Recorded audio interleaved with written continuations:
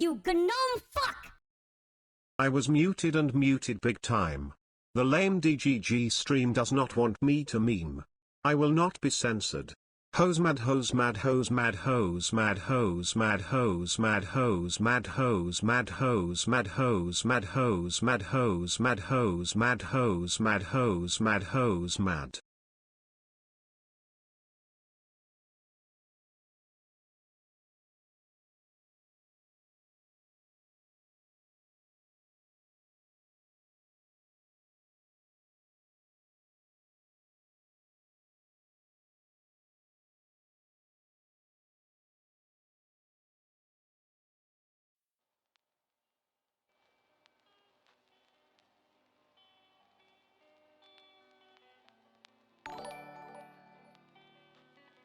Ben MC, £5.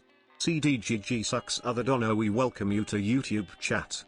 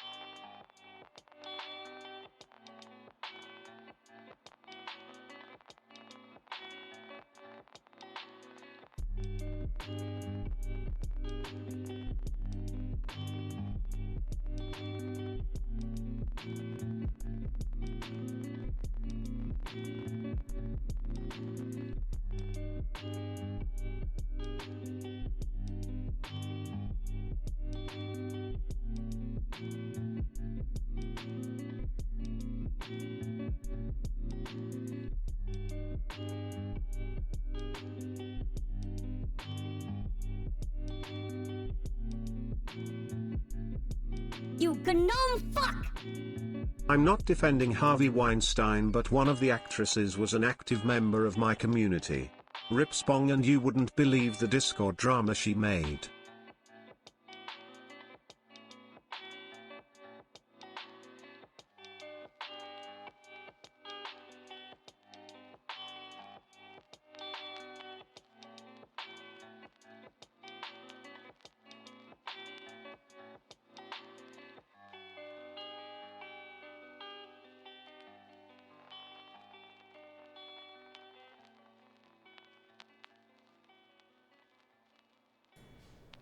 How are we doing today, boys and girls?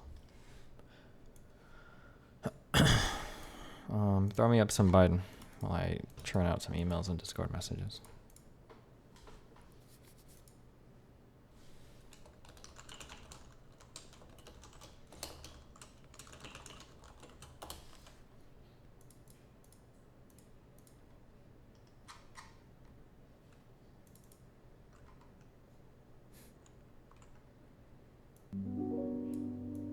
Ooh, what is that chord?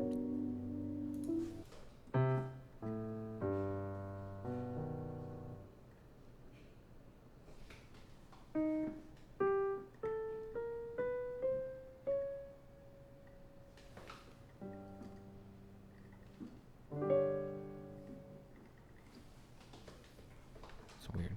This is like a sharp fucking This is 7, 9, 11, sharp 11. Sorry, it's weird. So it's a new clicker game. Mouton linked it to me. Blame him.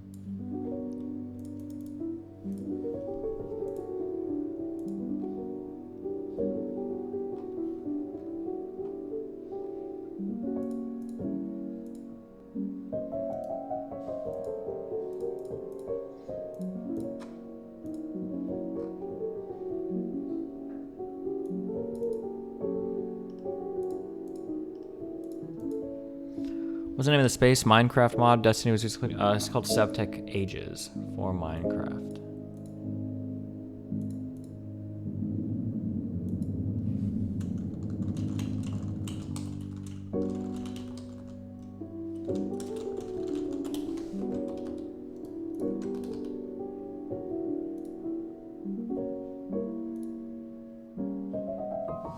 When are the YouTube people getting more emotes sorted out? I'll work on it.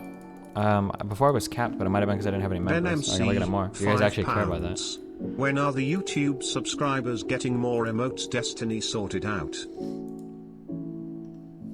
KCR, why are you in my chat? I just want to play video games, KCR. Fuck off. Go back to your community. Fucking loser.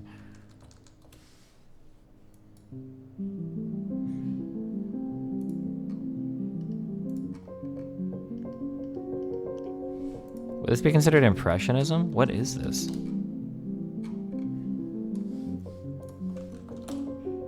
She's trying to bait you into saying something? I can't be baited, because I'm in the right.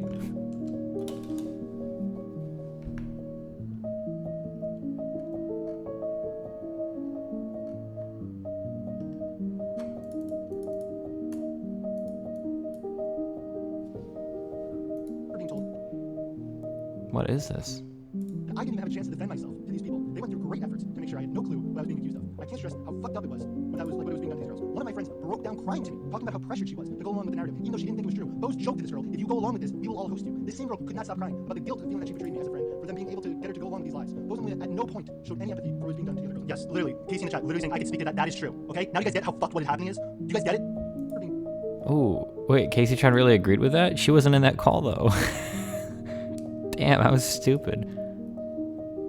Dude, if you want to do this type of shit, the problem is this is probably Bob's first big like lying project where he's trying to rope in like 20 people to like some big lie. But the problem is like all of these other people around him aren't like on his level of like manipulation. So every time they like kind of interject a lie, they're not really thinking of like what they're saying. It's kind of funny. This is so cool. The sound is very interesting.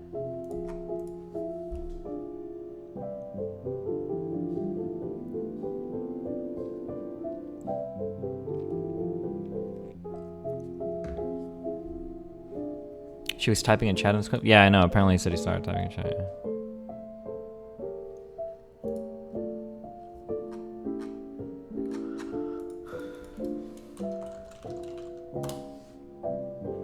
Is their motive to lie purely their friendship with Barbara? I don't actually know what her motive is anymore. It actually seems like petty catty girl shit. That's the weird part. Because initially I was like, well, her motive is probably to defend Bob and attack Bose because she hates Bose. But the reasons that she gives for hating Bose are really bad.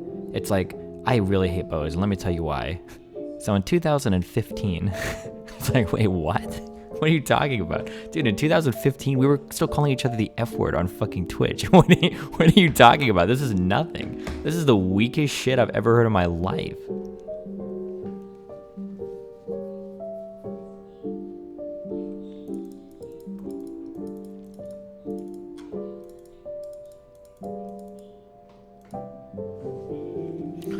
What can our second manifesto policy contain? I'm kind of debating talking about it or not. Here's like where I'm at right now. So I know a lot of stuff right now that I could talk about, vague posting. But it might be better to wait until Bob drops his next thing. But the problem is that like I kind of don't want to deal with it. Because like this drama, as I said always, is really boring and it's really time consuming. And I don't think I'm actually, or at least my YouTube guys not being, like, it's not worth it for him because like he spent so much time like helping me with the entire document. This video is barely going to crack a quarter million views, so it's like it's not even worth the time investment. And then my stream investment, I guess it's kind of worth it here because I get a lot of viewers going over it, but like it's just not worth it. So I might just talk about like some things I know now and then just hope that they fuck off forever. Like I think there's a good chance that what happens right now is Bob is gonna come back and he's gonna say certain things in his new document, but I think most people are just gonna ignore him. Maybe he'll get like one clip on LSF, people make fun of him and Casey, and then they'll like back off. That's my guess.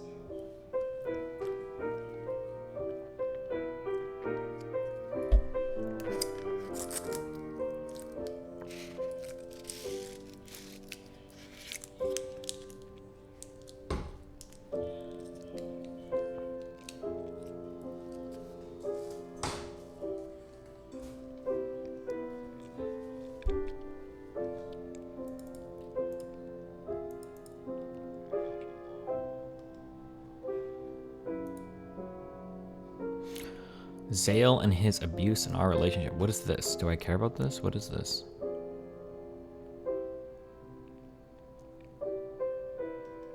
Or like, I mean, who are these people? Oh wait, I know this girl.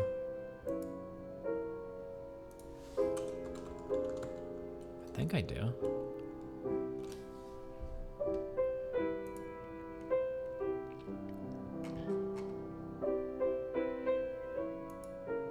I don't know who the Zale person is, though. Zale was a Hearthstone streamer? Oh, okay. Alright, hold on, let me churn through. Do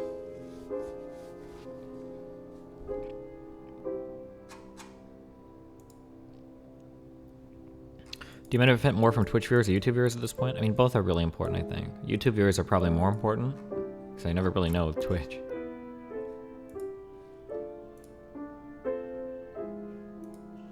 It's a shame you keep dodging Destiny questions. He has reasonable criticisms of your position, and you would benefit from defending your position once in a while. Anyway, here's more money, lol. So just so everybody understands, I'm not dodging any questions. As you can tell, there are multiple things that I've read so far that, clearly these aren't vetted, because if you Oh, well then bring me on. go back and watch this from the beginning, you'll see there are many questions that are read or uncomfortable that I still read out loud. So I'm not dodging anything. The problem that I'm facing at the moment is because of the new layout of the live stream, I don't know how to isolate the super chats to go through them one by one. So whatever pops up in front of me is the thing that I'm reading. I wish I had a list where I could go through all of them, but it's whatever's popping up in front of me that I'm reading. And so I just happen to read this one that involves Destiny. So here we're talking about Destiny. Am I dodging him? No, I'm not dodging him. I did 1 or 2 streams with him back in the day, back when he was friendly with Hassan Piker, and I know Hassan Piker, and he sort of hooked that up. Him and I went back and forth on the issue of trade. I actually like the guy, and I genuinely enjoy the conversation. For whatever reason, he doesn't like me. He sort of like really viciously and aggressively come after me a few times, even going after me for the story of my father and how my dad passed away, and how I said it's possible if we had a Medicare for all system, maybe he wouldn't have passed away. Now, do I know that for sure? Of course not. Of course not. Because I've said previously, I'm on the record saying previously, my dad was also kind of like an anti-science idiot, right? So That's right. Connect them together now, you slimy fuck. I'm glad I could help you get there. So my big issues with Kuklinski is this guy's like on Twitter, like crying about his dead dad, like, oh, if we had Medicare for all, I think that we would have I think that if we had Medicare for all, my dad would still be like, but like if you listen to his earlier videos, he's like, oh yeah, so my dad had cancer, but he was an anti-doctor, like quack, like this guy never wanted to go to the hospital, he just didn't believe in doctors at all, and it's like, how the fuck would the Medicare for all police have showed up to his house and forced him to be institutionalized? Like, what are you talking about? oh, it's possible he wouldn't have gone to a doctor even if it was free, but I do know he was in debt. I do know that if he had gone to a doctor earlier, it's possible that he would have been able to survive. He was going to a chiropractor for back pain, and that back pain was a tumor that had metastasized. But anyway, long story short. Like, what the fuck? What the fuck? Anyway. Sorry. This is a guy who's kind of came after me in very vicious terms and very personal terms, and usually the way I deal with that is I just, sort of don't talk to these people anymore and cut them out of my life because I don't need. He also has questioned my intelligence, called me a dipshit. Like, it's funny too because I liked him for a long time, and so there was questioning his intelligence implies that there's a question about his intelligence. I don't think there's a question. I think he's incredibly fucking stupid.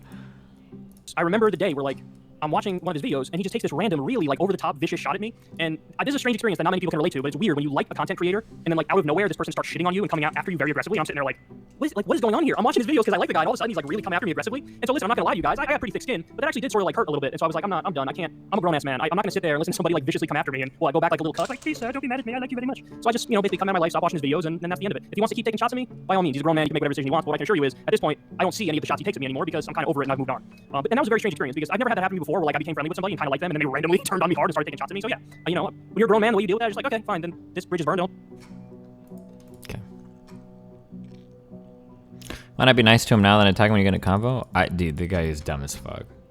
I don't know what else to say to him. I didn't realize, I thought his viewership on YouTube was way higher though. He gets like around like 10 to 15 million views per month. I thought he was like in the 50 plus million area.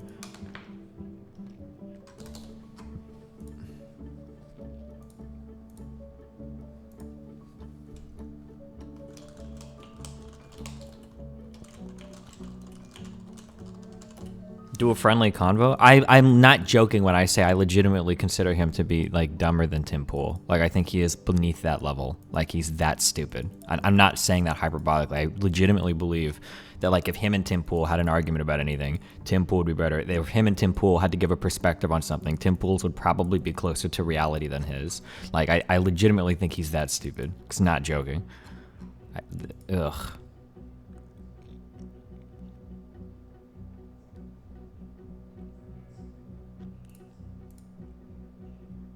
There's no Democratic Party. There's a Republican Party and the Diet Republican Party. Yeah, fuck, this guy's so stupid. Could you give some examples why he's dumber than Pool? As of recently, the Klobuchar thing, I'm pretty sure he was on the force the Medicare vote thing. I'm almost positive. I don't remember specifically the tweet. I could be wrong on that. I'm open to being wrong on that. But I'm almost positive he was on that force the vote dipshit thing for Medicare for all. That's just like what I can think of like immediately. I know that he's given like econ takes that are unbelievably stupid, but like, yeah.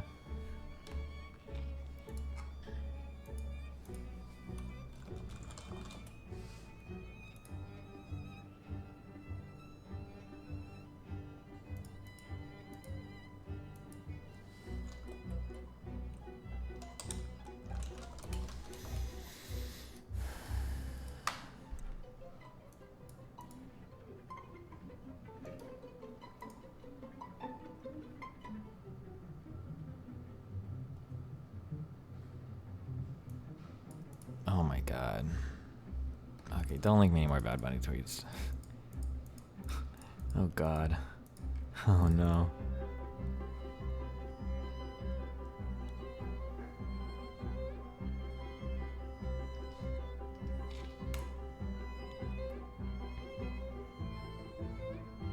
Oh yeah, when Kyle Kalinske said that the Iranians had shot down that plane. Or no. When the Iranians accidentally shot down their own plane and Kalinske blamed fucking America for doing it. Oh god. Dude, oh yeah, I can't with that guy. I can't fuck with that guy.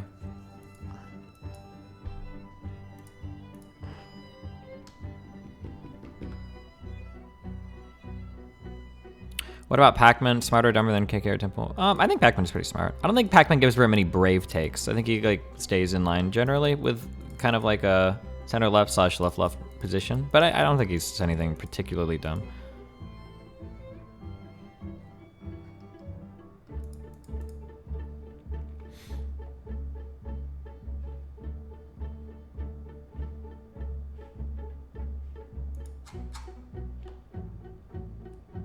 I assume you saw Phantom Threat? No, I haven't seen it. I don't know what the fuck movie this is from. I just know that the let's see, what's it? A good music bullshit word I can use. The tonal palette of this is very interesting. There you go. I mean, it's not really bullshit, but. Hey Destiny. Just wanted to say I appreciate everything you do.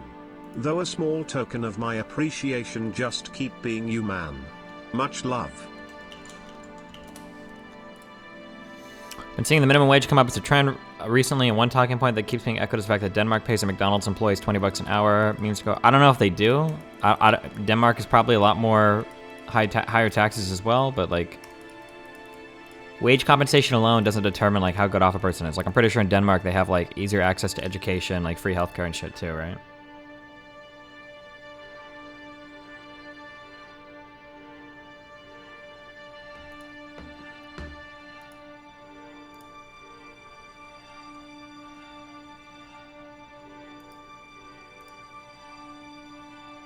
You gnome fuck! Daily reminder that TYT spawned Dave Rubin, Kyle Kulinski, Hassan Piker, and Jimmy Dore.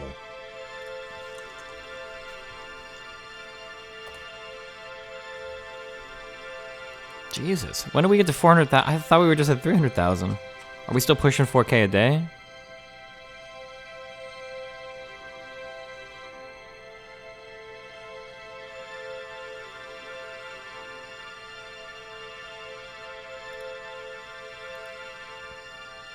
You gnome fuck!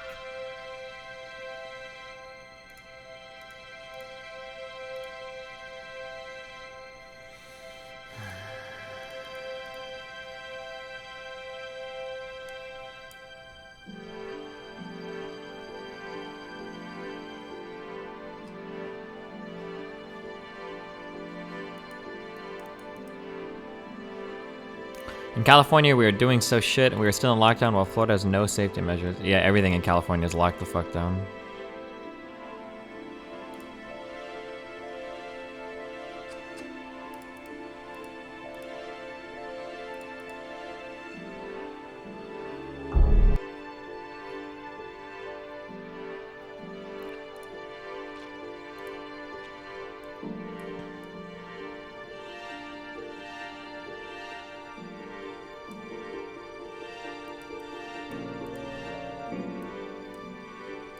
Hey Destiny, please stop calling tankies and stupid lefties. First, you seem more left than center left. Also, you would not call Muslims for Islamists. P.S. If Hassan is a socialist, you are black. Okay.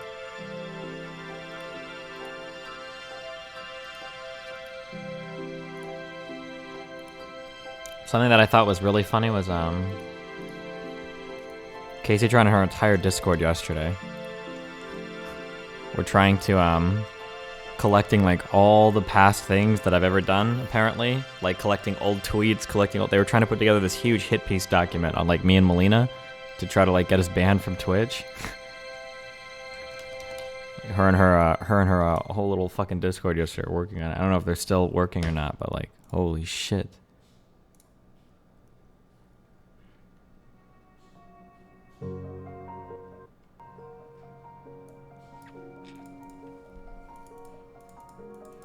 Are you afraid you might actually get banned? Yeah, there's like a chance. Yeah, there's a chance. I think it would look really bad for Twitch though. I have a couple Kotaku contacts, like, because the stories that would come out next day would be like Casey Tron pushes to get banned, like guy that outs her like sex offender friend or whatever. But who knows?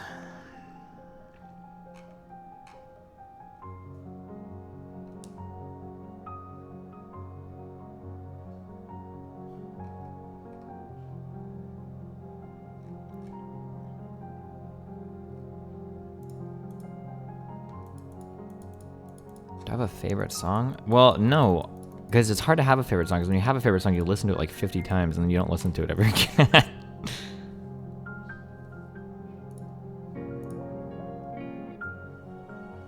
Can you check how much I donated last year? Need to know what to claim on my taxes for giving to the mentally disabled.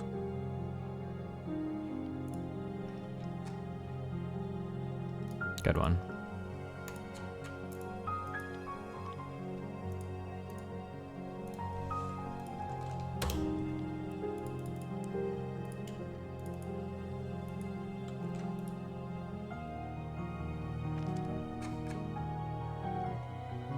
Yeah, the sad thing is that I don't think I would trust Kotaku to do a fair write-up. So I don't know. Now that Xskillsm is back, remember 3 years ago when he said that he didn't want to live in a world that was moving towards simple flirtation being cancel-worthy, and Destiny and his community laughed at him? Do you concede he was right about that? Is it true too? That in Florida known as citizens we'll see how can mainstream it also goes, get I guess. COVID vaccine too? Heard a lot of Canadians are traveling there right now.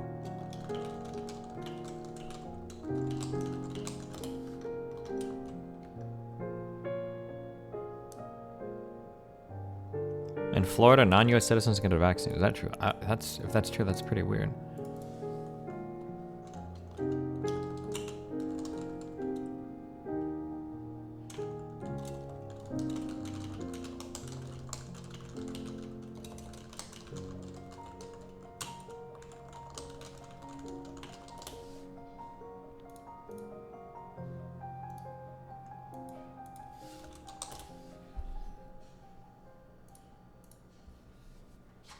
Hold on, chewing through Discord messages, okay.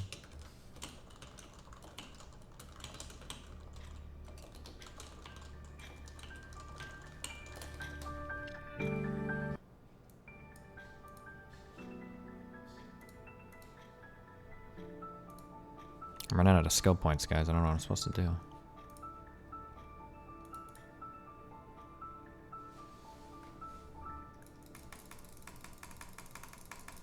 Does anybody use this focus shit? Does it actually help?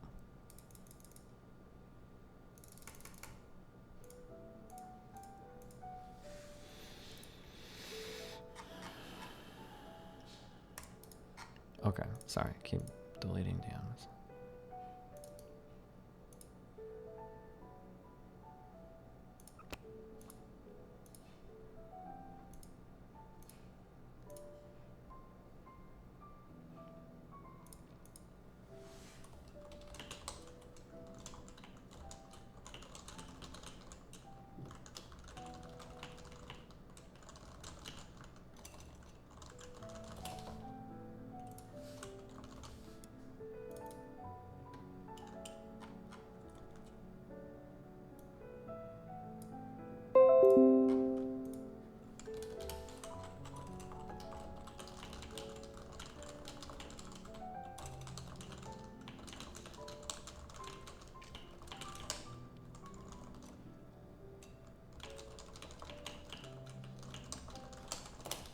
Sacramento game blows. I played it for 3 hours yesterday and lost an hour of progress because the game didn't save. Damn, sounds to me like you suck shit, my dude.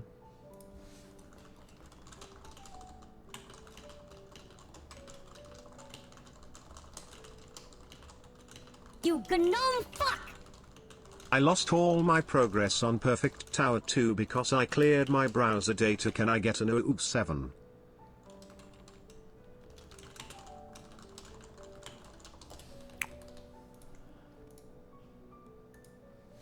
Focus is good when doing skills. Okay, well, I have to fucking sit here and spam fucking click. Okay, what do you want me to do?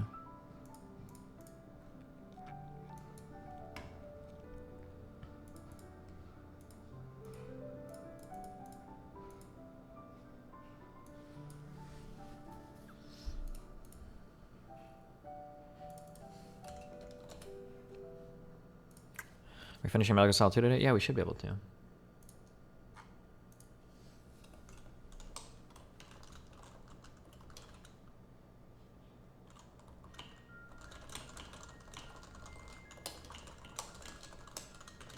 What's the next donation game? Well, we have Cyberpunk and Sekiro. I don't know which one we do next. We'll just do a poll.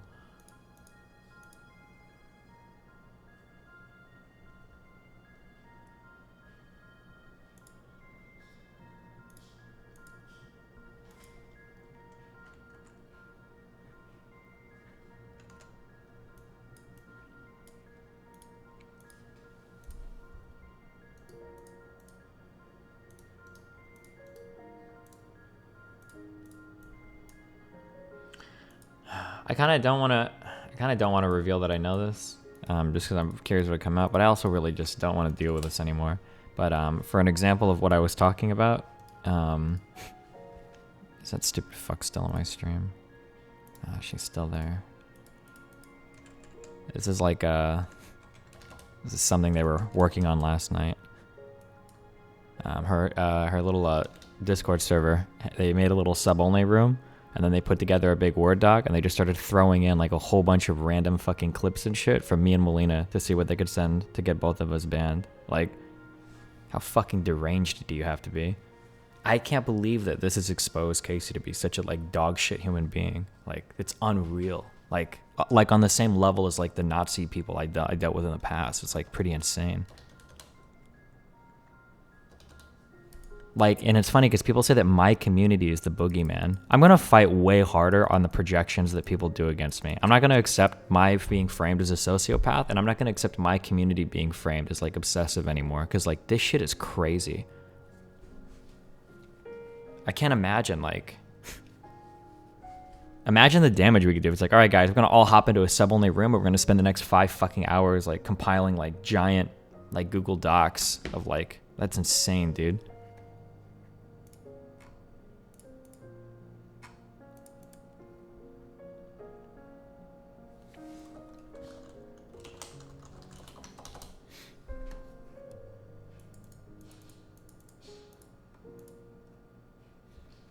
Do you always kind of feel that way about Casey? Was this completely surprising about her character? I think everybody is really surprised. I think that's one of the reasons why she's spending so much time on Reddit, trying to defend herself, because nobody ever realized like how much of a dog shit human being she was.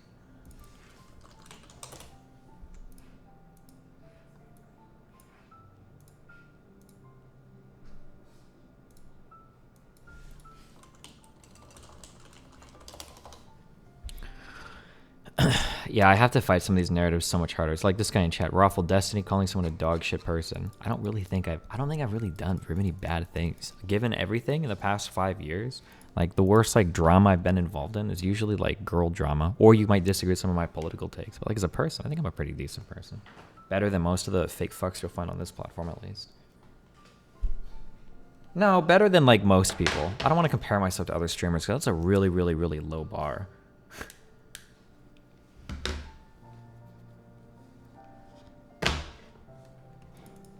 Oh, if you ignore my food takes. If you consider my food takes, then.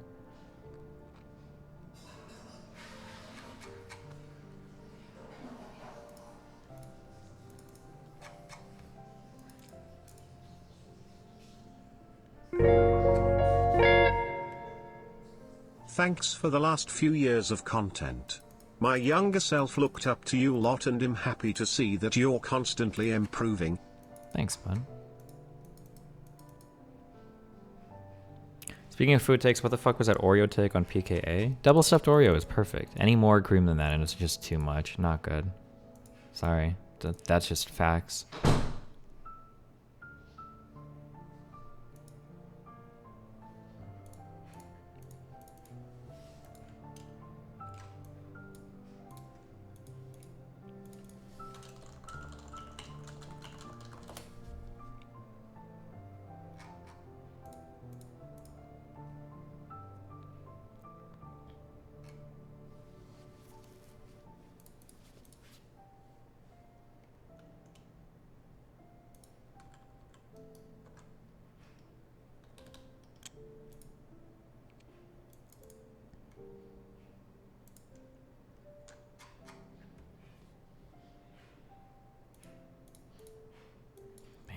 Maxed out every fucking skill. What am I supposed to do?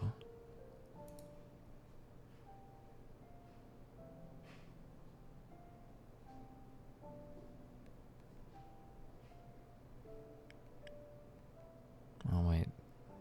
XP for your main character, probably this.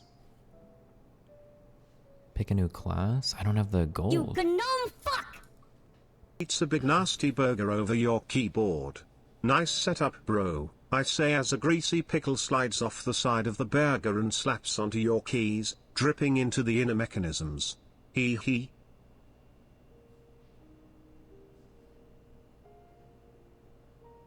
Always work towards a class. Yeah, I think I need a chest.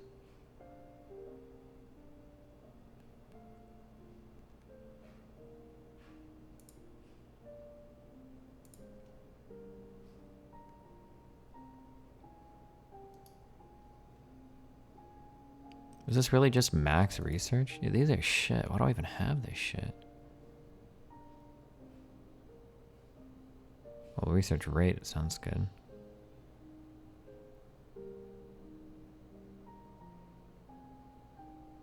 Oh, because you can get a lot of them, I see. So you stack them. It's not just one you can buy. I understand that. Okay. I don't know what the fuck water's used for, but why not?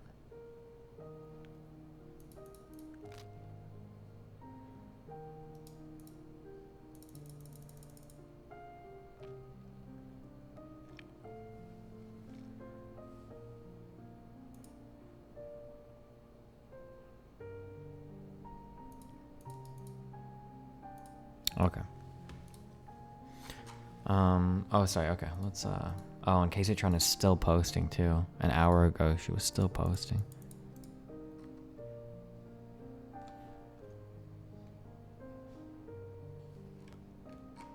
Oh, wait, this is not what I was looking for. I don't know why Miko was banned. Probably for something really stupid. This is all of Caseytron's posts.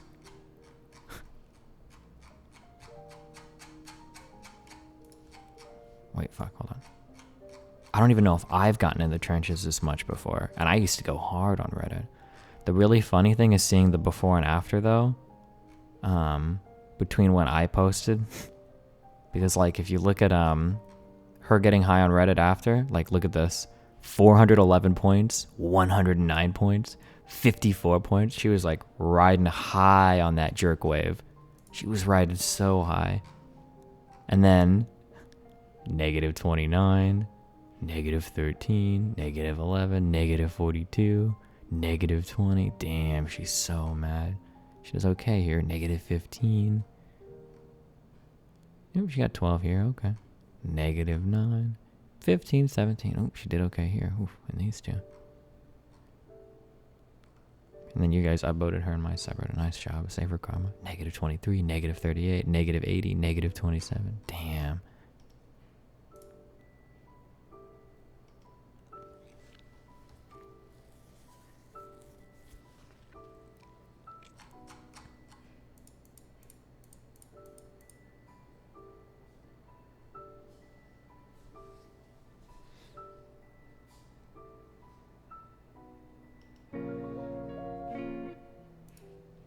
Any chance for a victory lap stream after this is over?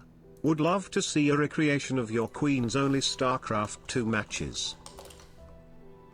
A recreation? No, why do you guys want to see that so bad? Please do music theory stuff? Okay. C major chord?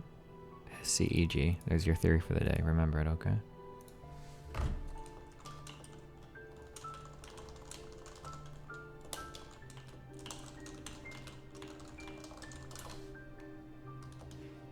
How do people not get banned for going after your kid? Yeah, I don't know. I mean, DGG for life. Ooh. I don't know if like calling someone like a shitty parent should be like bannable, right?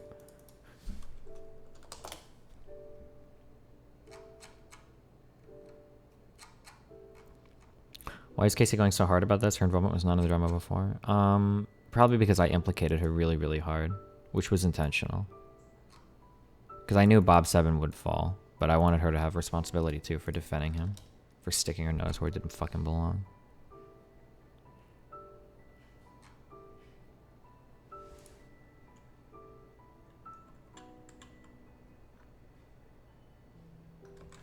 She was so confident in the beginning of this, too. Am I doing it right? I've dealt with hate before. It was a really good arc for me. Fucking bring it, bitches. I was saying I didn't have a problem with Melina, but after I read that Ellie doc, fuck Melina. I read the Ellie doc yesterday because I wrote it for her. Wait. That's joking. Just kidding. I'm joking, obviously. I saw what everyone else did. That's revenge porn. I don't know what's a joke at this point. No, she was just joking. I'm just fucking with you guys. Don't be stupid.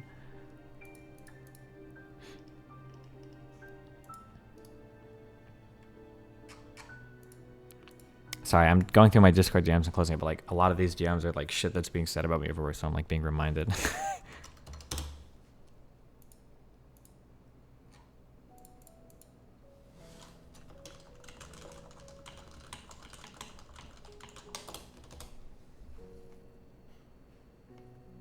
Using focus on that clicker game is actually based once you level it up.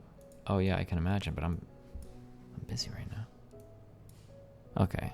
A falconer, an herbalist, or a scribe. I guess I'll be a scribe. I think. No, wait, fuck. Oh god.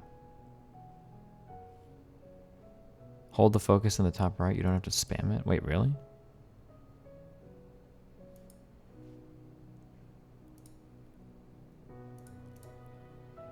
Spells. Oh my god, what in the fuck is all this shit?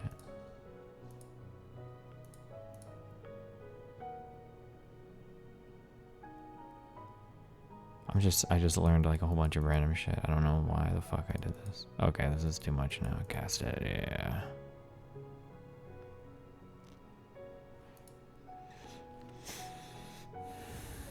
Okay, this is too complicated now. We're done with this game.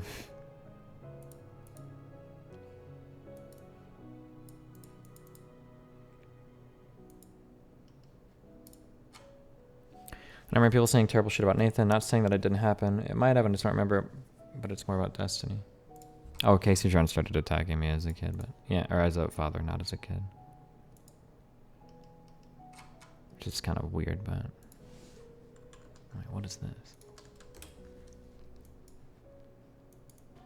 Now put it back to the snake.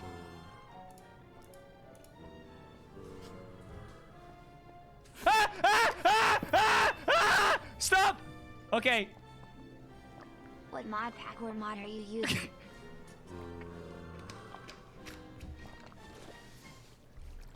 What's he trying to build?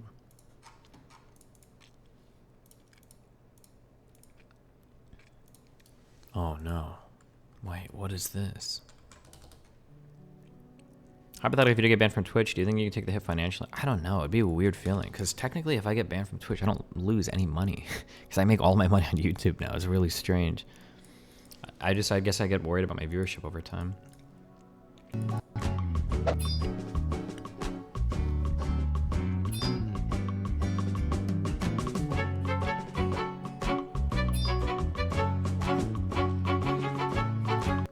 You also couldn't collab with anyone? Yeah, but most Twitch streamers are like garbage human beings. I don't know if I lose much there.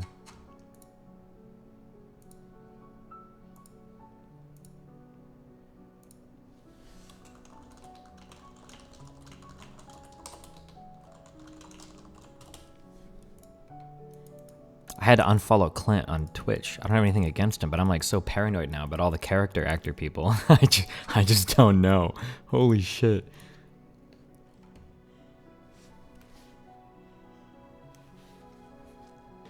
Hold on one sec.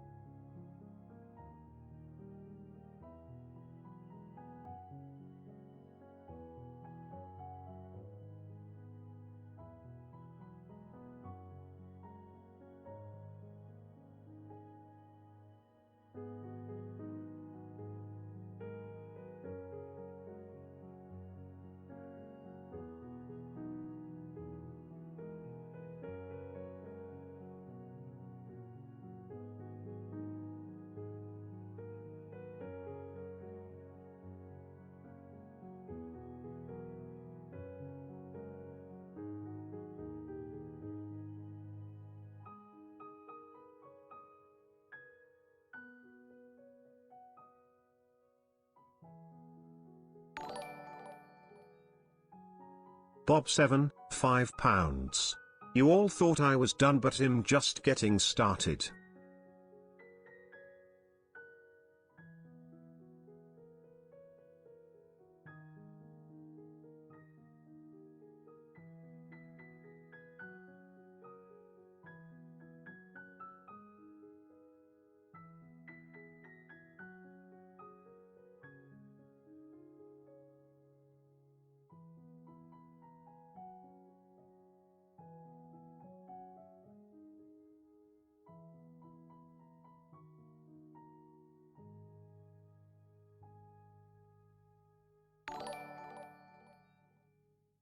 Kevy Grimm, 10 Canadian dollars. Have you ever thought of actually making music and releasing it on Spotify or something like that ever? I feel like you have a lot of untapped talent that you're not sharing with the world.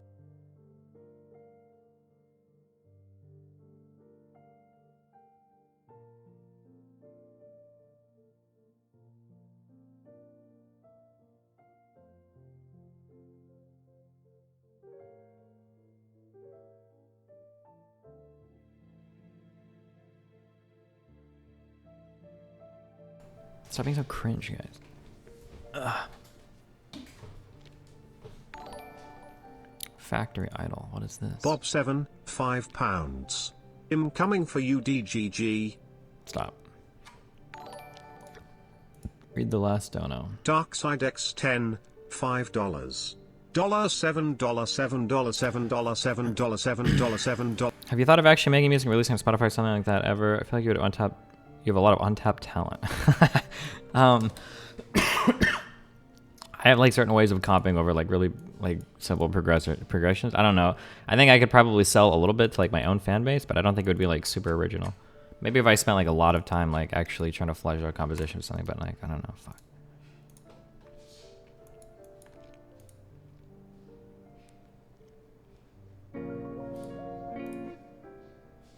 League of Legends.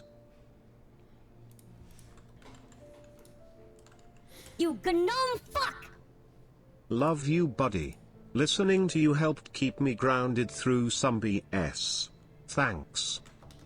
I get so many people sending me messages about things. Like, check this out. You guys are just framing it like girls only get on the show if they let Bobby creep to them, like it's a whole Weinstein situation. That's not true. I also fired Bob because of the comments towards Ophelia. Ophelia felt bad, and I told her that Bob's actions weren't her fault and that what he did was wrong by definition of sexual harassment. I've literally said that. But then this was Casey trying in Bob's chat. I was one of the girls brought into the group, which I was added to by Bose. I wasn't one of the girls really involved with anything. I was just pulled in because people know I've known Bob for a long time. None of the other girls involved were made aware that Destiny would go public about it, besides the ones who were in the call with him when he did, which was really annoying to me. I don't understand why Destiny came forward about it, but now I feel like I kind of do. After Bob is spinning his stories. Nice. Okay, sorry. Let me get through these.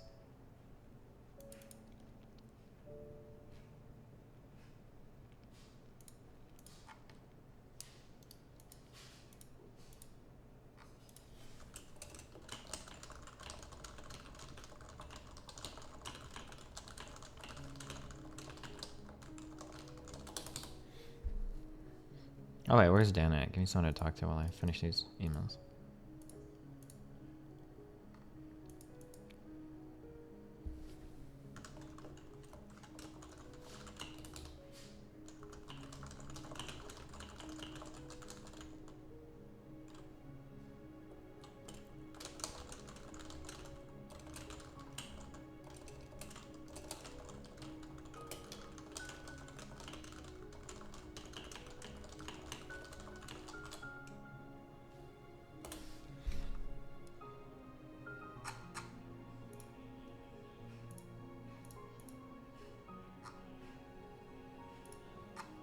Boom, okay.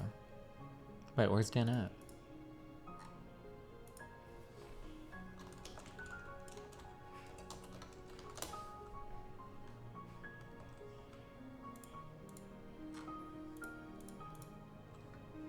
Oh, only 13 emails. That's so good. Okay, boom, boom. Doo doo doom, doom, doom.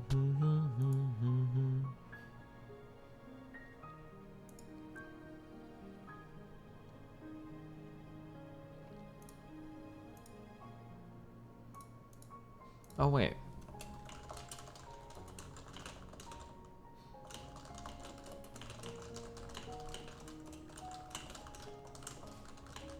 Oh, wait, never mind.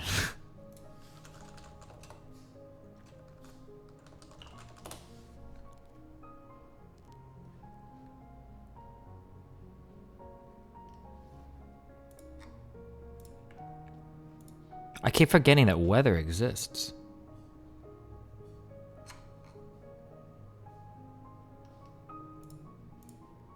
Like, I've lived in California. There's no weather in California. It's just like, it's always like pretty nice here. Like in California, or I'm sorry, in Southern California, I should say. Northern California can get a little bit chilly, but in Southern California, it goes from like being like kind of hot to like kind of cool. Like that's the range of weather. So like, so I've got my guy is telling me, Christian is talking to me about booking like a ballroom or whatever for when we do our little canvassing thing next month. And I'm just thinking like, wait a second, why the fuck don't we just do it outside? But I keep forgetting that it's like, oh wait, there's weather. Like other people have different weather. And I keep forgetting that it's like fucking cold in different areas. Like we can't do this outside. It's like going to be like 25 degrees some of these days. Yeah, that's what I mean when I say like, I forget that there's like, that weather exists.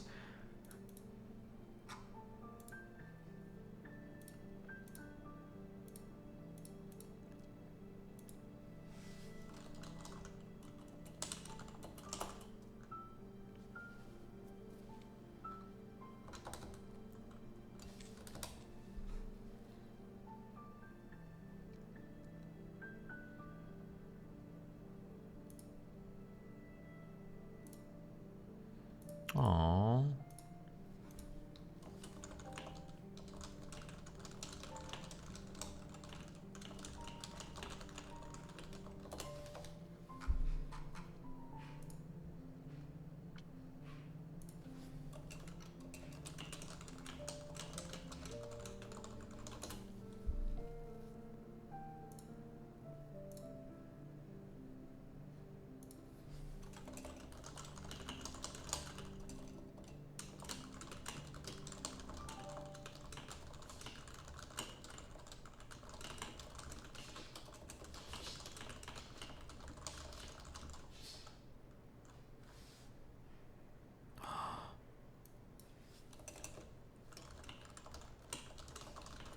We're gonna do an AMA with the Omaha mayoral candidate that we have on Friday. I'm probably gonna post a thread on Thursday. But I scheduled the Hippy Dippy podcast. But Dylan just emailed me and he's like, "Oh my god, I'm so sorry. Like I overbooked."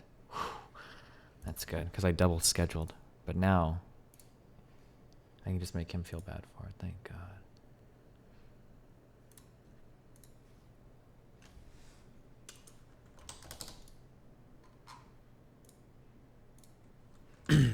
All right, boom, boom, boom, boom, boom, boom. Can you tell me what the last song you put on before going live in the Bob Manifesto was? How do you not know this? It's some, I don't even know the anime, but it's some like DBZ Super shit or whatever. Isn't that what this is? DBZ Super, this Ultra Instinct. This thing?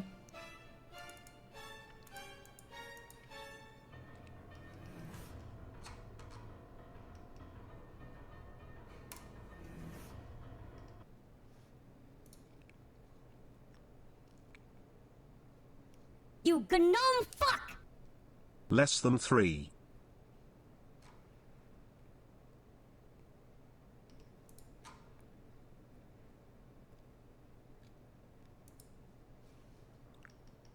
Thoughts on this video game track? The staging was really cool. Wait, staging for what? Does Sorlin have caffeine? Apparently there are Sorlins with caffeine. You didn't even use Metal Gear Solid music to thematically tie it in with the rest? Oh yeah, because I was trying to do a lot of different references for that document, but it ended up being almost all like Metal Gear Solid references. Wrapped in. Crap. Is there another Bob Manifesto coming? Oof, sorry. Honestly, RTBA, you're a wage cuck and a bitch, fuck you.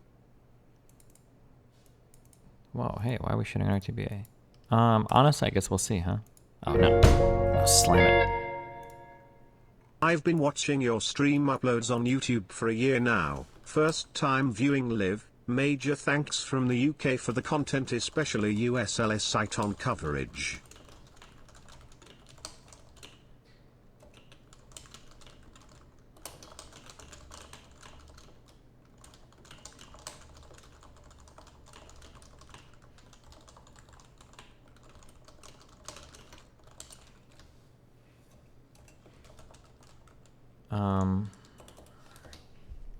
What was I thinking about? Hold on. Untime me out in Twitch chat plaza.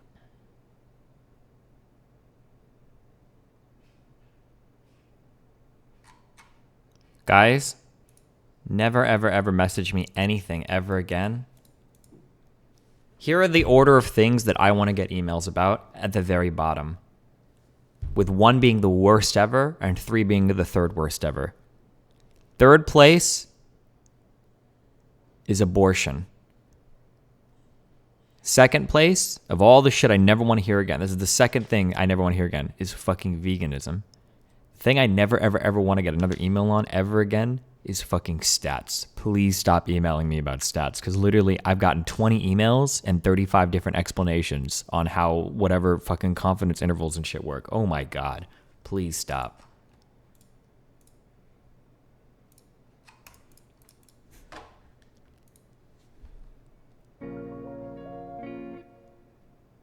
Help me ooh.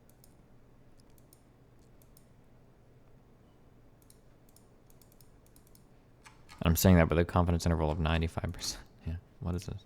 Okay, let's clear out the inventory. Don't need, don't need, don't need, do need, do need, do need, don't need, don't need, probably don't need, don't need, don't need, don't need, don't need that, keep that, don't need that. Good evening, Let's put that Destiny. What's your take on there. mewing? Can you please do a research stream? That. Ask your mom. Craft it. Okay. Craft should be it. enough.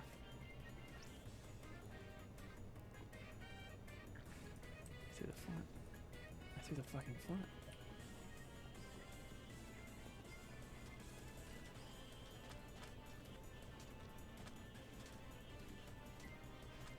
It's fine. Just a minor setback. Need. Do. Craft it. Oh, he threw his... Craft it. Okay, let's clear out the inventory. Craft it. Don't need. This one still. Naza Ishak, $4.99. Which Metal Gear games are you planning to play? 1 and 2 for sure, maybe 3. It will be. What? I don't want to do this. Why? It will be. You're right. No, it will be okay. It's just really not. John, this is not the manifesto. Oh, so we're just watching a young girl crying? I'm sorry, okay. This is sick. What's the manifesto? Someone link it. What are we doing? Dude, Zarya is fucking hilarious. Holy shit.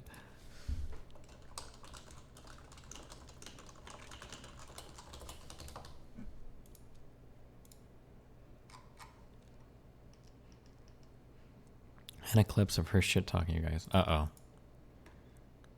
Left-wing activist arrested for rioting at Capitol. Is the smear campaign linking John Sullivan to Black Lives Matter? The truth is, he's been exiled from numerous local organizing groups beginning this summer. Okay. He was kind of unfair with you and like was accusing you of a bunch of things that I thought were like way out of bounds. This isn't Drew, is it? So like I'm not defending or anything. I think that Merle's point. But that being said, I obviously feel terrible for her in the situation because like this whole situation is totally fucked. Like it's like kind of crazy. Oh, I know.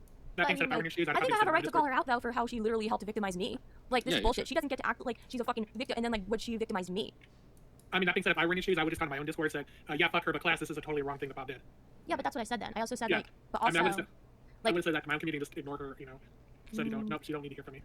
no, because definitely like understand. it makes me really angry though that like Yeah. she gets away with this shit. She can like do horrible, like say horrible things, horrible abusive things to like other women, and like literally, here's the thing, right? Like, here's the thing, like she's. Like, yeah, she's a victim, but she's also an accomplice. That's the thing. She acts as an accomplice with Steven to be abusive. Like, she did that with me. Her being abusive to Anna is just like making fun of her for messaging me a million times, by the way. So, like, Yeah, I think like to be clear, like I think that like she accused you of doing a bunch of weird slimy stuff that was not going on. So like You can ban me, but you're still the wage cucktuckers. Nice. I totally wait, when did she understand accuse me of this? Well, she would say like if she was talking to Destiny about stream, she would say like, oh, don't you think she's trying to like sabotage our relationship so that she can have it and stuff like that. Yeah, I know. That's the kind of, yeah. Yeah, that's So, right. like, Yeah, yeah. and But that's just her being even- super fucking insecure. Yeah, and I think even Steven would push back on it. Like I don't think that's what's going on. Yeah, I mean, he told me. You know. But it one doesn't might- matter. It doesn't excuse the behavior. Oh, I don't think she was ever trying to cut Melina out of the relationship, by the way. I think Dan got really fixated on that. I don't know why. Of the way you treated her. So does the fact that Melina was mean, do you not excuse the way that you treated her when you wrote your thing today and started off listing all your grievances? How I didn't treat her in any way. I literally held her accountable.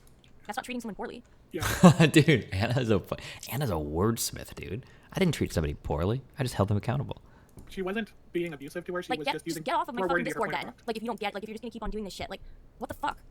Like, what the fuck? This was fucking traumatizing for me. These are fucking horrible, evil people. There's no remorse. They don't have any remorse for anything that they do and the impact that they hurt other people with. They don't care. And they've proven that. You should see the horrible things that Melina says to other women. She is so abusive. She is so fucking abusive. Every time somebody is mean or bad to somebody, it's abusive, by the way. She is horrible.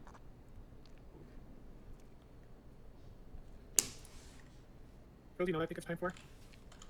I think it's time for a hot chocolate break. Streaming, it's your fault. I already remember this. You're gonna get fucking banned as well. When he fucking does it, and it all goes on stream, and you're gonna get banned as well, because you caused it. I didn't cause. I tried. Fuck.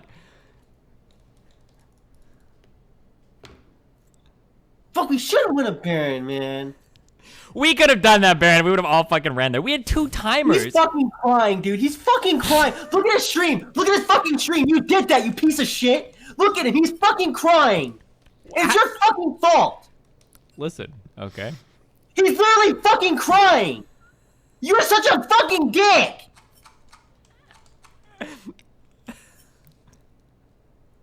He's gonna end stream, dude. Seriously, who are these kids playing this I'm game? fucking done, man. Like like I'm starting to think I'm mentally retarded.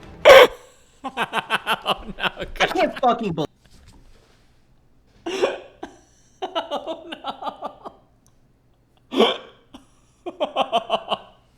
Okay, if you want to call me sociopathic, me playing League, I'll give you that one. Okay, I'll give you that one. That's the only time. All right, it's where it all comes out. But everyone's a sociopath on the Rift. All right, it's a different world out there. That's not meant for normal humans.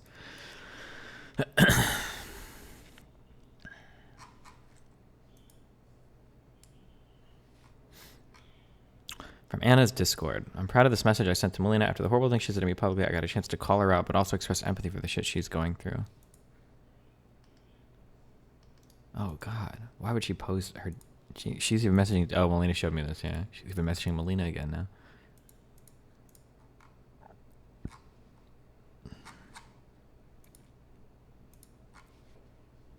Post Melina's response. I don't remember what Melina said. If she damned her back, it was really mean.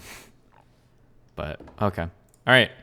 I think we're ready to hop back into the big shell.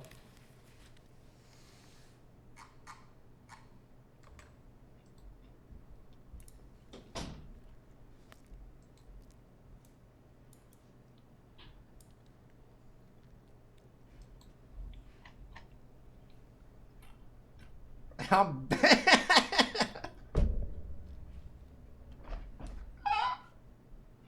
Wait, I don't get it.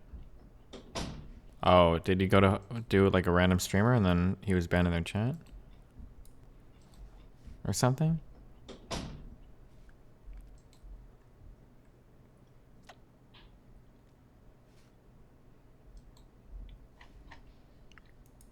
Are you real? He's pointing to E-Rob's stream. Game category is just him. Wait, I'm so confused right now. How bad? He's the only one in the section. Look at the thumbnails. Oh God, hold on, I'm not getting it. Okay. Who wants to be a millionaire? First 3 seconds. Okay, first 3 seconds.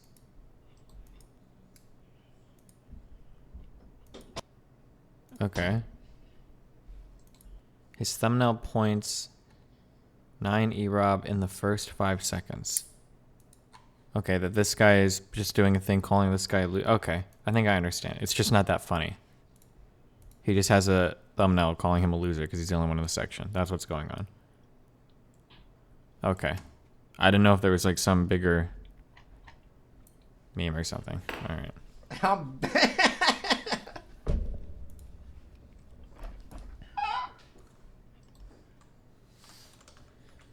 Alright. Are there any funny? Is there any funny stuff going on today? Why did Code Miko get banned?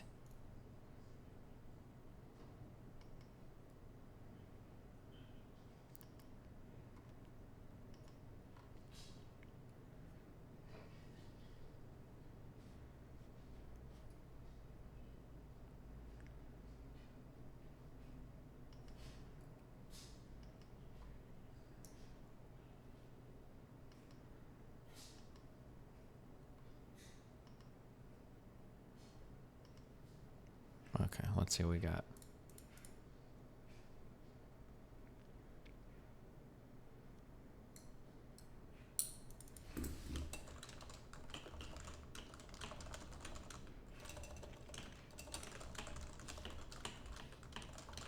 Show Reddit DMs.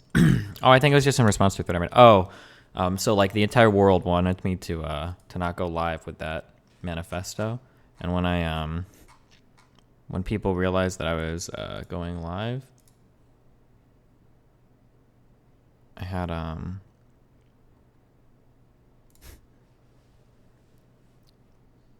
like fucking all my accounts started to try to get hacked. When Which people is were worse in your opinion, Caseytron or Tonkasaw? Good question. People tried to hack all my shit. I thought it was kind of funny.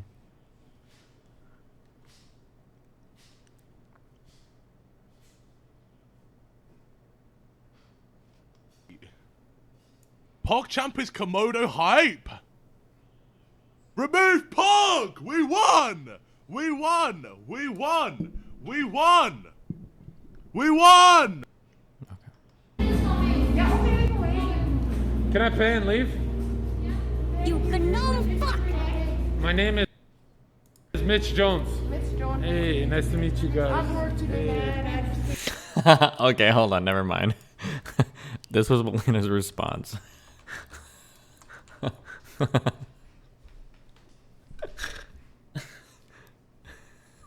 Okay. It's okay.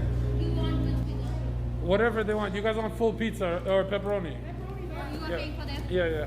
Large? Large, yeah. Large, extra large or medium? Extra large. Aren't you guys hungry? Sure, I got it. Extra large. Extra large? Hey. Wait, why is this called Mitch Jones pays for homeless person's pizza? Is there a joke here about comparing Zerka to Mitch or something?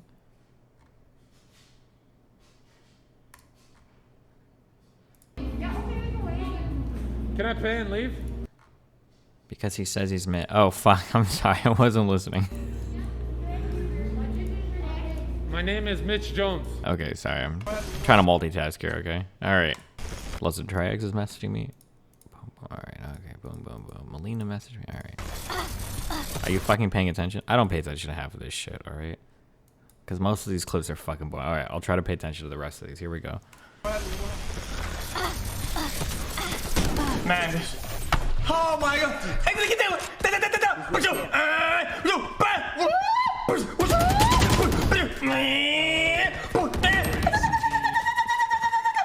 Man, it's a constant load of bullshit. One enemy. Okay.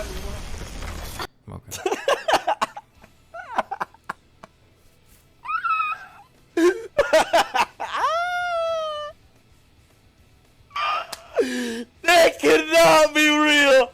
That cannot be real! That's edited! That's edited! That's edited! No shot Twitch did that! No shot! Nah, Babel, that's edited. It is? That's real? No way! That's so toxic if it is. Holy shit! Unique followers minus 1. Why would they even do that? Holy shit, that's too funny. Okay. Oh my god. Oh my god. Oh my god. Oh my god, thank you so much. Oh my god, thank you so much. Thank you. Oh my god. Thank you! Thank you! I had done. Listen, I had done. Listen, You are hurting the game because the new players that join think it's a RP game, but it's not. They join a server and think everyone is role-playing and they will get shot in stand and leave the game because Rust is a toxic game and it will always be. CEO of Rust here. You role players have completely ruined the experience for us Rusters. I was on a server the other day and someone walked up to me and tried to talk to me, as if they were trying to have fun. This is unacceptable. Apologize now. Bruh, shut the fuck up. Cock W. The mayor of Hyrule? XQC. You guys talk a lot of shit, you know. XQC can't grow facial hair, can he? Not yet, at least. The mayor of Hyrule? XQC. You guys talk a lot of shit. I am this close to quitting Rust. You can't see me right now, but I'm holding like 2 fingers about 1.5 inches apart. This close. This close? This close. No! Because I've run out of things to do. I love Joshua the game, Dor but I just Antes, have no $5. goals. Original joke. Is your manifesto a weapon to surpass Metal Gear? Good one. Things to do. I love the game, but I just have no goals. Nothing I want to do anymore. Okay, how about an escape room? Why don't you build like a... Yeah. That's a great idea. Thanks, Leslie.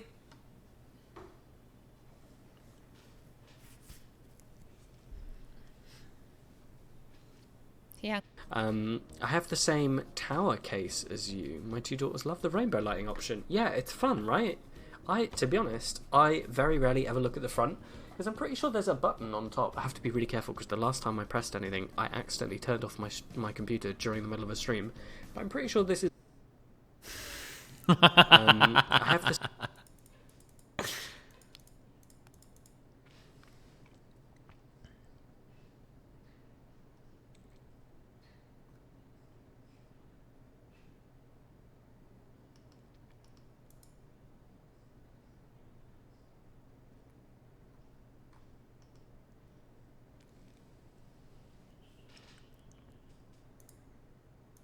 Pence is not going to Trump's farewell event, but he is attending Biden's inauguration. Nice. What do you think was like the...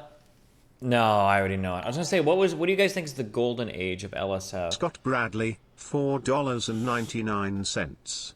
Boona meme. But I already know the answer.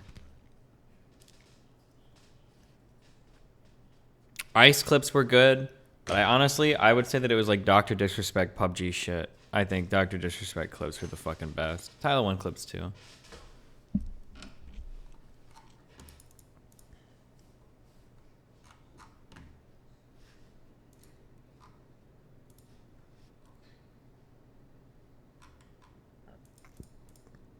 That's the whole thing. I think I didn't just do that, did I?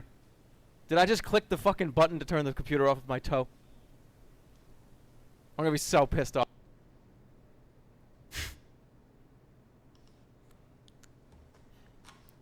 Do you understand why LSF doesn't allow clips from other sites? Wait, don't they allow streamables? Do they have to be Twitch clips?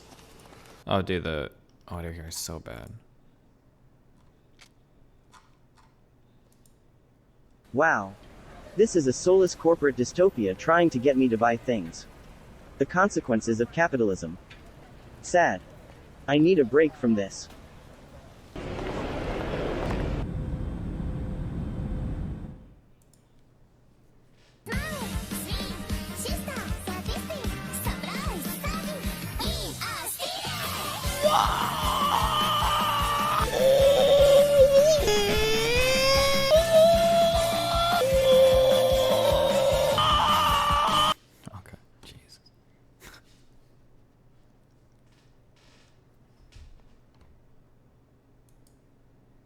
CD Projekt Red. Oh no. They were going on and on about how they'd create this vast open world with a branching storyline. The feeling of being there, of walking the streets of the future, is really going to be breathtaking. This game, it has the potential to be very, very special. This is going to be an RPG. This is going to be very, very deep and very crunchy and very mechanical. What the fuck? Was that Artosis in like a different skin suit?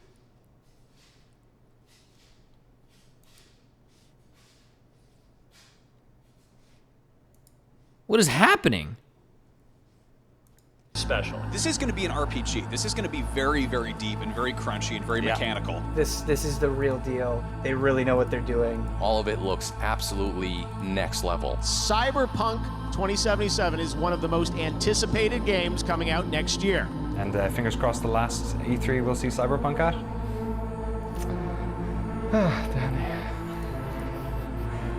Fingers crossed. We need to properly go through everything, balance game mechanics, and fix a lot of bugs.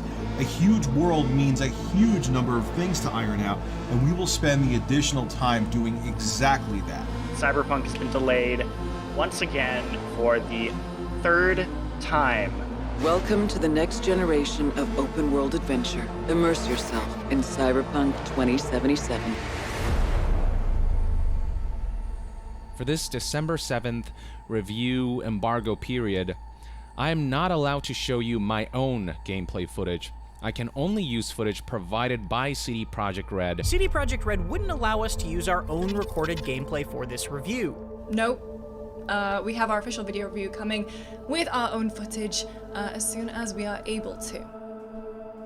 All right. Check this out. 2.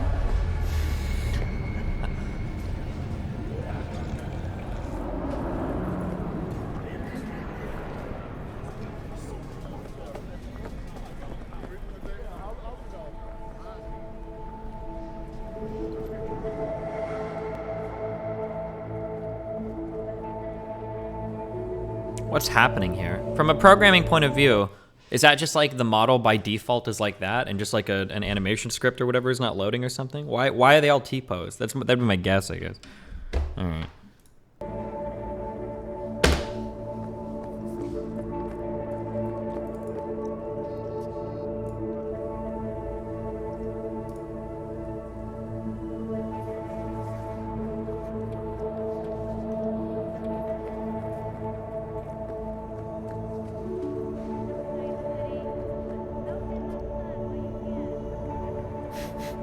Oh my god.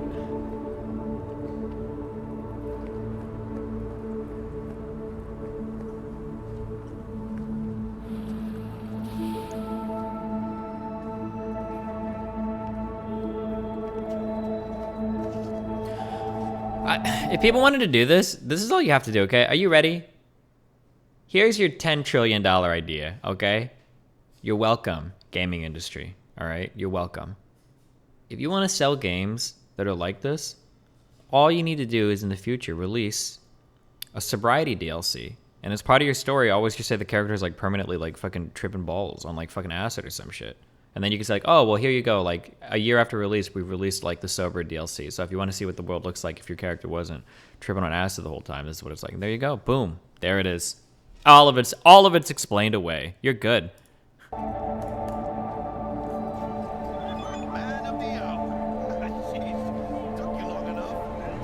We've greatly enhanced our crowd and community systems to create the most believable city in any open world game to date. The city's streets are bustling with crowds of people from all facets of life, all living their lives within a full day and night cycle.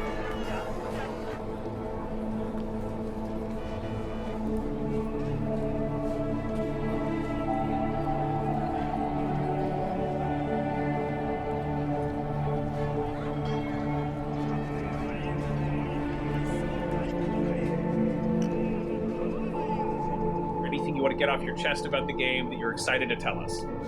We put so much work into making sure that the city... 3D artist here. Yeah, models loaded in are in default pose when there is absolutely no animation loaded. Though this is not always the case. Sometimes the model is modeled in a pose with arms lowered because of the low poly model. TF2 models for example. Thanks. Feels the best. We just really wanted to make sure that those people that live in a night city, they're real. I don't understand. This must have been the Godfather side arc or whatever. Raiden's name is Jack because he's the connection for the player to jack into the big shell. Like a computer shell, big shell is the interface the player has to interact with the game's code. The kernel acts as a guide like a computer kernel. Come on. Everyone's just super impressed, and the universal... No, that's no side mission or anything, Destiny. Wait, what? That one was. That was the little reference to the Godfather, I think. To Slinky, I'm pretty sure.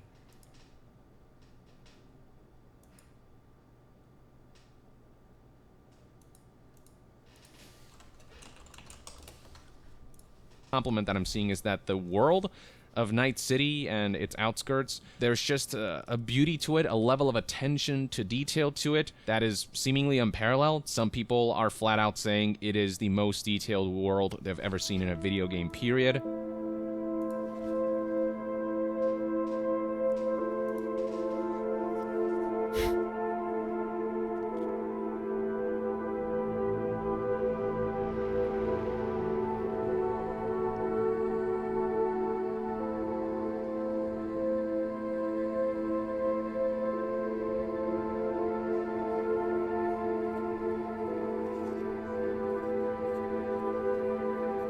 When you are in Night City and you're moving around Night City in first person, it's really, really exciting. And it's something that I've not seen before like this in a game. I've not ever really seen this before.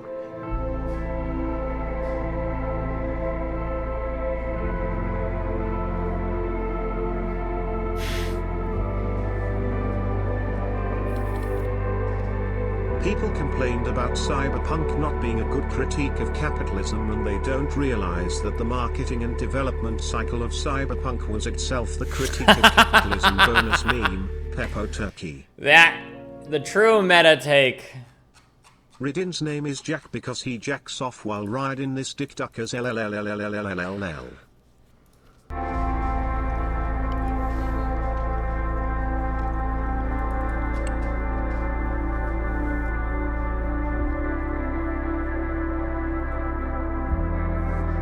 A lot of the guy's criticisms though are like not fair. Like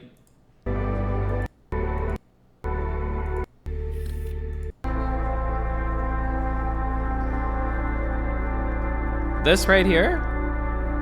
Isn't this just a 9 3/4 reference from Harry Potter?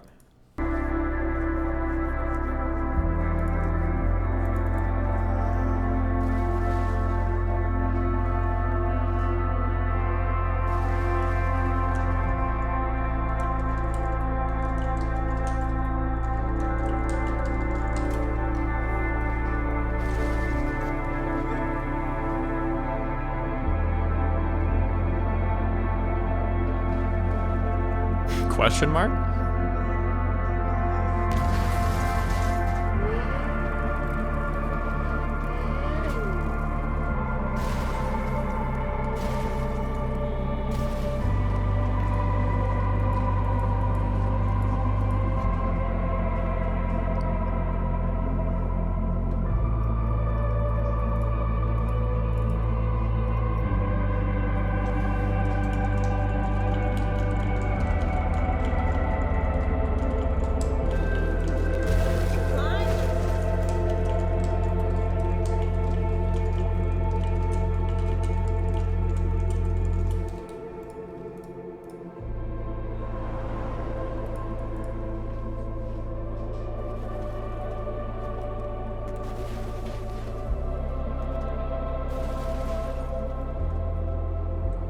Are these clips representative of what the game's like most of the time? Apparently on PC it's not that bad. And this is probably exaggerating the PS4 experience, but I mean it was pretty bad on PS4. It was bad enough that like on the Xbox 360 and the PS4, the game got pulled officially. Is this the new RTX really Wait, this is on PC? Oh. But if you don't believe me, play our Witcher games. I really promise that we'll deliver a truly outstanding... Oh, wait. No, wait. People are saying no, it's not. Wait, why did you guys say this is PC? Hold on, wait. Like 5 people typed Picklemancer, Mickey, Notrea. Why were you guys all saying this is on PC? It is PC. Look at the controls on the bottom left.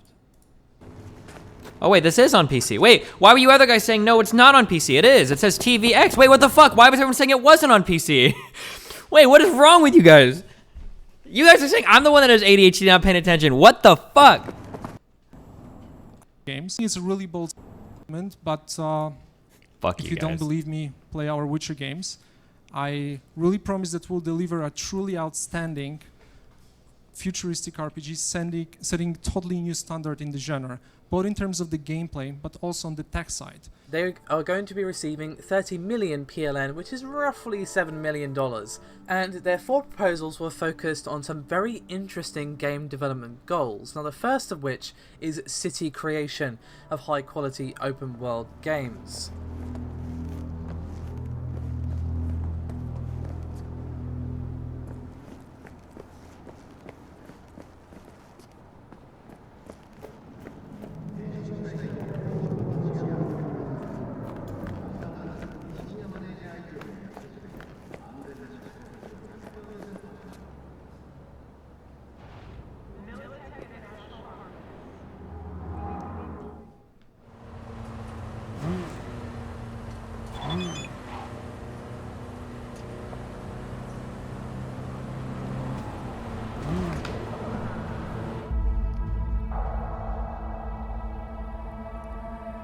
Cyberpunk 2077 was targeted at release for PC, Xbox One, PlayStation 4 and Stadia. It also was advertised as plays great.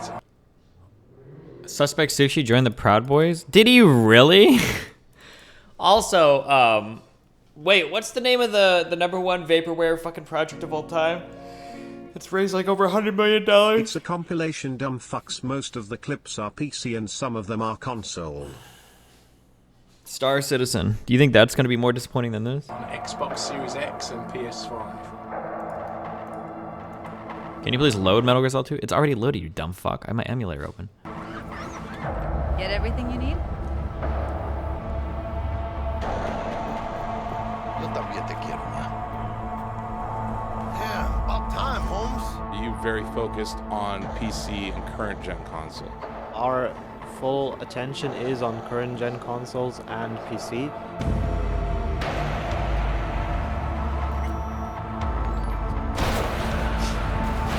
Darkside X10, $5. No, they do that sometime. They run the games on console and past PC overly on. Then there was a controversy about this back in 2018, I think.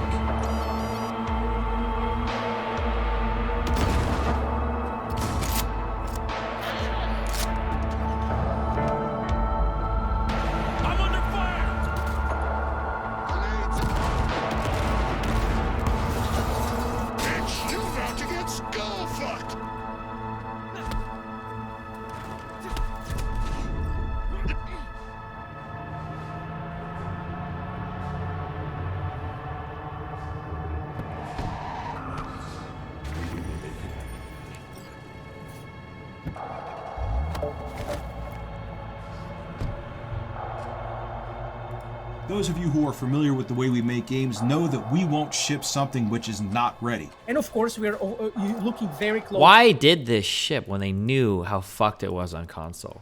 Why? What did they think was going to happen? That's what I'm curious about. And optimizing right now the FPS, right? We really try to make sure that the game runs as smooth as possible. And at this stage of the production, we are at the moment when we are like optimizing the most and putting lots of work into like finding ways, okay, how to make, you know, Night City run really smooth. We've both just played a 4-hour session of Cyberpunk 2077. I'm getting to play Cyberpunk 2077 tomorrow. The three of us just played 4 hours of Cyberpunk each. A 4-hour full-on experience of the first part of the game. So here's one picture where they have a bunch of computers just decked out. First off, wow. It was fucking awesome. I'm really excited. There's so much. There is so much to do. I was absolutely blown away with the experience. I had my doubts given the trailer and how good it looked. Hold on, wait, real quick. People are saying that these people lied. Oftentimes, what happens is that when game devs want to make a demo, that demo is created specifically for that demo, for that experience. So like, I'm totally inventing some shit, and there might be some programming here that's really mad because I'm not exactly right, but like, this might be an example of what I'm talking about, right? They might have like, this is the full world, okay? In order to do like the entire world, you might need to stream data off of a hard drive at like 100 megabytes per second, okay? I'm inventing these figures, right? But they might be able to use, in a little tutorial, they might be able to have like a small part where you interact with far less things. There are far less scripts running on the NPCs. There might be way less assets to load. There might be less detailed assets and things in the background. You've got like level of detail loading and shit. You might only need to stream data off of, and I'm just doing off of one thing, at 10 megabytes per second, right? It is entirely possible that they could take this vertical slice of the game right here and then have you run through that for 4 hours, and it actually is like perfect. Everything works fine. Everything loads fine. There's no texture pop in. There's no animation glitching. There's no weird script. Everything works fine, because they've hyper fucking tailored that one like 4 hour experience to work.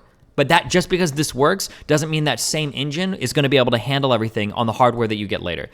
Sorry, real quick. So now these guys might be full of shit. That would be surprising to me if they were, because they would obviously look really bad if they were fucking lying when it comes out later. But yeah, this is why you never ever take like, you always take a demo version for like with a huge grain of salt, because you don't know. Like, they have delivered. Everyone agrees that Cyberpunk 2077 so far is living up to the hype. I played through the entire game on a 3085,900X and had an awesome experience with it.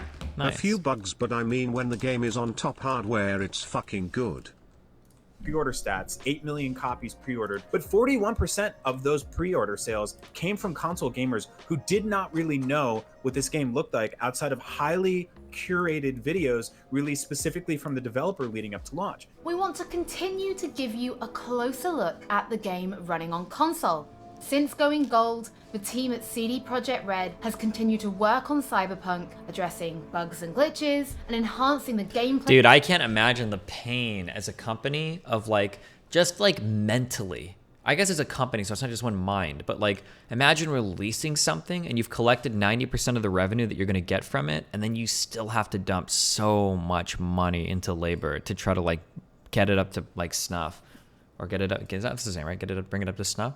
Get it like to actually like make it a playable experience. It's got to be so mentally draining as like an investor or as like somebody funding it or whatever, where it's like, oh my god, like we've made all the money and now we still have to pour so much more money into like actually like finishing it. It's got to be so demotivating. Playing graphics. The gameplay you see today already includes a great number of those fixes as we work towards Joshua bringing... Dorantes, $10.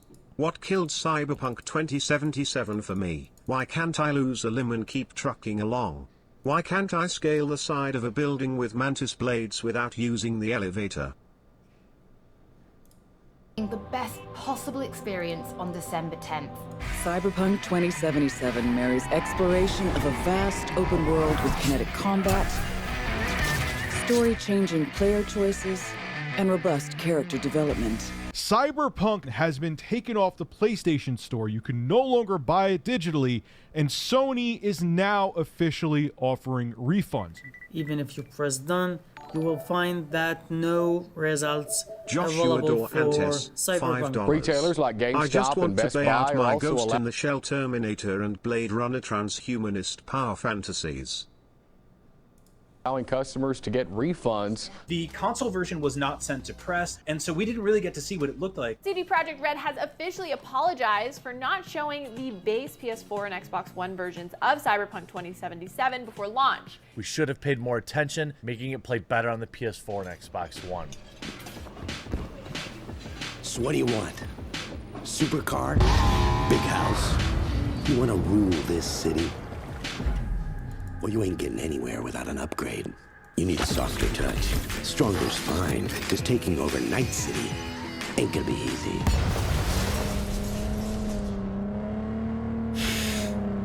God damn it. Hold on!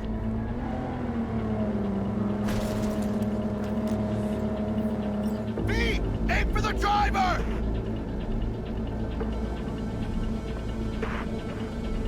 Chingalo!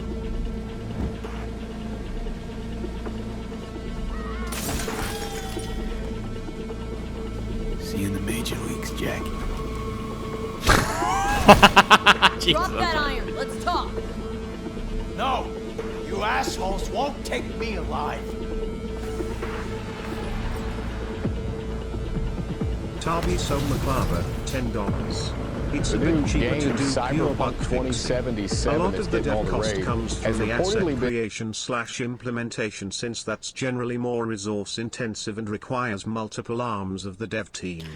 I disagree. I think that bug fixing is cheap if you're just like putting out fires, like fixing small bugs, but I don't think, it doesn't seem like, based on everything I've seen, at least in the console, it doesn't seem like this was just bug fixing. It feels like they probably had to do like radical reworks of the city, either how many assets they loaded, or do like some like under the hood, like actual tweaking of the engine to get it work, because it seems like there are big parts of this game that are broken. I don't think that this is just, it doesn't seem like, from what I've looked at least, I haven't played it on console, so I guess I'm talking a little bit of my ass, but it doesn't seem like this is just a matter of running around bug fixing. Like, yeah, they don't have to pay for everything to be remade from the ground up, but like depending upon how much tweaking they have to do and depending on how big the scope of that project is, I think that this is going to be, it seems it's probably more, significantly more expensive than just bug fixing, right?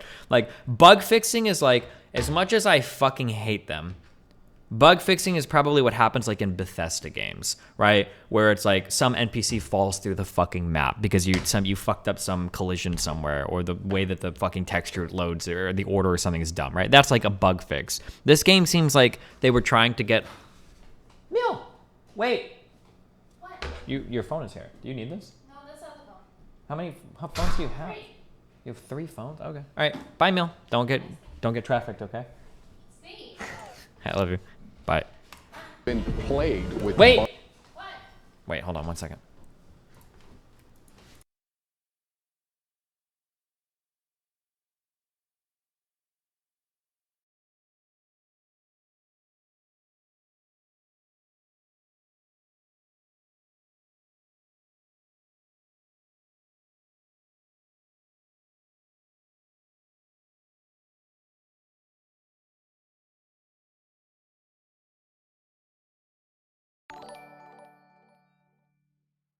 Stuart Keating, $10 Australian.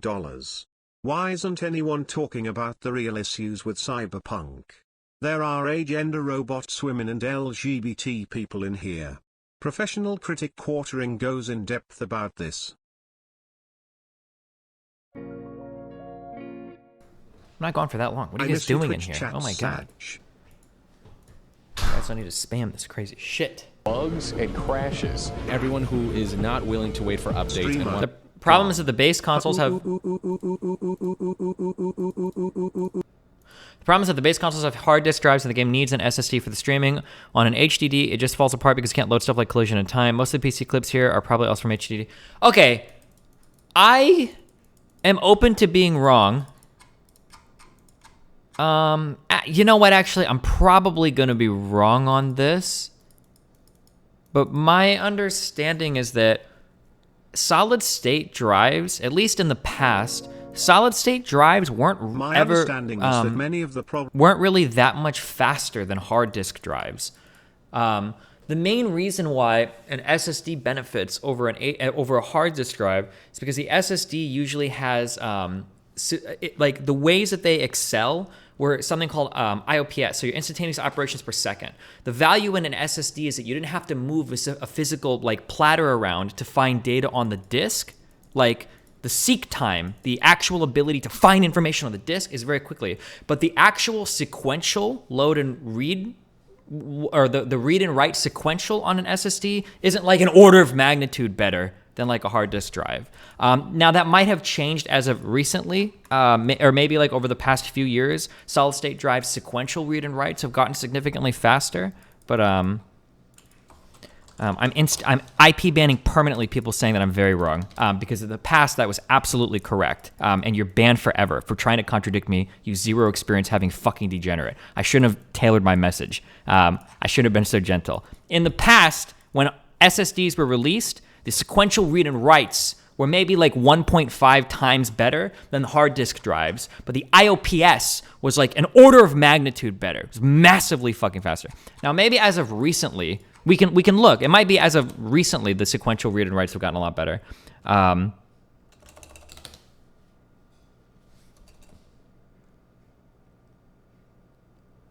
Why do you know this? Because back in the day I used to shop for, because back in the day I remember that I was considering at points in time, do I need, if I wanted to record locally all of my stuff, would an SSD be better than an HDD?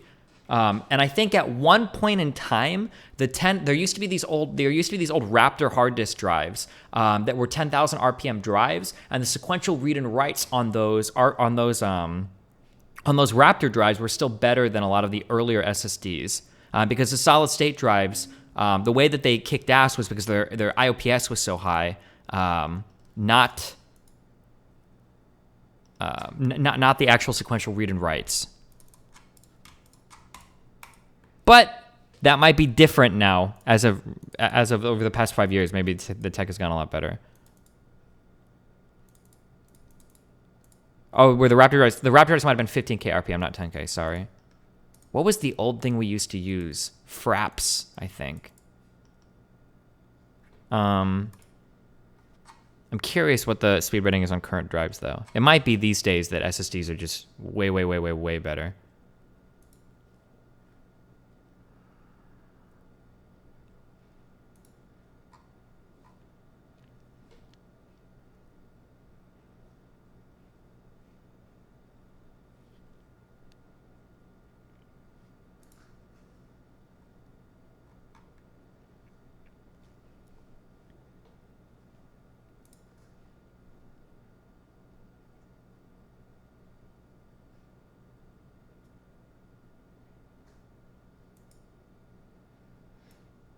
Oh, so like the sustained write speed of this drive now is 372 megabytes per second. And then the sustained... Wait, why are you comparing a 2018 NVMe drive to a 2013? I don't know if they've gotten any faster, I guess. Maybe they haven't gotten any faster.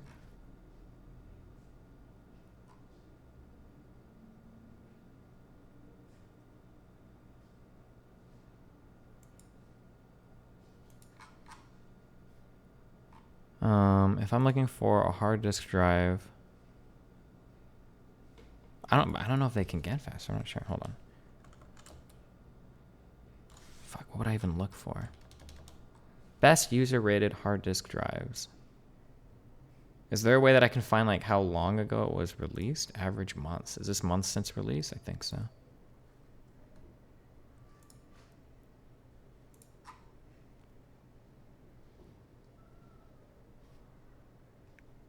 People screaming in my apartment.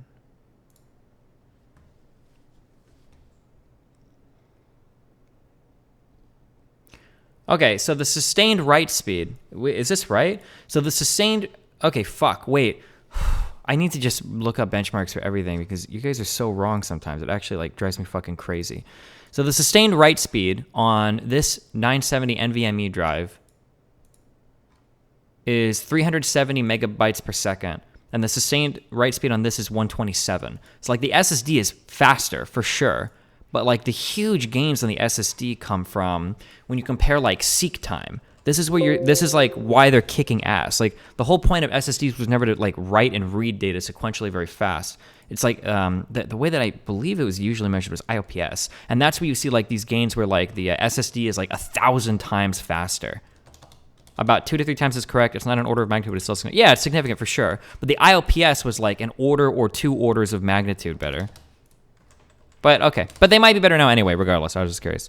What was my question going to be? Oh, because now my next question was going to be for the consoles. I thought that the newer consoles had... It's all about non-sequential read and writes. Well, yeah, that's what I'm saying, yeah. What was I saying? Oh, I thought that the newer consoles had SSDs. So what happened?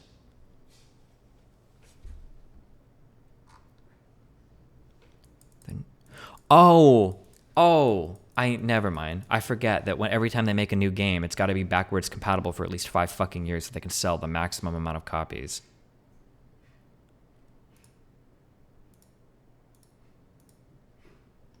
Because these were meant for the PS4 and the Xbox One? Is that what it's called?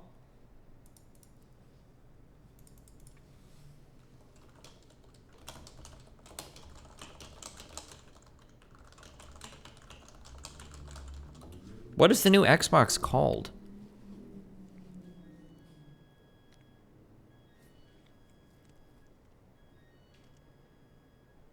Series X. Okay.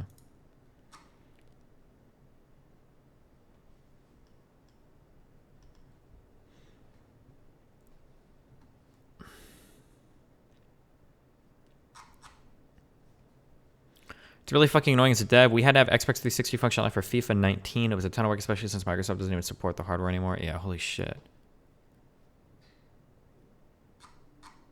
Realistically, they should have scrapped the last gen version, just released PC Plus next gen. But that would have cut out like 50% of the market right there. Not only that, but I'm 100% positive that this project was probably started with these consoles in mind. And to just scrap that probably would have required a reworking of a whole bunch of shit. But does the game's coding differ depending on whether it was tailored towards a hard disk drive or a solid state drive? Absolutely. How fast you can stream data off the drive is probably going to be a huge factor in terms of like how you're designing the engine of the game, because what you can actually do, like how much you can load, how big your cities can be, the complexity of the fucking scripting for the NPCs and the details of the assets and wherever, there's probably like a trillion different things that are going to depend upon like how fast can we get data from the drive onto the fucking screen, right? That's going to be a huge determining factor in terms of like what you can do, like the scope of your project.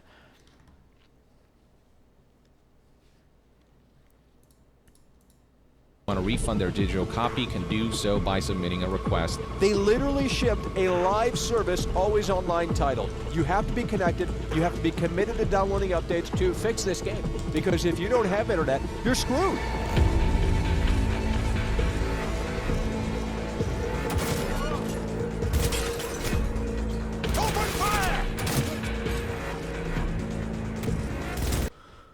Another factor is when games are built for hard disk drives, you include a shitload of copies of each asset to reduce seek time. If you build for SSDs, you don't have to. Oh yeah, sure. Like placement on a disk is probably pretty important on a hard disk drive.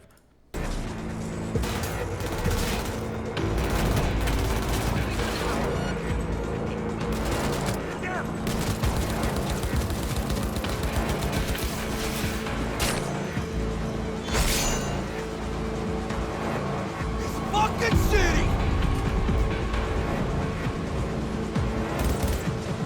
On his back! Officer wounded!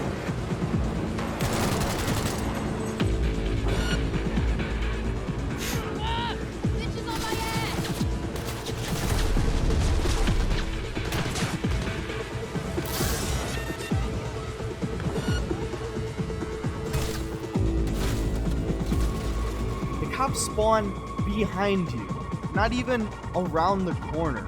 No, directly behind you.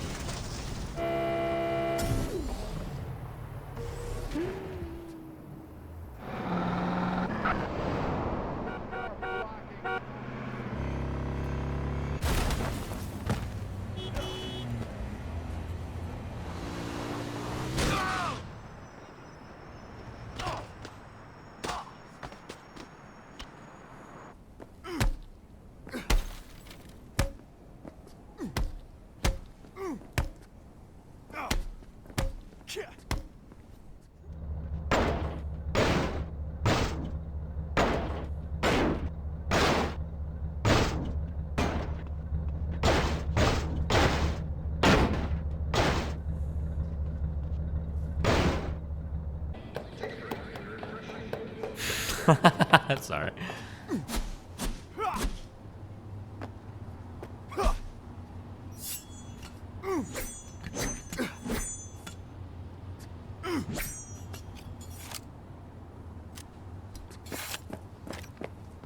It's getting embarrassing.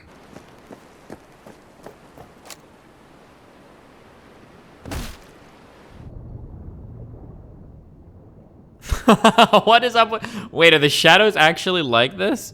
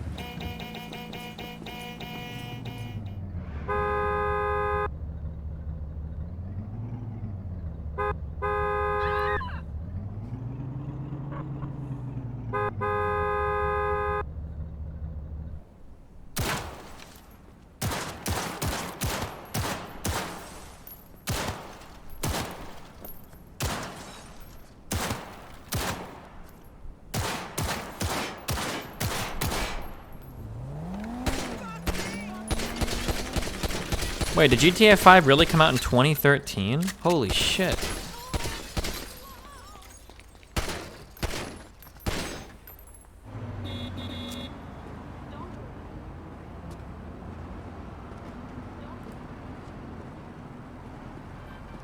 Don't be fooled by foreign propaganda.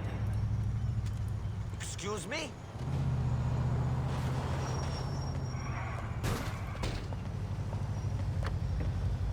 Sorry about this.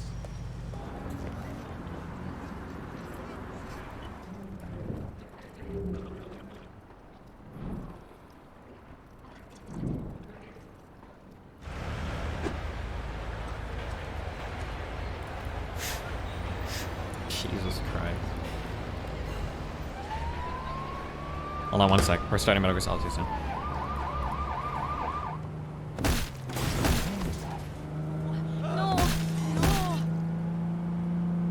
We got shot! Shit!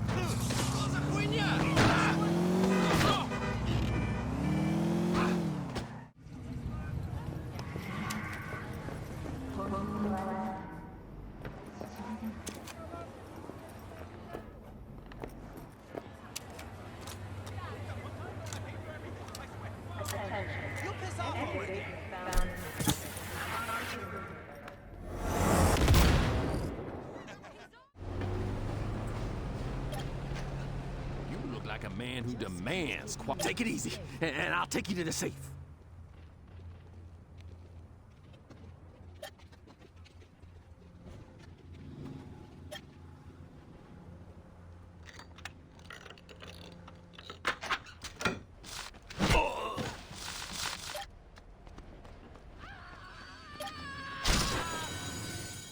So, ladies and gentlemen, I'm really honored to announce that we are working on a cyberpunk game, but not just a regular cyberpunk game, on the cyberpunk game. Imagine a rich and futuristic world with ultra-modern technology. William Gibson, the godfather of cyberpunk, as it were, Great Dismal on Twitter, he said that it just looked like GTA 5 with a kind of 80s generic cyberpunk theme slapped over it. Why did I move here? I guess it was the weather. Or the... I don't know, that thing. That magic. Keep in mind that what you see here is not final. We just want to give you a glimpse of what will be possible in the released game. What would have happened if we hadn't met with the Militech agent? Or told Royce about the agent and her plans? Or just decided to buy the bot ourselves? So many options, so many possibilities. And each will have consequences that will ripple through the game world and your story. And that's just one quest. Yeah, that's just one quest. Yeah, exactly. That is one of the most overstated parts of this game. It is not like that. It is not that interactive. It is not that tree branches type of things where everybody that plays the game is going to have a bit of a different experience. That's not what this game is. This will really make each playthrough very unique to players, right? Not only the way you play it, the way you interact with the world, the way you talk to people, all that kind of stuff. Like, if you look at all the little choices that accumulate through the game, no playthrough will basically be like another. 95% of the dialogue options that you get are meaningless. Set me up. As you can see, we have many possible options. But in each case, we take a risk. It's our choice if we want to finish her off or spare her. You're cyberpunk, your rules. The reality is that if you spare her, nothing happens. And that was just a glimpse of how complex the branching storyline in Cyberpunk 2077 can get. Every decision you make will have consequences. Your choices will shape how the world reacts to you and affect your relationships with those around you. One of those relationships is special. Ever heard of Johnny Silverhand? You're breathtaking! Cyberpunk 2077 is set in Night City. V's current apartment is located inside a mega building, a huge building complex that forms a micro-society of its own. Your stash is a secure system for storing equipment and can be accessed from all of your available safe houses and vehicles. All safe houses and vehicles, it says.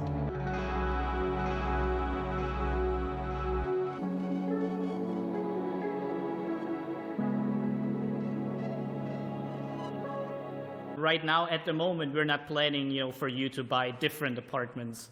Because, Cyberpunk's a very story-focused adventure. Cyberpunk is an RPG at heart.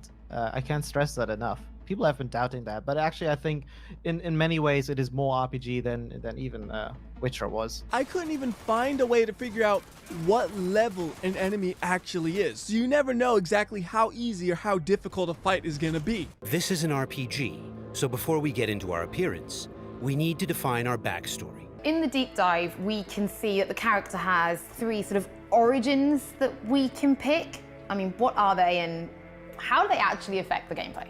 Oh, okay. You're like, yes, let's go.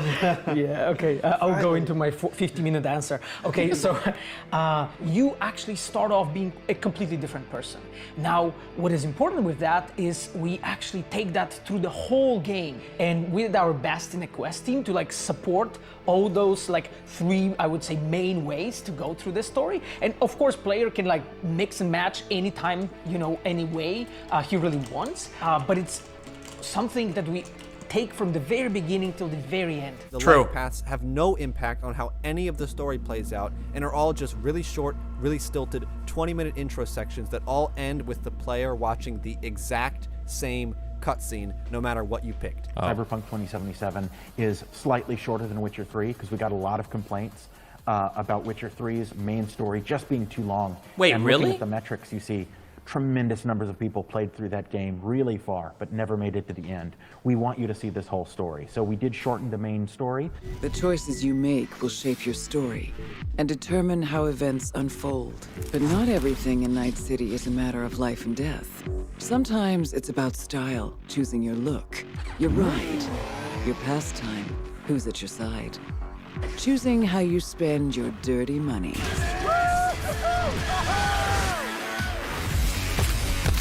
Imagine spending your in-game money riding an in-game roller coaster.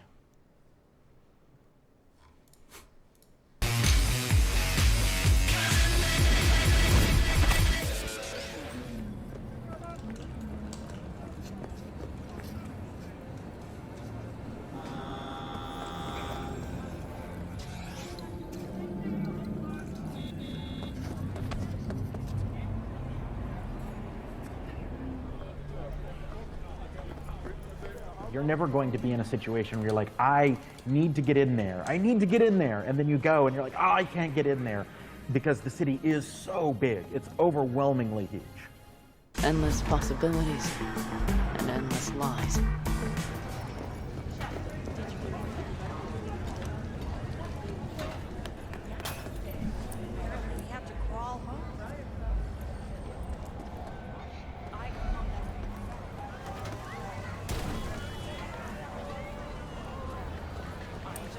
Could always be worse. A big part of our RPG experience is having a world that is interactive.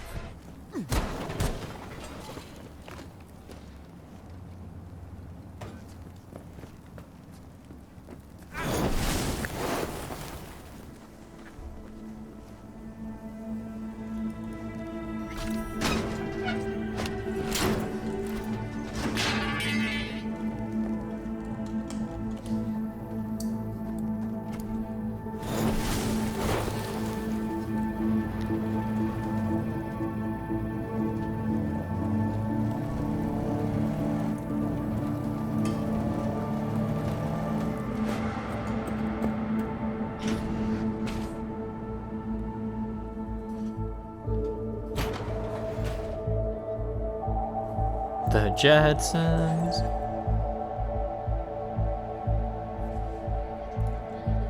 Oh, I skipped some dude's donation before. I'm sorry. Fuck. My understanding is that many of the problems and bugs came from a development pipeline that didn't support cross-team collaboration, resulted in a lot of duplicated effort or incompatible systems, making bug fixing way harder to deal with. Gotcha. Goddamn cyber psycho! It's not just bugs on console. The AI and police are broken on all versions. A lot of stuff is unfinished on PC.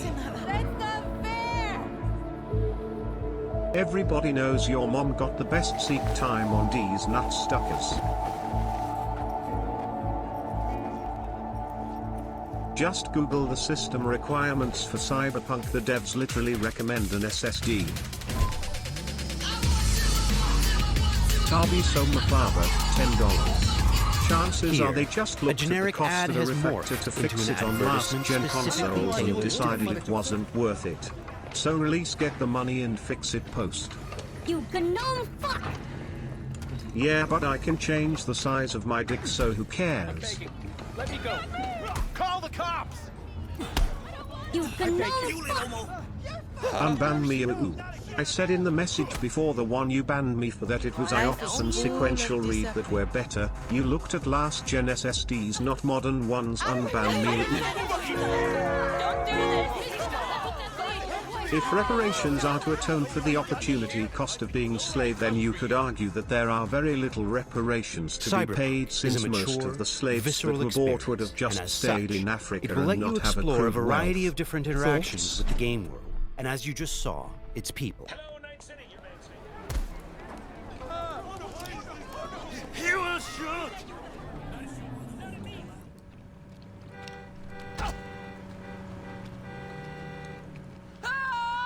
Wait, what? Things are about to Reparations aren't about the opportunity cost of being a slave. It's just about money that was promised in Odin, not paid out.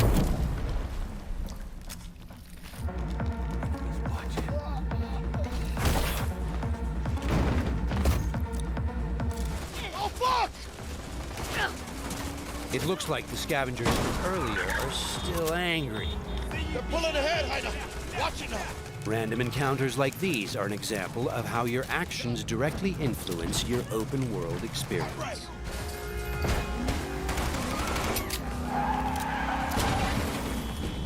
We're currently in Pacifica, one of Night City's 6 unique districts. It was designed to be a tourist hotspot within the city. As you can see, this didn't pan out. When uncertainty struck the global economy, investors pulled their funding, leaving most establishments unfinished.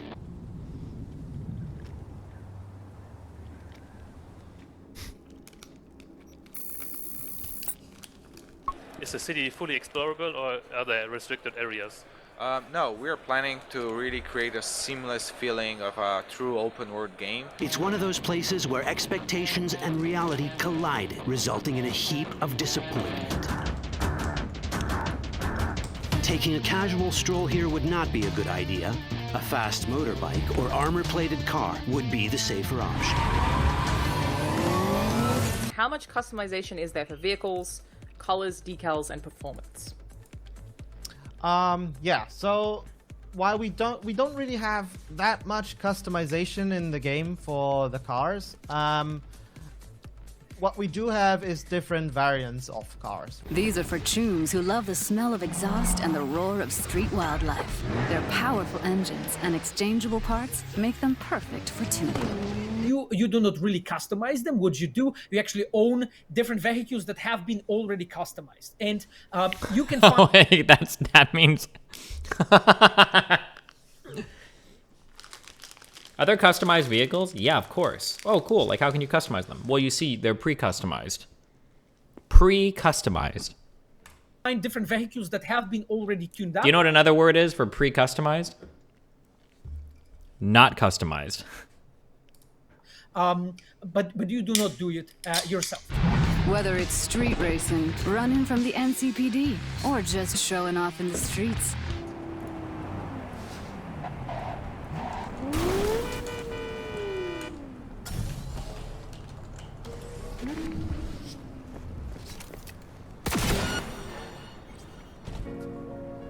Leave me the hell alone! Humor. Welcome to the city of Gonk Dreams. Cyberpunk 2077. Out in the world, if you commit some crimes, if you just suddenly become violent, then people will respond to that. So as an example, you know, the NCPD might start chasing you. WTF are you talking about? The people it was owed to are already long dead. And now you are going to take money from people who don't owe anything? Never makes sense how you will criticize people like Demon Mama but then do the sum of the same BS yourself. Okay, let me walk you through this. Let's say that my dad was enslaved by your dad, okay? And let's say that your family now has a lot of money because your dad enslaved my dad. Let's say that before our dads died, let's say that your dad promised my dad, hey, I'll pay you $5 million for this work. Let's say that both of them die and he breaks that promise. He breaks his contract and he doesn't actually pay him out. Now let's say we live where your family is rich off of the works of my dad's slave labor that your dad never paid him for. And my family is broke and poor because my parents wasted all their time doing slave labor and they were never compensated for their work. Now you're saying you, who as a descendant of white America, benefited from that slavery, whether you like it or not, whether you're rich or poor, you as a class probably have an obligation to make right at least on the promise that was made in terms of compensating people for the wages that they hadn't been paid. I might be dumb, but were the slaves promised money or were they forced into slavery? There was a promise made, this is where the 40 acres and a mule line comes from, that there was going to be some amount of land that was going to be set aside after the Civil War where people were going to be paid at no more than 40 acres and then provided like a livestock or whatever to farm lands, that there was going to be like black owned fucking towns or rural towns or whatever, and that was a promise that was going to be delivered afterwards. And then I think it was the next president that came in basically just said, never mind, we're reneging on all of that, fuck you. And then that promise wasn't kept.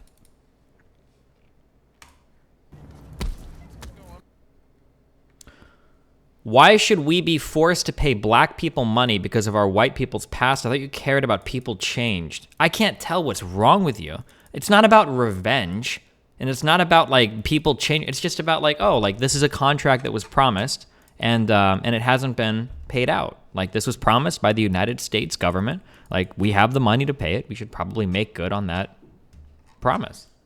Like it's pretty simple.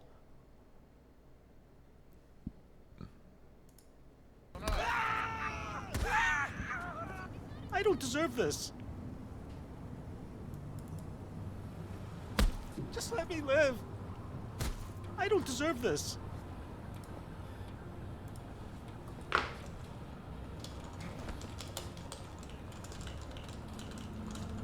No, you will put that away. If you're a poor white man, in what ways have you benefited from your ancestors owning slaves? It's so boring. I'm so sad that so many of you have such a hard time understanding aggregates.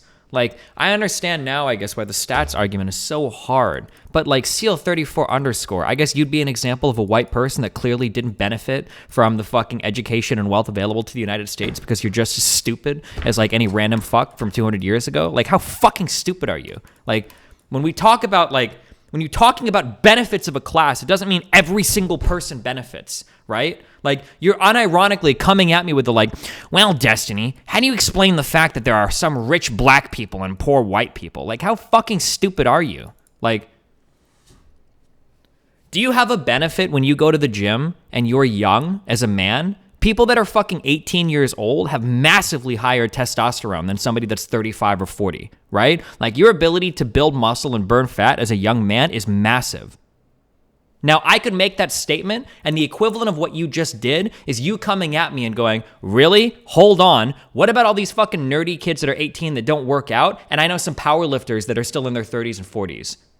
Totally proved you wrong there, Destiny. Like, what the fuck kind of stupid fucking argument are you making? Like, you can talk about things in an aggregate. That doesn't mean that it's going to apply every single time, right? So when you say something like, well, what about poor white people? How did they benefit from slaves? Who knows? Maybe if there were no slaves, maybe instead of poor white people, maybe they'd be dead white people. Or maybe instead of poor white people, maybe they would be fucking enslaved white people. Or maybe their parents would have never fucking survived some fucking childbirth. Who the fuck knows? Like, on an aggregate, everything I say is true. For every single hyper-specific individual circumstance, of course not. This is why things fall on a distribution. This isn't why everything isn't exactly one thing. Like, Jesus Christ.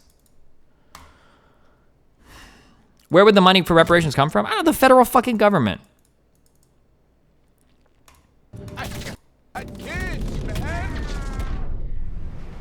Destiny, what about European immigrants, you fucking moron? You just hate white people. What? You're so stupid. It's crazy how identitarian and racialized conservatives become when you fucking talk about anything. I don't give a fuck We're not talking right now about black people, okay? We don't give a fuck about black people, and I'm not talking about white people. We don't give a fuck about white people. I'm talking about people that used to be enslaved as a matter of policy in the United States. There are black people here today that wouldn't get reparations. People that immigrated here from some place who are black from like the 1900s aren't part of this conversation. We're talking about people that used to be slaves in the United States. That's who we're talking about. It's not about being black or white.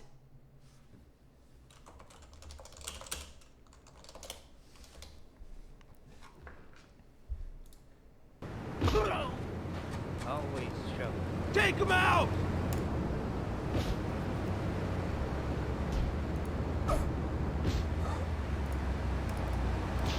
Stop! Police!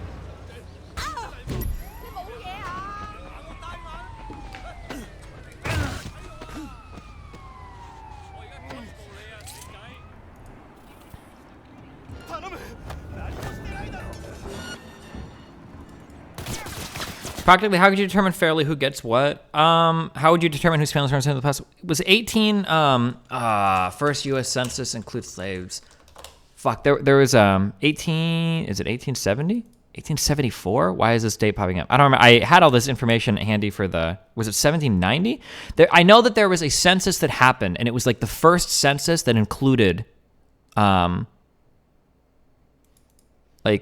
all the prior like slave families. It was the first time that like every African American had been included in the census. Is it not a fair contention if you immigrated over the past 20 years? No, that's what I'm saying. Reparations aren't about white people giving money to black people. Reparations are about paying on a debt that's owed. That's it. No one nowadays has been enslaved here. Argument falls apart. Stop blaming white people. Don't ever come back to my chat. Bacon Eater. If you see Bacon Eater in Twitch chat, ban him too. He can exist in YouTube chat for a while, I guess. I don't know what the fuck happens in there.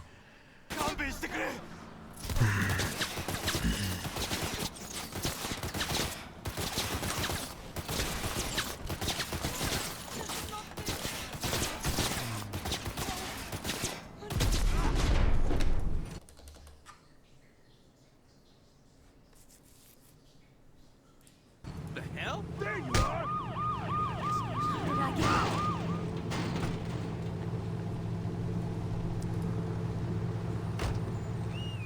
Don't think you can talk your way out of this one.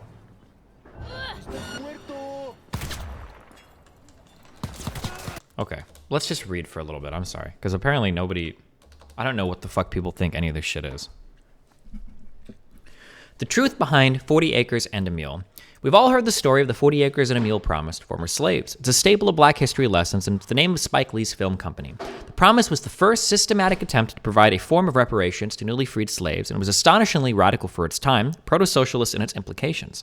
In fact, such a policy would be radical in any country today.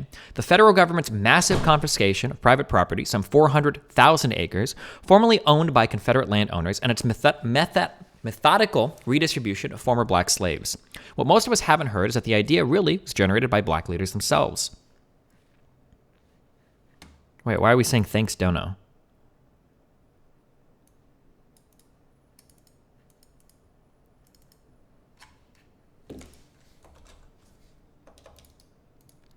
Hold on.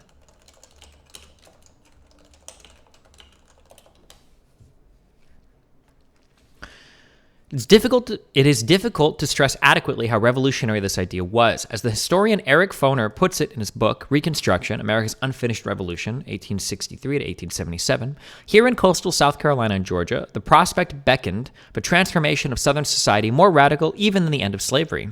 Try to imagine how profoundly different the history of race relations in the United States would have been had this policy been implemented and enforced. Had the former slaves actually had access to the ownership of land, of property, if they had a chance to be self-sufficient economically, to build, accrue, and pass on wealth. After all, one of the principal promises of America was the possibility of average people being able to own land and all that such ownership entailed. As we know all too well, the promise was not to be realized for the overwhelming majority of the nation's former slaves, who numbered about 3.9 million. We have been taught in school that the source of the policy of 40 acres and a mule was Union General William T. Sherman's Special Field Order No. 15, issued on January 16, 1865. That account is half right. Sherman prescribed the 40 acres in that order, but not the mule. The mule would come later. But what many accounts leave out is that the idea for massive land redistribution actually was a result of a discussion that Sherman and the Secretary of War Edwin M. Stanton held 4 days before Sherman issued the order with 20 leaders of the black community in Savannah, Georgia, where Sherman was headquartered following his famous March to the Sea. The meeting was unprecedented in American history. Today, we commonly use the phrase 40 acres and a mule, but few of us have read the order itself. 3 of its parts are relevant here. Section 1 bears repeating in full. The islands from Charleston south, the abandoned rice fields along the rivers for 30 miles back from the sea, and the country bordering the St. Johns River, Florida, are reserved and set apart for the resettlement of the Negroes now made free by the acts of war and the proclamation of the President of the United States. Section 2 specifies that these new communities, moreover, would be governed entirely by black people themselves. Hold on one second.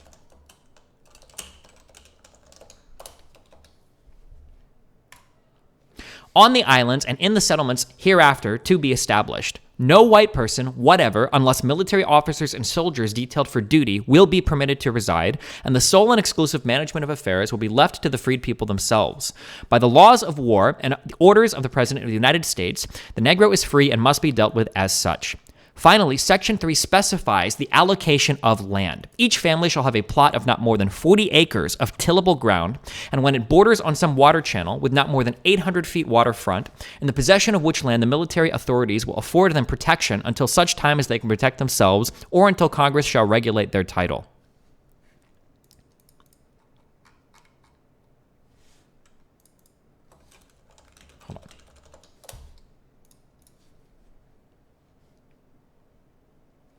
With this order, 400,000 acres of land, a strip of coastline stretching from Charleston, South Carolina, to the St. Johns River in Florida, including Georgia's Sea Islands and the mainland 30 miles in from the coast, as Barton Myers reports, would be redistributed to the newly freed slaves.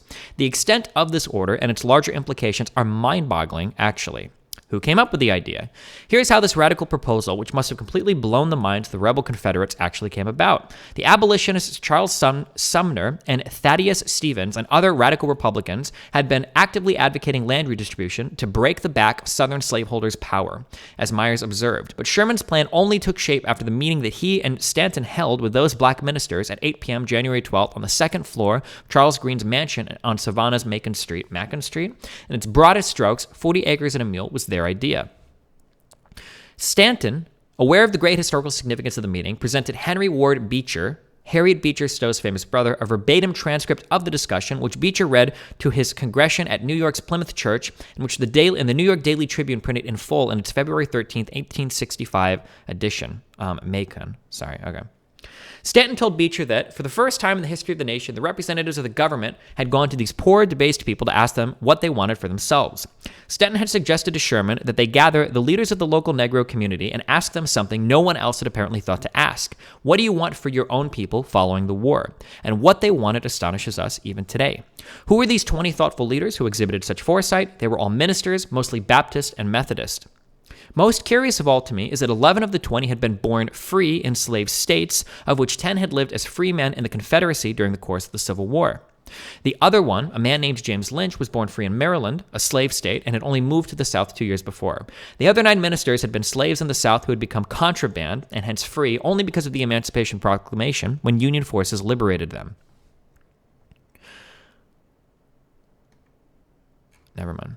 Their chosen leader and spokesman was a Baptist minister named Garrison Frazier, aged 67, who had been born in Granville, North Carolina, and was a slave until 1857, when he purchased freedom for himself and his wife for $1,000 in gold and silver.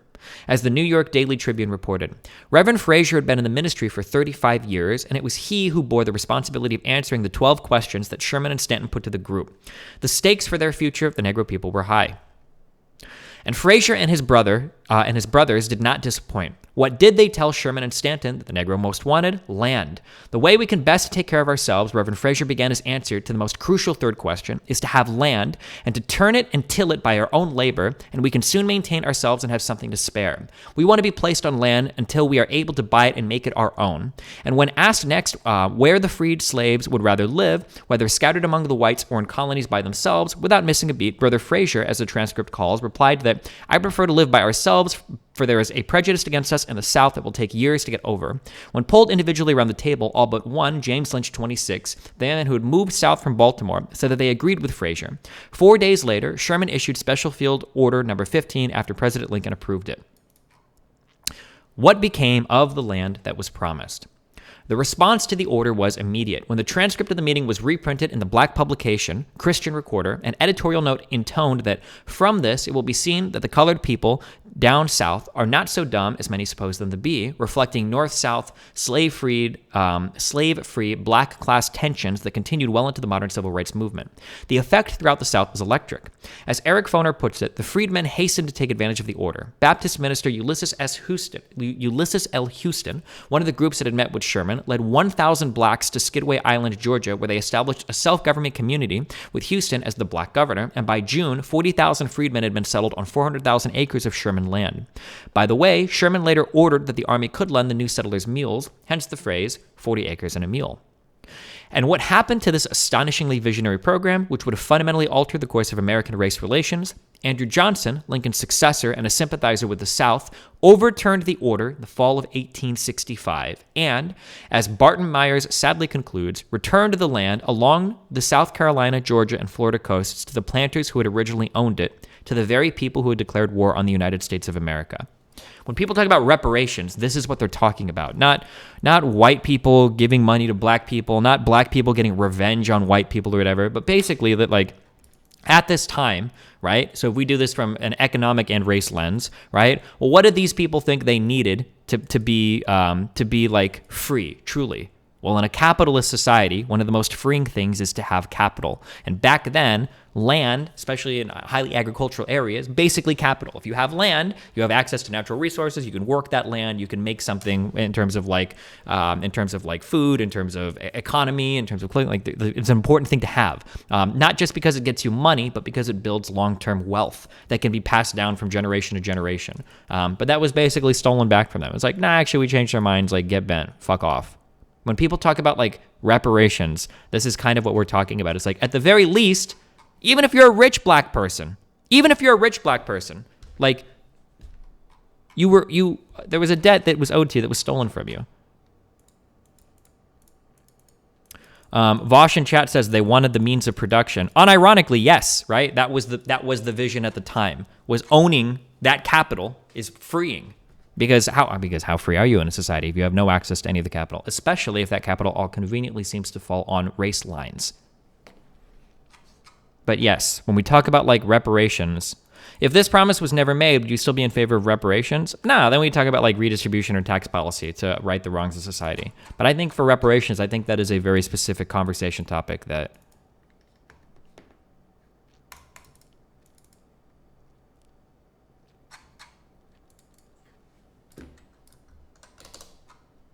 okay, anyway, there. Okay. Fuck the rest of this video, I don't care. All right.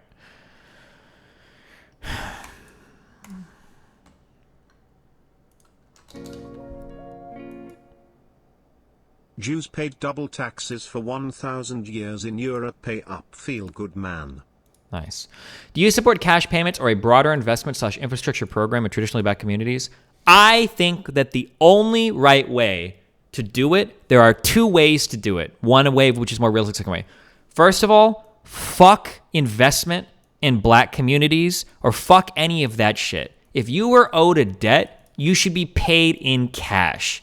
I think that trying to do reparations in forms of like a community investment would be like working a job at McDonald's or something, and then they give you a card to pay for like your school or some shit. And they're like, okay, well, here's your wages. You're getting paid $7.25 an hour, but you have to spend that money how we tell you. If a debt is owed, then a debt should be paid, I think. Not like, okay, well, we know that you owe you $1 million, but we're going to go ahead and invest that money for you anyway. But like, you'll be chill with it, right? It's cool. Like, I think that it should be paid in like fucking either cash or land, but obviously the land's not gonna happen. I have concerns about this, but I get it. I understand there are concerns. So the analogy that I gave before, and I guess it triggers some people, but like if you paid it out to black people and you're the most racist person in the world and you're worried that they're gonna waste it on fucking on fried chicken and watermelons or whatever crazy shit, even if every single black person wanted to waste every single dollar of their reparations on fried chicken and watermelon, even if they wanted to, It's their fucking money. It's their right to do so. You have no fucking right to tell somebody how to spend their money. Like, that's it. Like, it's as easy as that.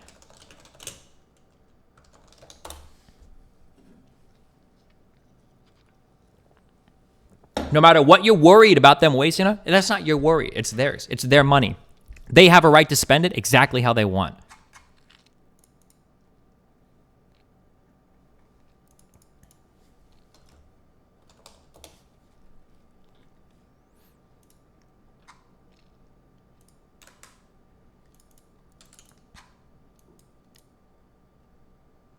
Even if it is less effective at alleviating the okay, I can't. Okay, I'm done talking about this now because I feel like I've said the same thing a million times, but for some reason it's not clicking. Reparations are not about alleviating the suffering of Black America. Reparations are not about catching anybody up. Reparations are not about making anybody's life better. Reparations are about paying a debt that's owed. I don't know how many other times or how many other ways that I can keep talking around that before some other fucking dipshit in chat types, well, what if it doesn't help their problems? Like, I don't know how many other ways I can say the exact same thing to you guys. Sorry, I'm like go post in a subreddit about it. I don't know how many other ways I can say it. All right, wasn't it a gift? Why call it take it back as a debt as a gift? Well, it was a promise that was made, and then the American government like stepped back on it. Like, do you think that people would have been as comfortable with the resolution of the Civil War if if this promise hadn't been made? Pay them in Amazon bucks.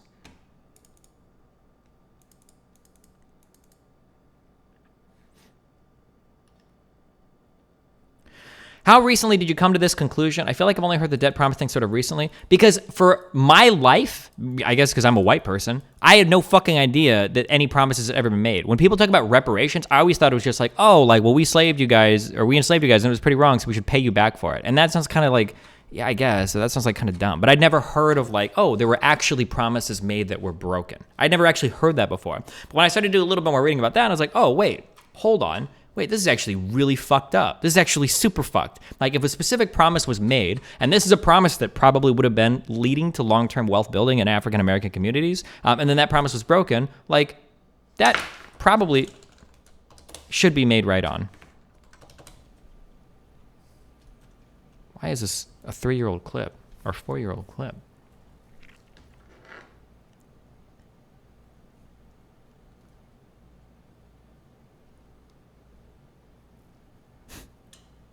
Go get what? It's not even moving. It's bugged out. Okay, everybody wants to bring up Native Americans. So realistically, I think that the reparations to former slaves, African Americans, can be paid out because we can do that, and it's not going to cause like a massive disruption or destruction of like American society. Realistically, I don't know if you can give back the land of Native Americans without like completely and totally destroying the lives of like potentially hundreds of millions of people, or at the very least tens of millions of people. Like, we can pay back the reparations to African Americans at no cost to anyone else. It's not even a trade-off. Aside from, I guess, some higher taxes. But like the trade-off there is very small. Like giving land back to Native Americans, though, would involve like the resettlement of tens of millions or hundreds of millions of people. So that it's a different, you might still be able to argue in favor of it, but it's a different argument because now you're having to balance the well-being out of like different groups, which gets a little bit more complicated.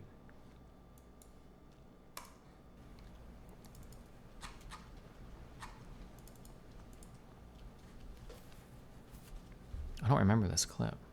I don't remember what this little switchblade thing meant up here either. What is happening?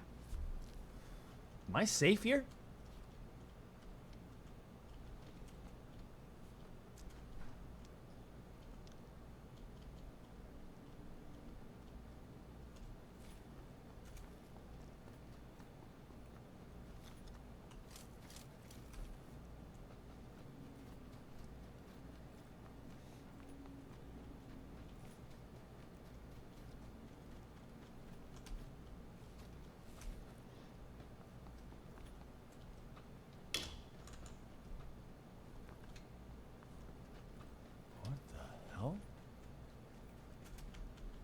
What did you bring me?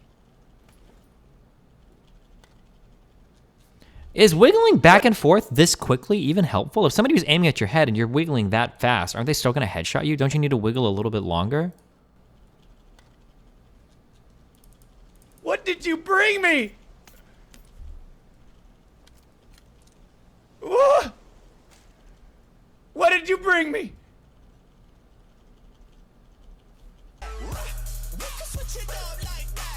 Wait, what is this clip? This who linked this? This was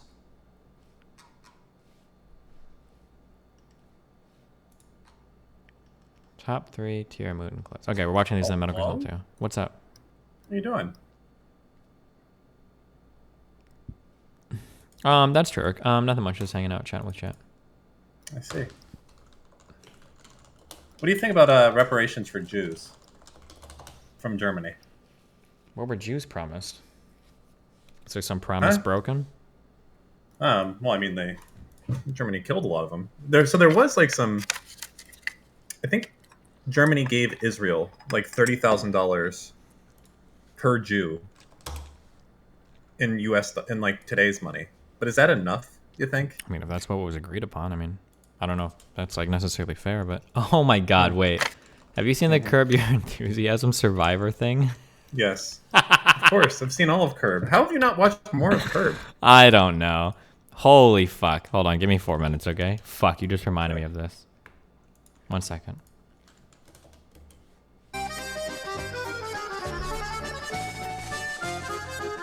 Here, and it's so nice meeting you. This is a treat. This is really a treat. The treat is ours. Hi. Look at you. You look great. You happy? Yeah, I'm very happy. Did I really need to wear a suit for this? Yes, look at everybody's dressed up. So what have I got going on? Well, yeah, you should say hello to the rabbi. And, you know, mix and mingle with people. Larry. Hello, Rabbi. Hello. Hello. This is Colby. Hi, Larry. Nice to meet you. Where's this survivor? What? He's the survivor. From the television show. Survivor. I was over in Australia. Yeah. I'm a huge fan of Seinfeld. He really is. How is Jerry? He's good. Yeah? Is he still doing stand-up? I just thought you two should meet, you know, fellow celebrities. Uh-huh. Thanks again for having me up. No problem. Okay, I'm gonna say hello to my dad. Okay. Thanks again. Great sensitive. Thrilled to meet you. Yeah. Stunned. It was neat. Hi. Hey. You're the survivor guy, right? Hello, Solly. Hey. Good to see you. You too. Yeah. You have a beautiful house. Oh, thank you. Beautiful. Thank you. There's going to be a dinner? Oh, the big dinner. The delicious dinner. I like it. Yeah. I like it. Hey, Solly. Cheryl and I are renewing our vows on Saturday. Why don't you come keep my father company? Thank you very much. Yeah? Listen, where's the other survivor? He brought his uncle or somebody here because he was told by somebody that a survivor was going to be there, and they heard this differently. This is that tall guy over there. He's from the television show. Survivor? People are saying, haha, explaining it, but like 25 of you dipshits in DGG were asking like, I don't get it. They were saying, I don't get it. What's so funny? Fuck you. That's why I had to stop to explain to you fucking morons. What? So here we are in a region of Australia where out of the world's 10 most deadly snakes, 9 of them inhabit this region. It was harrowing. You come across a taipan on the trail, you get bit, you're dead. 30 minutes flat. I'll tell you, that's a very interesting story. Let me tell you, I was in a concentration camp. You never even suffered 1 minute in your life compared to what I went through. Look, I'm saying we spent 42 days trying to survive. We had very little rations, no snacks. Snacks? What are you talking snacks? We didn't eat, sometimes for a week, for a month. We ate nothing. I went from I mean, I couldn't even work out when I was over there. They certainly didn't have a gym. What? I mean, I wore my sneakers out, and then the next thing you know, I've got a pair of flip-flops. Flip-flops? We slip on the ground, on the dirt, Okay, 118 degrees during the day, 98 at night with 98% humidity. 45 degrees below zero. Did you guys have a bathroom? A bathroom? We didn't have We one. had 12 people at a time would go and shit. Well, I'm sure you had toilet paper. We had newspaper. We had mosquitoes. We certainly didn't have mosquitoes. You see this glass eye? Huh? Huh? Have you even seen the show? Did you ever see our show? It was called the Holocaust. Look, all I know is I was damn close to that $1 million, all right? And the whole time, everyone's backstabbing me and undermining me, trying to get me kicked off the show. You don't know nothing about survival. I'm a survivor. I'm a survivor. I'm a survivor. I'm a survivor. I'm a survivor.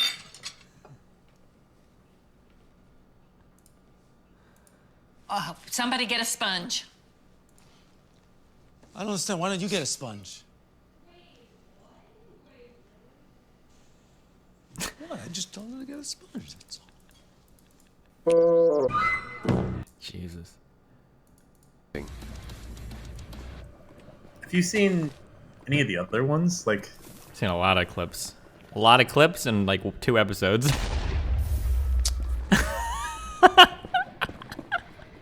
I'm just one dumb fuck.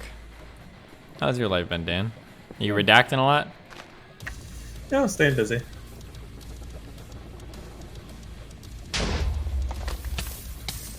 Saving world. Sad good no one's here again. Wait, is he still on the Rust server? Let's just go all in. Not on 20. It ain't gonna hit. 20 ain't gonna hit. I need to get my money back.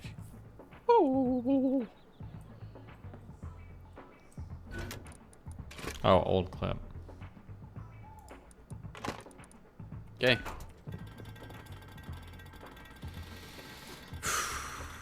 Not 3, not 20. Not 3. Oh god, it's gonna land on 3. I can feel it. It's 3.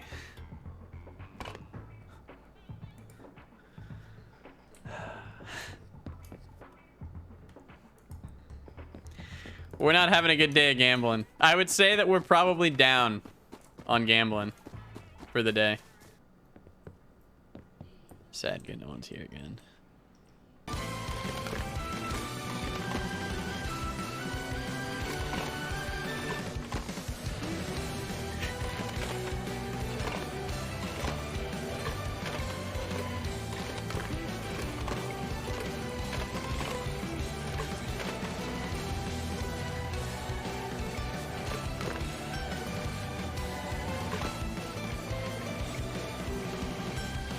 I love it how when people play roulette, if you watch them in the casino, they have like all these complicated, like, okay, I'm gonna do this and this and this and this and this. When it like all at the end of the day, it's literally all the same fucking odds.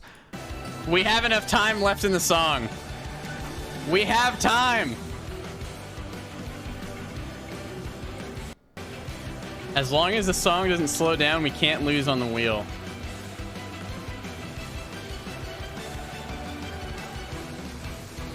Stop on 1. It slowed down.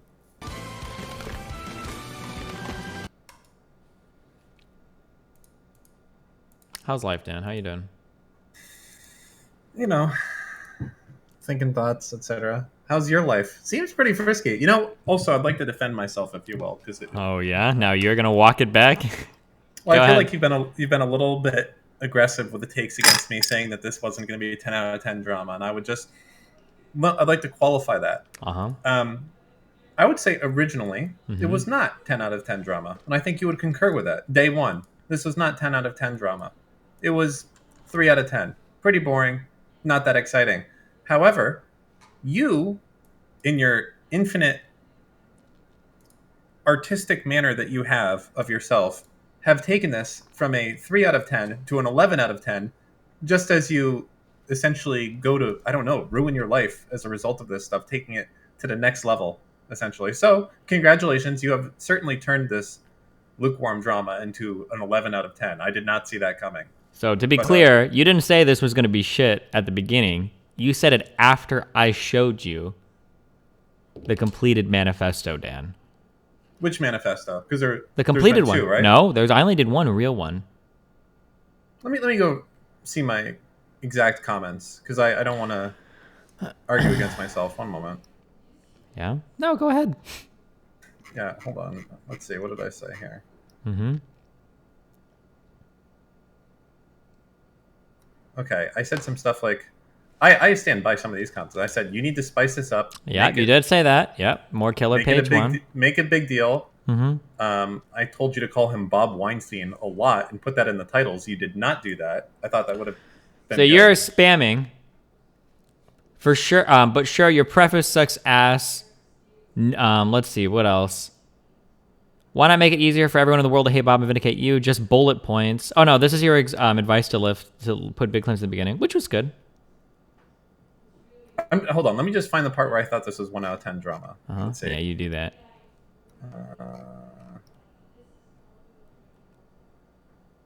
Sounds like a lot of doubter cope to me. Yep. I was never a doubter. I believed.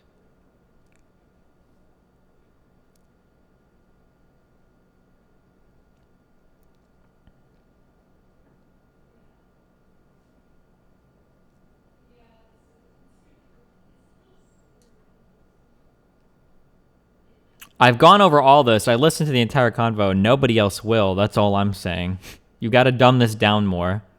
Yeah, that's true. That is true. No, I think my storytelling was good, start to finish. I don't think I had to dump down anything. I needed to explain. Well, no, wait. I was using that as a reference to Bob shit. Is that Bob had basically he put out 600 pages of stuff and 2,000 logs. Yeah, but I had to tell the story from the start for people to understand the way that he talks. Otherwise, everything he says is really convincing. But I think people followed it.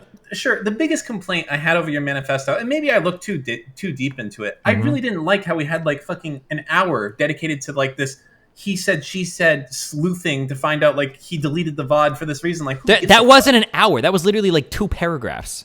It felt a lot longer when I was reading it. Yeah. Okay. It's and then I woke up the next morning and they deleted the VOD. You're literally talking about 1 page out of 17 pages. It felt like a pretty, or half a page out of 17 pages.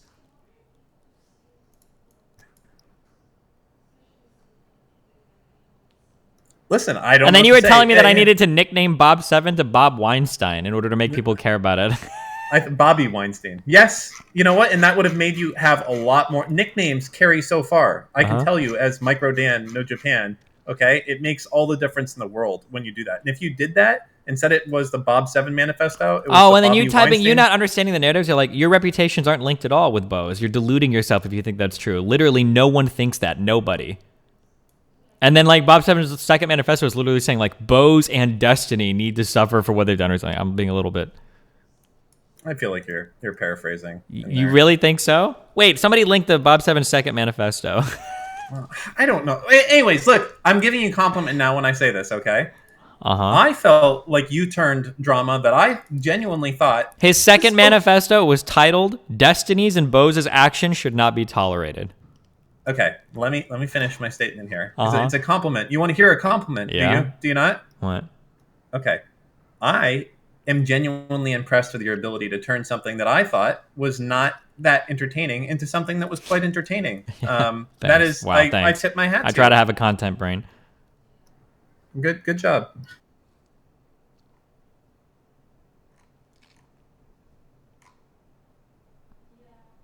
Okay. Oh, hold on 1 second.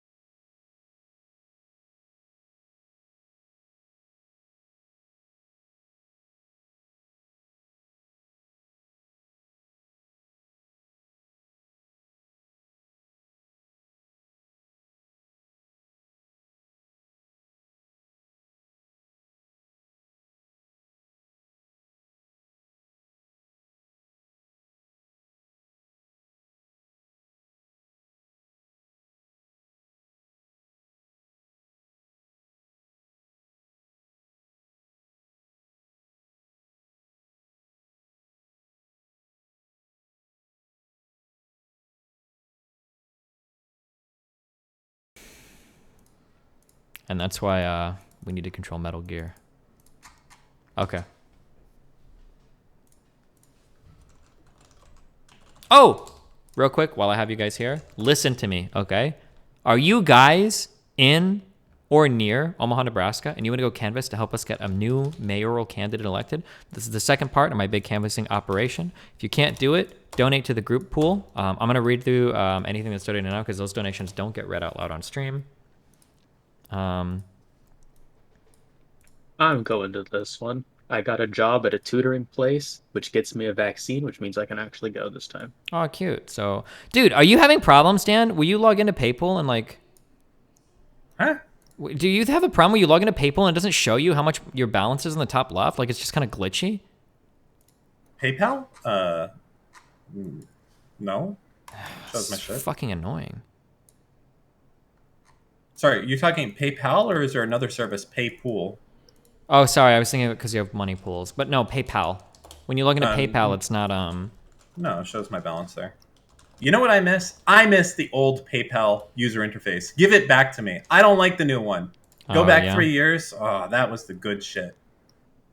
Anyone remember the old PayPal user interface? I want that. You know what else? Bring back Skype, but the old user interface for Skype. I want that too. Brave. God, how the case study in Skype and fucking things up. Yeah. This is like there's a fucking movie here. There's books here. This was Well, it's because they tried their dumbass Teams shit. Like they were in the middle of trying to convince everybody that Teams was worth using in the middle of it instead of just sticking with Skype. Well, no, I think this predated that. They had a huge UI. Skype was the app for doing video chat with anyone across the board, hands down. And not only that, Skype was the number one instant messaging tool that there was. Mm-hmm. I understand Discord was coming out, but they just fucking destroyed Skype with one update where they made the user interface look like Snapchat. I don't know why they did it, and they wouldn't revert. Oh, yeah, using this all of the Skype shit is really weird now.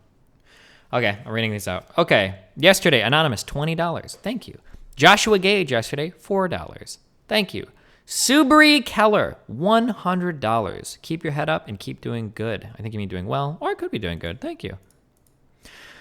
Nicholas Chin, foreign election interference Pepe, $100. Thank you. Caleb Eskridge, can't be there, but I hope the canvassing goes well. People need to be way more involved in local elections as they have way more impact on people's daily lives. $100. Thank you so much. Anonymous yesterday, good luck, $10. Anthony Singinson, $60 yesterday. Thank you very much. Elias Grancula yesterday, $5. Anonymous yesterday, $25. First names only, remember? Somebody said if you look at the pool publicly, you can see the first and last name. So fuck you if you don't want it revealed. You're dumb anyway. Anonymous. Connor Bailey, $5 yesterday. Andy Liang yesterday. Hi, dude. I think you're cool. Oh, I shouldn't have read that. 58 cents. What a dumb fuck. Zachary Greninger, $10 yesterday. Abather, thank you very much. Anonymous yesterday, $25. Thank you very much.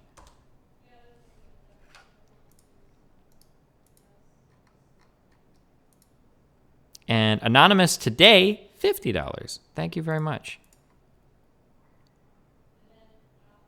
Did you see that LSF mega thread has been nuked of any supportive threads and left only the Bob and Casey support? Wait, what? No way. That thread got like 6,000 comments. Holy shit. Oh, and also here's the pool if you're not able to make it. My total personal costs for this are going to be about $60,000. Can you donate if you aren't from America? Yeah, right now I'm working all as like a business where I'm independent from the campaign. So I believe we're going to be like a 501c4 is the registration that we're filing for.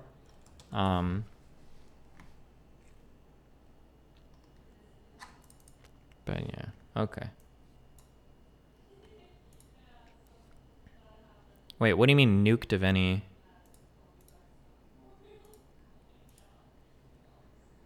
They nuked like 1.5 thousand comments overall. Wait, I don't think they nuked any of the clips or whatever, right? Like this seems like...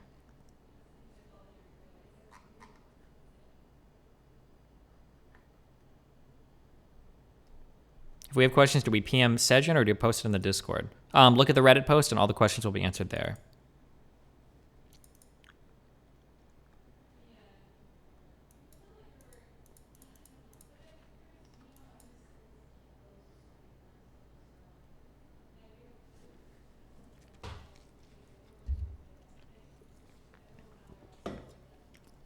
Baked Alaska is fucked. What a timeline. Watching these guys getting arrested. My face when the FBI is investigating Nick Fuentes for being involved in a fucking coup, and he's still fucking verified on Twitter, and I'm banned on Twitter for making fun of him. Unfucking real.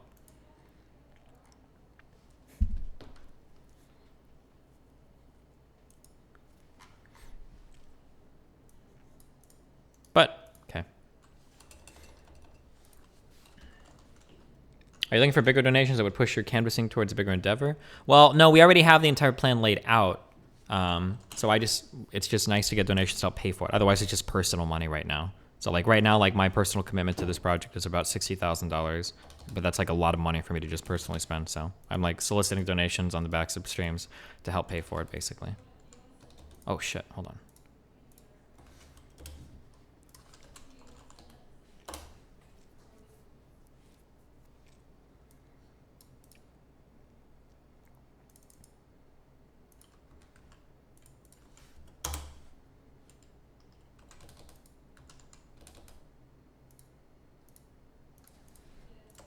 Refresh, we have an unlucky emote. Wait, what? Doesn't this kind of suck? It completely sucks. Who did this? Oh, Normies Rhea is a huge Caseytron fan, so she's probably working. It wouldn't surprise me if she was working with Casey on some of this shit. Damn, wait, is she like a full-on conspiracy theorist? What? Was it ever confirmed whether or not it's one or multiple It's people? definitely multiple. This person's account is way too active.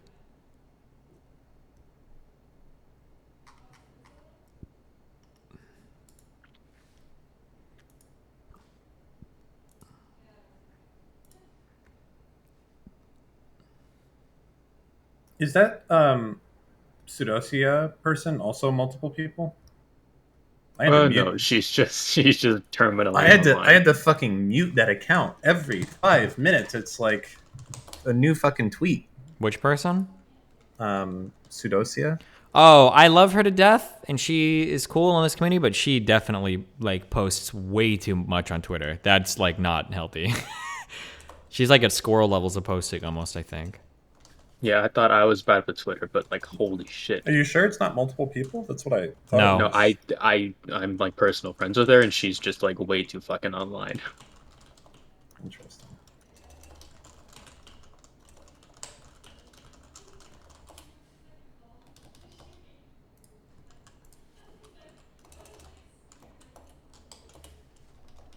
You know something I didn't know?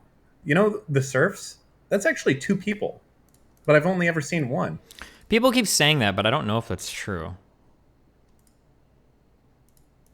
Wait, what? Like identical twins? Or somebody working behind the scenes or something. I don't know. Oh god, you just reminded me. I can't believe... I mean, I guess they all fell for it, but they fucking tweeted out the dumb fucking... They mistook net worth for, like, salary. Like, to an extreme degree. On like they said they did the CEO ratio of pay to the average employee, and they claimed that Jeff Bezos makes 2.8 million times more than the average employee. Oh, because they're taking into account his capital. Yeah. So apparently Bezos is pulling in fucking 90 billion a year. I don't know.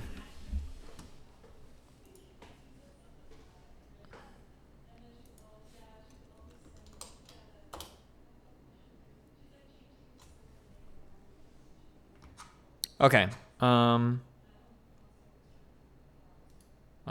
update. Okay, Drama Frogs out. Metal Gear Solid Frogs in.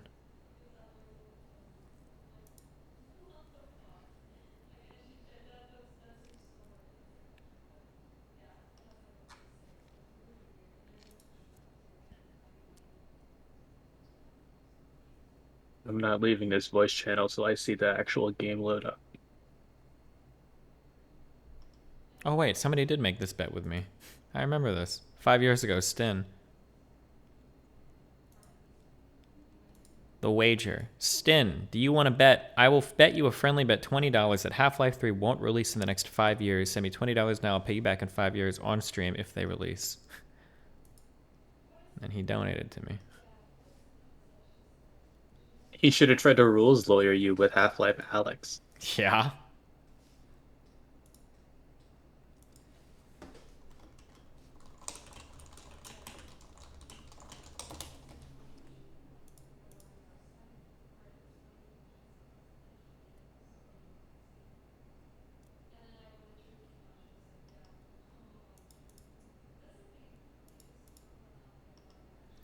Destiny, the deleted comments.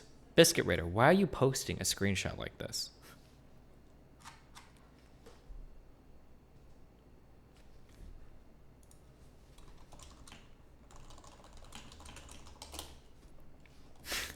What am I supposed to do with this? Okay.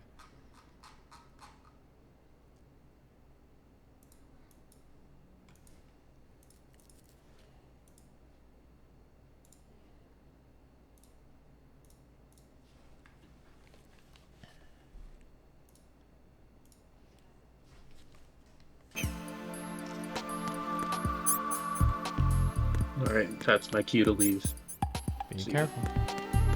See ya. What am I doing? I don't know where I'm supposed to go right now. I'm totally confused.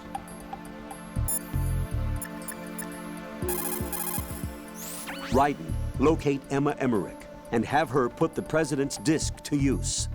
Emma is on B1 of the Shell 2 core. Gotcha. The clock is ticking. Locate her Oh, and what about all the low-income white people whose entire ancestry was also poor? What about the white people who never received significant money from their parents? Just everybody whose skin color is white should be forced to pay? What a Damn. joke. How dumb can you be, dude? Rip? Seal34_ is probably a Pepe poster ye never lose. Kevin Shane, $4.99. I thought I recognized the author's name. He's the Harvard professor that got arrested for trying to enter his own house. You gnome fuck!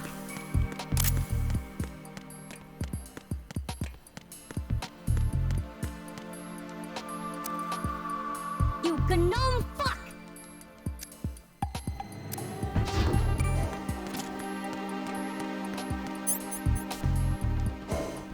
You gnome fuck! Tags Tony Bumfucker. Oh. You gnome fuck! Peppa K.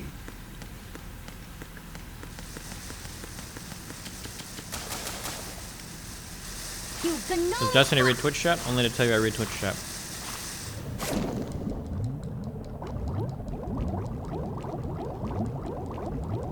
You gnome fuck!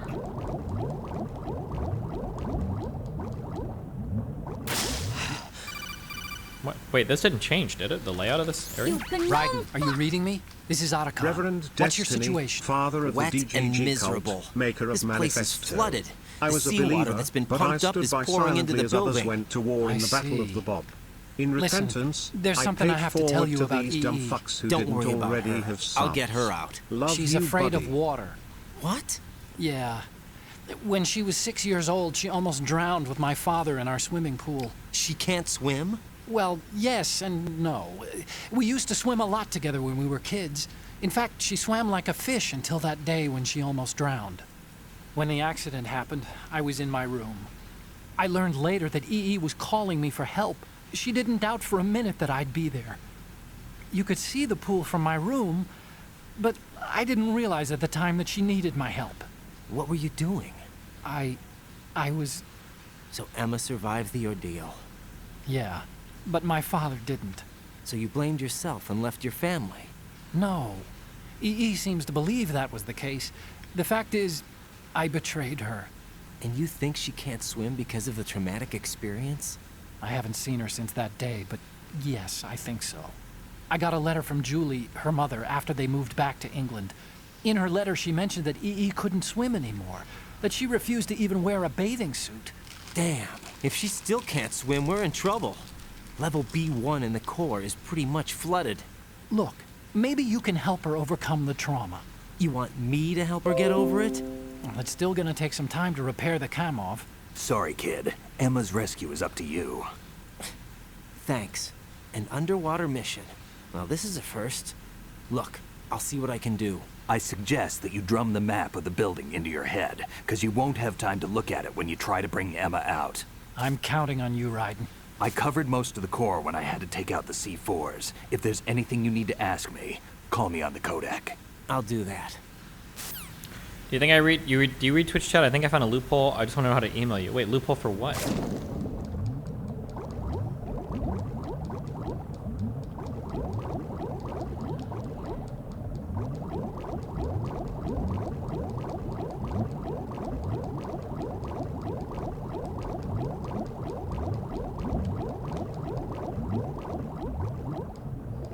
Hi Destiny, please do Dead Space. I think I already did Dead Space 1 through 3, I think. No, I played 1 and 2.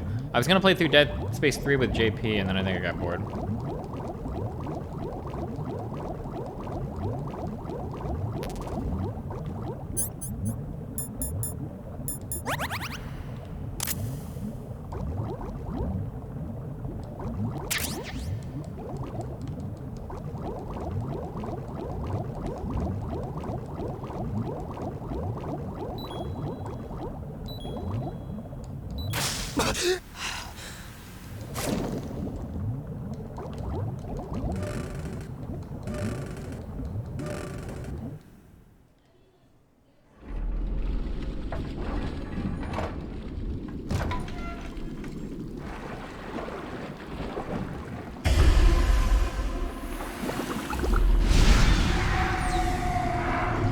Wait, how did Stillman die again? I thought he got exploded. Why is his whole body here?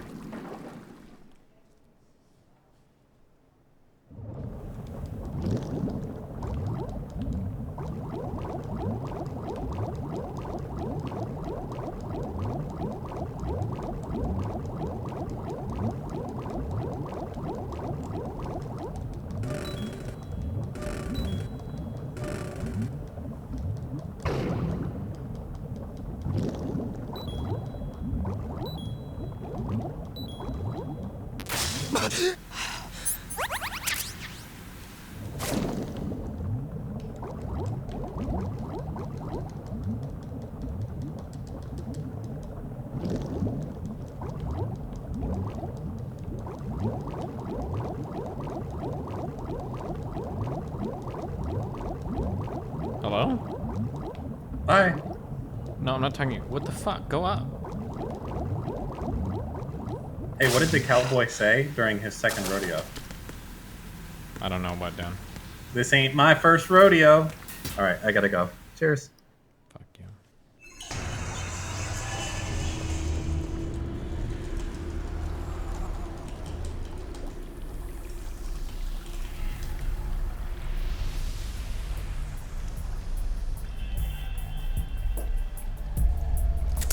Still ticking, huh? Unfortunately, hell had no vacancies.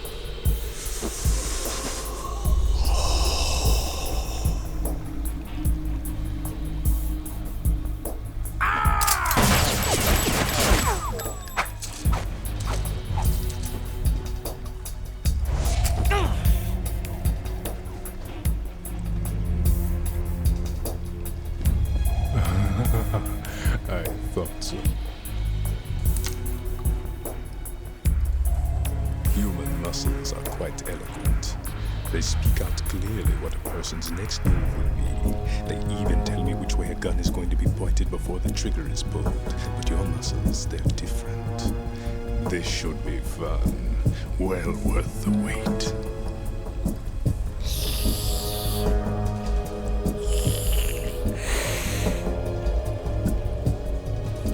I was coming? You've become a nuisance. I can't let you interfere with arsenal gear. The girl is just ahead. She is of no use to us now, but she served us well as the live bait for the big catch. Crazy Ivan sometimes speaks the truth.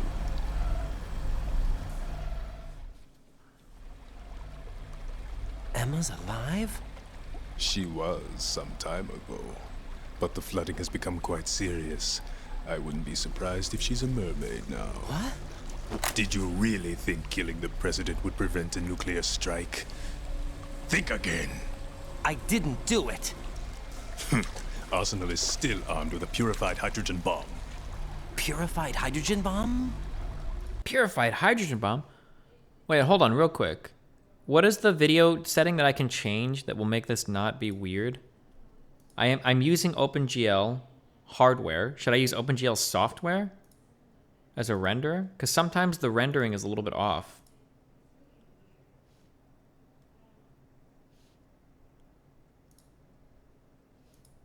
Or like, does anybody know why the skin like renders weirdly sometimes?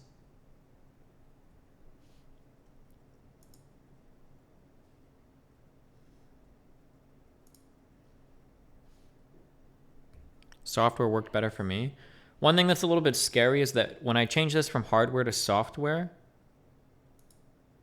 Oh no, wait, hold on. What am I using right now? Config, video, plugin settings. It's using OpenGL hardware. If I change it from OpenGL hardware to software,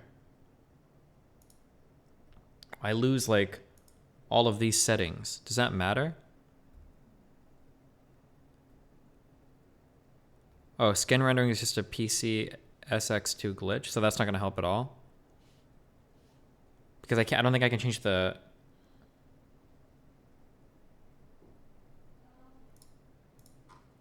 No, they're just unchangeable. You don't lose them. Let's see what happens, I guess. This is no ordinary nuclear bomb. This weapon is capable of heavy hydrogen nuclear fusion using lasers and magnetics to generate heat-insulated compression. It was a top-secret project initiated by the current president, and Solidus has no idea of its existence. The clean thermonuclear bomb is at an experimental stage and is handled differently. Specifically, it becomes launch-capable when Arsenal is activated. A nuclear threat still exists. 6 months ago, we lost everything we believed in. We were abandoned to take the fall in their cover-up. We were labeled as killers, responsible for the mass murder of civilians as well as our own allies. And the public believed every word, turning a deaf ear to whatever we had to say to the contrary. Our only goal is to wipe them from the face of the earth and destroy this world of deceit they have created along with them. You're insane. Insane? We might be the only ones telling the truth.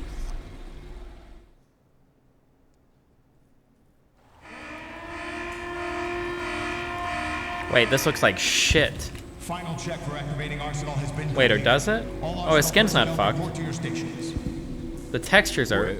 Or the resolution or something is... To go into operation. Damn it!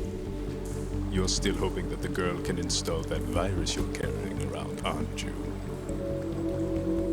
You know?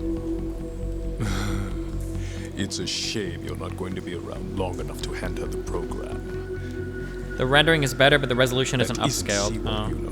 It's a byproduct of the microbes contained in the pool. Buoyancy is practically non-existent thanks to the high oxygen content. Once you fall in, you don't come up. Take a good look at your grave. Aren't you? Wait, should I look at the difference? You know? It's a shame you're not going to be around. I feel like the other one looks better. We'll just deal with some of the rendering issues. Fuck it. So plugin settings, we'll use OpenGL hardware. Because the internal resolution looks way better.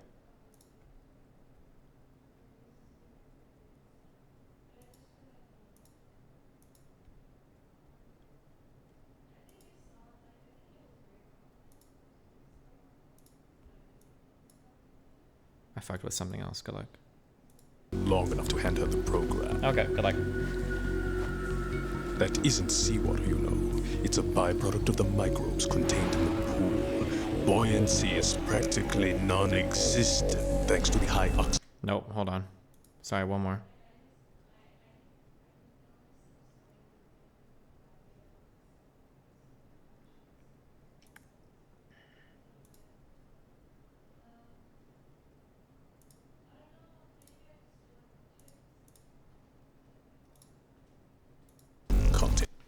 Okay. Aren't you?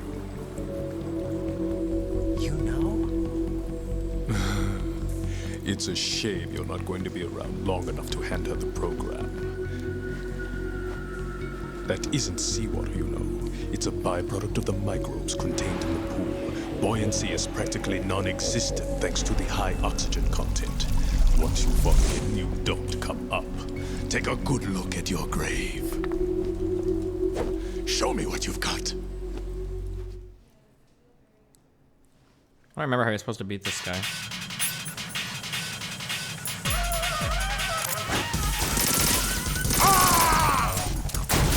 Wait, is it that easy? Do I just shoot him over and over again? Do I get something special if I, like, stun him to death? I don't remember. Oh, I think you get, like, their dog tags or something. I don't think you really... I don't give a fuck.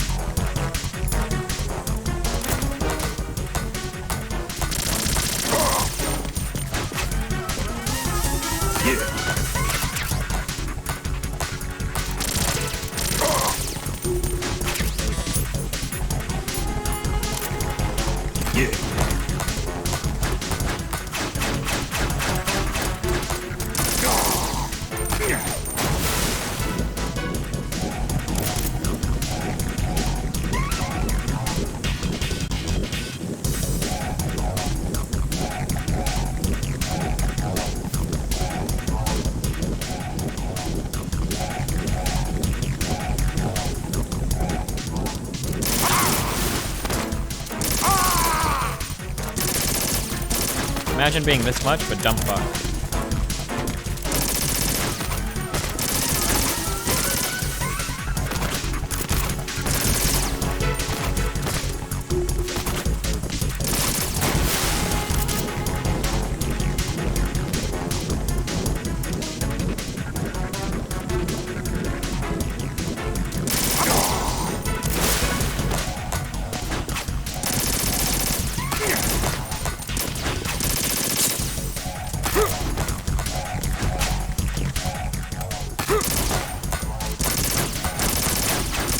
Okay, I'm pretty sure I'm hitting that guy, but okay. Is this supposed to be difficult? It's on normal mode.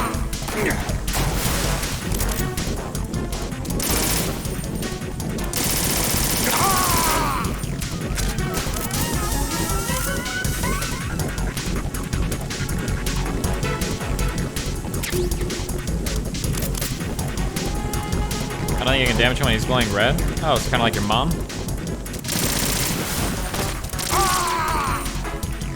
Wait, we can't damage him at all? Let's test that theory.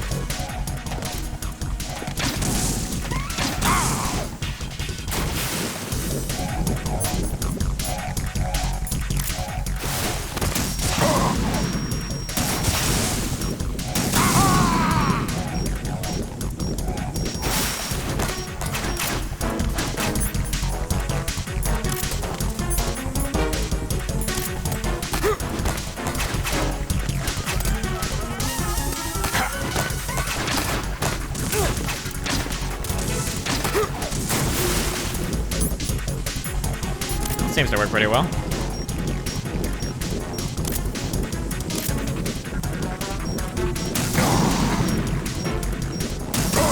Wait, do I just shoot the water? Does it hurt him?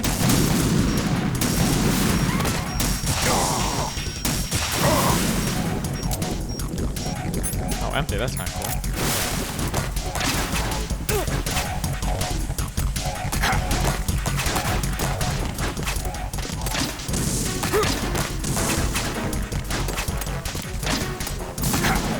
This grenade launcher sucks a little bit.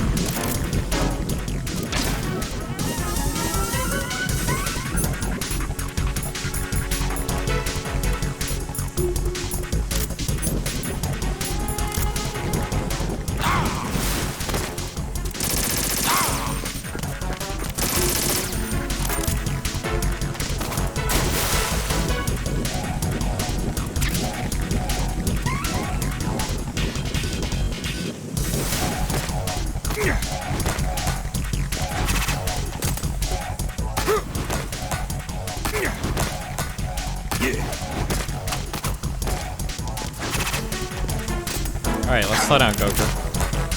Take this. If you whittle his health down and then shoot him with a stun gun, do you get his dog tags? No, because he's got 2 separate life bars. One is for being stunned and one is for being like killed. You take this. What are you doing?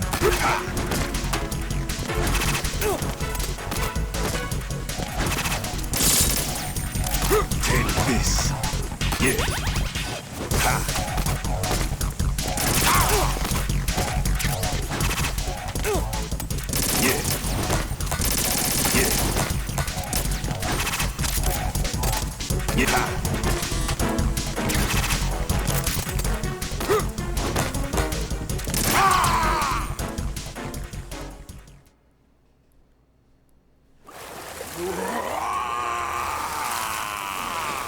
Dumb fuck.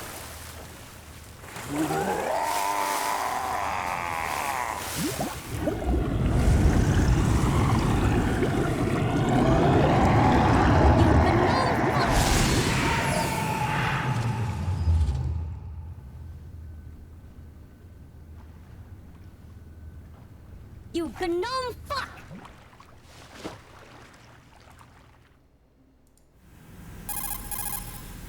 Colonel, they've apparently completed the final check procedure for arsenal gear. Find Emma on the double. You've got to get her to install the virus program that the President gave you. When you find her, take her to the computer room on level B2 in the core of Shell 1. Snake, did you catch all that? I didn't make it on time. Arsenal's going active. Yeah, I heard. The hostage rescue's gonna have to wait. I'm going after Emma. We'll secure the computer room. Looks like we can't install the virus program without Emma. Can't your partner do it? I would if I could, but the security for this system is no joke. I need more time. That's why we need her. Understood. I'll make sure you have your family reunion. What's up? A lot of years have passed between EE and me. Then you should see her, right? I don't have the right to see her. We can talk about this later. Raiden, I think you'd better get moving. Emma's in the locker room to the north, right? I'm on it. Destiny, Booksmarts is going over your manifesto and saying that you also pushed women. Wait, really? He's not really, right? Normally I don't mind him like both sidesing like my political debates and whatnot, but if he tries to like both sides the Bob thing really hard, that would be like pretty shitty of him, I think. Depending on how he's saying it.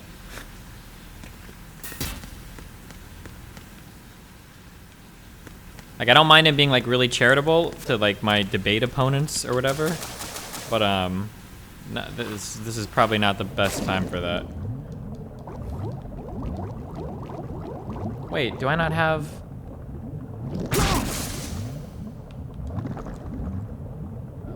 Do I not have a mini map for this part? Why would you do this to me?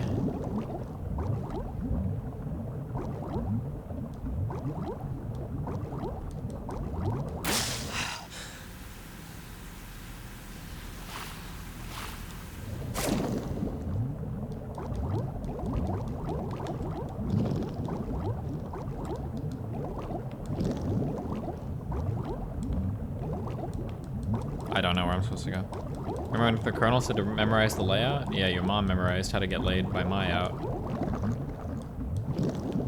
Go up! Thank you. Wait, this isn't where I came from, right? Body armor is here? Wait, like underwater?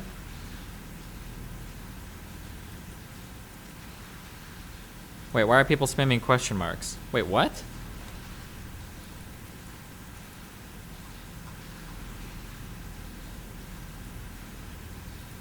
Oh, because of your mom joke. Oh, never mind, sorry.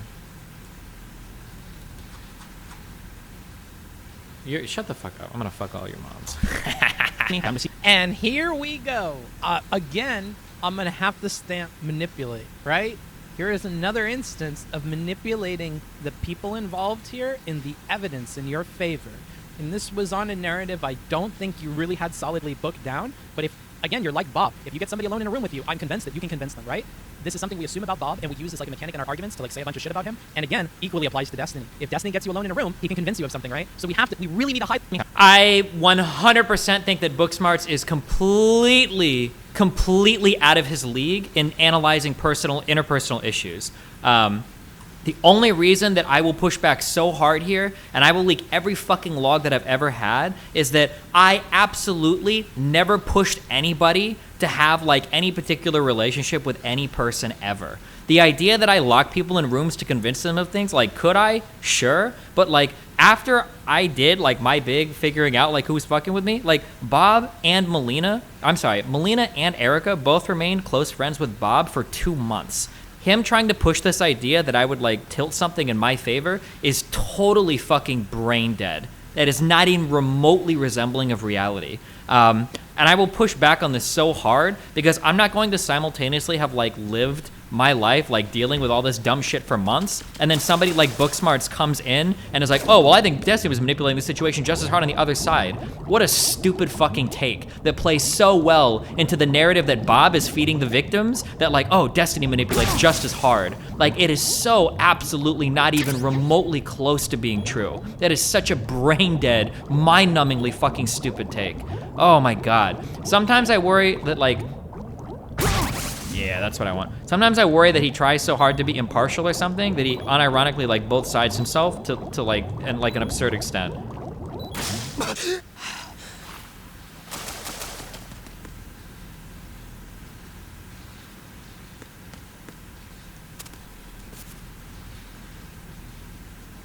I feel like there are gonna be people that come away from that conversation thinking that I'm just as manipulative as like Bob is or whatever. God damn it, I came right back to the fucking start.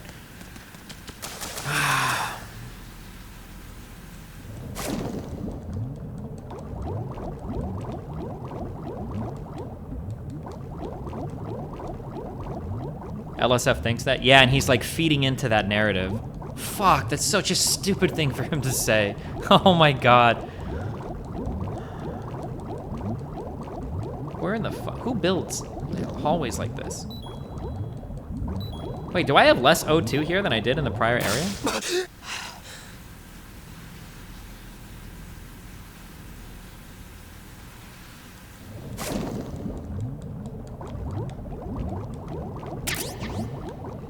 Bullets for the PSG-1. Has there ever, in the history of video games, ever been a game where somebody was like, I really like the water section? Has that ever happened?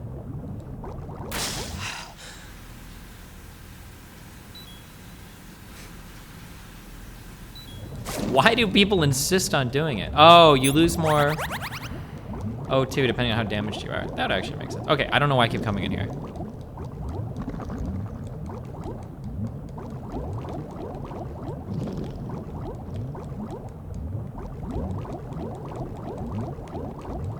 Okay, this isn't what I just came from, right? No, this can't be. This can't be. No! Okay, thank God.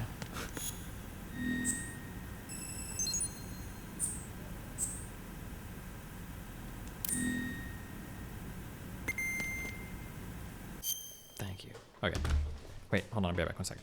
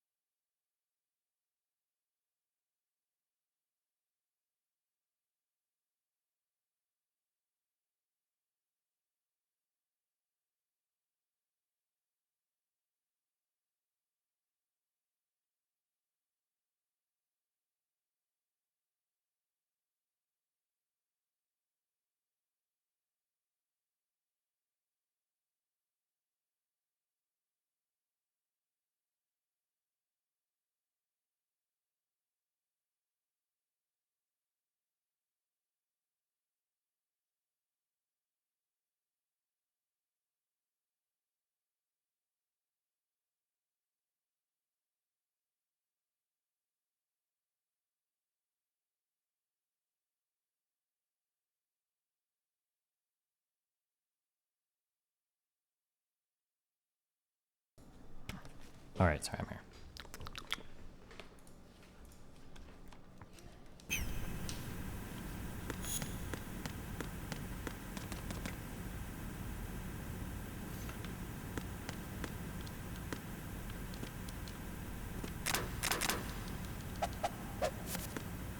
More cringe from book smarts. Wait, am I really gonna have to spend today talking about this again? But they talk, and I'll be honest, one of the things I hadn't considered is that even if Melina and Bose hate each other, that doesn't mean Destiny can't be organizing with Melina and Bose independently. Yeah, it's almost like there's a mirror, and what we have on the one side that we're accusing Bob of is something that we have evidence for and we can see happening on the other side with Destiny. They're both independently talking to these women and trying to push them towards conclusions and telling them about what they think about the others based on private information. And like, yes, there is a mirror there. Now, what they're trying to accomplish, what their intentions are, whatever, could... God damn it.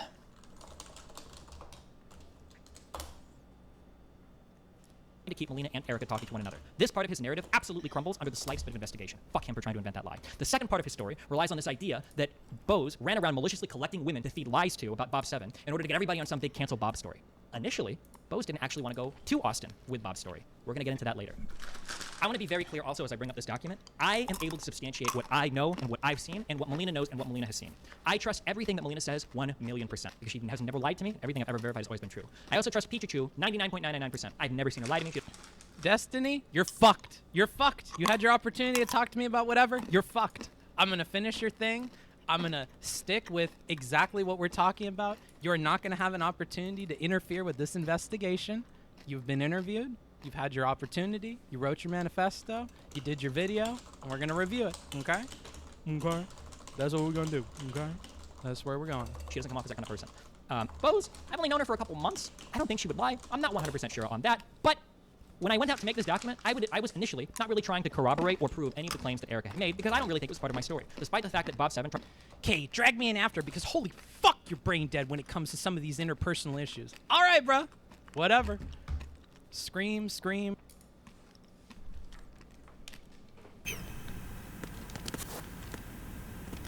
Wait, do none of these open except Emma's locker?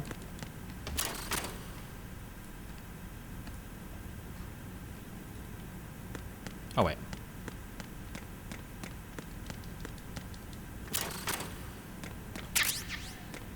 I got a book. You know what kind of book that is. Punch them open? I don't think you can punch these ones.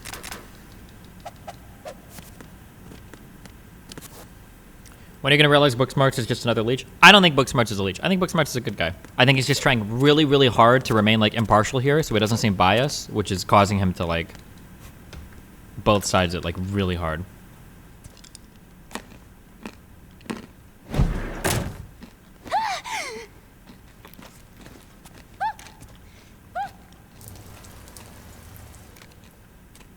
Are you all right?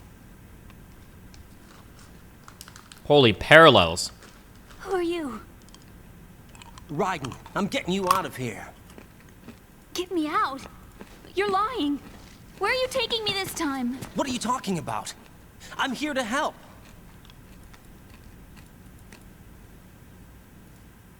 Here, I'll prove it. Do you have nanos? What? Well, do you? I do. Everybody on this project has them. Okay, good. Let's try.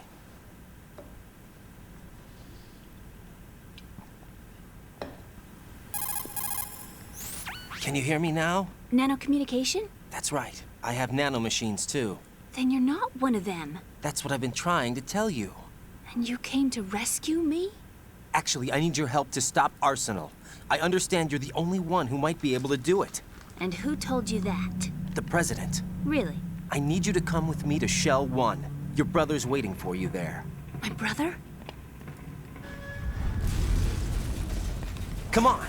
We have to get moving. This place will be flooded soon.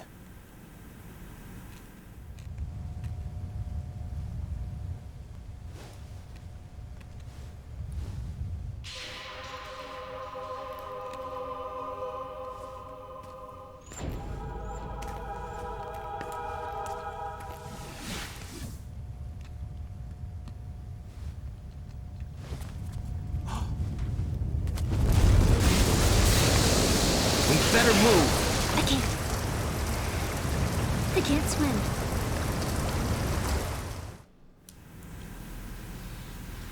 Leave me. You can swim. You used to love it. How do you know? Your brother told me. He's really here? That's right. He's here to rescue you. I don't believe you. He would never come for me. And I'm telling you he's here, waiting for us at Shell 1. No! He left me, my mother, when we needed him the most. When my father died, all he could think about was himself. Emma, we can go over all that later, but first we have to get out of here. No! I hate water! It's hopeless! I can't swim! I can't swim! You can do it! I can't!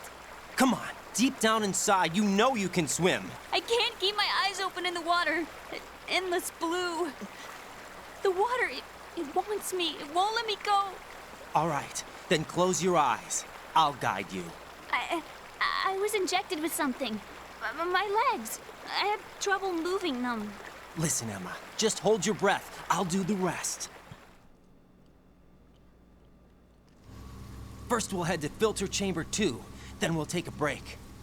And all I have to do is hold my breath. That's right. How long? Just a little while. Are you sure? Of course I'm sure. That's how I got here. I don't think I can do it. I'm not good at holding my breath. Look, Emma, I have an idea.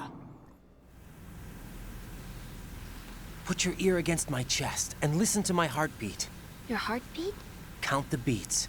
Don't think about anything else. When you reach 100, open your eyes. By that time, we'll be on the other side. Give me a signal if you think you're running out of breath. What will you do then? I'll swim faster.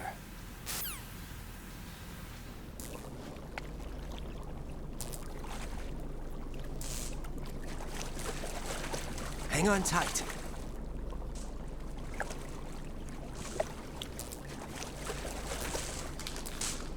Okay, let's go. I'm closing my eyes. Take some deep breaths. 1, 2, 3. Wait! What is it? Let me take off my glasses. You know, you should wear contacts. There's nothing wrong with my eyes. I wear them for show. Trying to be different from the other girls? No, it's not like that. I like glasses. And there's this guy I liked who used to wear them. Your first boyfriend? No. Somebody more important. My dad. Anyway, Sorry, I'm just they kidding. bring me luck. I Feels see. weird, man. Okay, let's go.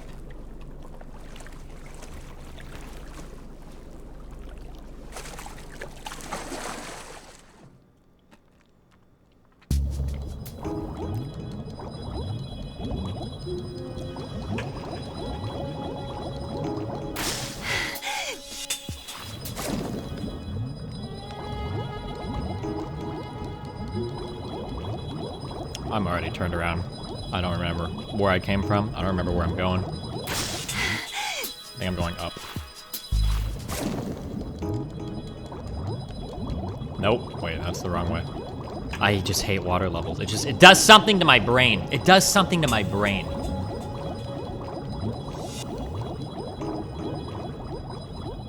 Go up. Go up! Hello?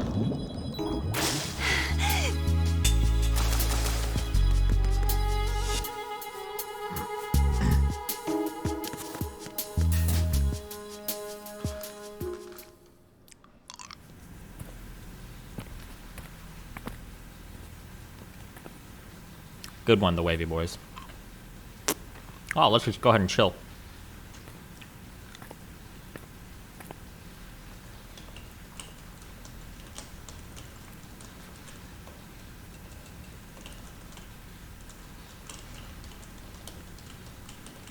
You did good. I concentrated on your heartbeat. It reminded me of when I was a kid.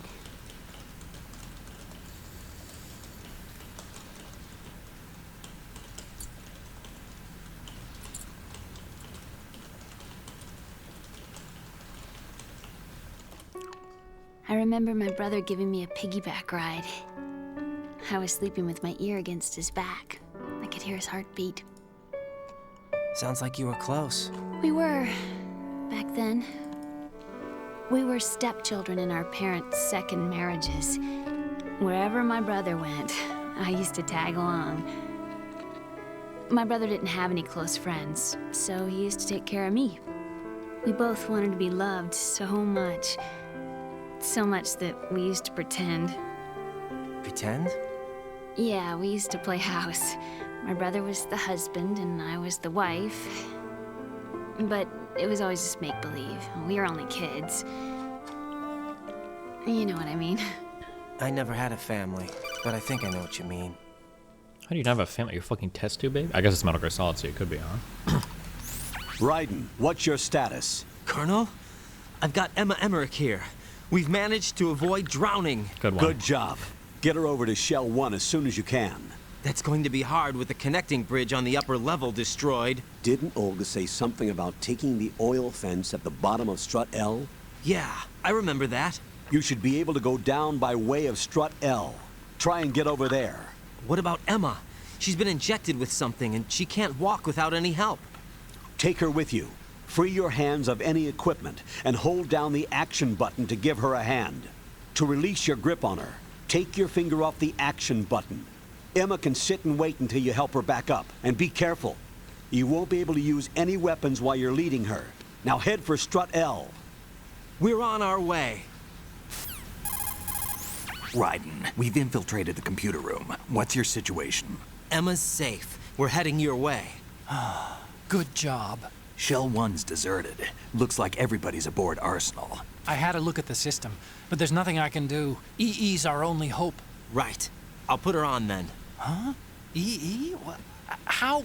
I'll use my codec as a relay. Here she is. How? Wait, can I hear her thoughts? EE, is that you? Nope. How? EE. Why are you involved with Metal Gear? Huh? You knew our family's dark history and still got involved? What's wrong with you? Yeah. Should have known. Smack her down. Answer me. Why are you repeating the same mistake? I wanted to hurt you. I wanted to see you suffer. EE? You abandoned me. No, that's not what happened. All right, that's enough. Who are you? I'm a friend of Otacon's, Emma. Otacon. Enough with the sibling rivalry. That's not what this is. We haven't got time for this. Raiden, get her over here right now. I... Gotcha, Snake. I'll head over there with Emma. Most of the enemy's aboard Arsenal, but I suggest you be careful. Make sure Emma gets here in one piece. Raiden, take care of my sister. Don't worry. I'll get her there.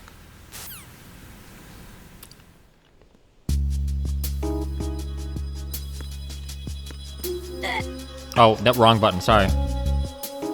Wait, what is the... Oh, this one.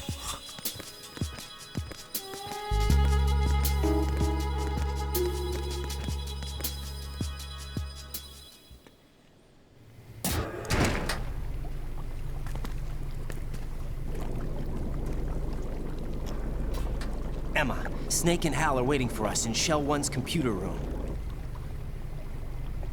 I've got this disk that the President gave me.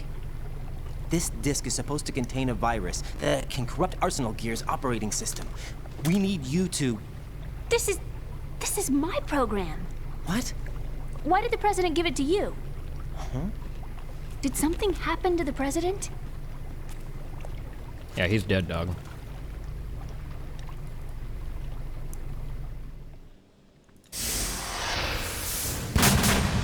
Like, super dead. He's dead. What? You actually wrote this virus? It's not really a virus. It's more like a worm cluster. It's actually a delayed effect autonomous program that's designed to invade GW's cerebrum and render its nerve connections useless. True. You know what GW is? Of course. I created it. Of course. Huh? You look surprised. Well... Cat got your tongue? I'm sorry, How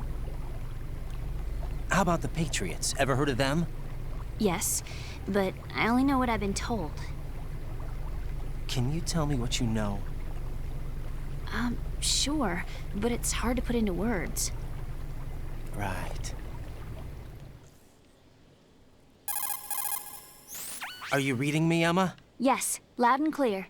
The president said that arsenal gear was the Patriots' key to supremacy. That's as good a description as any. What exactly is it?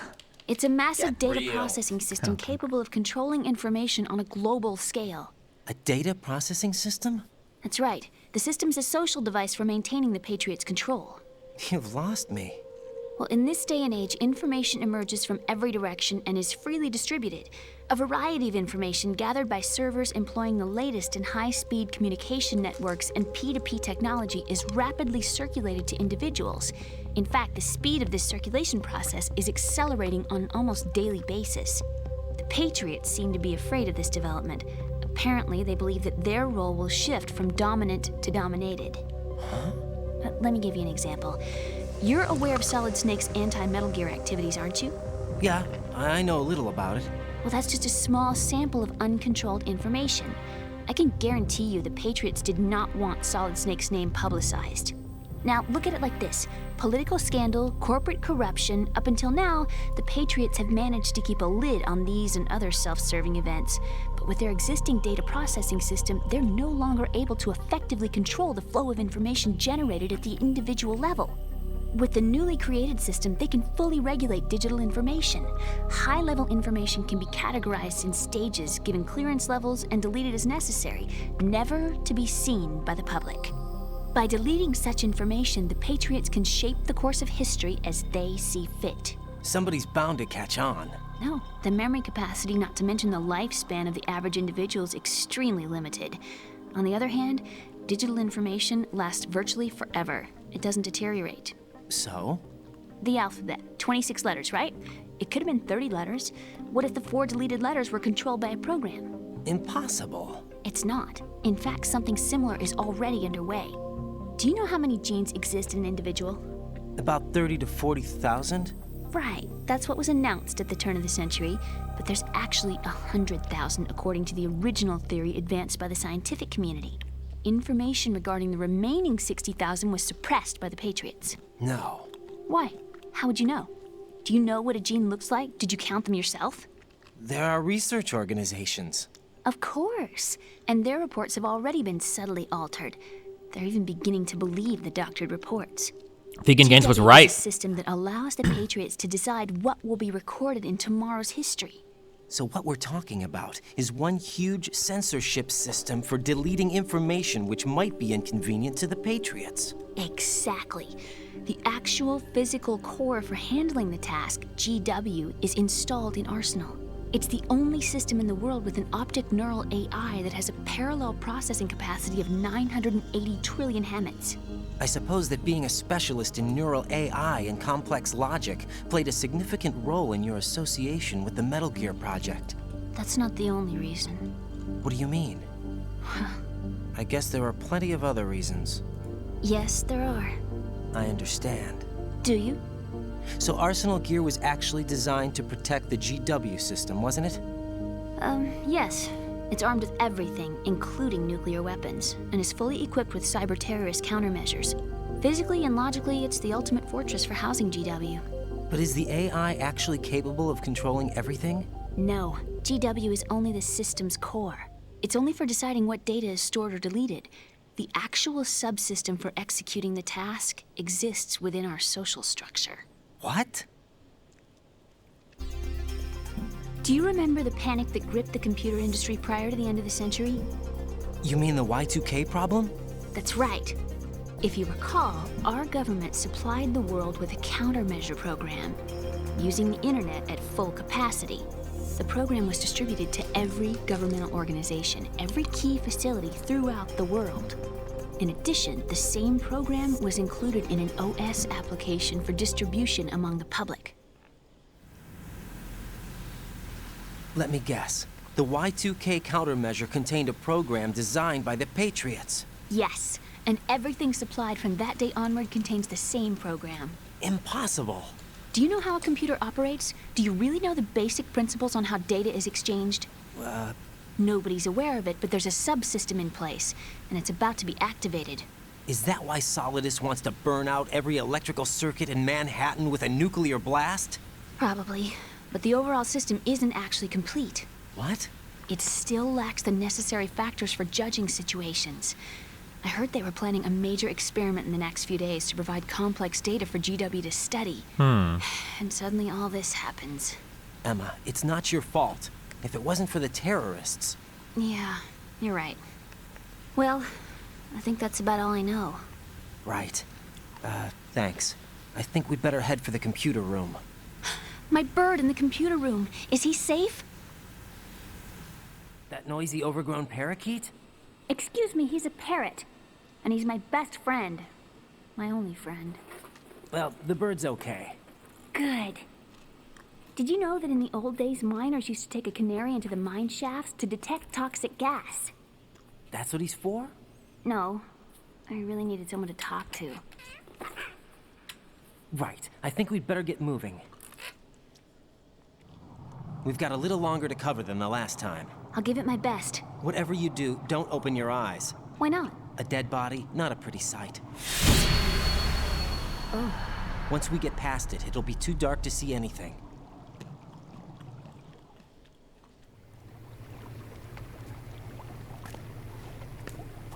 What are those sticks in your head? These?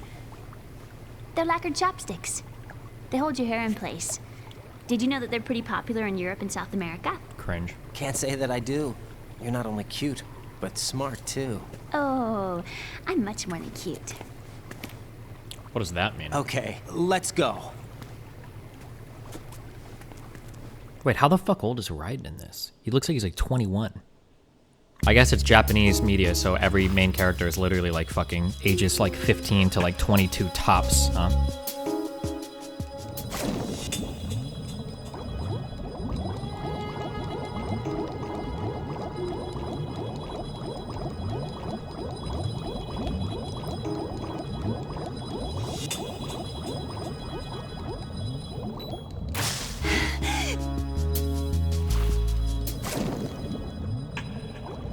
Oh god, the swimming.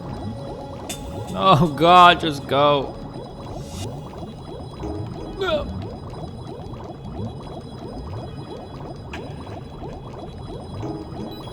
Oh, whoops. Wait, what the fuck is happening?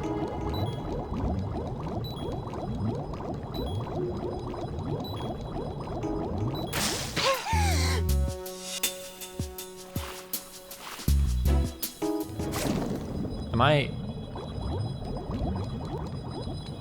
Okay, we go through here. Go through here. We go through here.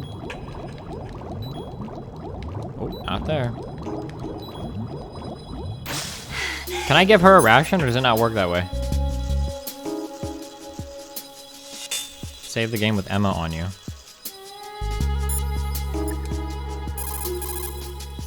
Jack, do you need to save? Uh-oh.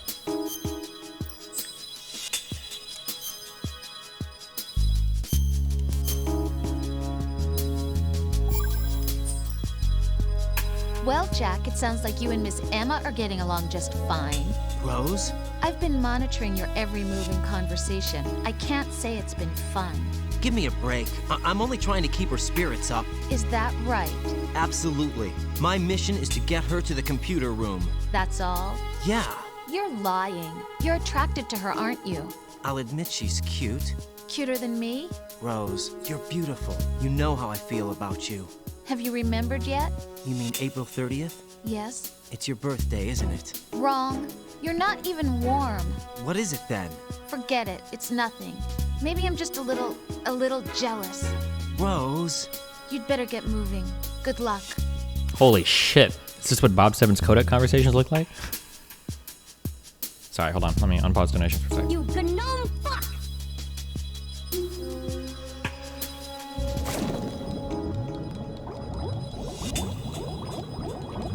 You gnome fuck!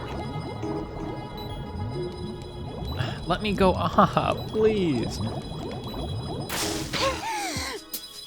You gnome fuck!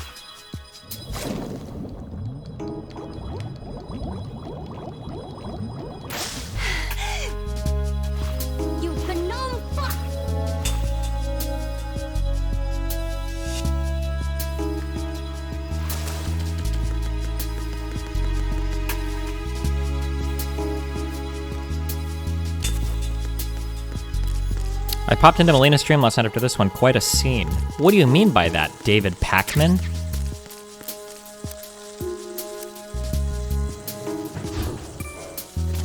Oh. Hey. Come. Bugs! I hate bugs! You gnome fuck!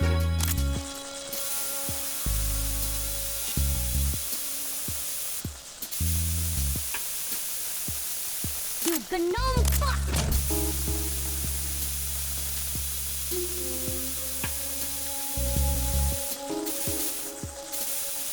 You gnome fuck!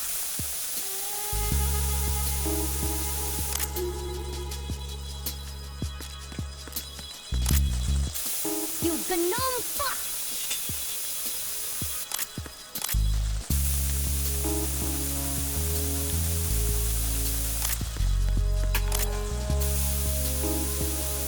Skidder 386, $5. We can't hear you, Stephen. David Pena, $5. Audio in YouTube is muted. You gnome fuck!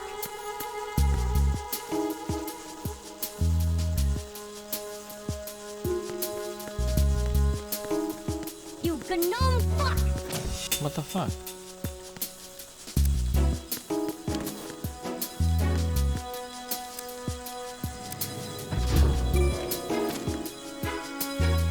Did you know that Destiny is actually two identical twins?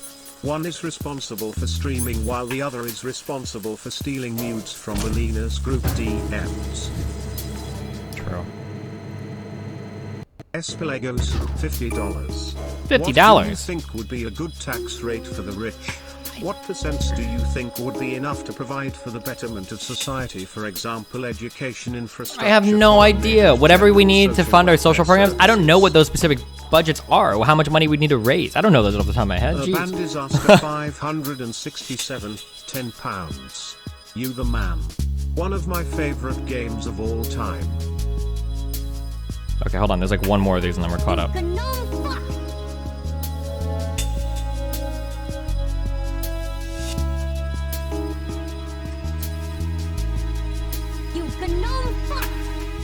Potato. Okay. Wait, there's one more.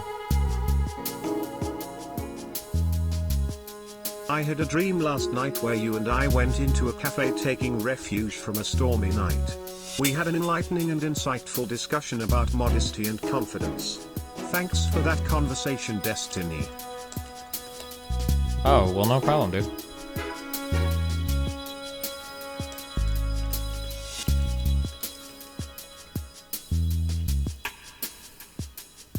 Okay, we're getting D-Pack in 2 minutes, boys. T-minus 2 minutes. Hey! Hey! The fuck up.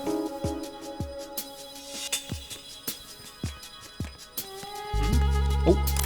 There's somebody there. Okay, now when you say somebody, what do you mean by that? Epistemically speaking.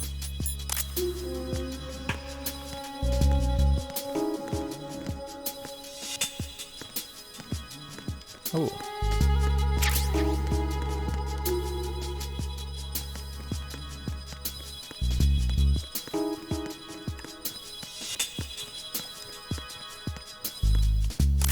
What are you doing? Freeze! Wait, isn't there a way to... Give me your dog tags. Destiny Usable Smarts is trying to appear so non-biased that he is actually fucking up his interpretation of the drama. How do you get out of this mental trap? This is something I overthink about a lot actually in my own life. I don't know, you have to build your later positions out of more, like, foundational positions. Make sure you're doing that instead of just trying to, like, adhere to some, like, abstract narrative or something. I don't know. Hello. Steven. Hey. How are you? Pretty good. I just have a new policy when I start conversations with other political people. So yeah. I just wanted to be stated for the record, I believe that Kyle Kalinske is one of the stupidest people right now doing media in the entire world. I just like to get that out there. Okay, go ahead. What's up? What's he doing that's riling you up? Just in general, just being like a dishonest dipshit piece of shit. Wow. I mean, I'll be totally upfront. He's a friend of mine. I don't watch any shows like mine, so I actually if you want to maintain that friendship, it'd be really good probably to never pay attention to anything he says publicly ever. And then that friendship would probably be pretty easy to maintain.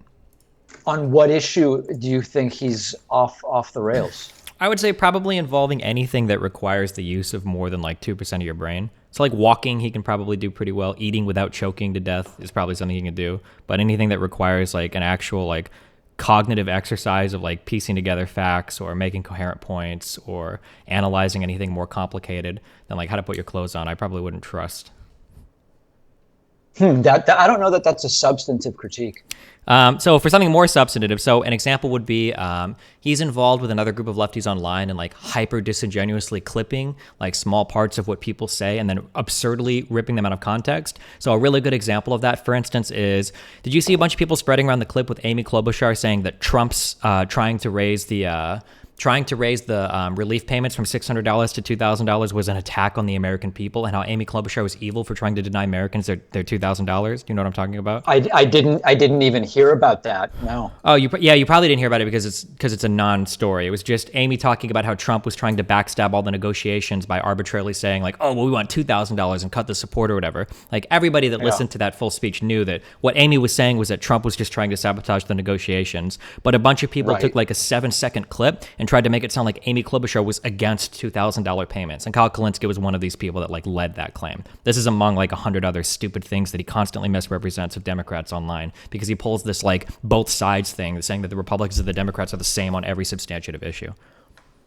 See, this is why I don't even watch any shows that are like mine, so that I don't even know. I have no clue what this is about. And I can't even comment because I'm not aware. If it's as you describe, I should investigate it more, but I just don't know a thing about it. Sure. Okay. Well, hey, what's up? We don't have to, we didn't have to discuss that. That's just a statement I like to get out there. So go ahead. What's up? Those are disclosures, I guess. Yeah.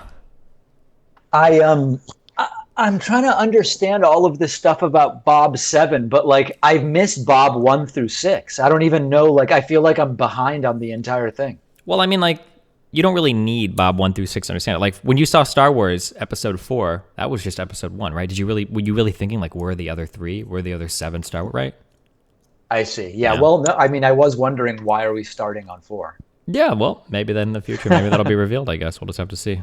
George Lucas writes up the script for that. I don't know if this is even like, if you think that this is something I wouldn't care about, we can skip it. But people are posting on my subreddit, on my Discord, emailing me. They're saying, do you have a comment on the Bob 7 Destiny thing? And it's like, I don't even know what that means. Like, what universe is it even in? Oh, it's probably like my fans shitposting or something. It's all like interpersonal drama that's not going to be very interesting to literally, even in my community, half the people don't really care that much. It just grew into some huge shit thing. Yeah. That's interesting. I've experienced stuff where, like, for example, recently there was a thing involving Jimmy Dore where my audience was like insisting I talk about it and attacking me for offhandedly saying the wrong thing when a caller asked about it. So I was like, wow, I should really like put my thoughts together about this and talk about it. And then I did, and the clip did terribly. Like if really angry people insisted I had to talk about it. And then I did, and it's like, it's not even ranking with my audience. Yeah, because they think that like you need to answer for something because they're like disingenuously clipping you. But then when you actually explain your full thoughts and it's not controversial at all, people are like, oh, whatever, I don't care. Right? Yeah, and it got like 12,000 views, and I was like, that was a waste of time. Yeah. But so does this relate to something happening off stream or on stream? A little bit of both, but mainly off stream. Oh, wow. So this is like something in your personal life. Yeah, but it's all public now. Oh, Jesus. And did you out it or did someone else out it? I kind of went public initially because I found out basically that there was some guy that was spreading a fuck ton of rumors about me behind the scenes, and I didn't know how many people he'd reached out to. So I was just like, oh, I guess I'm going to say something publicly in case people have heard things about me. And were the rumors, I mean, it's sort of like now in our 30s, this concept of rumors is interesting. Like, were they rumors that materially affected your life? Like, could they have led to criminal charges or something like that? No, it's not criminal charges. I don't give a fuck about that. It's social consequences. Like, if people think that I'm doing like really weird, fucked up stuff, then like any new person that I try to interact with to either do business work with or to just make a friend with is going to already be kind of like tainted. Like, wait a second, like I've heard these crazy things about this guy. Like, why would I ever talk to him or work with him on anything, you know? Wow, and this seventh Bob is this powerful? Yeah, he was quite powerful. He had a consortium of people gathered under his wing. He had quite the legion. Yeah. Wow. Well, I'm gonna have to explore this. You're not worth the time. It's gonna be pretty. It's gonna be pretty boring. And then did it involve Melina at all? Oh yeah. Oh, it did. Oh yeah. Oh, so this is not just you and Bob to the seventh. No, the overall extent of this, the tendrils flowed far from the initial source in this one. I think about 13 people were involved in this by the time everything was said and done. Oh my God. Well, I'm sorry to hear that. To the extent that it's being represented accurately here. Yeah. Well. Jeez. Do you think? Go ahead. I was going to bring up like irrelevant, boring shit like the inauguration. I was just curious, but yeah, what did you want to say about Bob 7? No. We can get off that. I mean, it's pretty clear.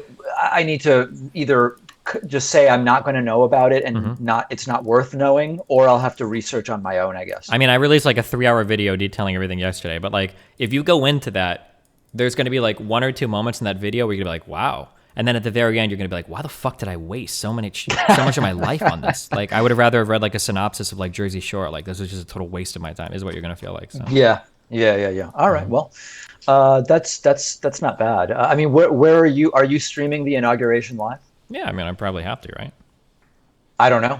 I don't know what, I mean, I don't know in your current arcs, whether it would be expected that you stream it. I think so. Yeah. Okay. And what are you expecting? I don't think anything bad will happen. I think that they're going to take the security way more seriously this time, instead of the horrible fuck-ups that happened for the vote tabulation or whatever for the Electoral College. It seems like they've already cracked down hard. They're making a fuck ton of arrests, and the security is like super buffed. So yeah.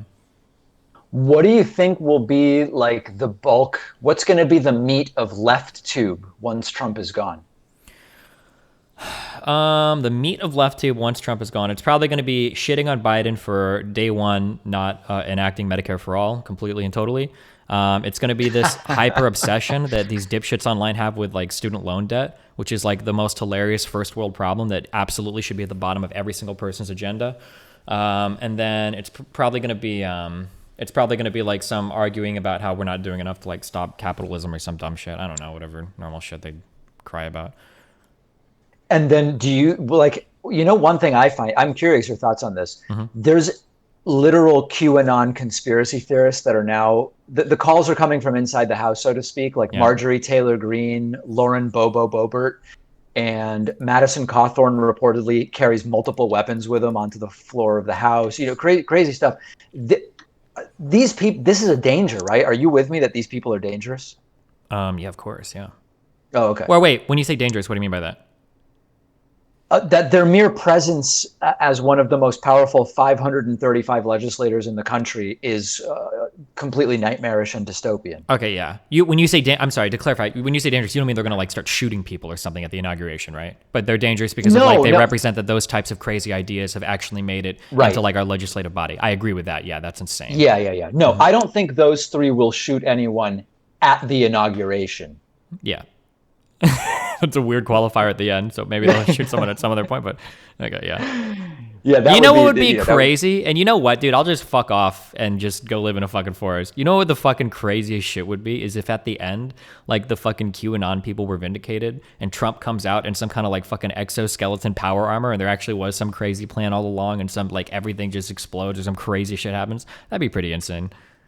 Yeah, I still have people emailing me saying, I just don't understand how, Biden will be in prison by Thursday morning. Yeah. It's like, yeah, you're right. I don't understand that. That's or those true. I don't know if you ever saw that ultra cringe Dave Rubin clip where he's like, Donald Trump he's a billionaire. Like, there's no way this is the end. Like, he's got to have something up his sleeve. Like, there's no way. Like, of course he's got something planned. Like, oh my God, this was weeks ago.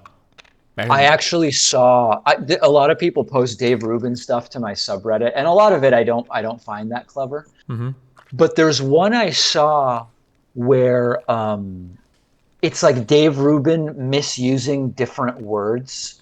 Like there was one where he called it butterfly theory, which is like chaos theory, you know, like a butterfly on the other side. Because he was thinking of butterfly effect or something. But go ahead. Moves a cloud, which then creates a hurricane, which then leads to 10 people dying in the U.S. Who knows what? Mm-hmm. And it was like a completely unrelated thing that he was describing. And there's a bunch of these like Dave Rubin versus words things, which are just incredible. Mm-hmm. Yeah, not surprising. You know, you don't sound that interested in. I mean, Dave Rubin is like, Dave Rubin is real dumb. He's like Kyle Kalinske tier of stupidity, so it doesn't surprise me, you know? Oh, see that? I don't see the what I have seen of Kyle and Mm-hmm. the stuff I've done with Kyle. He seems to be able to do something coherent, even if you disagree with his conclusions, where like watching Rubin is like a Rorschach test. Oh, okay. Interesting. Let's see. So inauguration is going to go off unmessed with. How do you feel about the conviction in the Senate of Trump? How do you feel about this? I'm not super confident it's going to happen. Yeah? I think that a lot of these Republicans who are okay with the impeachment are being very careful not to say, and we would support conviction. They're just saying they're okay with the impeachment, which is in the House. I'm really, really, really scared of anything at all being wasted on that conviction. Like, Biden has so much set before him that he needs to get done. Like, this might have to be the most ambitious first term because we have whiplash right now. We went from a Republican president and a Republican House and a Republican Senate to an incumbent Republican president losing and flipping all three of those.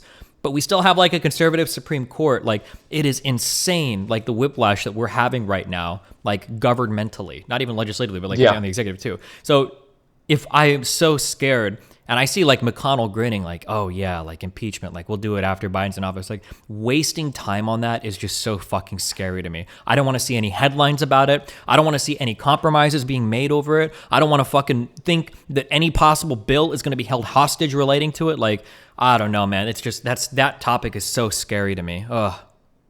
I just don't think that this idea of waiting so that it doesn't interfere with Biden's first 100 days, I think you just lose momentum. I think the odds of a conviction if you wait 100 days go down dramatically. Yeah, I understand that. But what I'm saying is like, I don't actually care about the conviction at all. Like, I would like to see Trump convicted because I think that would be fucking hilarious. And he's unironically like, I'm sorry, more than hilarity, like, holy fuck. This guy was like cheering on like an attack on the Capitol while sipping martinis in the White House. That's insane to me.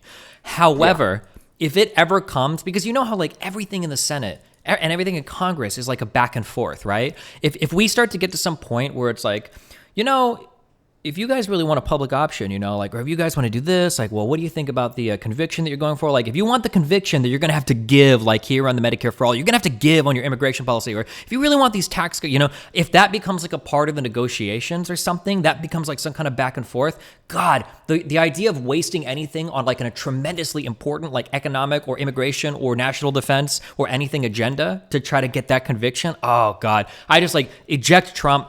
Don't let him fuck us after he's already out of office. Like that would just be my one hope. It'd be negotiating for what? I don't see any sense in doing that negotiation. Exactly. Yeah. But like if we don't have the votes for it, I would just say like, listen, like fuck it. Okay, you know what? Fuck Trump, and then you just eject it, and then we focus on like the work that has to be done, right? And I mean, listen, he's been impeached twice, and I know that certainly getting a conviction would be great, but it's still one for the history books. The guy's been impeached twice; nobody else ever has. Mm-hmm. Wait, did they actually? Oh my God, I've been doing embittered in drama recently. Did they actually did the impeachment in the House? Right? Did they do that second one? Yeah. It's done. He's been impeached twice. Yeah. Okay. Yeah. Oh yeah. Hey, I heard that let me see if I got this right. You're running for mayor of Lincoln, Nebraska? No. I'm helping a mayoral candidate in Omaha. I want to see if I can get a mayoral candidate elected and to unseat the current mayor there. Oh, okay. What's going on there specifically? So basically, we're gonna have two large Airbnbs are gonna be rented out to probably around anywhere from 8 to 10 full-time volunteers that are gonna be living there for 2 to 3 months. That are gonna be doing like what? Oh boy, this is already sounding like another one of these Bob 12 fiascos or something like what happened in Georgia where somebody kept $8,000. Listen, I've got now the people that I'm working with are battle tested, okay? So I already know who I'm working with, okay? Because the guy that ended up doing most of Bob 7's work is like my chief like co-coordinator or like co-owner of this project basically. But yeah, we're gonna have 2 big Airbnbs. We're gonna have about 10 people living there full time that are gonna be doing like canvassing, door knocking, cleaning up lists, dropping signs and stuff. And then we're probably planning about 3 or 4 different big like canvassing events. So the first one's coming up, I think February 6th and 7th, I think, those 2 days. And we're going to bring a bunch of people down, put them in a hotel, and then do like a big canvassing event on the weekend. And yeah, that's what we're basically doing over the next 2 to 3 months. Can we get away from pizza for these events? Because I don't know that pizza served us well in Georgia. It's so hard. Have you ever, I know you're half joking, but like, have you ever looked up like catering before? Yes. It's horrible. So like as an example, like, cause I was looking up a bunch of, cause I agree. Like pizza seems like very informal and kind of like, okay, like it feels like I'm at Chuck E. Cheese. But when I was looking up catering for food in Georgia, in Columbus, which I imagine is probably going to be cheaper than most places. This is like not right. Yeah, it's not fucking New York City. It was like, I could get like these little Mediterranean food boxes with like chicken and salad and everything. And it was $11 to $12 per meal. And the problem is these meals were like 360 calories. And I'm like, this is not like, yeah, people are going to burn more calories than this walking for 4 or 5 hours. Like, so I was just like, pizza is like the only thing that's like cost affordable, unless I want to spend literally $20 a person, which is just not realistic, I think. How will you, I don't know if you know this, but very soon, like probably by next, within a few weeks really, you're going to be able to buy over-the-counter, at-home, 10-minute result COVID tests that you can just administer and get results on your own. Do you plan to stock up on those as part of this project? I haven't heard of those at all yet. Yeah. That sounds cool though. But does that sound interesting? To have like at-home COVID tests? Yeah, that sounds pretty cool. Yeah, so for the people that are going to, you're going to be putting all these people, they're going to be living together and going out and interacting with people. It just seems like it could be safer.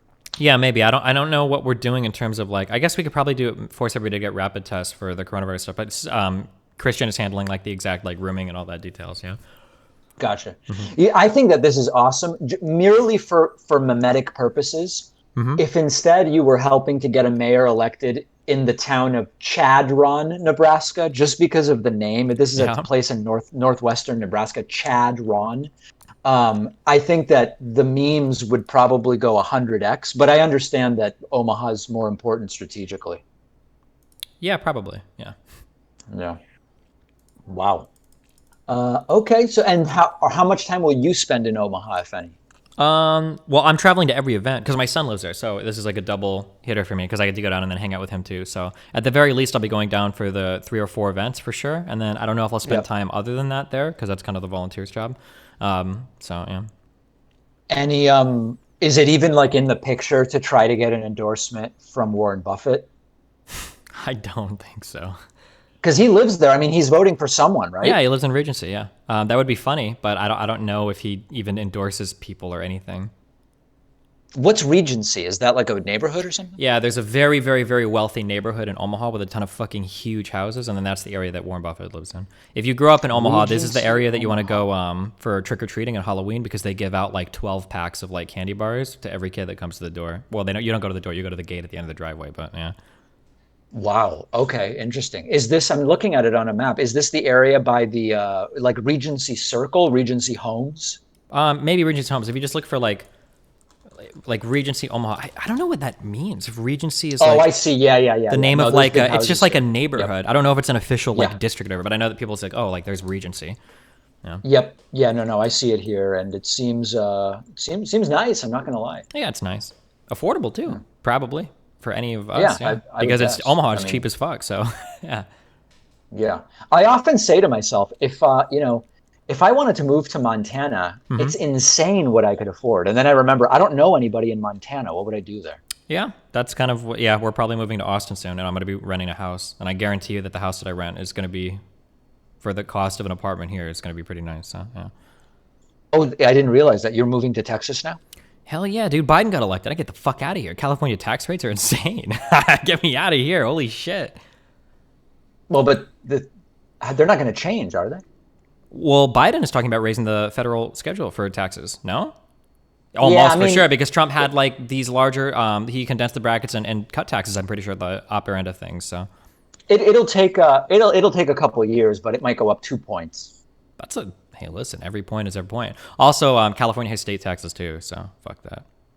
That's true. Yeah, but the thing about state taxes is property taxes are off the charts in states that have low or no income tax. So while that may or may not be the case, I can choose my property tax. I can't choose my state tax. Well, you can choose how much money you make, I guess. Yeah. Let's say hypothetically, because let's say hypothetically you make $500,000 a year in California, you're probably paying in state taxes. If I'm doing like quick in my head math, probably $40,000 to $45,000 in state tax. Okay, in state income tax, just state income tax. Sorry, who are you talking about? Like if you make 500, like I'm you as in a nondescript any person, but if you make 500 grand a year in California, you're paying about $40,000 to $45,000 to be my guess in state taxes. Yeah, I think it's about a 9%. Might even be higher in California. Higher than So if you go to, let's say hypothetically you move somewhere else, that's $45,000 in state income tax. Are you going to be paying $45,000 in real estate taxes anywhere, in property taxes? Of course not. You're not, but depending on one situation, I mean, yeah, it really depends on the situation. You'll probably pay less on property tax. I'm sorry, you'll pay less income tax. You'll pay more property tax. You'll maybe have a higher sales tax. If you have a kid who needs to go to school, you might be dissatisfied with the public schools because of the low tax, and then you're going to end up paying for private school. I mean, you know what I'm saying. It really depends on one situation. Sure. Well, also just in general, coastal cities, like cost of living is going to be higher as well. So like everything is more expensive too, even aside from just the tax situation. Yeah.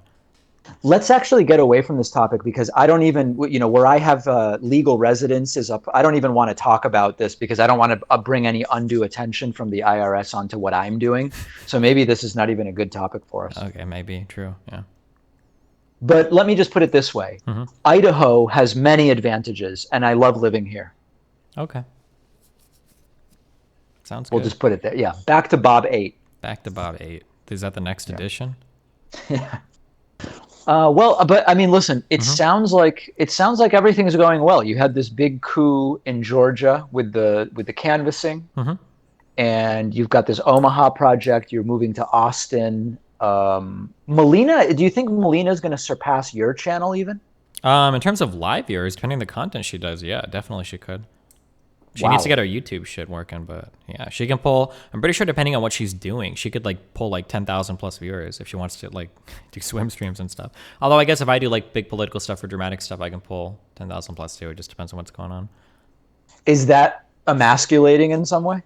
No, why would that be?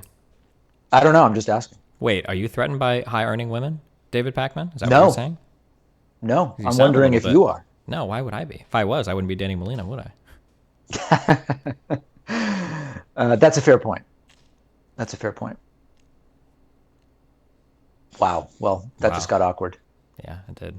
Quite a bit. No, I'm kidding. In any case, though, yeah, I stopped in Melina's stream yesterday. She seemed unsure that I remembered her, but of course, we had multiple meals and holy with shit. Hassan back when you were, still talking to him. I just want to say I had an awesome experience running through the potato fields with you when we were in Idaho picking stuff. I didn't know that they just grew on trees like that. That you just ran through and like grabbed the potatoes. And when that farmer was trying to hunt us down at the end, oh my God, that was insane. You said the funniest part of that was that Pacman said, so we go through these potato fields, right? There's these, I didn't know potatoes grew on trees, okay? There's these potato fields. And Pacman takes us in and we're like, dude, we're going to get fucking shot if somebody finds us here. And Pacman takes his fucking backpack off and he pulls out 4 fucking MAGA hats. And he's like, as long as we wear these, no one will fuck with us. And I'm like, are you sure? And so we put them on and we're like picking fucking potatoes off these trees. And then obviously because the farmer guys have to patrol the fields because I guess coyotes will eat potatoes, so they're on the lookout for it, and they see us and like, what the fuck are you guys doing here? And then Pacman looks at him and Pacman's like, we're making America great again. And then the guy like starts chasing because we have to fucking run out of these potatoes. It was crazy. But Pacman's wife was there with her car ready to do a quick getaway, so that was quite the adventure. Yeah, well, girlfriend anyway, but oh sorry, I didn't mean to, spoil that one. Yeah, but Pac-Man is also polygamous. I don't know if you wanted that one leaked either, but Pac-Man was actually the guy that got me into polyamory. It was actually when I learned that because it was crazy because I've had 3 different meals with Pac-Man, and 3 different times he's introduced a wife to me, and I'm like, wait a second. And then by the 3rd time, I was like, okay, you got to explain what's going on. Like, how are you getting married and divorced so many times? And he's like, what do you mean? I've been married to the same 6 women for 4 years.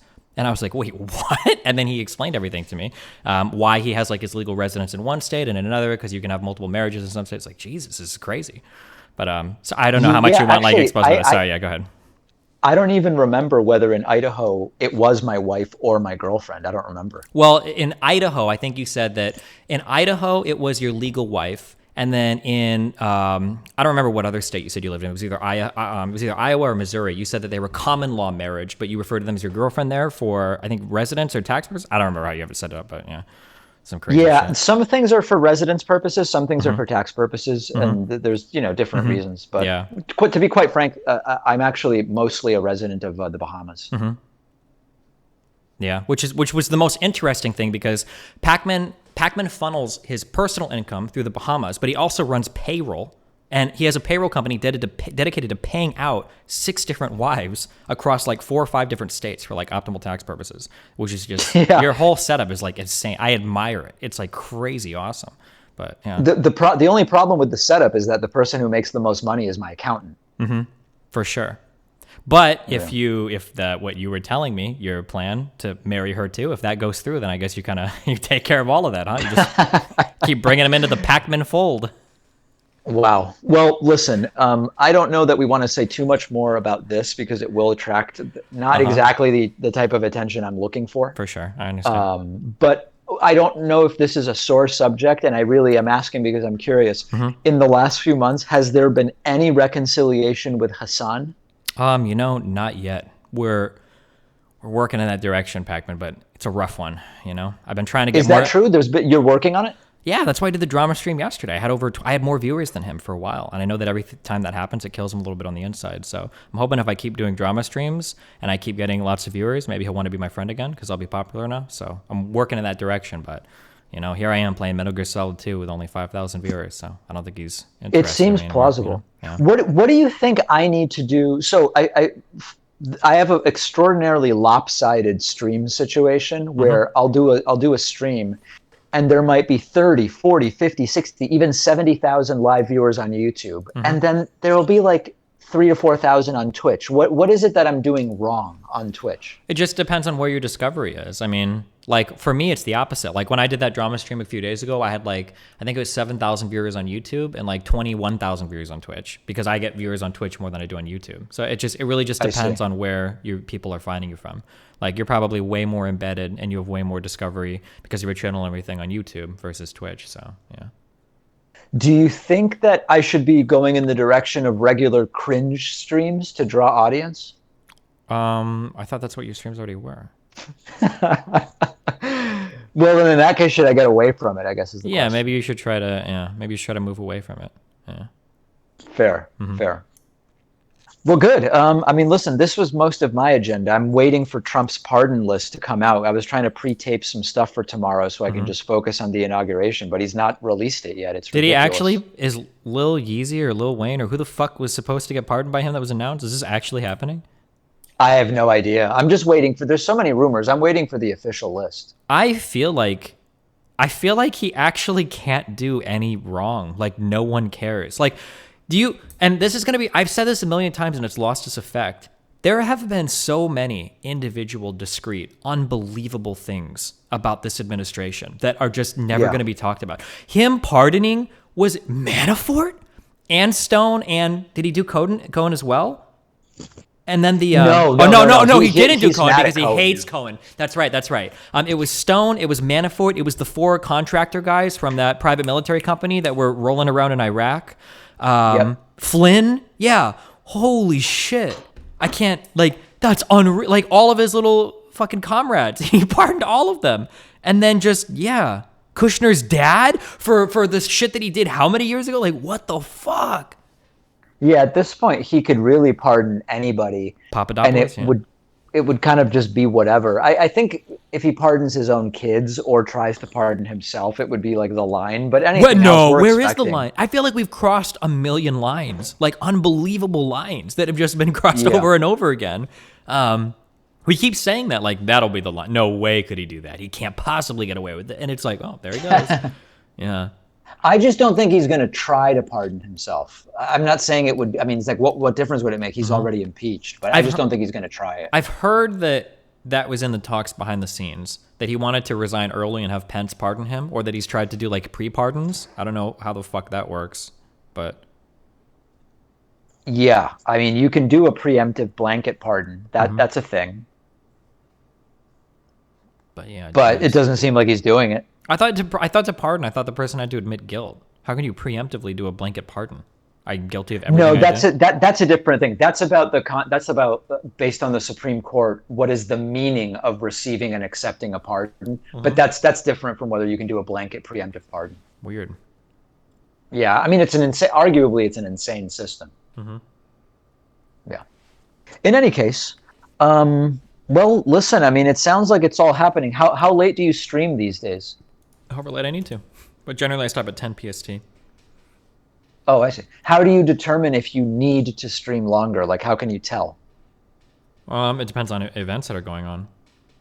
Oh, okay. And you're starting at what time usually? My goal is to stream every day from 12 to 10, 12 PST to 10 PST. Sometimes I start late, sometimes I go late, sometimes I start early, sometimes I end early. Just depends on what's going on, yeah. So 10 out, and how many days a week are you doing that? 7 days a week is what I go for. You're now up to 10 hours a day, 7 days a week? That's the goal. But I mean, like, sometimes I travel, sometimes I'm out of town, sometimes I have to take days off to write entire manifestos. So I mean, like, it doesn't actually work out. So like, from the past 90 days, I haven't streamed 900 hours. I've streamed 621 hours. So like, I'm missing out because I travel a lot and everything too, right? So yeah. And when there's a 10-hour stream, how many hours of that are you AFK? I'd say like no more than like 3 or 4 hours out of 10 hours. Oh, that's a lot of AFK. No, I don't think so. My community kind of like entertains themselves, you know? Like when you're babysitting, I didn't realize that. Yeah, if you have like 2 kids, like you're not always playing with them as they play with themselves, you know? Not like that. I had no idea that in a 10-hour stream, you might not even be there for nearly half the time. Yeah, I'd say about maybe 5 hours. It just depends on what's going on in the background, you know? Now, this may just be more of a business question than anything else, but would it make more sense to just do an uninterrupted 5 hours rather than 6 over a 10-hour period? No, because usually what I'll do is when I say I'll be right back, what I do is I usually just turn off my camera and then I just start chewing through emails and stuff, and then they start donating, making fun of how long I'm gone. So I'll be doing emails, and then in the background I'll hear like 777, 777, 777, because they're all donating, saying like, oh, Steven's AFK all the time, and they'll donate hundreds of dollars while I'm just like getting paid to do emails and stuff. So it ends up working out pretty well at the end of the day. So wait a second. This is actually this has never occurred to me, but I maybe need to do this. You're saying during a stream you'll turn your camera off and handle administrative work? Yeah, basically, yeah. And they pay me to do it. It's unbelievable. It's insane. Yeah. That is crazy. I should just stream and just take phone calls, business calls. I mean, why not? Yeah, why not? That's what I do. I can't. I'm guessing you're joking around, right? About which part? I don't know, all of it. I'm being half truthful. Sometimes I'll turn off the camera and just masturbate. Like, that's not really business related, I guess. But about 4 hours every 10 of being away from the keyboard is accurate. That might be a little bit of an exaggeration, but. Okay, wow. And does the viewership go down when you're AFK? No, actually, sometimes it goes up. Really just depends on what I'm doing. I don't know why. Yeah, I don't know why these guys will just start smashing the donate button, but it seems like they wait for me to leave. Maybe they're a little bit shy, or they want me to be humble, so they don't want to donate while I'm there, so they'll do it when I step away from the computer or something. That's really interesting. Yeah, my goal is to see how little I can stream rather than how much. Interesting. Okay. In the sense of like, okay, you know, if a typical 2-hour stream has X super chats and Twitch subs and this and that, is there any way to shorten it to 90 minutes and get the same? And then could I shorten it to 60 minutes and do the same? Gotcha. Let's see. I mean, have you ever thought about hiring somebody that looks like you that can generate more money than you'd have to pay them to look like you to be on stream for a few hours? That's not bad. The majority of your audience is probably English speaking. People know that you are Argentinian. You could probably like hire a Spanish speaker that looks kind of like you. So that way they're speaking Spanish. So if the accent is off, if it doesn't sound like you, it's like, well, of course he's speaking Spanish. Like, of course it doesn't sound like him. And he looks a little bit different because everybody looks different when they're speaking another language. So you could probably get away with it. That's actually not bad. That's not bad. Yeah. And then they could do Spanish trips. You could open yourself to a whole new audience, you know? I think my limitation is sometimes I'll watch streamers and like something completely insignificant, like they'll be watching, say, a 2-minute video. They're like, we're going to watch this 2-minute video. Great. And at the 5-second mark, something completely insignificant will happen, but they'll pull 20 minutes out of having the video pause at the 5-second mark. Oh, yeah. Somehow they'll do 20 minutes of commentary off of the first 5 seconds. Like, to me, that's a waste of time. No, you're so wrong. Whenever I get invited to a debate and I'm told it'll be 3 hours, I say, listen, I'm too busy for 3 hours. I'll do 20 minutes. I'll do 30 minutes maybe. I'm not doing that. That's if I was pausing videos every 5 seconds and doing 20 minutes, I could stream all day. No, you have a very Americanized way of looking at things. As a streamer, we try to look to like the American Indians, oftentimes referred to as Native Americans.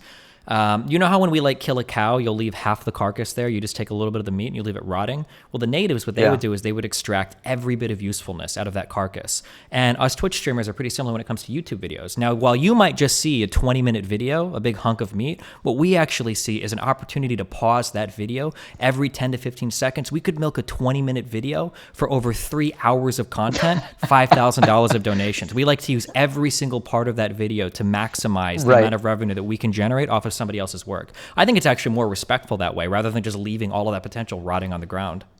I disagree. I think it's disrespectful to the audience to do 20 minutes of analysis over a 3-hour period because, I don't know, I have no idea, if our audiences are different in any way. I suspect they might be, but I know that there's people in my audience who are just checking in, during break at work, or we have doctors in our audience who are checking in between patients and stuff like that. I would find it disrespectful to the audience to have them have to watch 3 hours for an analysis I could do in 20 minutes. Well, I think it's more that the goal is that like, I'm going to analyze a video for 20 minutes. What if you only come by once an hour to check on the stream? You might miss that whole video if I do my analysis in like a succinct manner that actually accurately summarizes everything in as little time as what wouldn't be necessary, right? Like, what they say, I think it's like longevity is the soul of wit. You want to take something and stretch it out for as long as possible. So if somebody's checking in like once every 90 minutes, they can still catch that video. They feel like they're involved. They're a part of the community. So the next day, when people are like, did you watch when he looked at those 2 videos? A guy that pops in only twice, every 4 or 5 hours will be like, oh yeah, I remember those videos. He was still reviewing it when I came in 3 hours later. Those are the types of interactions that we want to get with our audience. Right. Yeah. I need a paradigm shift, I think, if I'm going to take that approach. For sure. Yeah, definitely. Yeah. Jeez. You're blowing my mind. I got to go back to the drawing board, quite frankly. It's a whole other world out here in Twitch land. It's a totally different ballgame than YouTube, But I think my audience does. They just know I'm not looking to stream more and more and more. I'm looking to just do more and more interesting streams, but probably I think I only do about 8 hours a week of streaming total.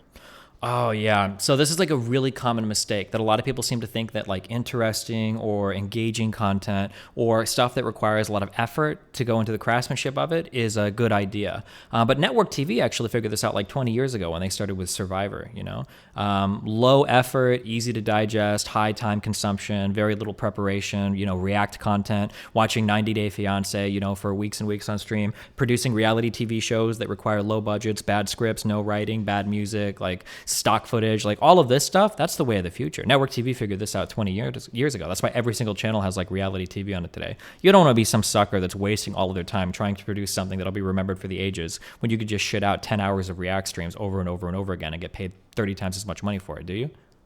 Right. No, but see, I think my audience expects something a little different, but and I agree. It's not like it takes significant preparation to do, a 90-minute or a 2-hour stream. I completely agree with that.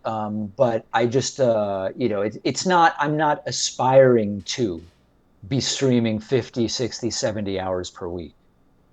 Okay, well, it looks like you're going to have to hire that Pac-Man lookalike. I mean, yeah, maybe so.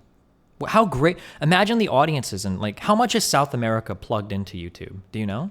Is there a big like?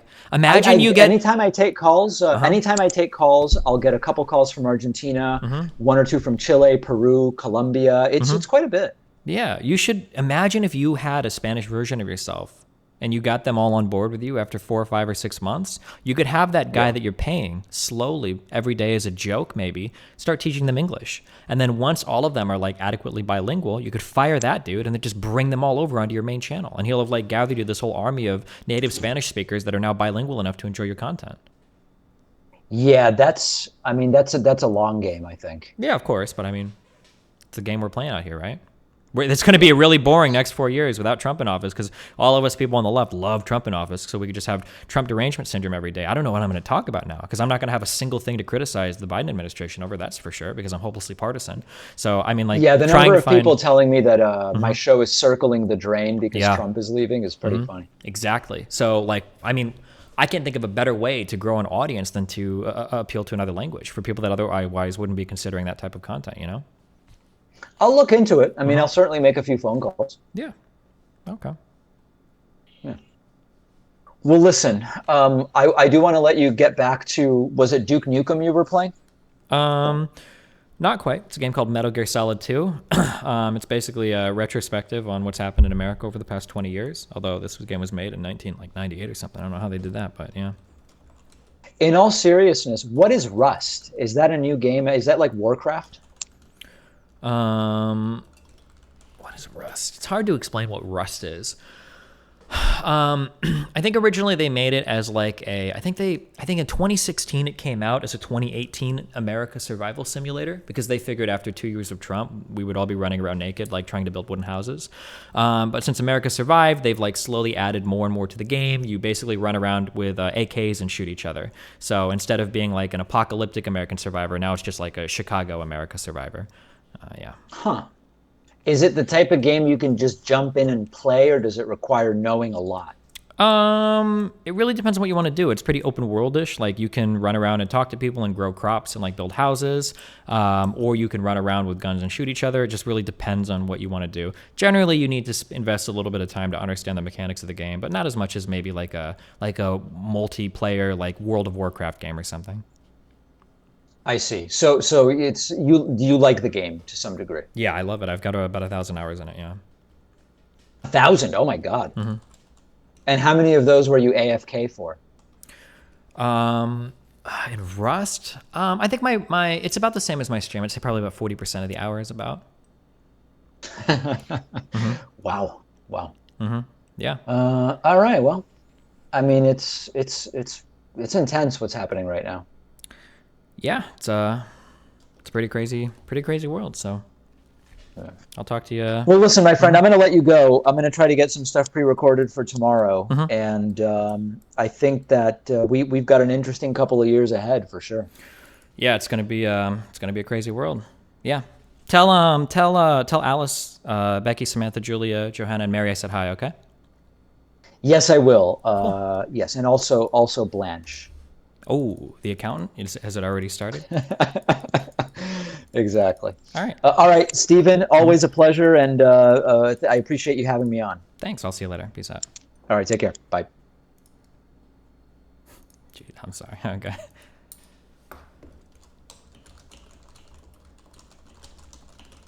Jesus. All right, where were we?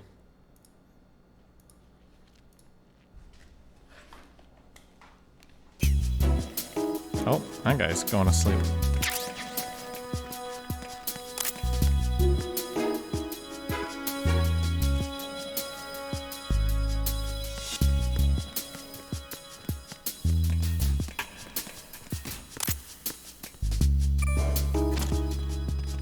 Wait, did that guy just come from behind?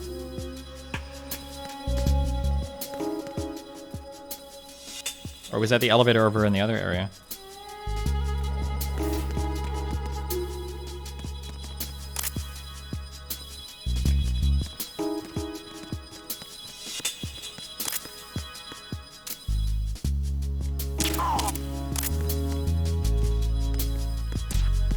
Wait.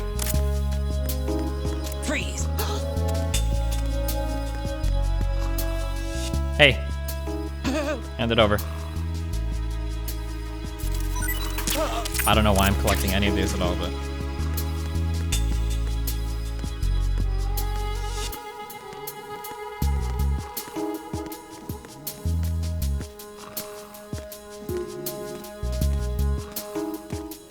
Hi, I love the title change. 11 titles are accurate. Thanks for keeping it up. Wow, thanks, Loomies. Oh shit, I wasn't watching at all. Freeze! More! Please don't.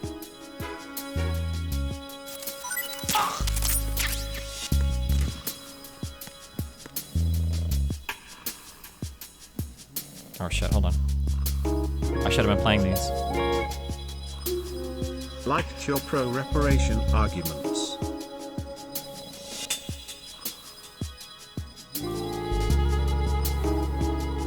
Wait, oh shit, who hosted me earlier? You gnome fuck!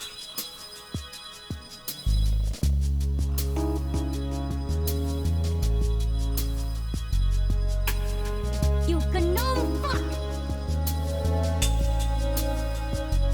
Have you seen this Factorio light game? Why do you guys link me these games in chat? Why would you want to do this?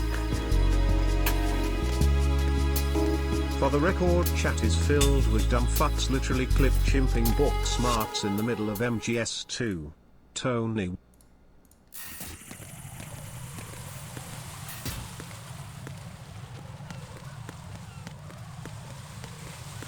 Going to argue for reparations, can you watch Saul's argument against it? 46 minutes. Wait, I think I've watched this before. He's at a table talk. Oh, I think I tried to watch like 5 or 10 minutes of this and I just got disinterested.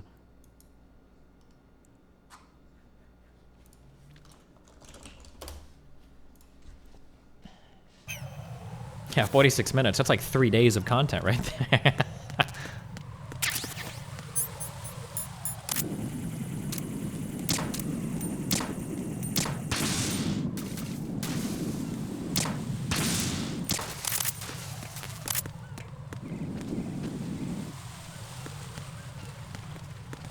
One minute and 43 seconds.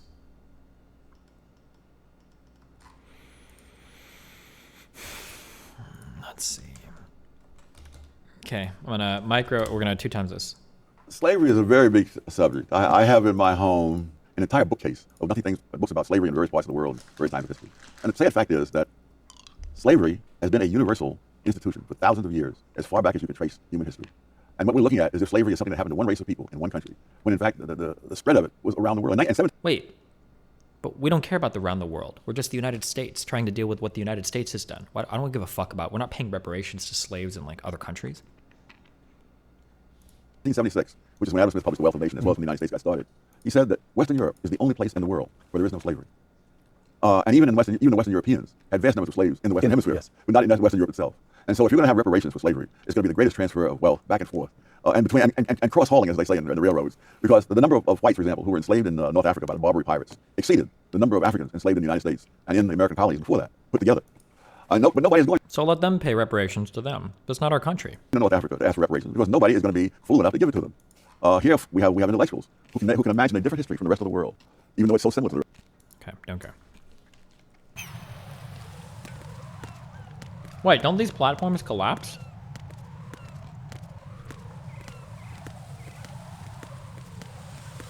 Oh no, they put things here. Okay. Whatever.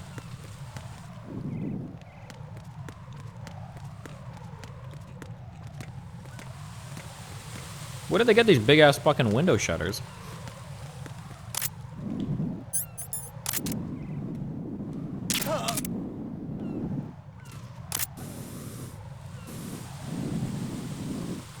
I'm supposed to take her to like strut L, right?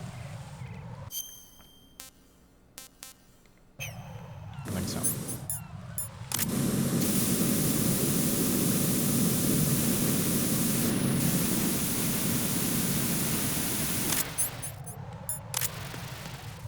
Up.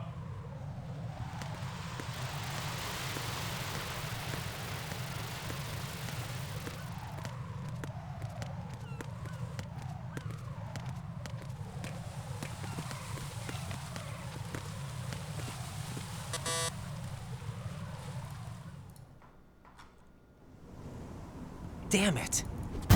What's wrong? This door is security level 5. I don't have card 5. Damn. She's got like card infinity. Giving up already?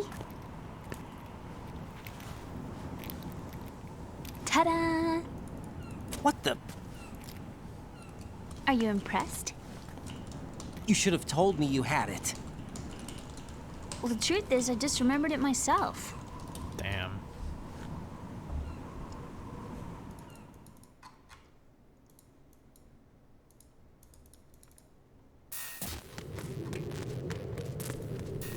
Scolded.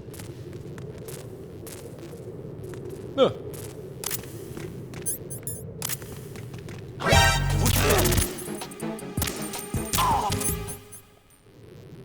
Wait, you didn't see shit?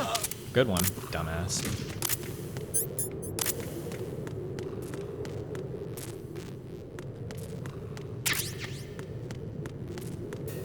Okay, wake up.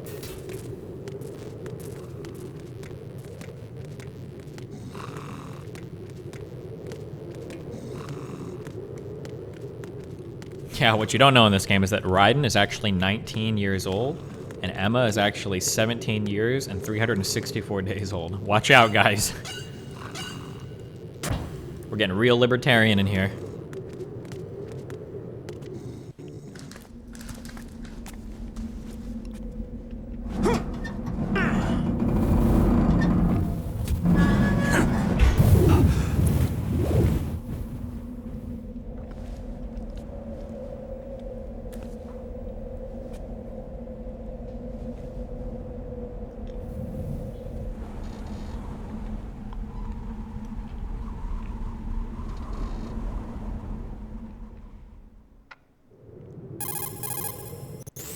I have a question for you. What is it? How do you feel about heights? I can't say I like heights. The water's higher on my phobia list. Why? Well, we have to go down a ladder. How far down? Just a little bit. Why do I feel like we've had this conversation before? How little is little? About 130 feet. Huh. Think you can do it? Would you take no for an answer? How are your legs? Better. The numbness is gone. I can climb down on my own. Okay, follow me.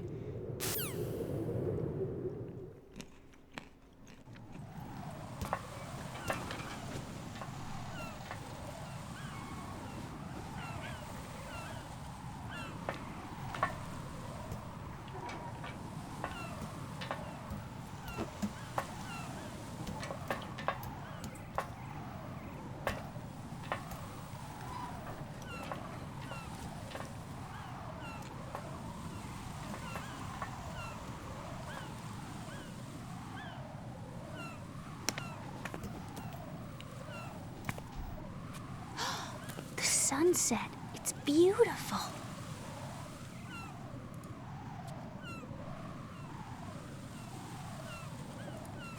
If we don't hurry, it'll be the last we see.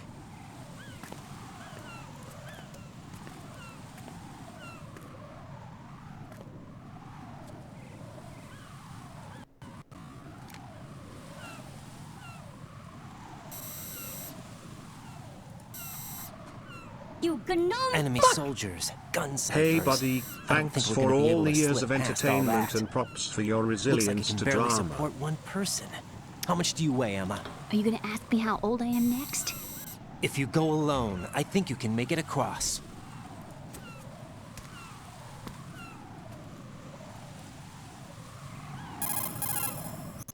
This is Raiden. Do you read me? Yeah. What's up?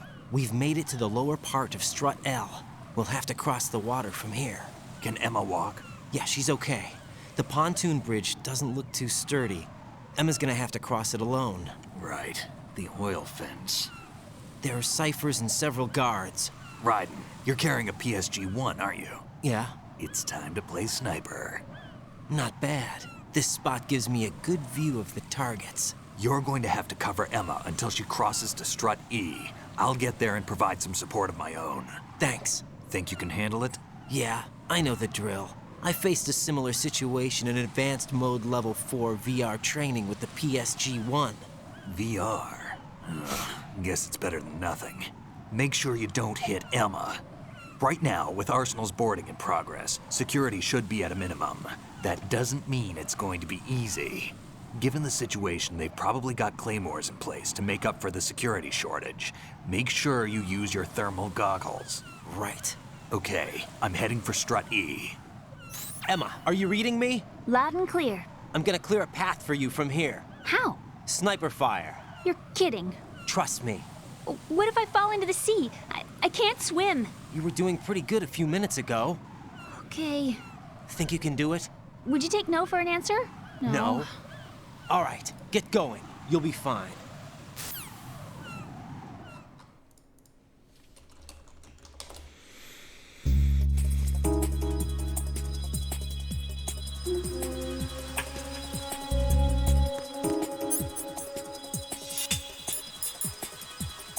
If you're crouched, does that make it, like, sway less?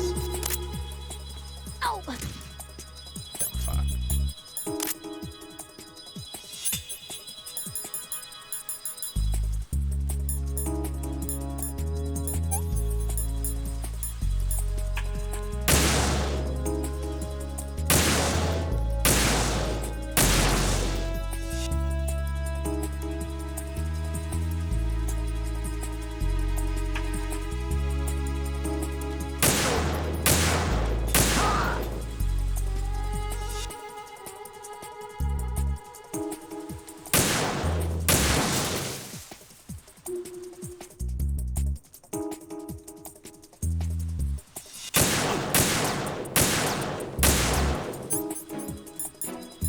I don't think they actually call alerts here, right? Like if you shoot them, they just chill or something?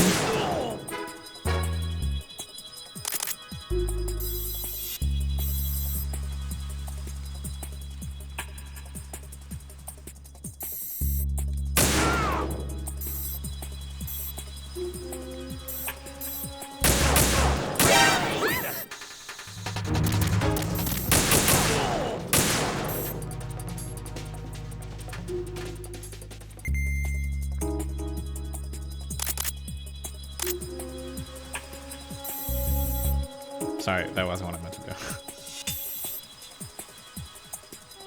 I think if you call Snake here, he'll help snipe things for you, whatever's in your scope, if you need the help or whatever.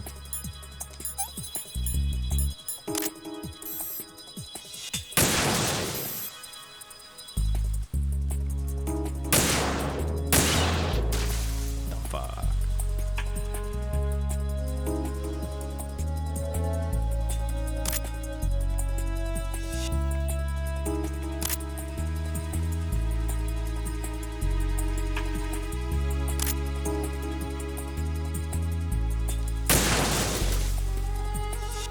I don't know if there's any point in shooting those out of the sky, because they might just keep respawning.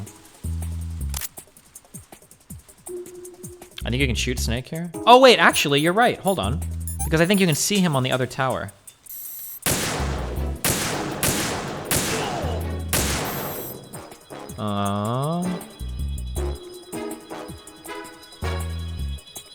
Where is he? He's up.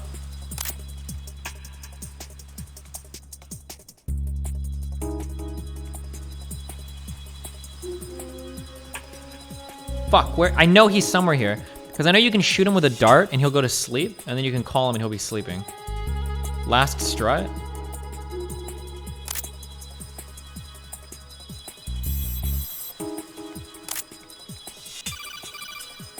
Isn't he lying down somewhere? Yeah, he's lying down somewhere, I don't remember. This is Snake. Can you hear me? Yeah, nice and clear. I've reached my sniper. Oh, okay, maybe he just got there. E. I'll provide support fire from here. Right. Do me a favor and take out whatever I miss. Just call me when you want me to shoot.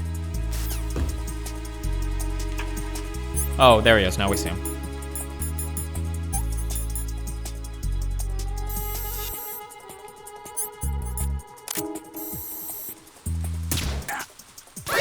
Ah!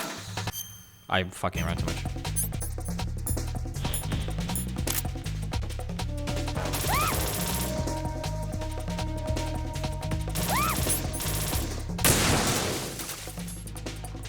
Sorry.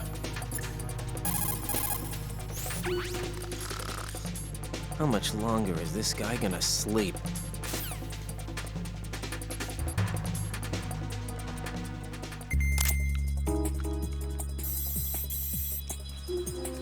I thought there were more mines on our path, but that might have only been in, maybe that's only on harder difficulties.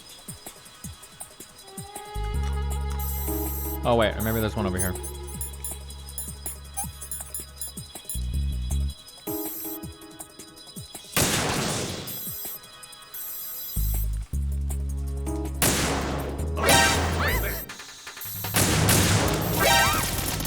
Oh my god.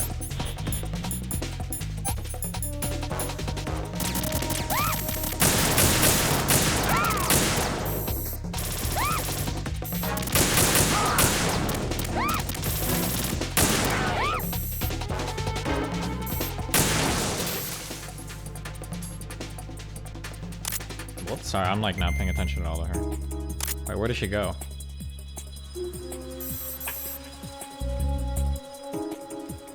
Oh.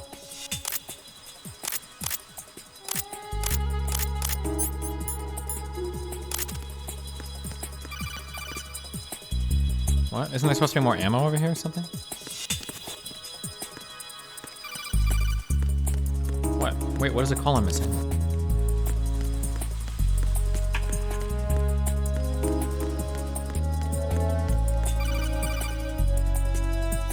Right, and where do you think you're going? Your job is to safeguard Emma. Give her a safe passage with the PSG-1. Fuck you. Okay, where'd she go? Oh, snake's awake. That's good.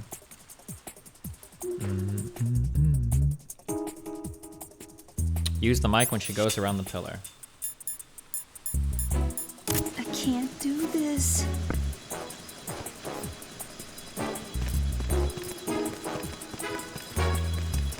Wait, shit.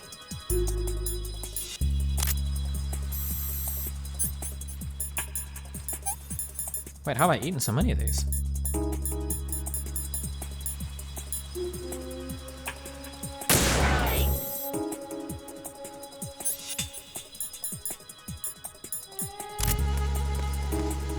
Freeze! Ah! Wait, what?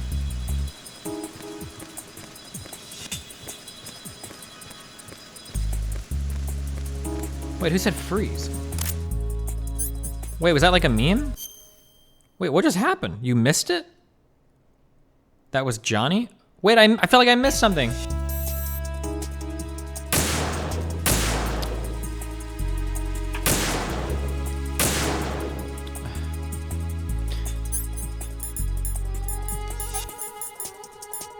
It's another Johnny bit.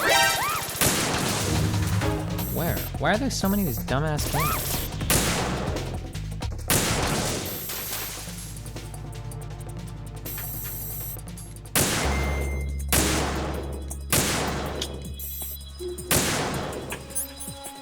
I don't want to do this.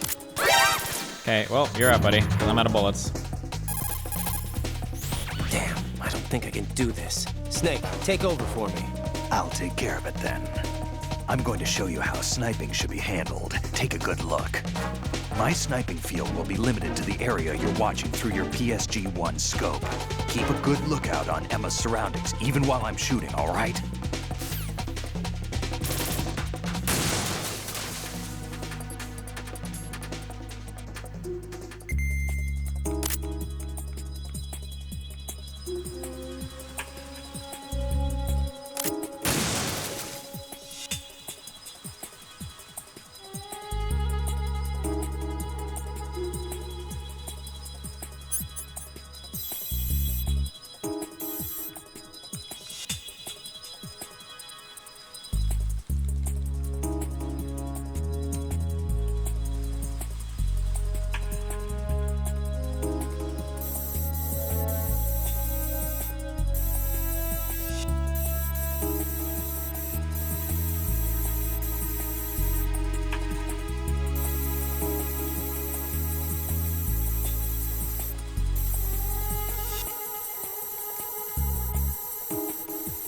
I recall there's ammo around you, right? I thought there was, but I didn't see any when I looked.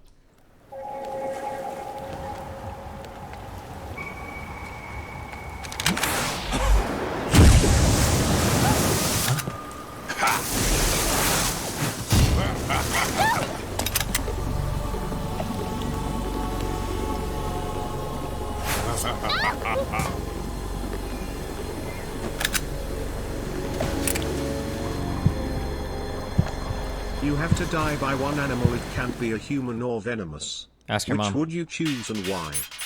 I have no bullets! And I have no... Oh no, I have one of these.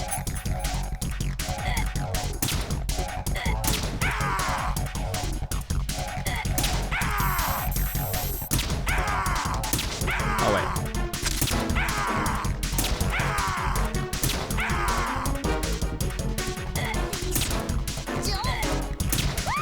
Whoops.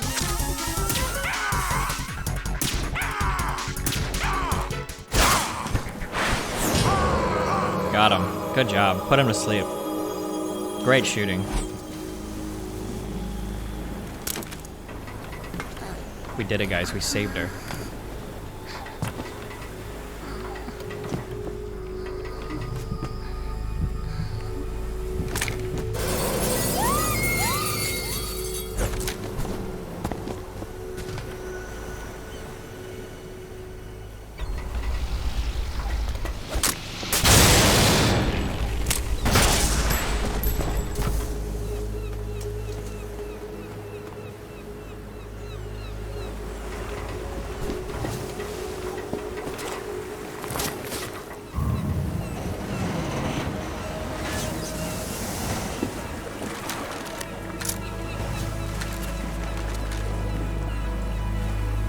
But I was in so much VR.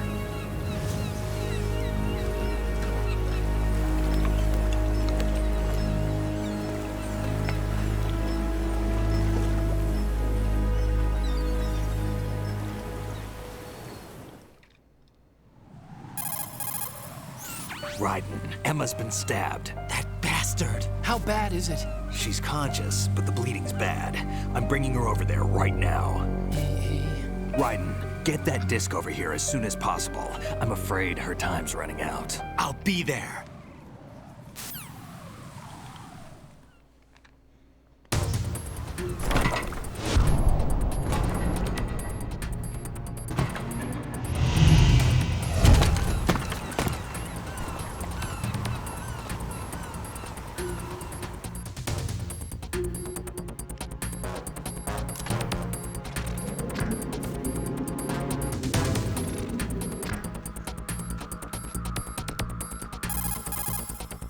Snake, what's your situation over there? Emma seems to be, doing something to GW's defensive capabilities.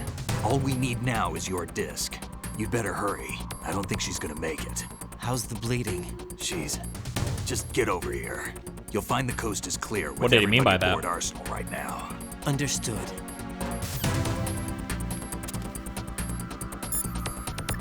What do you think about all this, Rose? Jack, I guess you need to save.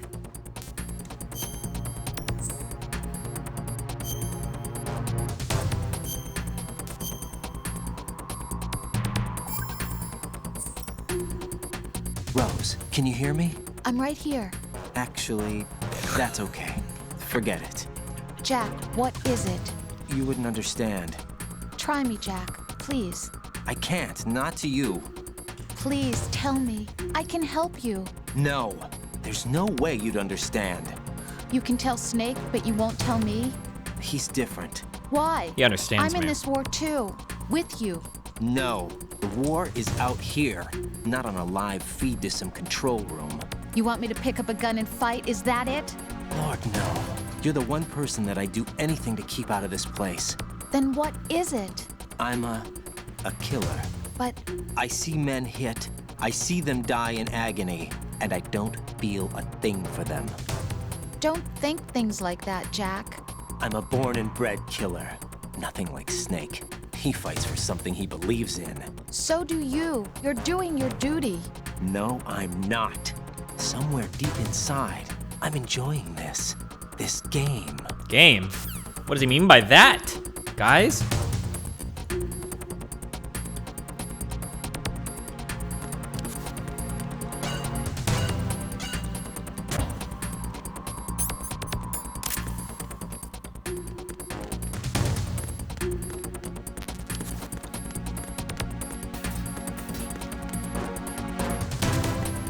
Wait, is there some cool shit in here? Wait, why would they even put this here? Wait, what was that noise? Oh, no.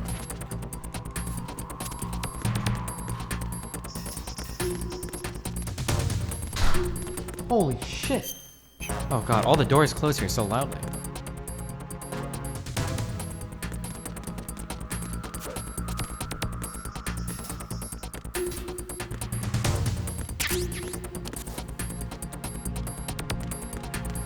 Wait, oh shit, what am I supposed to be doing right now? Fuck.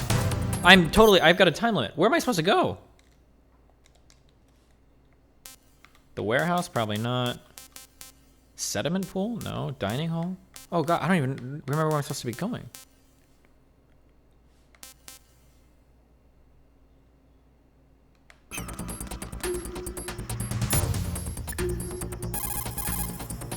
Colonel, I've reached Shell 1. Good. I see you managed to make it across the oil fence. Jack, hurry. Emma should already have reached the computer room. The only way to stop Computer room B2. Oh, Shell 1 core.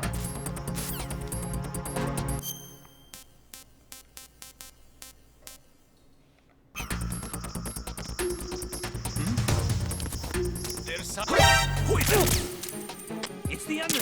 Literally no one cares. Dumb fuck.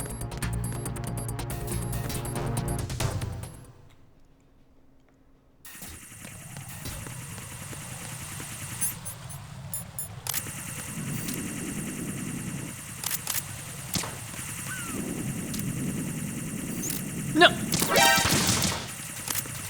Please no mines, please no mines. I don't remember if there are mines here.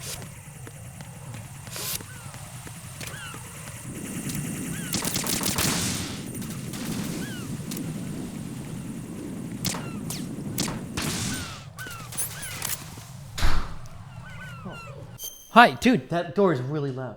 I'm sorry. I keep thinking there's an explosion. Oh no. Love you. Be careful. Wait, did you get Din Tai Fung? Yeah. Meow. You want some? Duh. Okay.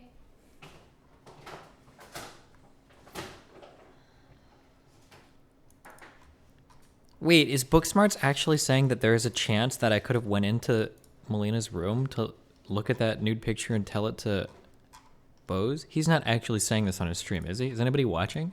I am watching it. Is he saying a bunch of crazy shit? He thinks that there must be like some possibility or something.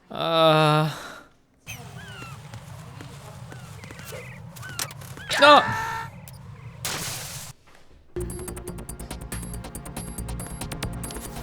Wait, oh god, this is farther back than...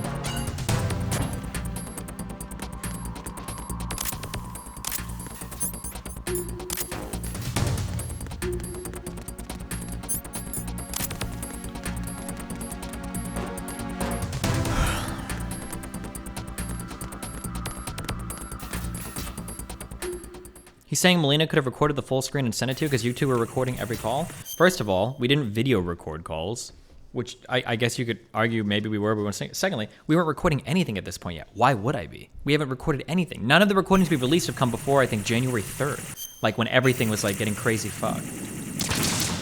Why is he running game for...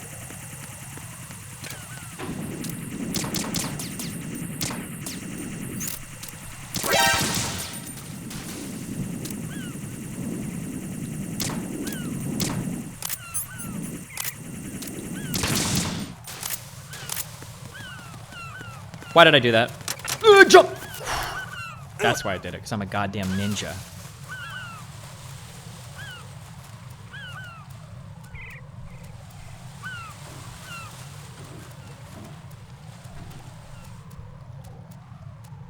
How far into this is Booksmarts?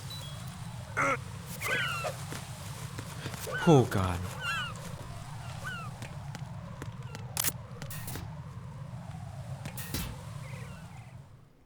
He's at 7 out of 16? Oh god. Wait, that camera's not working. Why? Who would plant these here? Do you still think weightlifting gloves are bad? I don't know. If you're deadlifting more than 4 plate, do whatever the fuck you want.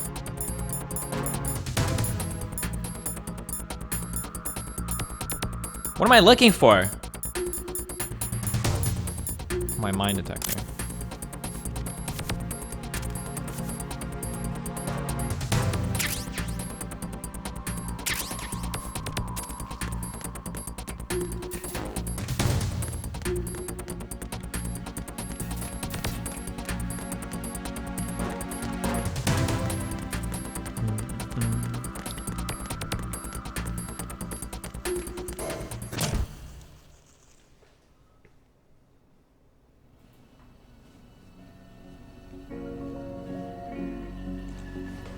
Chat keeps to chimping out quotes of book smarts even though I know they're half paying attention to his stream.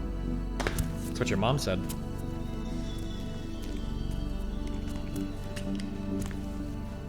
He thinks he used Georgia as a front to bring all these people together? I don't think he said that. No way. How's Emma? I think he got some internal organs. We can't stop the bleeding.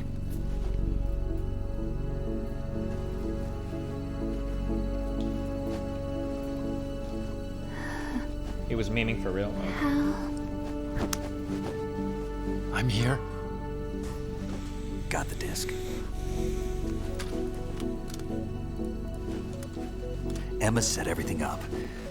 Wait, hold on. He did make this vague claim about you. He's been so not interested in this, dude. He has not showed any interest in this.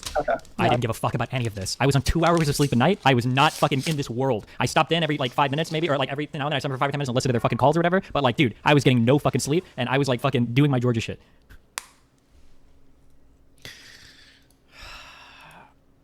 Again, I don't want to go into like private stuff. I don't want to go into like what I know in private, but I don't think this is a fair explanation of your involvement in this. I'm just going to say that. The chat can take that for what they will. I can't provide evidence for the court, but I will say as the judge that I don't think that's a fair framing of that at all, but okay. How do people think I can do so much? I laid out the whole reason, how everything happened. I could give like an hour by hour account. I was getting no sleep every fucking night, like taking care of. Ask Christian, I'd say ask Doug. Like, what? So no, I don't know. That's probably something Steven's gonna want to yell at me about in a phone call, and I'll say right now I'm not willing to. But I don't think that's a fair way of explaining that at all. I don't think it's fair either to say that he wasn't super aware or interested in what was going on either. And I will say that. I mean, like, I guess I was interested when they all started getting together, but even at that, I wasn't there for the majority of those conversations. That is a clip chimp. Stop torturing him. How is it a clip chimp? Like, I would pop in and I would listen for like 5 or 10 minutes and then I would leave. Like, I wasn't, you can, but I guess if I ask you to ask anybody, then they're all going to say like, oh, like,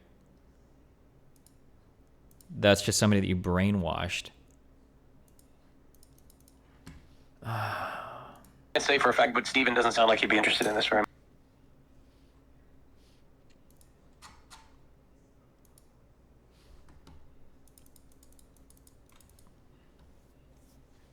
Okay.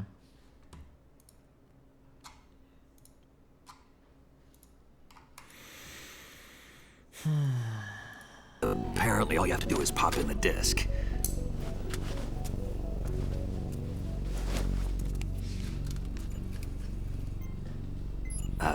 That should insert the virus into the AI. Is it working? Just leave it to Emma. What the? An antibody agent? Damn! The connection's been cut. Is the virus upload complete? I don't think so. The count stopped at 90%.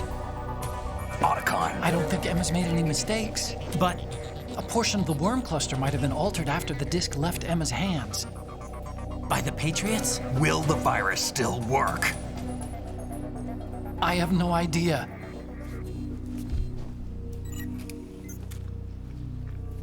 Hal, is everything all right?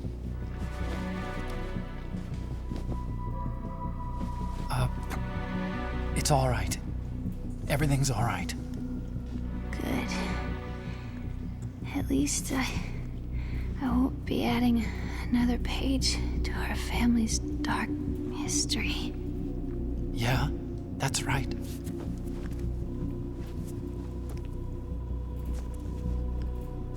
What if the virus doesn't work? Either destroy that thing, or take out Solidus and his men. How do we get on board? I don't think we can. Unless somebody inside gives us a hand. Hal. I always... What is it?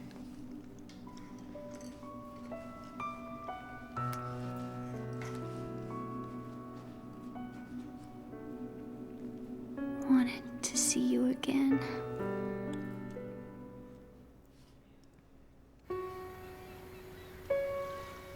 You don't hate me? Never. I never wanted to get in your way.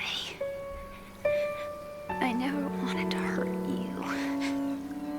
I thought that with Arsenal, if I followed in your footsteps, I could be closer. I just wanted you to look at me. Look at me as a woman. I could never do that. Don't be so honest. It hurts. Sorry. Can I ask you one last favor? Sure. Call me Emma. What? Please call me Emma.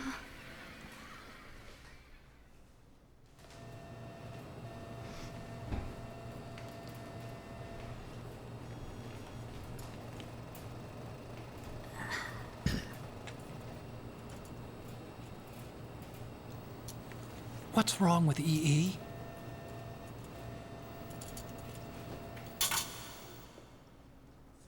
Emma? Emma? Emma? Emma? Answer me!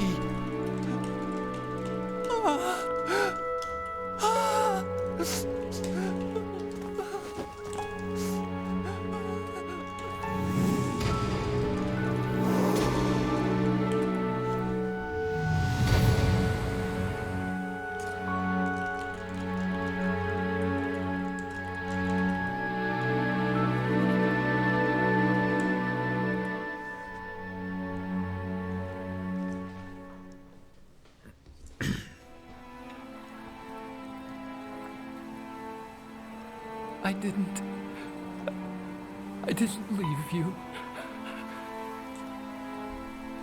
because of the accident.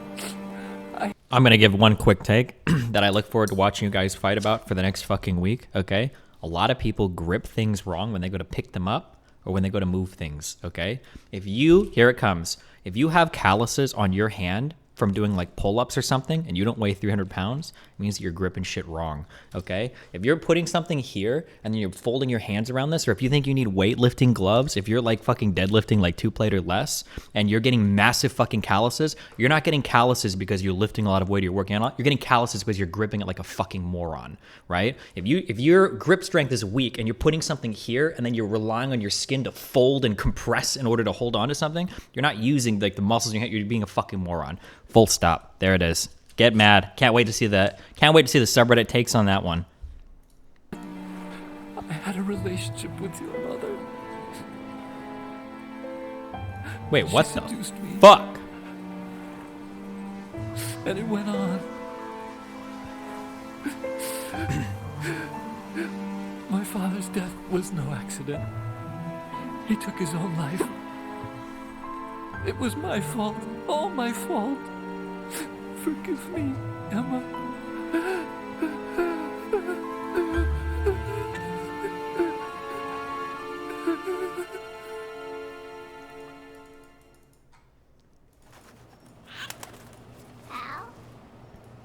We're gonna need a recap. Hal fucked his own stepmom.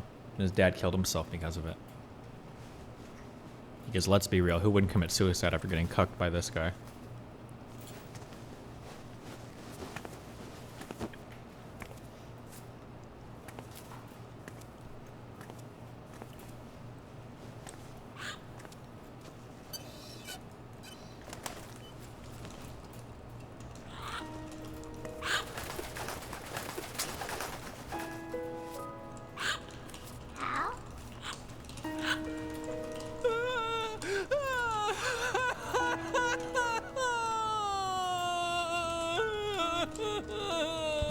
Attention! Arsenal gear is ready for launch. Evacuate the upper levels immediately. Sounds like they're cutting this area loose. What do you mean? It means we're gonna sink. We have to get the hostages out. What about the camo repairs? Done. We won't be able to get everybody aboard. We'll just have to take as many as we can. My sister won't be able to come with us. We will be commencing the countdown shortly. Personnel in the upper levels, head for the evacuation area immediately.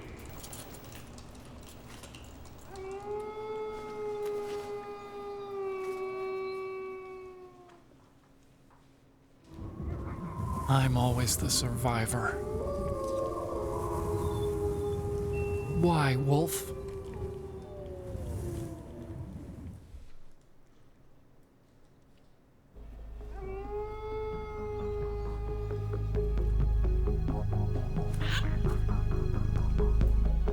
Otacon, take care of the hostages.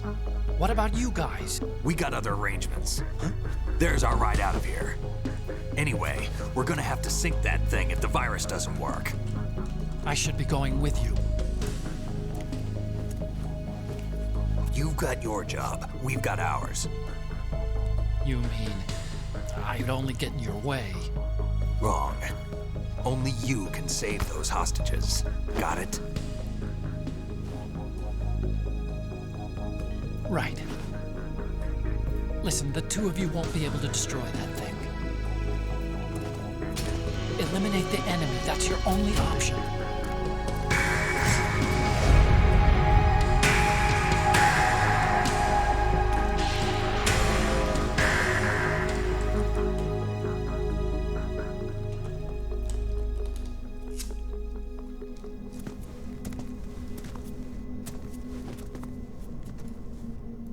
How? E.E.? Otacon. Try to get as many hostages out as you can. It's a short flight to the shore, so don't worry about overloading the Kamov.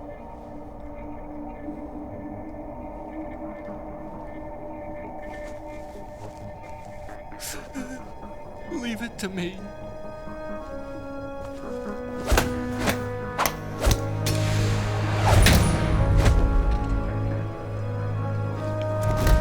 Was that blackface? I repeat, personnel in the upper levels, head for the evacuation area immediately. I'm counting on you, Otacon.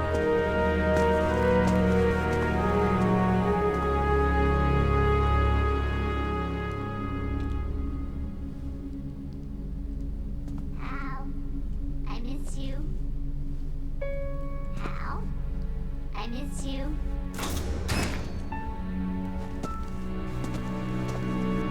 I miss you. I miss you.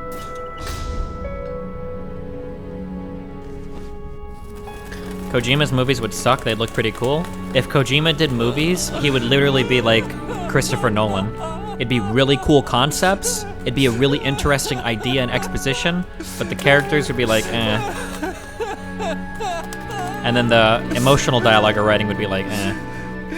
You and me, we're the same. But there'd be like a really cool set piece or two. Both you and I, we were always alone. Always. We only wanted to be loved. Look at the dialogue, man. Nolan isn't this bad. Nolan is atrocious at writing dialogue. His exposition dumps are on tier with Metal Gear Solid. Somebody who would love us, but we were wrong. You can't wait to be loved. You have to go out and find it. 4 years ago, I realized that you can't just wish for a happy family. You have to make it happen. I only wish I knew that sooner. I learned that I could love, as you probably did, Emma. Yeah, that's true. At least Metal Gear Solid dumps enough exposition for you to actually know what's going on. Okay? He's tougher than he looks. Consider it done. Now, how do we open this thing? You can come out now. A ninja? What the? Arsenal's going to take off. We still need you to take care of a few things. This time, do not fail us. Snake, what's this all about? Bedtime, Raiden. I wouldn't do that. You're changing sides now? Change sides? I don't recall saying I was on yours. Damn it.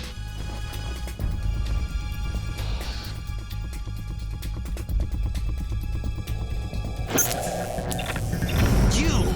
Ready for some shut-eye?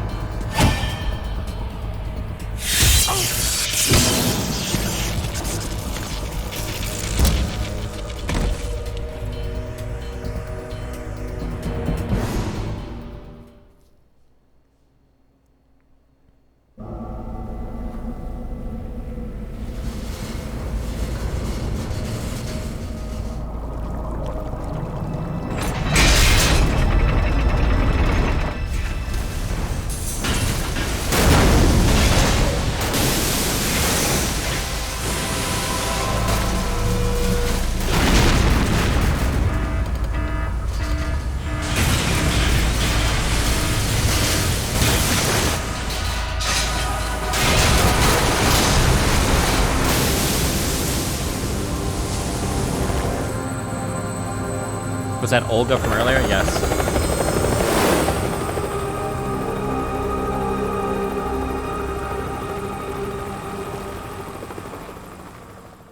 How far through the game is this? We're probably like 80%, I think? Maybe? Jack, are you reading me? Do you want to save your mission data up to this point?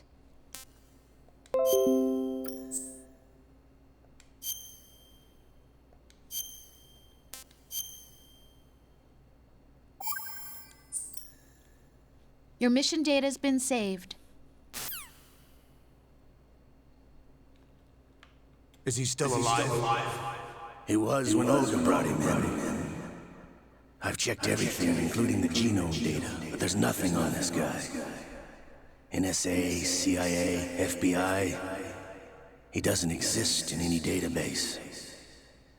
He's a non-existent operative from a non-existent organization. I suspected as much. However, I know this man. Huh? Wake him up.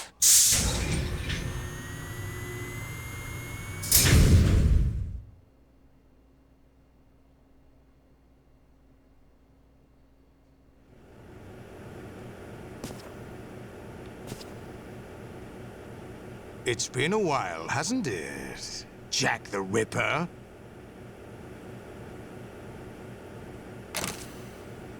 You know this fellow? You remember me, don't you? You've grown. High concentration of cerebral Fuck, I'm not paying attention, implants. sorry. Have they altered your memory, too?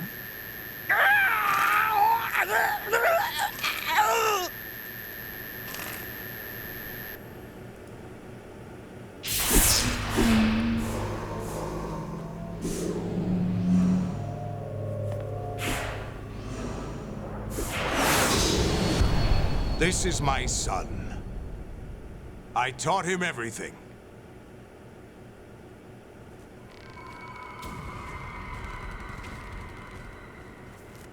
Jack, I never thought I'd see you again.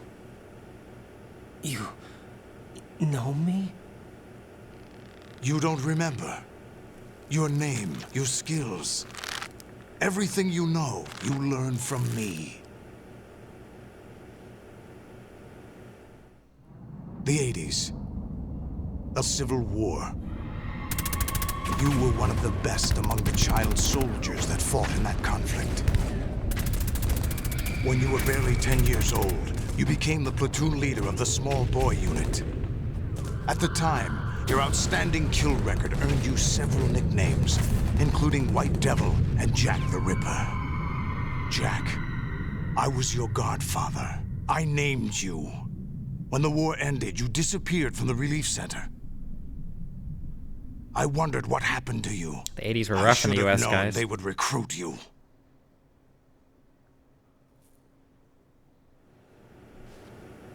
It's an interesting coincidence. If he's a lackey for the Patriots, I doubt he knows anything of interest. What should we do with him? We'll use him like you suggested. What about Dead Cell? Ignore them.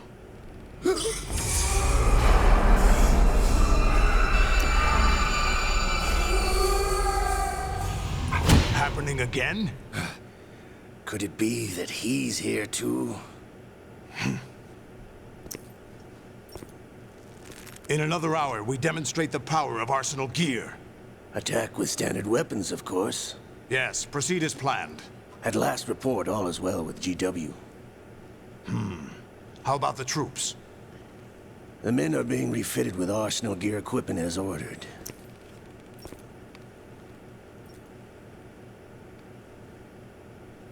You're the spitting image of Big Boss.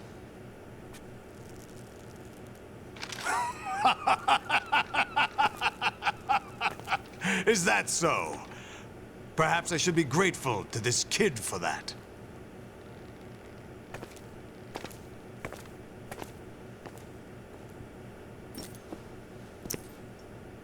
This situation, I find it very nostalgic. Where am I?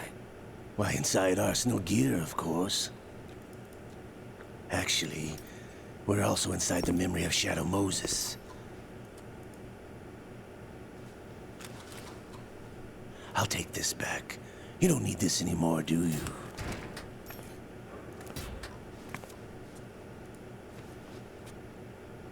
A foul wind is blowing. We shall speak again.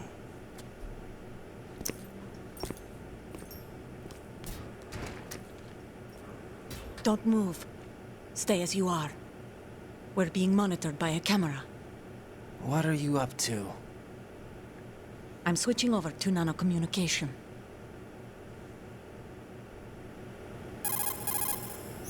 Mr. X? Ninja? Correct. It's me. I thought you were the leader of the Russian troops. No, that was just a smokescreen. A smokescreen? I was sent to provide you support. Support? Who sent you? The Colonel? No, the Patriots. What? I deceived my troops, betrayed them. But why? My child is being held hostage by the Patriots. It all started 2 years ago when I lost my father during the tanker incident. My men and I had nowhere to go, so we joined forces with an illegal Russian organization. The Russian Mafia? Something like that, actually. I learned much later that it was a subordinate organization of the Patriots. I was expecting at the time. When I gave birth to my child, it turned out I was in a hospital run by the Patriots. In the morning, my child was gone. My baby is being kept somewhere in this country. Have you ever met your child? No. Once a month, they send me a photo of my child via network. I've never even held the child in my own arms. I see. Given your situation, nobody can blame you for what you did. That's your opinion. What about Snake? I thought you were enemies. He wasn't responsible for my father's death. Actually, we owe him our lives. 2 years ago, they were responsible for getting us out of the sinking tanker alive. So you were partners since the incident? No, I only found out the truth shortly before this. Huh? When I confronted him here. You fought with Snake? When? Well, it was around the time you were holding hands with that girl. Snake.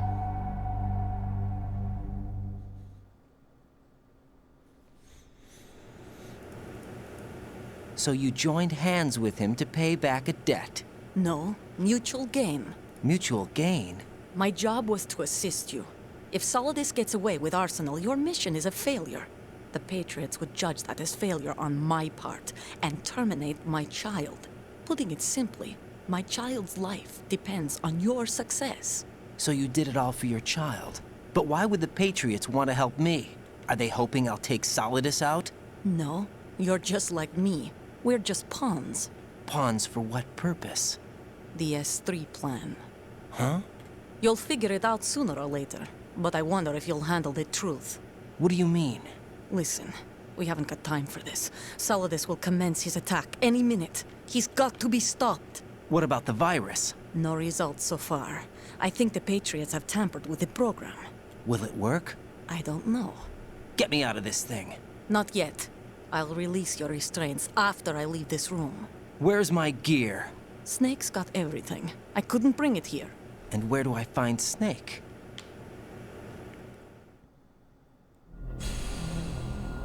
The passageway ahead leads to a hangar. He'll be waiting there. I gave him a card key for the hangar. Does Snake plan to destroy Arsenal gear? No. Even for Snake, it's impossible to completely destroy this thing. The only option is to stop Solidus and his men. What are you going to do? Stay concealed. That's my role. I still can't afford to be discovered.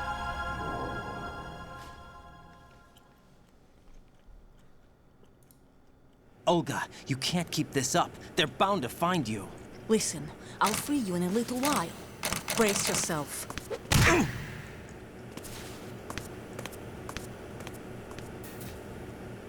Why? Ouch.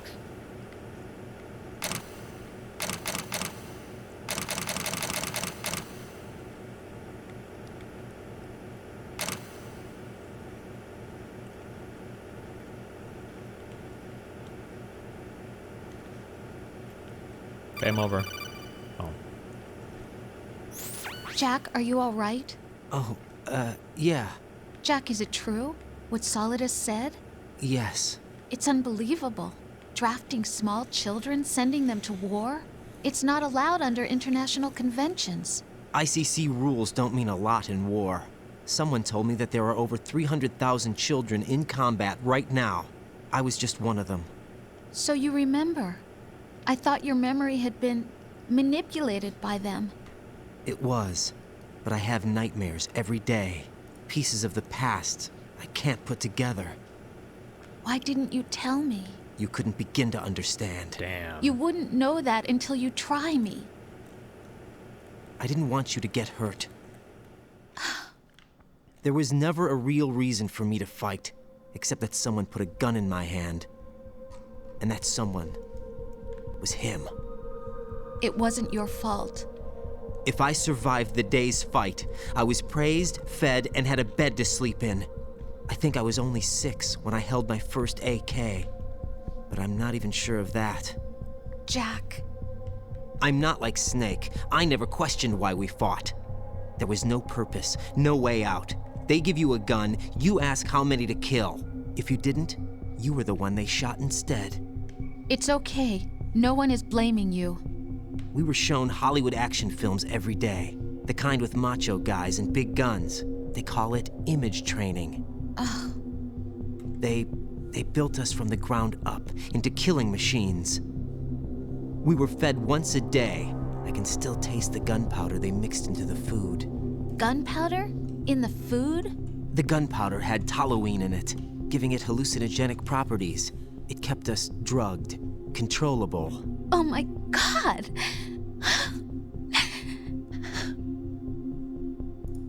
When the Civil War ended, those of us who survived were taken in by NGOs. They gave me a new life in the States. I can't complain. But nothing's changed. The only people who have no problem with my past have secrets and agendas of their own. Terrible nightmares. Every night. I can never forget. Jack. I'm afraid of the night. That's why I don't sleep next to you. You should have told me. You wouldn't understand. You, what? You didn't have the VR I'm training. A killer, and always have been? No, no. What I hate more than anything else in the world is my own past.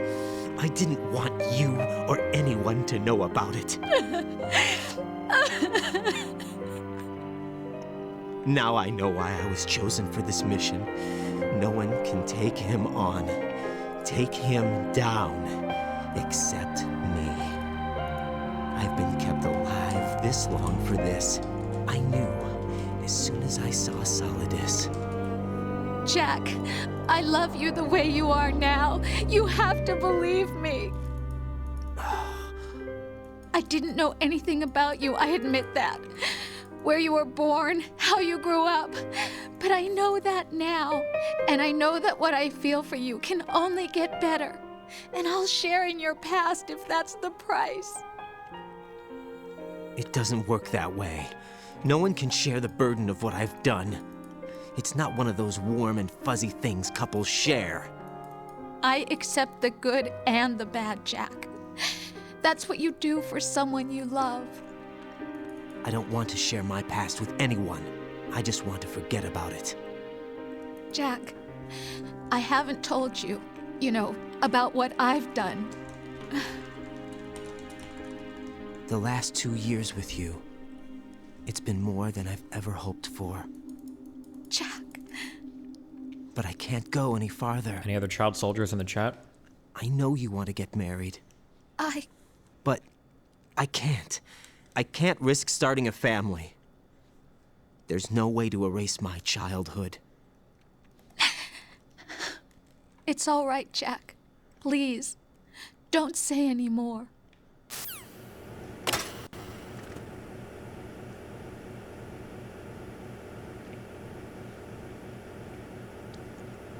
Anybody here seen Austin Powers?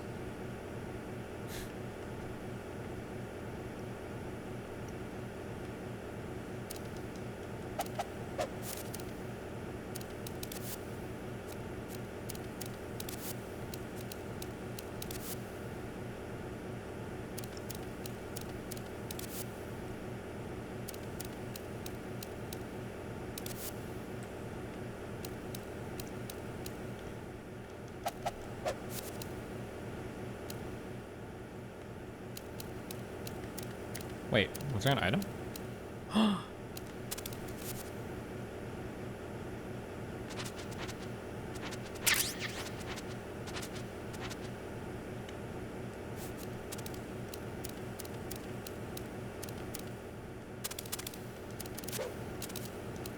Holy shit.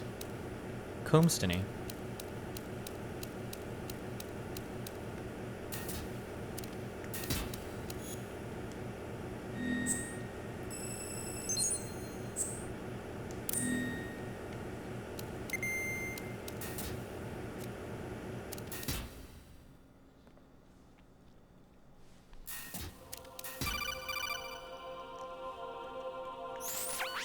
Raiden, do you copy? You must continue your mission. I've lost all my gear. I need to locate Snake. He was never factored into the simulation. Leave him out of this. I can't do much naked, especially in this temperature. That's true. You won't be able to attack or enter the hanging mode either. I think Snake has my gear. Raiden, take out Solidus and his men. You must recover Arsenal intact. Colonel, are you under orders from the Patriots? Your role, that is, mission, is to infiltrate the structure and disarm the terrorists. My role? Why do you keep saying that? Why not? This is a type of role-playing game. The point is that you play out your part, and I expect you to turn in a perfect performance. Colonel, I just remembered something. What? That I've never met you in person. Not once. Complete your mission, according to the simulation. Colonel, who are you? No more questions. We have Rosemary. What do you mean by that? Over and out.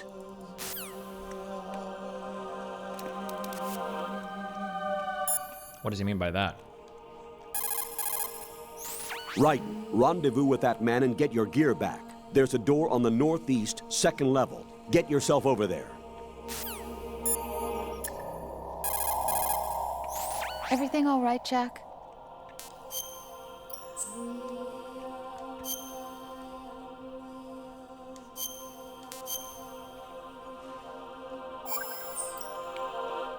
Jack, I was serious when I said I wanted you to propose to me. Rose? I was really worried. There are times when it seems like you're not really looking at me and that if I looked away for a moment, you'll disappear. I wanted to make sure you couldn't get away. I thought that if we lived together, maybe things would change. That maybe we could change things ourselves. But that wasn't the problem. There was something deeper. I'm sorry. I guess it's impossible for me. What are you saying? I'm sorry, Jack. I love you. I really do. Please believe me. Whatever happens. Rose? Bye, Jack.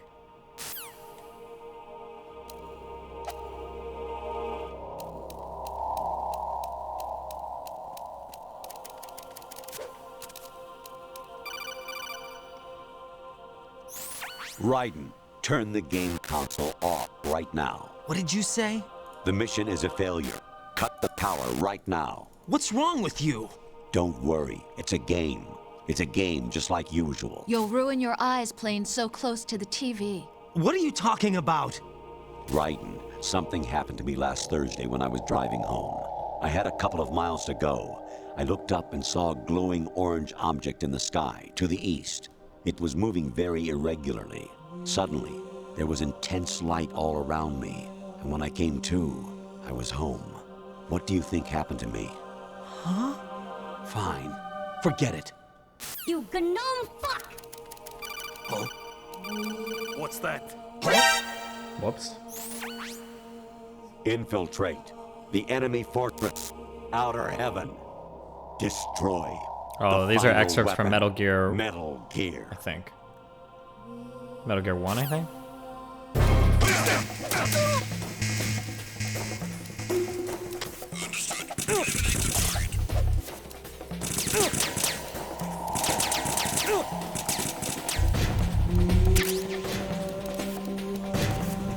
Wait, why can't I...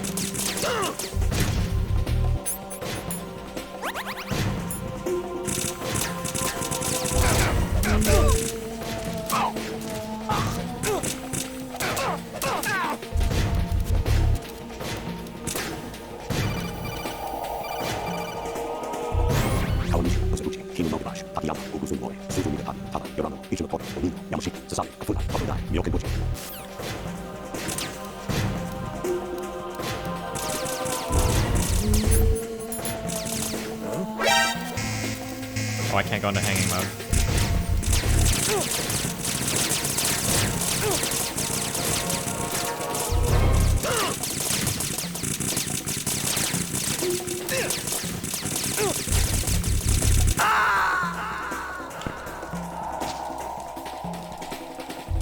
No, this isn't happening. Jack, you have to answer me. Jack!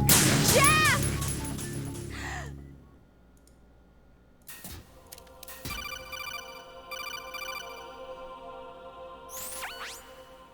Infiltrate the... I don't think I can grab people either, right? No. Weak.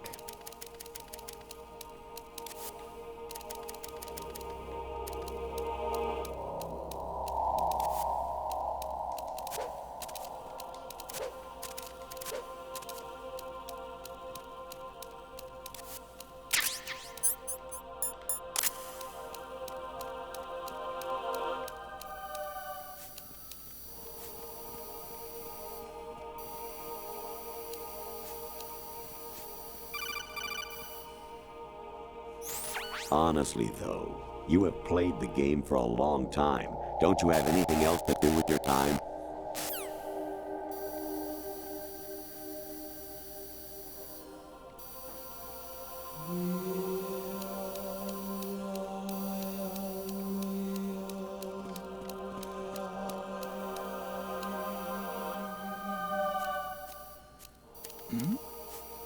Who's there?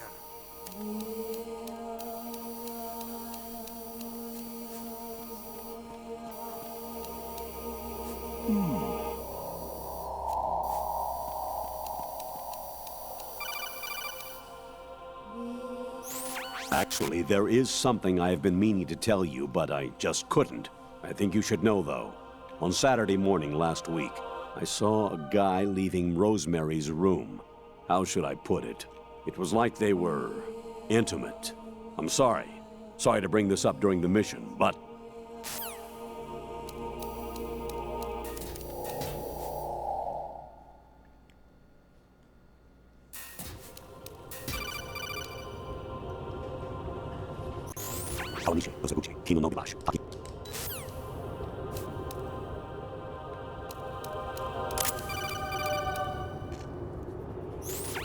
anemone or clematis plant's juice can cause a rash. When pruning them, it's a good idea to wear gloves.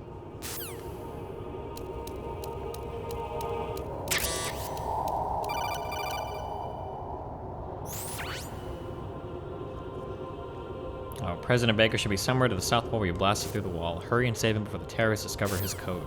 Sorry, I pushed a button.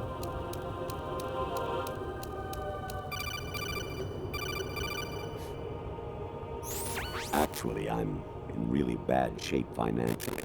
I pay money to my ex-wife as part of our divorce settlement, among other bills. I just had no choice but to make you pay for lunch the other day. I'm really sorry.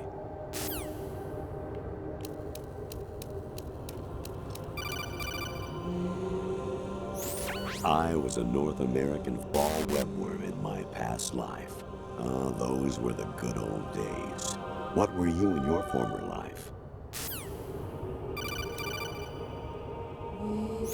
Jack, it's me.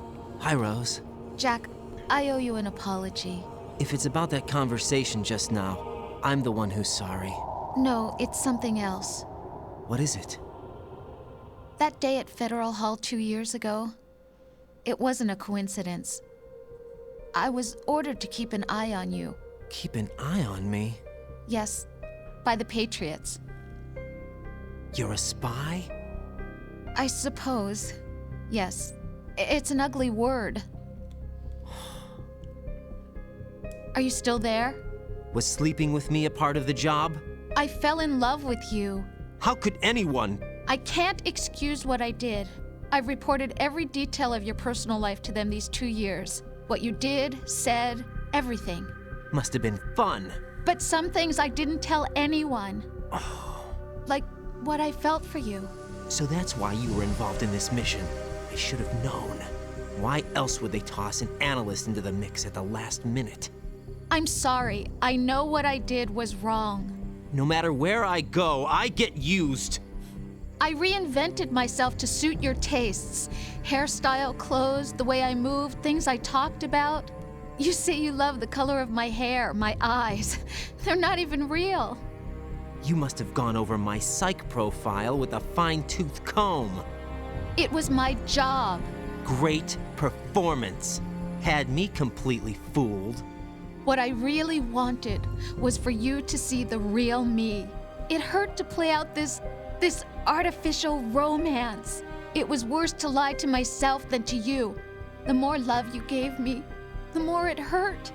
Because I knew the person you loved was just a character. So it was artificial on my end too. It was just a game, not the real thing. Oh, Jack.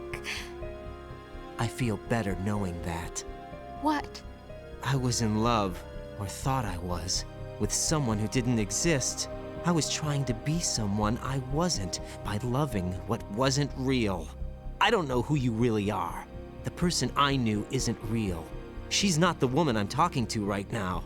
In a sense, the deception was my own, not theirs. Jack, I thought I was acting because that was my job. But I did fall in love with you. That wasn't an act. You expect me to believe that? It's okay. You had your reasons, right? Hey, I understand, but I have nothing left to... Jack! What? I'm carrying... I'm pregnant, Jack. Rose! What's going on?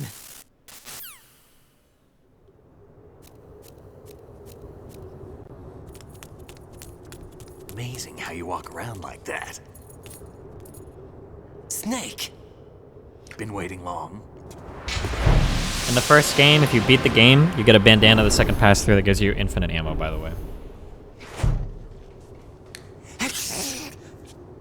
Where's if you my choose a gear? certain option. Right over there.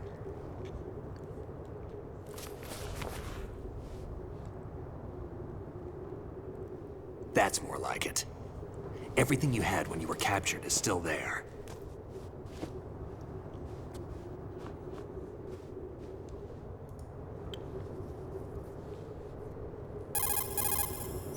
Sorry about earlier.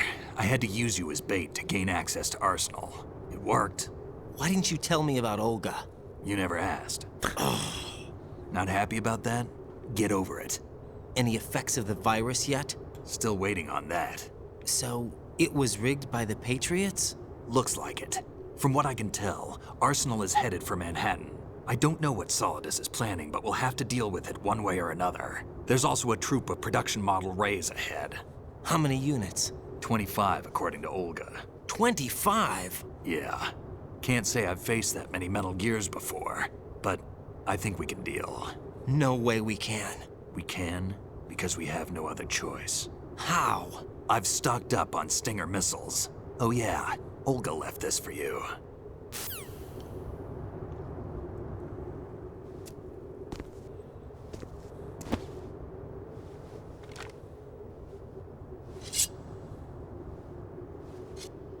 Why? Olga asked me to give it to you. Besides, I'm not a big fan of blades.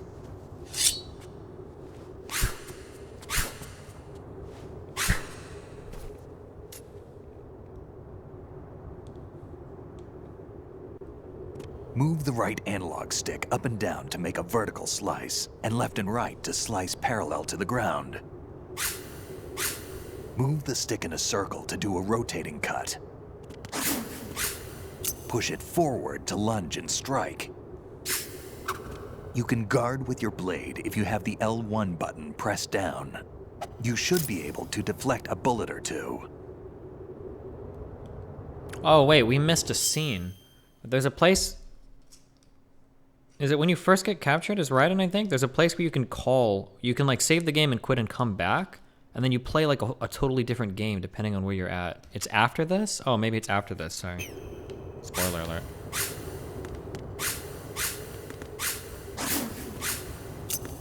Oh wait, am I thinking Metal Gear Solid 3? I might be thinking Metal Gear Solid 3, sorry. Damn, kid.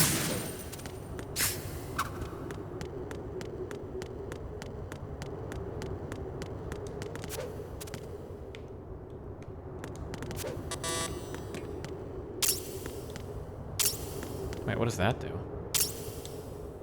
Oh, one knocks you out and one is.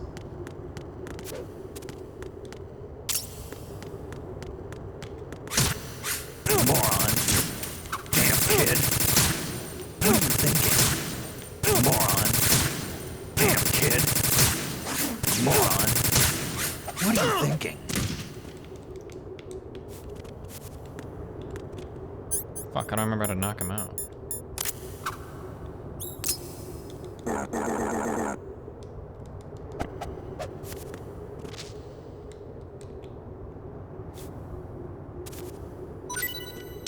Got his tags. Alright, bye. Good luck. Fuck, he's gonna be mad. Moron.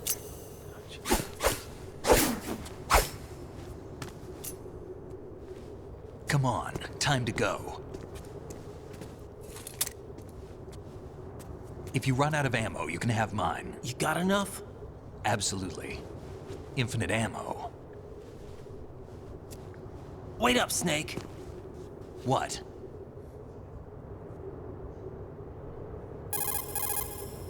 Snake, have you ever enjoyed killing someone? What are you talking about? I'm not sure. Sometimes it's hard to tell the difference between reality and a game. Diminished sense of reality, huh? VR training will do that. No, it was field training when I was a kid. I lied, Snake. I have more field experience than I can remember. It's not VR that's doing this to me. Raiden, we don't carry guns to take people down. We're not here to help some politician either. You can say that because you're a legend, a hero. I'm Jack the Ripper, a dirty reminder of a terrible mistake. Legends don't mean a whole lot. I was just a name to exploit, just like you. People will remember only the good part, the right part of what you did. There's no right part in murder, not ever. And we're not in this to make a name for ourselves. Then what are you and Otacon fighting for? A future? You can stop being part of a mistake, starting now. What am I? What am I supposed to do? So you haven't figured it out yet. The meta commentary, so that you can pay attention to stuff, is you're Raiden, basically, playing a game, killing find people. It for yourself. And when you do, pass it on to the future. Believe in what? That's your problem. Come on.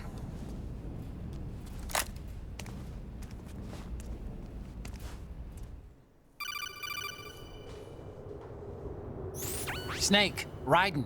Otacon, you all right? Yeah, so are all the hostages. That's good news. How's everything on your end? All right for now, but there is something. What?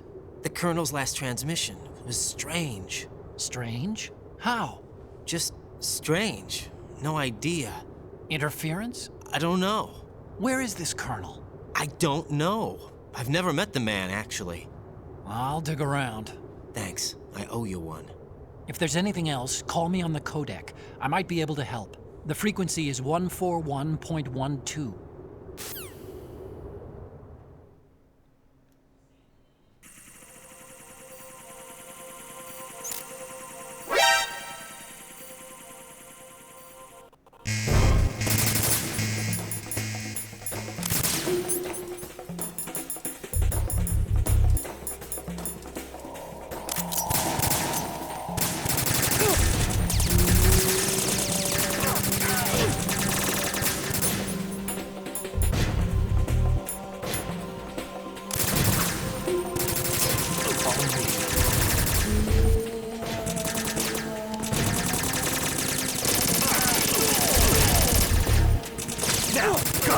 Fortnite, auto aim.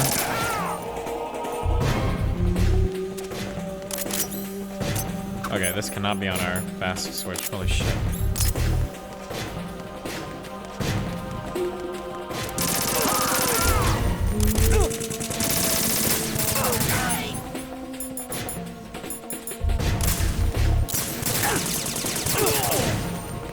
What? Fuck you.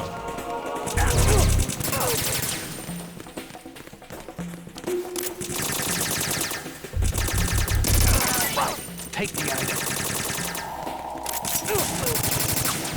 God, that's so annoying. You're going, yeah.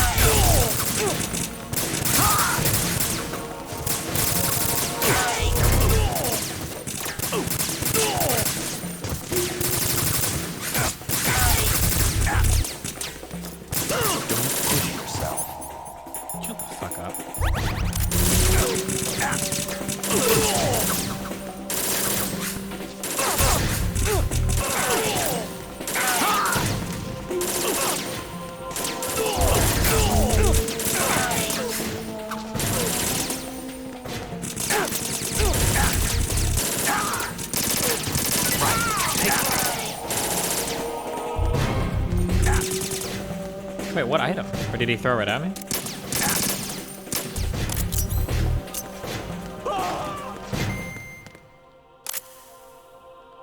I don't know if these guys talk to you more. Variety level 7. Shoot down the space invaders. Training will have to be postponed if we are invaded by UFOs. Snake, there's a fork in the conveyor belt. The machine is automatically sorting cargo according to some system. Take a good look at the device. Big boss here. Enter the track on the bridge to the right. Over.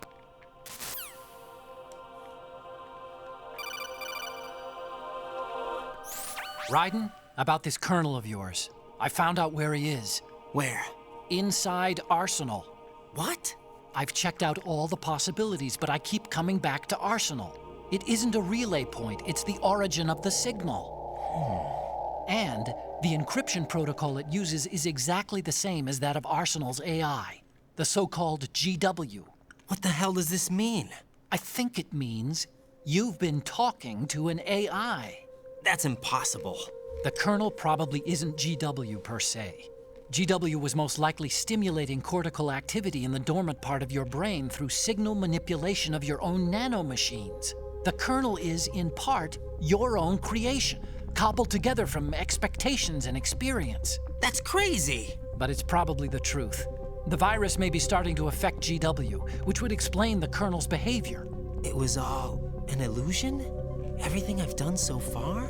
Raiden. Snake, what's happening around here? I don't know. What I do know is that you're standing right here in front of me. Not an illusion. Flesh and blood. Huh? It's your call. You can drop this if you want. No, I can't do that. Let's go.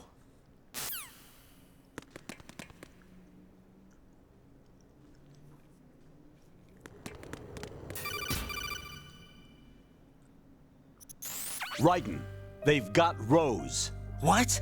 Rose is being held in the holds. It's a trap. Help! Rose! Raiden, get a grip. But Snake... It's a trap. Since the Colonel doesn't exist, there's no way he can take Rose hostage. Yeah, you're right. I am right. Okay. Does Rose exist? Don't be weird. She's your... What if I've never really met her? What? If the Colonel is something that I partly dreamt up, then everything I remember about her could be... Don't jump to conclusions. You and Otacon are the ones that say the Colonel never existed. Raiden! Is this what Olga was talking about?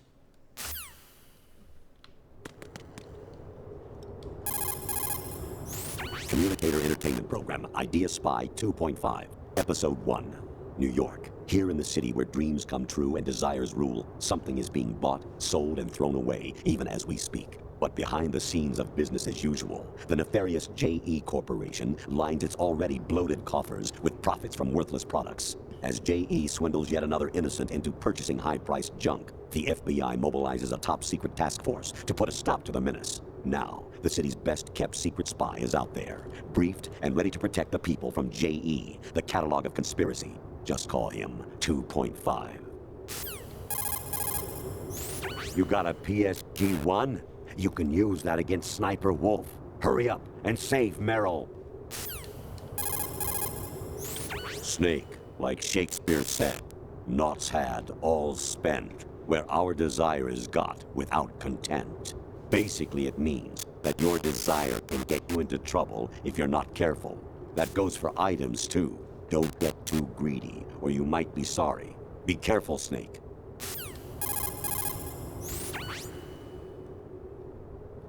Snake. Remember what de Gaulle said. The graveyards are full of indispensable men.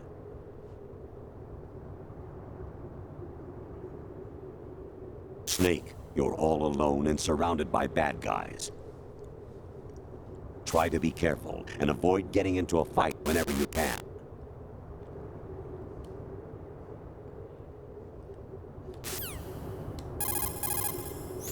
You wouldn't be trying to give yourself a bogus score using some ingenious trick, would you? That's just about as low as anyone could possibly stoop. I can't believe you sometimes. Your mission is to infiltrate the Fortress Galluade, rescue the hostages, and neutralize Metal Gear before its assembly is complete. Variety level 13. Rescue Merrill, the return of Ginola.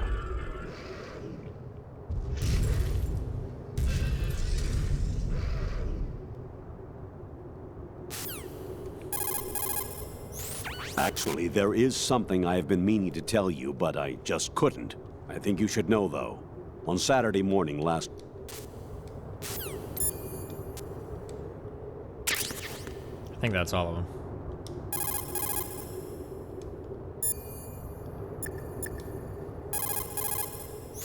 Big boss here. Enter the track on the bridge to the right. Over. Wait, maybe not. Snake, like Shakespeare said, naught's had. Snake, there's a fork in the conveyor belt. The machine is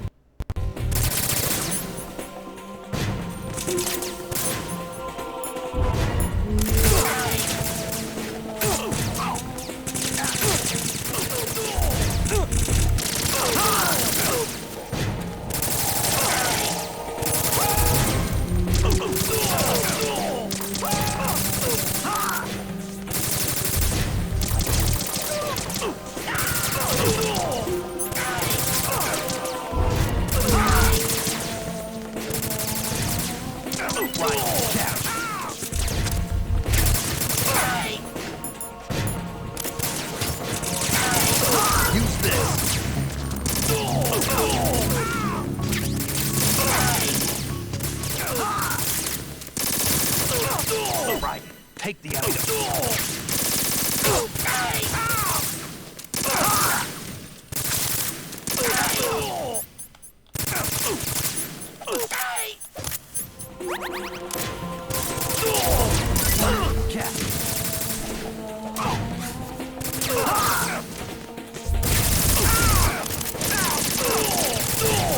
Use this.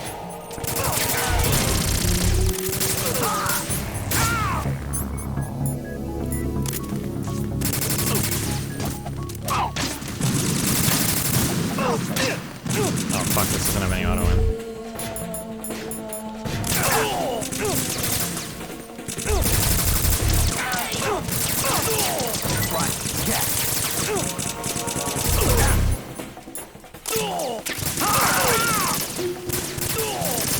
Use this.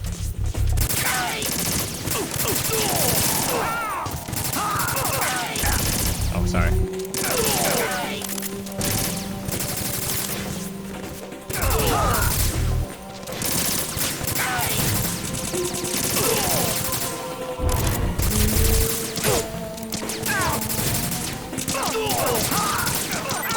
Take the item.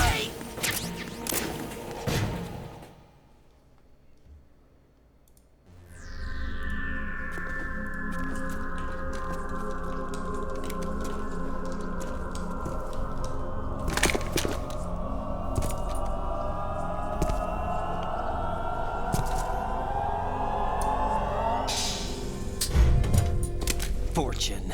It's been a long wait, Solid Snake. The root of all my sorrows. What? 2 years ago, you killed my father. That was the beginning of hell for us. Everyone I love has been taken from me one by one, and no matter how hard I try, I can't follow them. An endless nightmare. The only thing we live for is to see it end.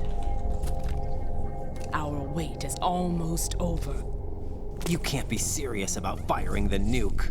Since no one can kill me, I may as well kill everyone I can. Starting with you, Solid Snake. Damn! Looks like I'm today's pick. You go on ahead.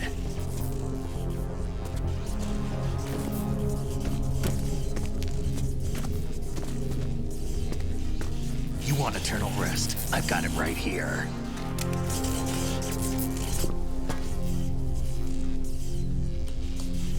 What are you gonna do? Bullets can't get near her. I'll think of something. There's no such thing as a witch. You think you can kill me? I don't know what your group's been through, but let's get one thing clear. I didn't kill your father. Do you think anyone believes your lies? Raiden, get out of here!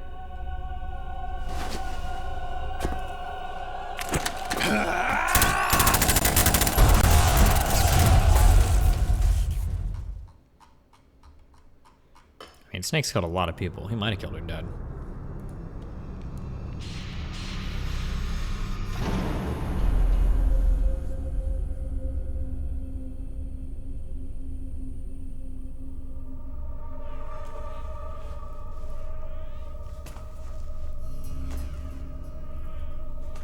Jack, I've been watching how you fight.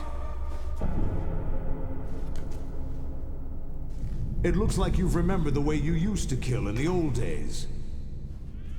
Or is it one of the S3 plan's proud achievements? What are you talking about? It came as a complete surprise when Ocelot discovered the S3 data from GW. Not a bad idea, though. Using fire to fight fire, creating the perfect assassin to retire Solid Snake's brother. S3 stands for Solid Snake Simulation. It's a development program to artificially reproduce Solid Snake, the perfect warrior. The result is a Foxhound Commando. When Foxhound no longer exists, a simulated Solid Snake shaped by VR regimen. Sound like someone you know, Jack? I'm sorry to see you reduced to one of the Patriots' puppets. But I've made use of you, and their plan too. Solid Snake's sudden appearance, your arrival. It was obvious the Patriots were among my ranks. I had to smoke out the agent before the mission entered the final phase. You came in handy, as bait. Jack, those days during the Civil War were as real as they come. Every day was absolute, split between life and death. You ran from it, and now you've been led back to war by something less than real.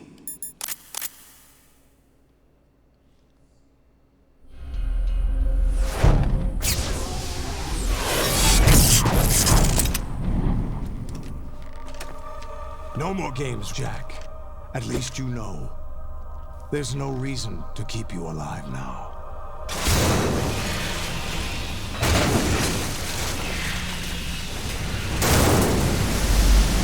I've given you a worthy opponent, at least.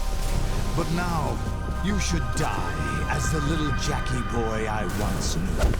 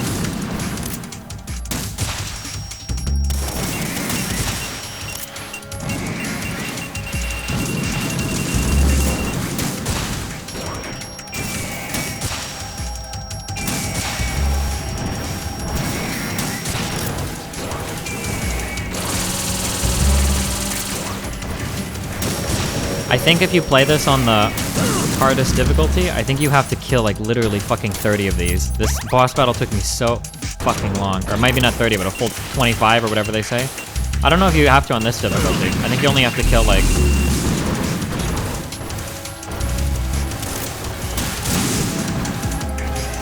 like 5 or so.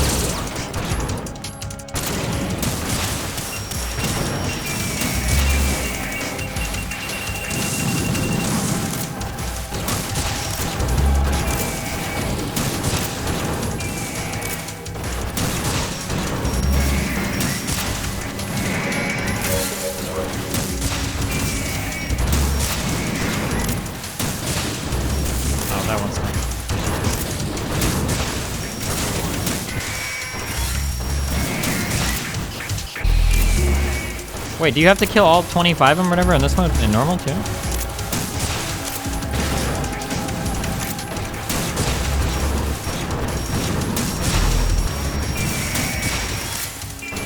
No, okay.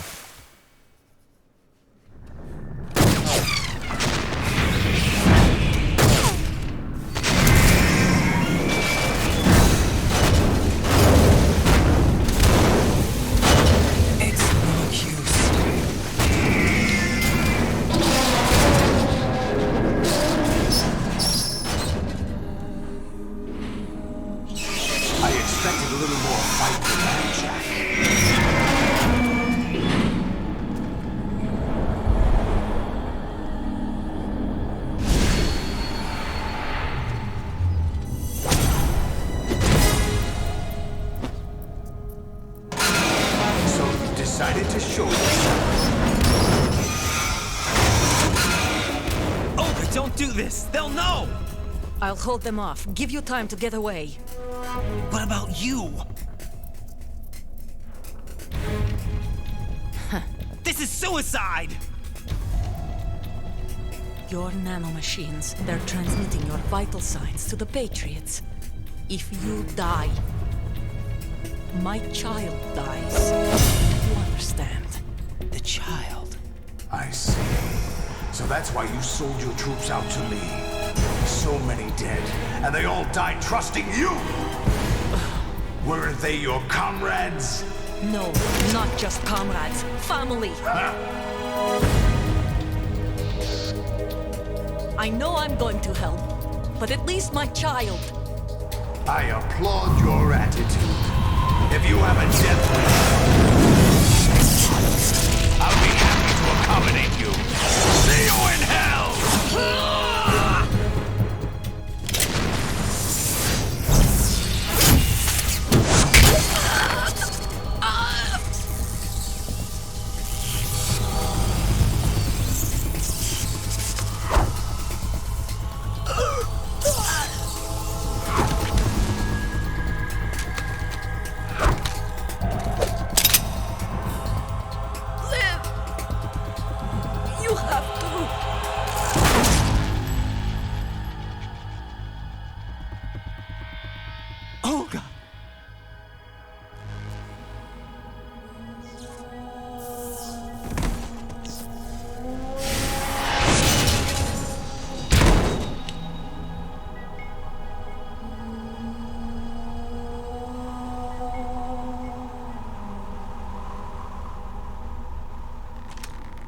Enjoy the show, Jack.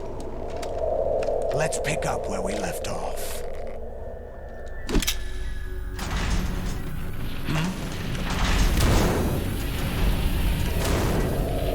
What's going on? What's wrong with it? AI. GW, it's out of control. What?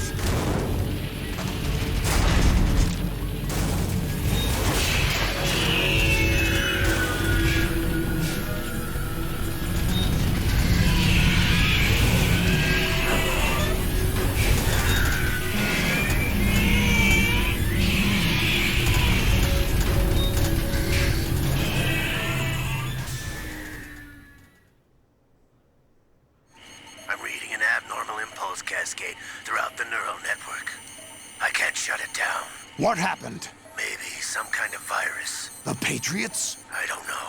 Ocelot, what have you been up to? It's too late. Arsenal's system control is going haywire. It's on an emergency ascent course.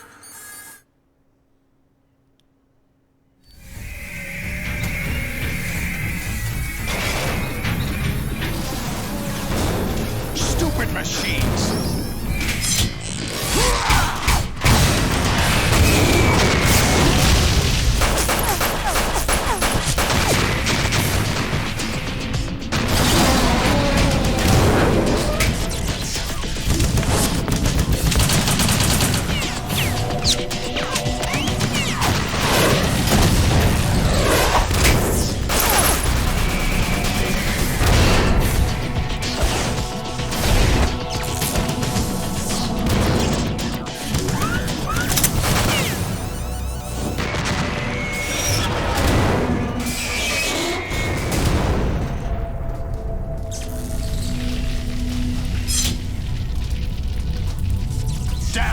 Patriots.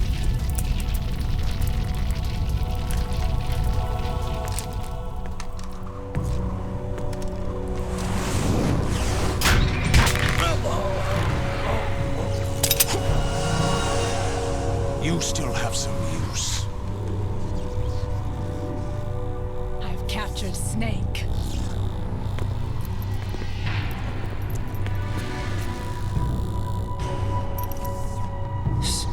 Snake? Bring him in.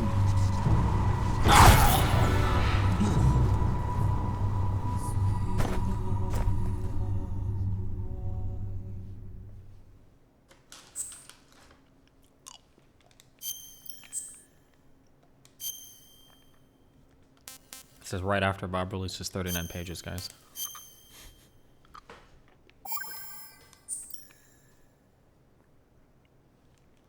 Are you awake yet, Jack? GW, the Arsenal AI is corrupted beyond repair. I admit that I underestimated you.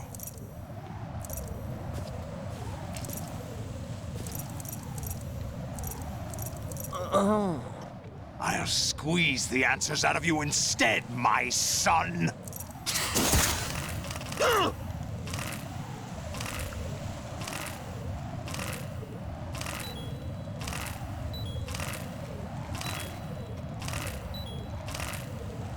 I feel like I didn't get fair warning for this.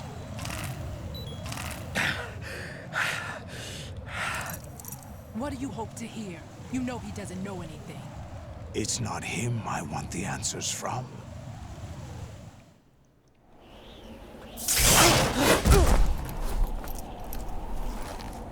What do you mean? That's not your business. Oh, really? It so happens I have some business of my own to attend to. Planning to hijack Arsenal? Huh? You were going to screw me over, weren't you? Who talked? Ocelot? Not exactly. I was the one who used Ocelot to suggest the idea to you in the first place. What? I was planning to give you Arsenal to begin with. Why the uncharacteristic generosity? I'm no philanthropist. Arsenal is far from impregnable. It needs other Metal Gears as guards, a huge payload of warheads, and full air, sea, and land support to function efficiently. Against a large attack force without support, Arsenal is nothing more than a gigantic coffin. Seizing Arsenal gear was never the real objective. What was your objective then? A list of names of the Patriots! They were planning to extend their control to digital information flow with GW and Arsenal. That means the information they want to filter out is contained in GW, including that list of the highest 12 members of the Patriots Wiseman's Committee. And once you knew who they were, you would cross out their names one by one, while we, with our useless arsenal, drew their fire. Very good. You were using us all along. Were you any different? But your plans hit a snag with GW destroyed, hasn't it? No, there is another way. Really? But we have our own plans to carry out. We'll take the arsenal since you don't care for it anyway. The purified hydrogen bomb is ready to go. A nuclear strike won't stop them. It will damage their power source. The mindless masses that they control.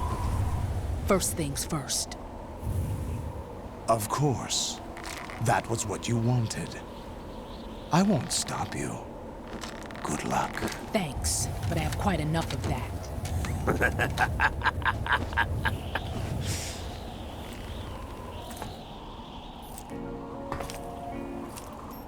What exactly Oh, do I you know find these so funny? guys. The Charades usually are humorous.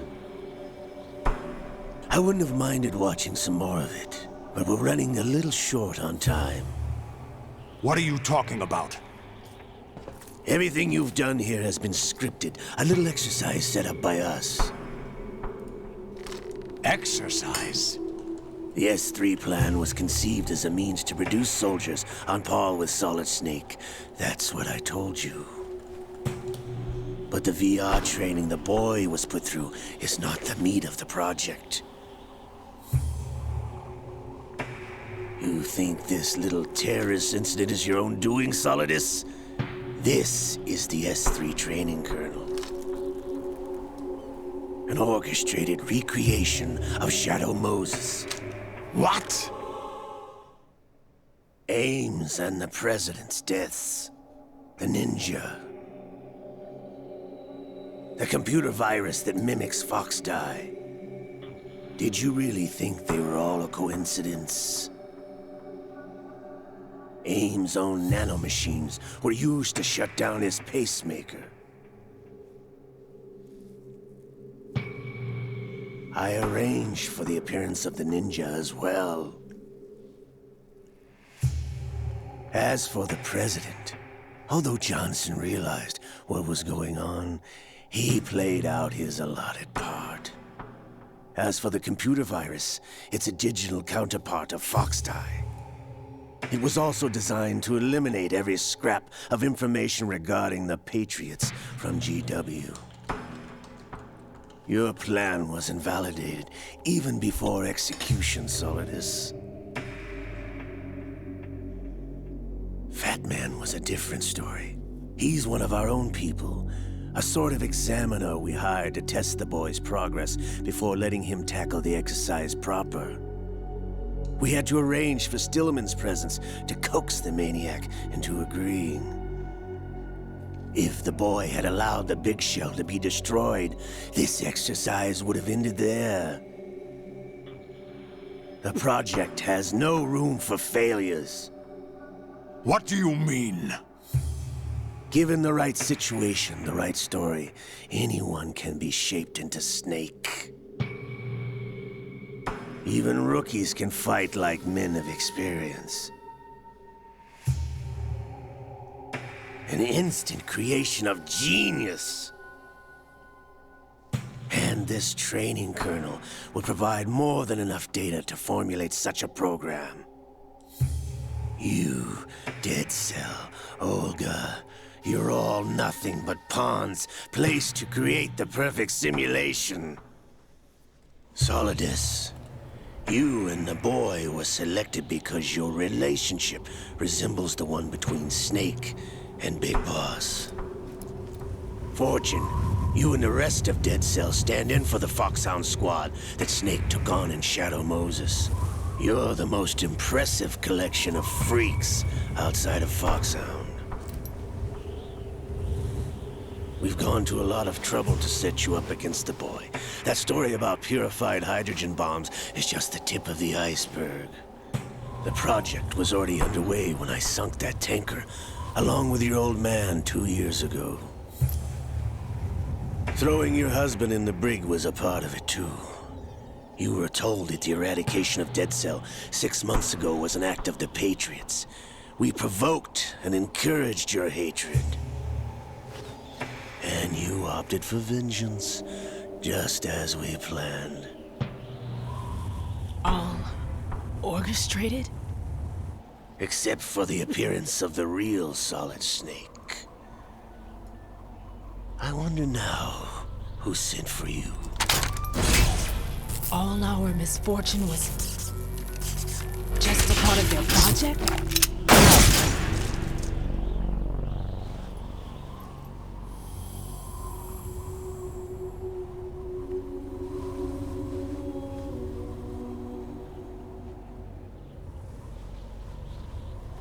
How could... You're no Lady Luck. You have nothing that we didn't give you.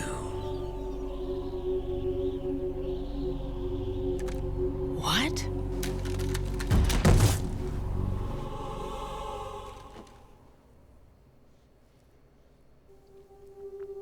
Do you know why no bullet could hit you? It wasn't magic, or some new age mumbo-jumbo. Certainly wasn't your psychic talents. It was all staged by the Patriots. Staged? You were being shielded by the electromagnetic weapons technology that the Patriots developed. Your dead cell comrades loved your father and husband. We needed a pathetic wretch like you to keep them focused. You've been our puppet all along, just like Olga. No! You were hamming it up as the tragic heroine, thanks to the script that the Patriots wrote for you. Pure self-indulgence, absorbed in your own misfortune. You couldn't get enough of the drama. I could have died whenever I wanted to.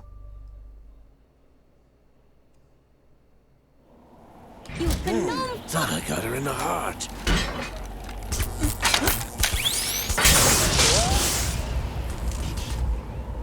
It missed. Now I remember. Your heart's on the right. Waste of metal, my dear, but your luck's run out. This is the little gizmo. There's no such thing as miracles or the supernatural, only cutting-edge technology.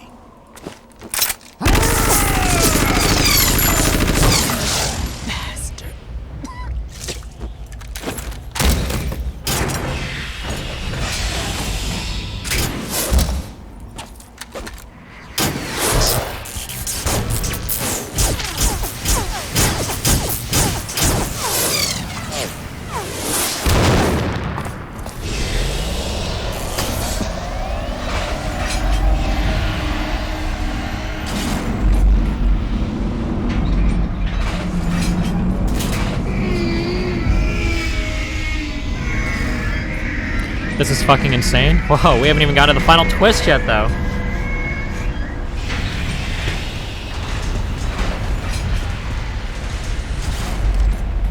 Now that I have enough data, all I have to do is retrieve Arsenal and clean up the refuse from the exercise. Just try.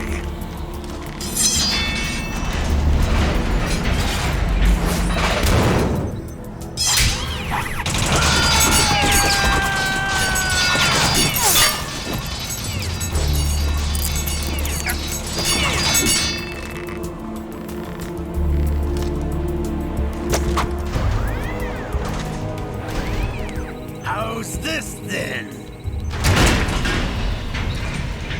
Damn.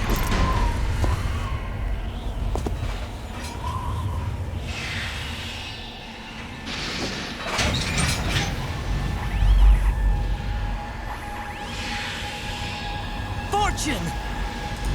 You idiot! Get the hell away from there! I told you, your luck's run out. Take your reward. It's all the payload Ray has. Die!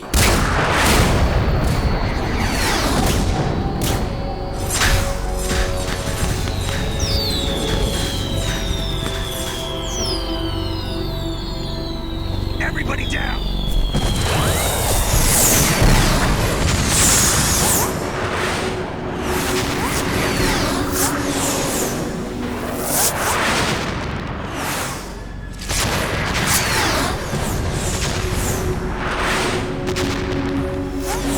What the? Impossible!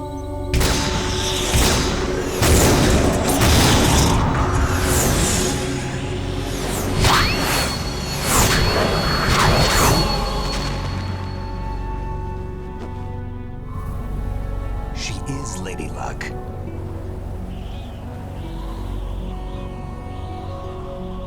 My name is Helena Dolph Jackson, the daughter of a proud and noble soldier.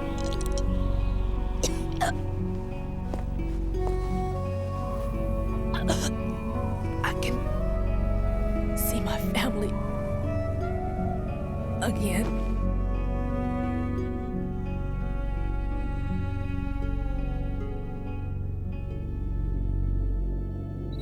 Damn!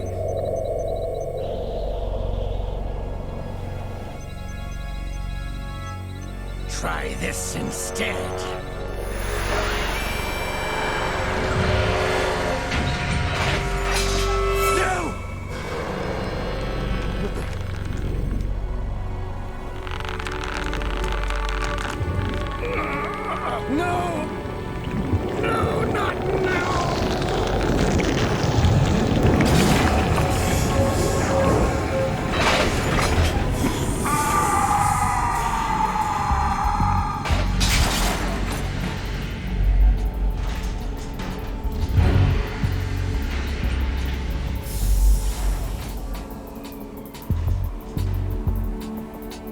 Brothers!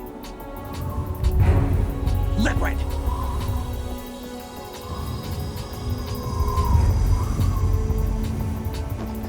I've been waiting for this! It can't be. I've been inside this arm all along, waiting for the right time to awaken.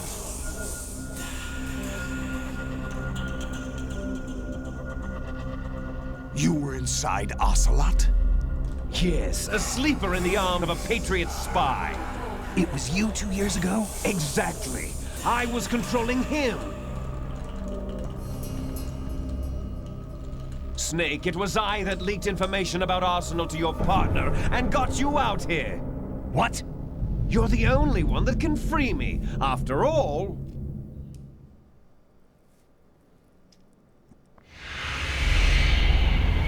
I'm off to bury the Patriots for good. You know where they are? How? Why do you think I chose Ocelot as my host? But before I go, I have a family matter to settle with both of you. There's room for only one Snake and one big boss.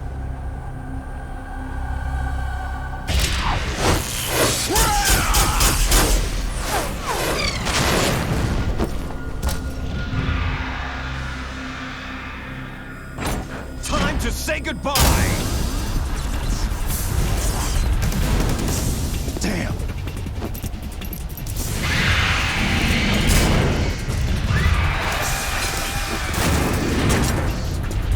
Like surfing, it's a good way to go.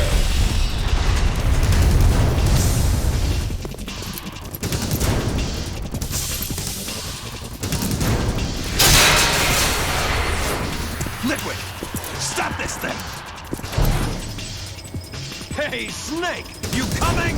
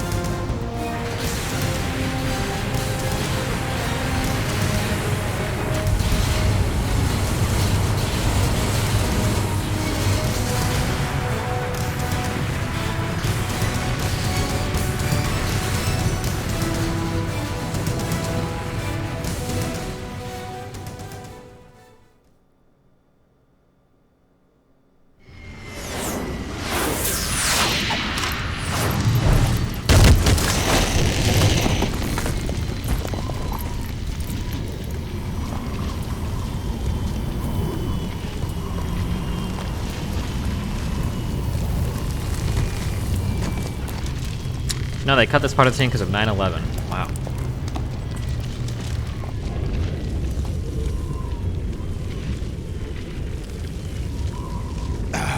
Federal Hall.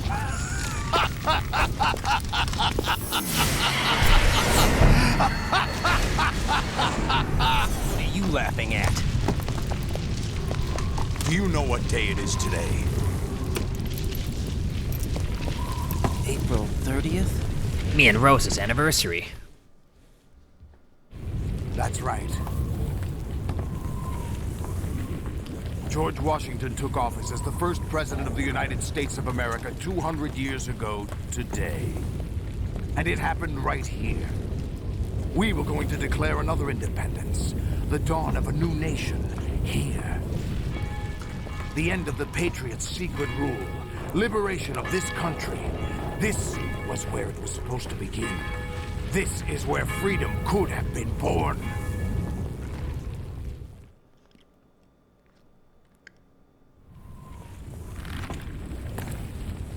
All you want is power at any cost. Jack, it's not power I want. What I wanted to take back from the Patriots are things like freedom, civil rights, opportunities. The founding principles of this country. Everything that's about to be wiped out by their digital censorship. Jack, listen to me. We're all born with an expiration date.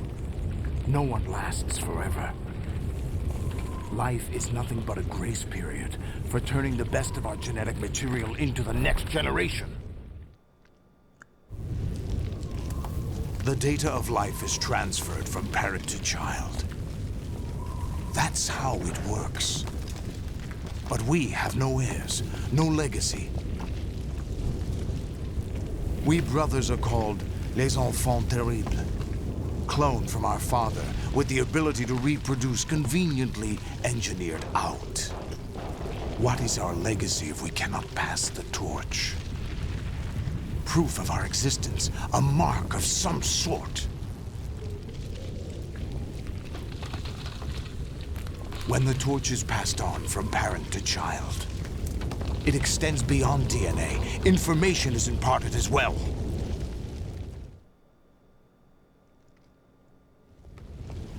All I want is to be remembered by other people, by history. The Patriots are trying to protect their power, their own interests, by controlling the digital flow of information. I want my memory, my existence to remain. Unlike an intron of history, I will be remembered as an exon. That will be my legacy, my mark in history. But the Patriots would deny us even that. I will triumph over the Patriots and liberate us all, and we will become the Sons of Liberty!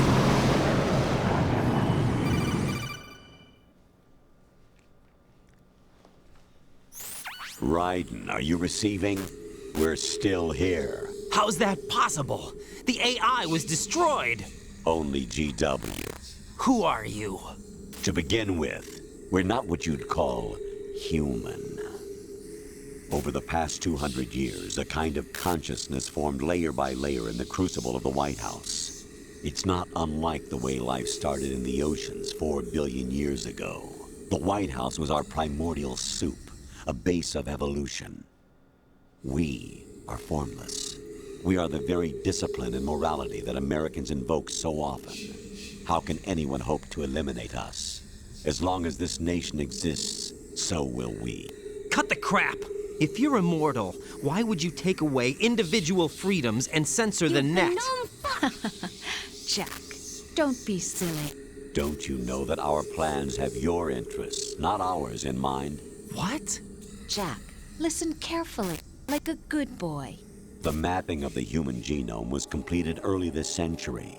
As a result, the evolutionary log of the human race lay open to us. We started with genetic engineering, and in the end, we succeeded in digitizing life itself. But there are things not covered by genetic information. What do you mean? Human memories, ideas, culture, history. Genes don't contain any record of human history. Is it something that should not be passed on? Should that information be left at the mercy of nature? We've always kept records of our lives, through words, pictures, symbols, from tablets to books. But not all the information was inherited by later generations. A small percentage of the whole was selected and processed, then passed on. Not unlike genes, really. That's what history is, Jack. But in the current digitized world, trivial information is accumulating every second, preserved in all its triteness. never fading, always accessible. Rumors about petty issues, misinterpretations, slander. All this junk data, preserved in an unfiltered state, growing at an alarming rate. It will only slow down social progress, reduce the rate of evolution. Right? You seem to think that our plan is one of censorship. Are you telling me it's not? You're being silly. What we propose to do is not to control content, but to create context. Create context? The digital society furthers human flaws and selectively rewards development of convenient half-truths. Just look at the strange juxtapositions of morality around you. Billions spent on new weapons in order to humanely murder other humans. Rights of criminals are given more respect than the privacy of their victims. Although there are people suffering in poverty, huge donations are made to protect endangered species. Everyone grows up being told the same thing. Be nice to other people. But beat out the competition. You're special. Believe in yourself and you will succeed. But it's obvious from the start that only a few can succeed. You exercise your right to freedom, and this is the result. All rhetoric to avoid conflict and protect each other from hurt. The untested truths, spun by different interests, continue to churn and accumulate in the sandbox of political correctness and value systems. Everyone withdraws into their own small gated community, afraid of a larger forum. They stay inside their little ponds, leaking whatever truth suits them into the growing cesspool of society at large. The different cardinal truths neither clash nor mesh. No one is invalidated, but nobody is right. Not even natural selection can take place here. The world is being engulfed in truth. And this is the way the world ends. Not with a bang, but a whimper. We're trying to stop that from happening. It's our responsibility as rulers. Just as in genetics, unnecessary information and memory must be filtered out to stimulate the evolution of the species. And you think you're qualified to decide what's necessary and not? Absolutely. Who else could wade through the sea of garbage you people produce, retrieve valuable truths, and even interpret their meaning for later generations? That's what it means to create context. I'll decide for myself what to believe and what to pass on. But is that even your own idea? Or something Snake told you? That's the proof of your incompetence right there. You lack the qualifications to exercise free will. That's not true. I have the right. Does something like a self exist inside of you? That which you call self serves as nothing more than a mask to cover your own being. In this era of ready-made truths, self is just something used to preserve those positive emotions that you occasionally feel. Another possibility is that self is a concept you conveniently borrowed under the logic that would endow you with some sense of strength. That's crap! Is it? Would you prefer that someone else tell you? All right then. Explain it to him. Jack, you're simply the best. And you got there all by yourself. Oh, what happened? Do you feel lost? Why not try a bit of soul searching? Don't think you'll find anything, though. Ironic that although self is something that you yourself fashioned, every time something goes wrong, you turn around and place the blame on something else. It's not my fault. It's not your fault. In denial, you simply resort to looking for another, more convenient truth in order to make yourself feel better. Just trust the plan. Leaving behind in an instant the so-called truth you once embraced. Should someone like that be able to decide what is truth? Should someone like you even have the right to decide? You've done nothing but abuse your freedom. You don't deserve to be free. We're not the ones smothering the world. You are. The individual is supposed to be weak, but far from powerless. A single person has the potential to ruin the world. And the age of digitized communication has given even more power to the individual. Too much power for an immature species. Building a legacy involves figuring out what is wanted and what needs to be done for that goal. All this you used to struggle with. Now we think for you. We are your guardians, after all. You want to control human thought? Human behavior? Of course. Anything can be quantified nowadays. That's what this exercise was designed to prove. You fell in love with me just as you were meant to, after all. Isn't that right, Jack? Ocelot was not told the whole truth, to say the least. We rule an entire nation. Of what interest would a single soldier, no matter how able, be to us? The S3 plan does not stand for solid snake simulation. What it does stand for is selection for societal sanity. The S3 is a system for controlling human will and consciousness. S3 is not you, a soldier trained in the image of solid snake. It is a method, a protocol that created a circumstance that made you what you are. So you see, we're the S3, not you.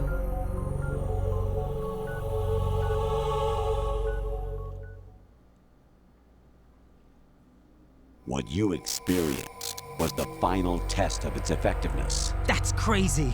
You heard what President Johnson said. The Arsenal's GW system is the key to their supremacy. The objective of this exercise was to establish such a method. We used Shadow Moses as a paradigm for the exercise. I wonder if you would have preferred a fantasy setting. We chose that backdrop because of its extreme circumstances. It was an optimal test for S3's crisis management capacity. If the model could trigger, control, and solve this, it would be ready for any contingency. And now, we have our proof.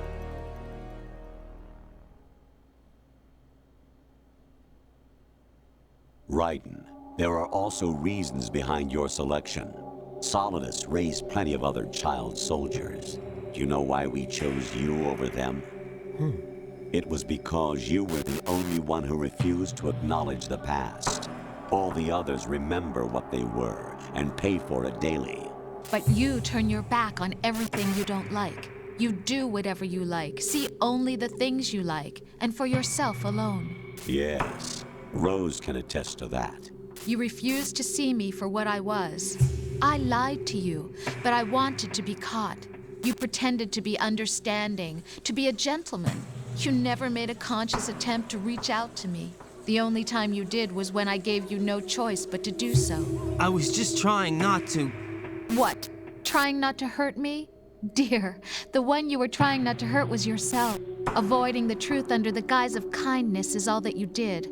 It occurred to you to do nothing but look out for yourself. Even if you claim that it was for my sake, that feeling was nowhere to be seen. In the end, everything was for your sake. I was never part of the picture. Exactly right. So you see, you're a perfect representative of the masses we need to protect. This is why we chose you. You accepted the fiction we've provided, obeyed our orders, and did everything you were told to. The exercise is a resounding success. Didn't I tell you that GW was still incomplete? But not anymore, thanks to you. Your persona, experiences, triumphs, and defeats are nothing but byproducts. The real objective was ensuring that we could generate and manipulate them. It's taken a lot of time and money, but it was well worth it considering the results. I think that's enough talk. It's time for the final exercise. Raiden, take Solidus down. Think again. I'm through doing what I'm told. Oh, really? Aren't you forgetting something? If you die, my child dies. The termination of vital signals from your nanomachines means the death of Olga's child. Not to mention the death of Rose. She's wired the same way. Rose, does she actually exist? Of course I do, Jack. You have to believe me. Damn! It will be a fight to the death. Solidus at least wants you dead. We will collect the necessary data from this last fight. Then we'll consider the exercise closed. So, Jack the Ripper, will it be Solidus, the Patriot's creation, or you, Solidus's creation? Our beloved monsters. Enjoy yourselves.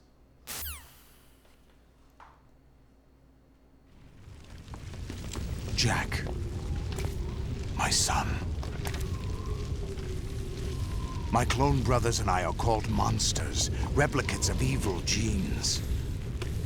You are one of a kind, but still a monster, shaped by a dark and secret history. We need to decide which monstrosity will have the privilege of survival. By the way, Jack, I was the one who killed your parents.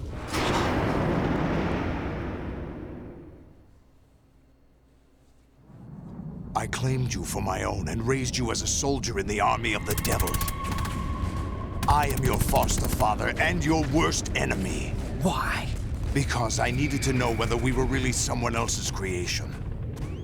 We're repeating history, Jack. Liquid and Solid hunted down Big Boss, trying to sever the tie that bound them to him. Unless you kill me and face your past, Jack, you will never escape. You'll stay in the endless loop, your own double helix.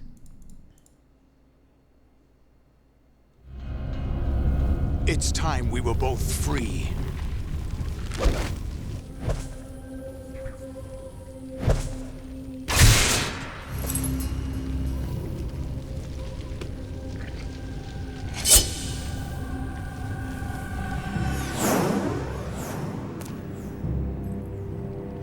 I have other reasons for wanting you dead.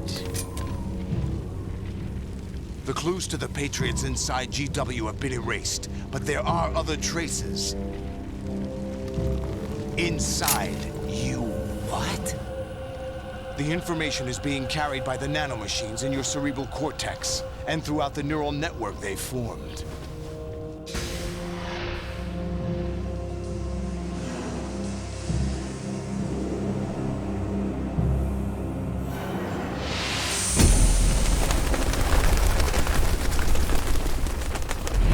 Brace yourself.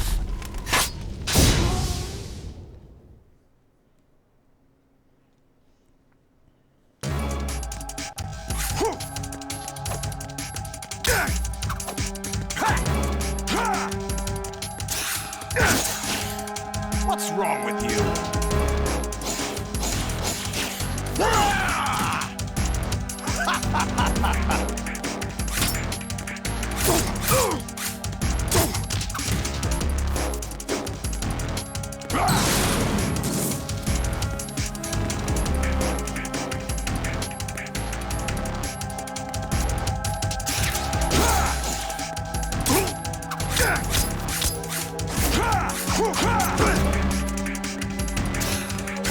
Oh, come on.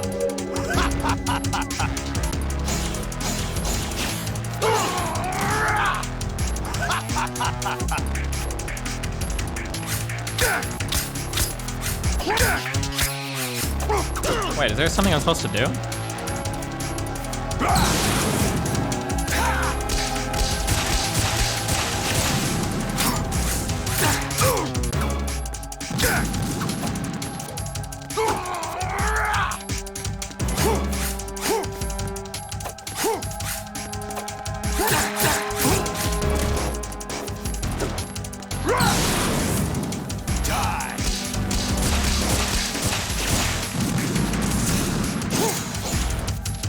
Just kidding.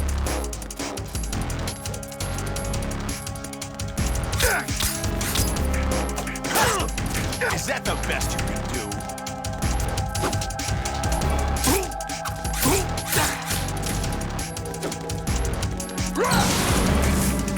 Die!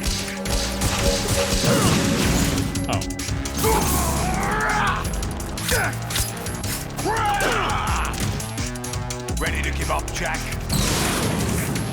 Die!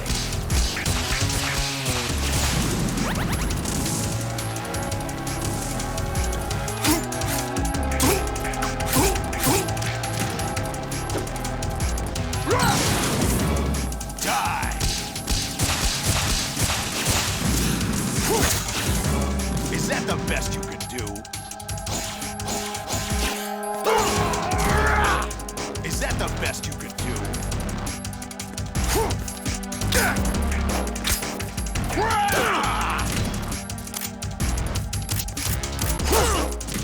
to give up, Jack? No!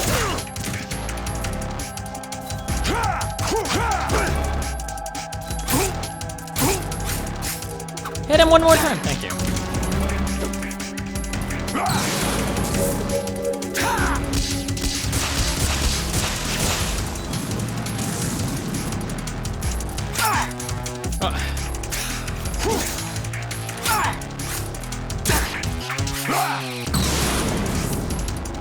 Good work, Jack.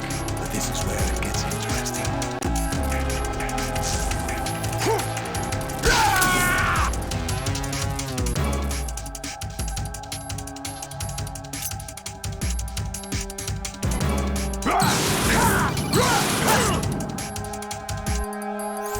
Right, you have to beat Solidus. This is your last duty. We're not just pawns in some simulation game, you know. Yes, you are. You're nothing but mere weapons. No different from fighter jets or tanks. What the? The old model destroyed 4 years ago was Rex. The new amphibious model is Ray. Both of these are the same as the code names used by the U.S. Armed Forces to refer to Japanese warplanes during World War II. Your code name, Raiden, too, comes from the Japanese Navy's name for one of its interceptors. Stop it. I'm not a weapon. Oh, really? Do you know the code name the U.S. Armed Forces used for the Japanese fighter Raiden? It was Jack. Both of you are just weapons to be used and thrown away. Just weapons to be used on the battlefield. Just pawns in a game. Exactly as you said. And a weapon has no right to think for itself. Now, it's time to fulfill your purpose. Defeat Solidus.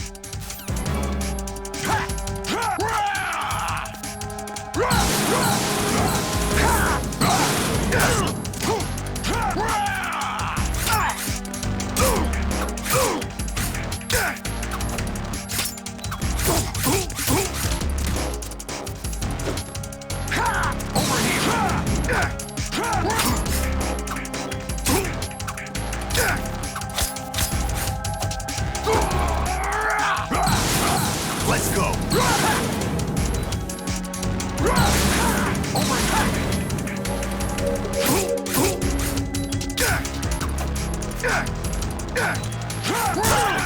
Is that the best you can do?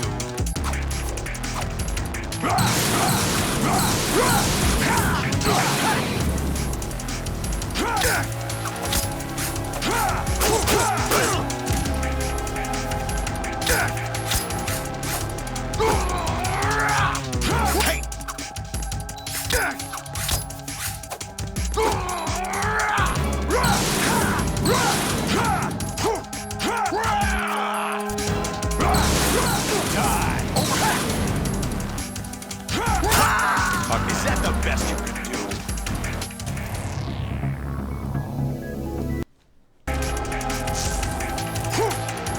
Wait, did I say before or after the codec conversation? Oh god.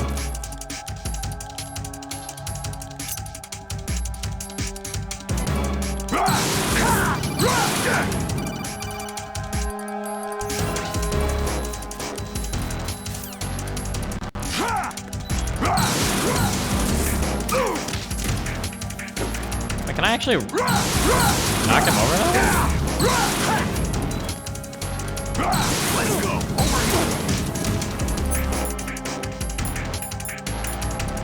I don't think I can use the bandage to stop, like, when I'm on fire, right?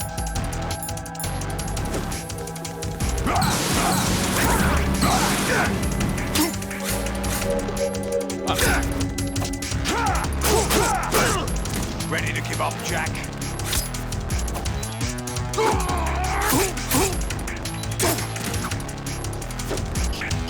Take this!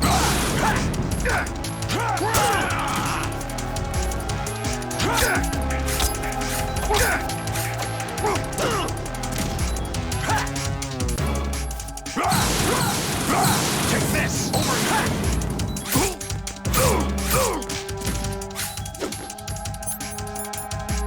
I don't think that's... Take this! Over here! Die!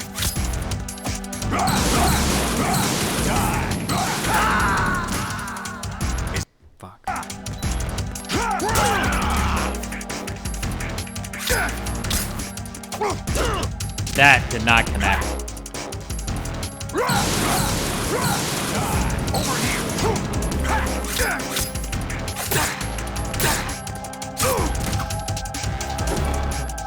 Let's go. Over here.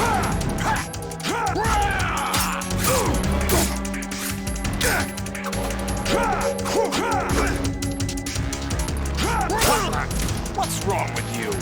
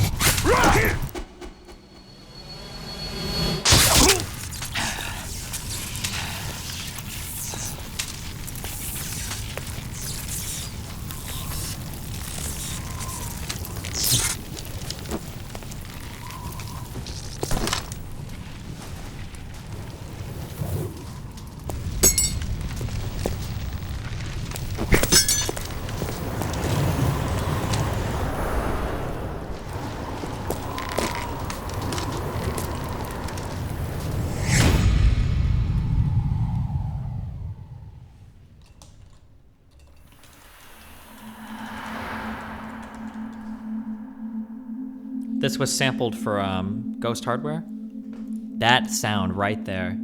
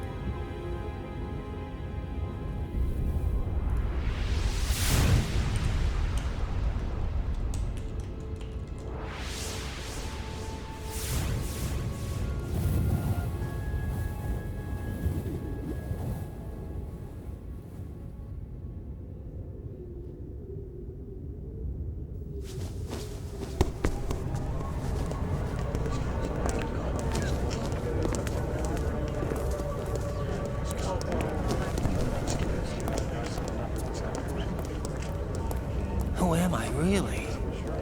No one quite knows who or what they are. The memories you have and the role you were assigned are burdens you had to carry. It doesn't matter if they were real or not. That's never the point.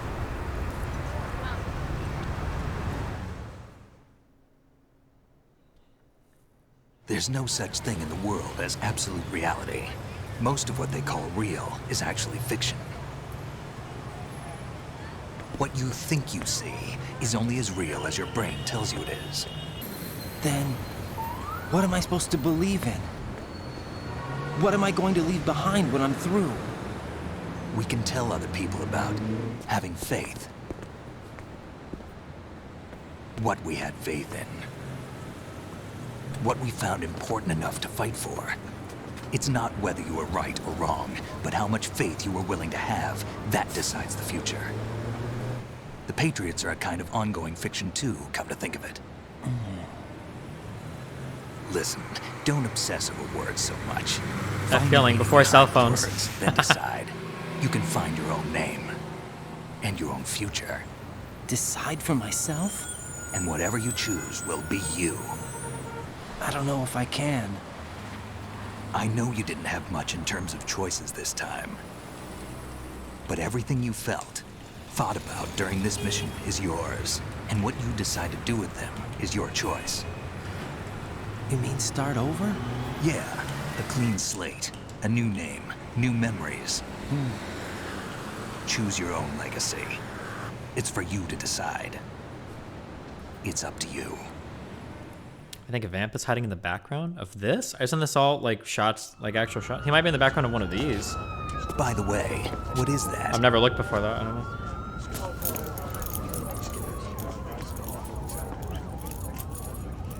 Dog tags.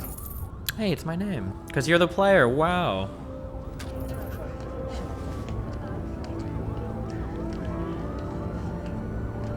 That's a woman's name. Anyone you know?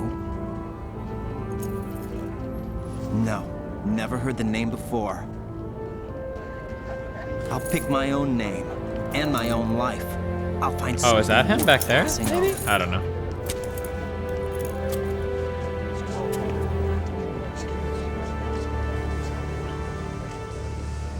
They taught me some good things too.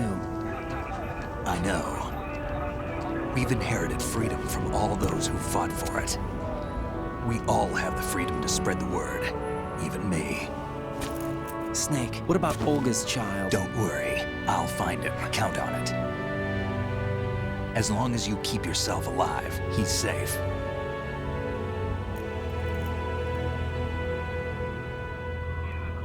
Do you know where Liquid went? I put a transmitter on his ray. Did he head for the Patriots? Yeah, but I have a feeling they gave Ocelot a bogus location to begin with. Cheer up, we have a better lead. This contains the list of all the Patriots. But Ocelot took it. The one we gave you wasn't the real thing.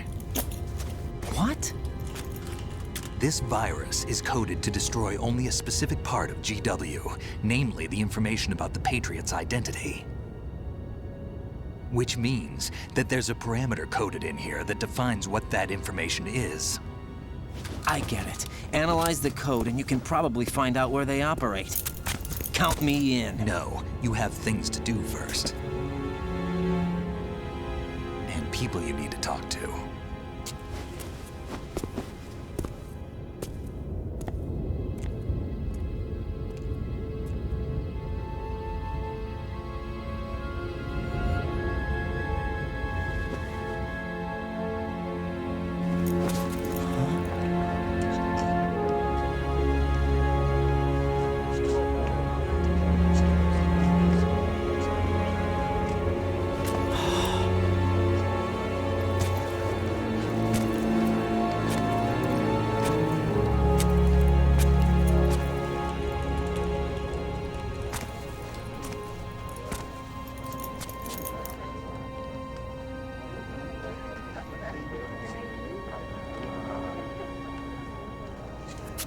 Snake?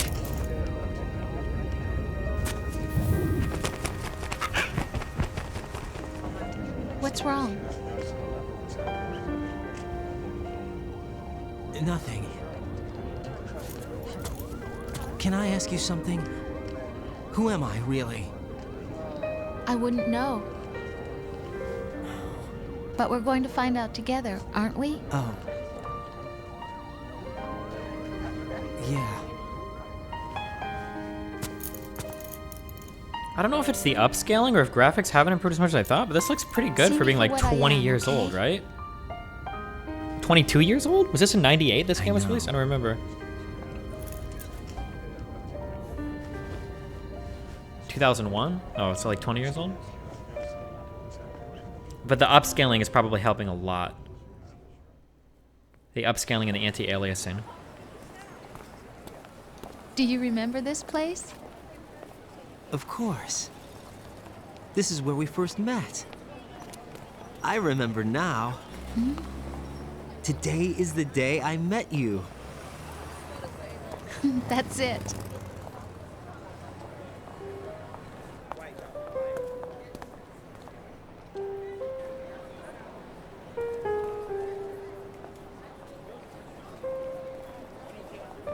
Diminishing graphics? Yeah, well, doubling polygons over and over again only gets you so far and requires more and more processing power. I think I all the found new improvements go something to into like pass lighting along and to the effects and future. stuff. What? He said all living things want their genes to live on. Are you talking about the baby? Yeah. But genes aren't the only thing you pass on. There are too many things that aren't written into our DNA. It's up to us to teach that to our children. What kind of things? About the environment, our ideas, our culture, poetry, compassion, sorrow, joy. We'll tell them everything together. Is that a proposal? This is for your ears only.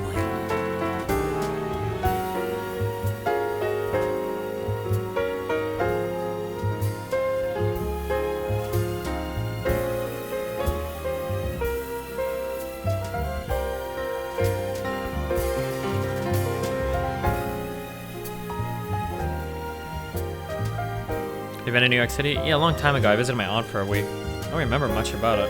I remember being super hyped to try New York pizza and not at all understanding the hype at all. Not even remotely, but yeah, I don't know. I stare at the stars and the sky up above. And It's casually good. Like, New York pizza is the equivalent of like a McDonald's double cheeseburger. Like, it's cheap, it gets the job done well, but it's like nothing I would ever brag about. Like, oh my god, New York pizza. It's just like thin. You know what? Here's the ultra hot take, okay? To lose my New England fans.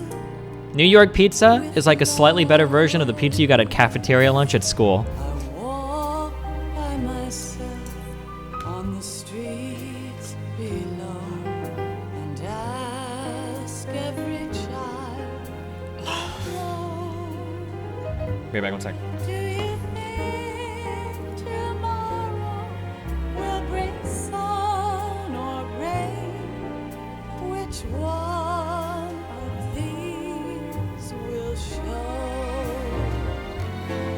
I can't say goodbye to yesterday, my friend.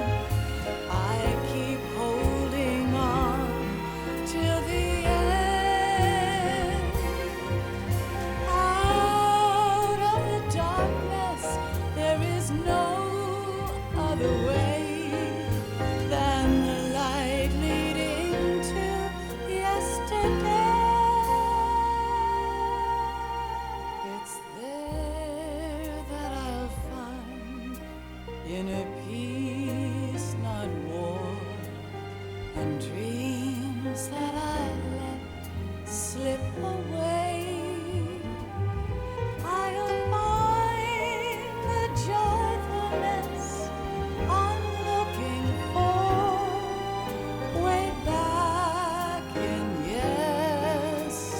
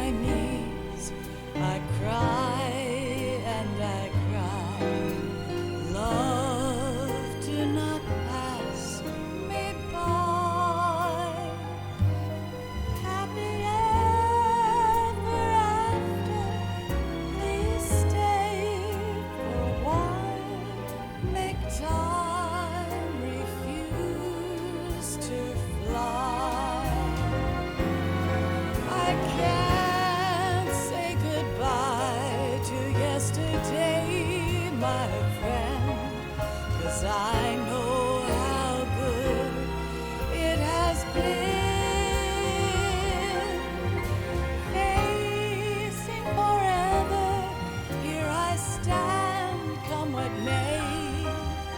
Bring the old, bring the new, yesterday.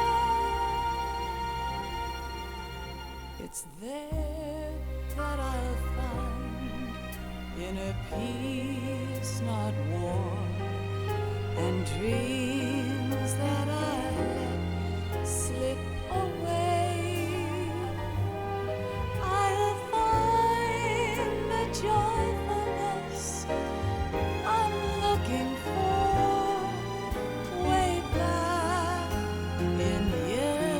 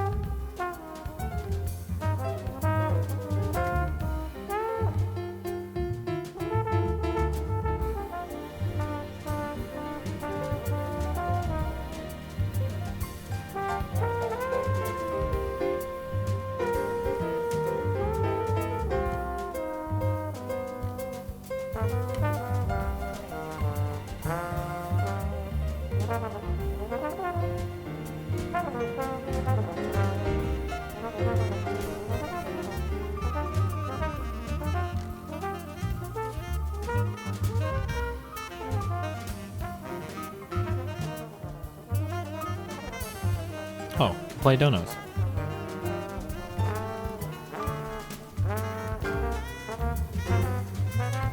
You gnome fuck!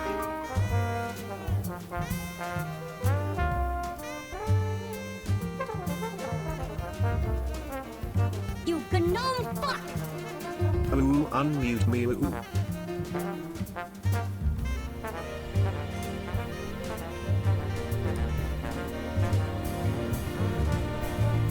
Fuck you all, I ascend out of the mute pit. Also, this is a bigger mindfuck than Evangelion. You gnome fuck!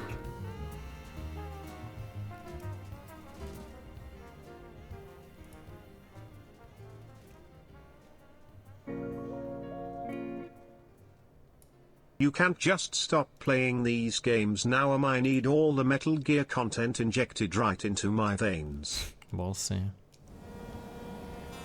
Life isn't just about passing on your genes. We can leave behind much more than just DNA. Through speech, music, literature, and movies, what we've seen, heard, felt, anger, joy, and sorrow. These are the things I will pass on. That's what I live for. We need to pass the torch and let our children read our messy and sad history by its light. We have all the magic of the digital age to do that with. The human race will probably come to an end sometime, and new species may rule over this planet. Earth may not be forever, but we still have the responsibility to leave what traces of life we can. Building the future and keeping the past alive are one and the same thing.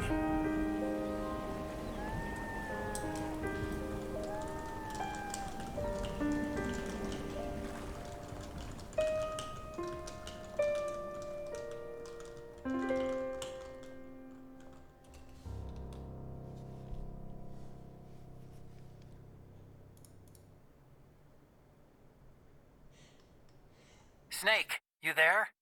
It's me. I've finished going over that disk. Did you find the Patriots list? Of course. It contains the personal data of 12 people. There was a name on it. Snake, it was one of our biggest contributors. What's going on around here? I don't know. Anyway, where are they? Well, we were right about them being on Manhattan, but... But what? They're already dead. All 12 of them. When did it happen? Well, about 100 years ago. What the hell?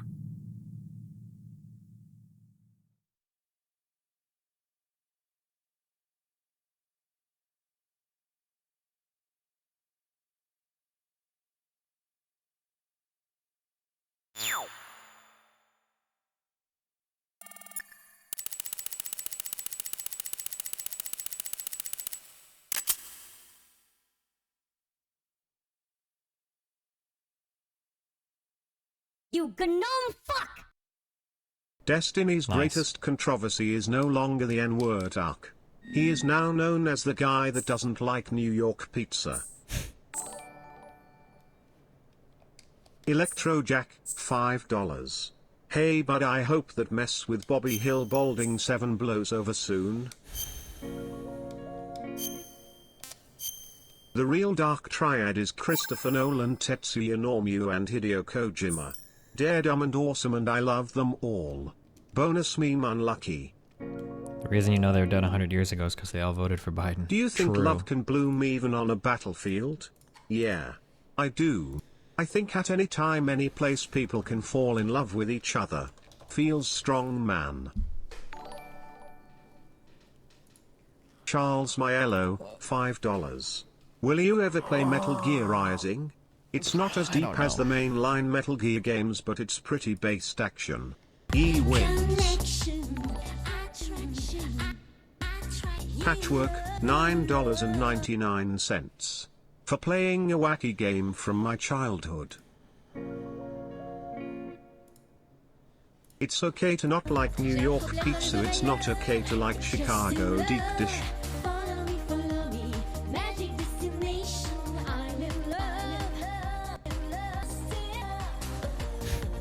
This is 2 years ago. Why'd you link me this? Hey. Well. What's up? Not much. I'm really happy with it. I think it Wait, turned out. fuck. Hold on 1 second.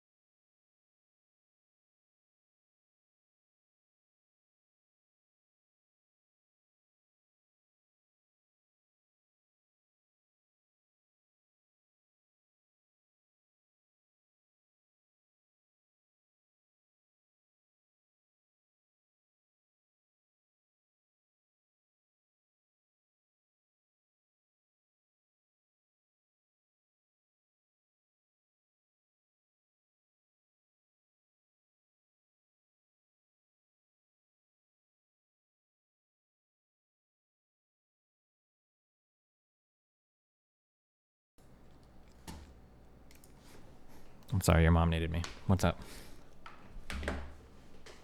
Not much, bro. How you doing? I don't know. How you doing? A lot better after having read through that. I think it picks up a lot of steam towards the end, like over time, over the course of reading it. So it got better and better. Well, that's good. I worked really hard on the presentation. Yeah. Was there any feedback you got from anybody that like stuck with you? I saw a little bit of a note about that one thing I commented on, but did anybody else give like interesting feedback? Just my editor watched through a lot and had a lot to say. Anything I said that you're upset with? It seemed like at the time you were pretty pissed. I feel like sometimes you try a little bit too hard to seem impartial, so you end up doing the thing where it's like, maybe the anti-vaxxer has a few good points. It's plausible that vaccines might cause some people to die of autism. Like, it seems like you kind of... Yeah. I could chalk up to that. I could fess up to that. That's definitely a thing that I do, for sure.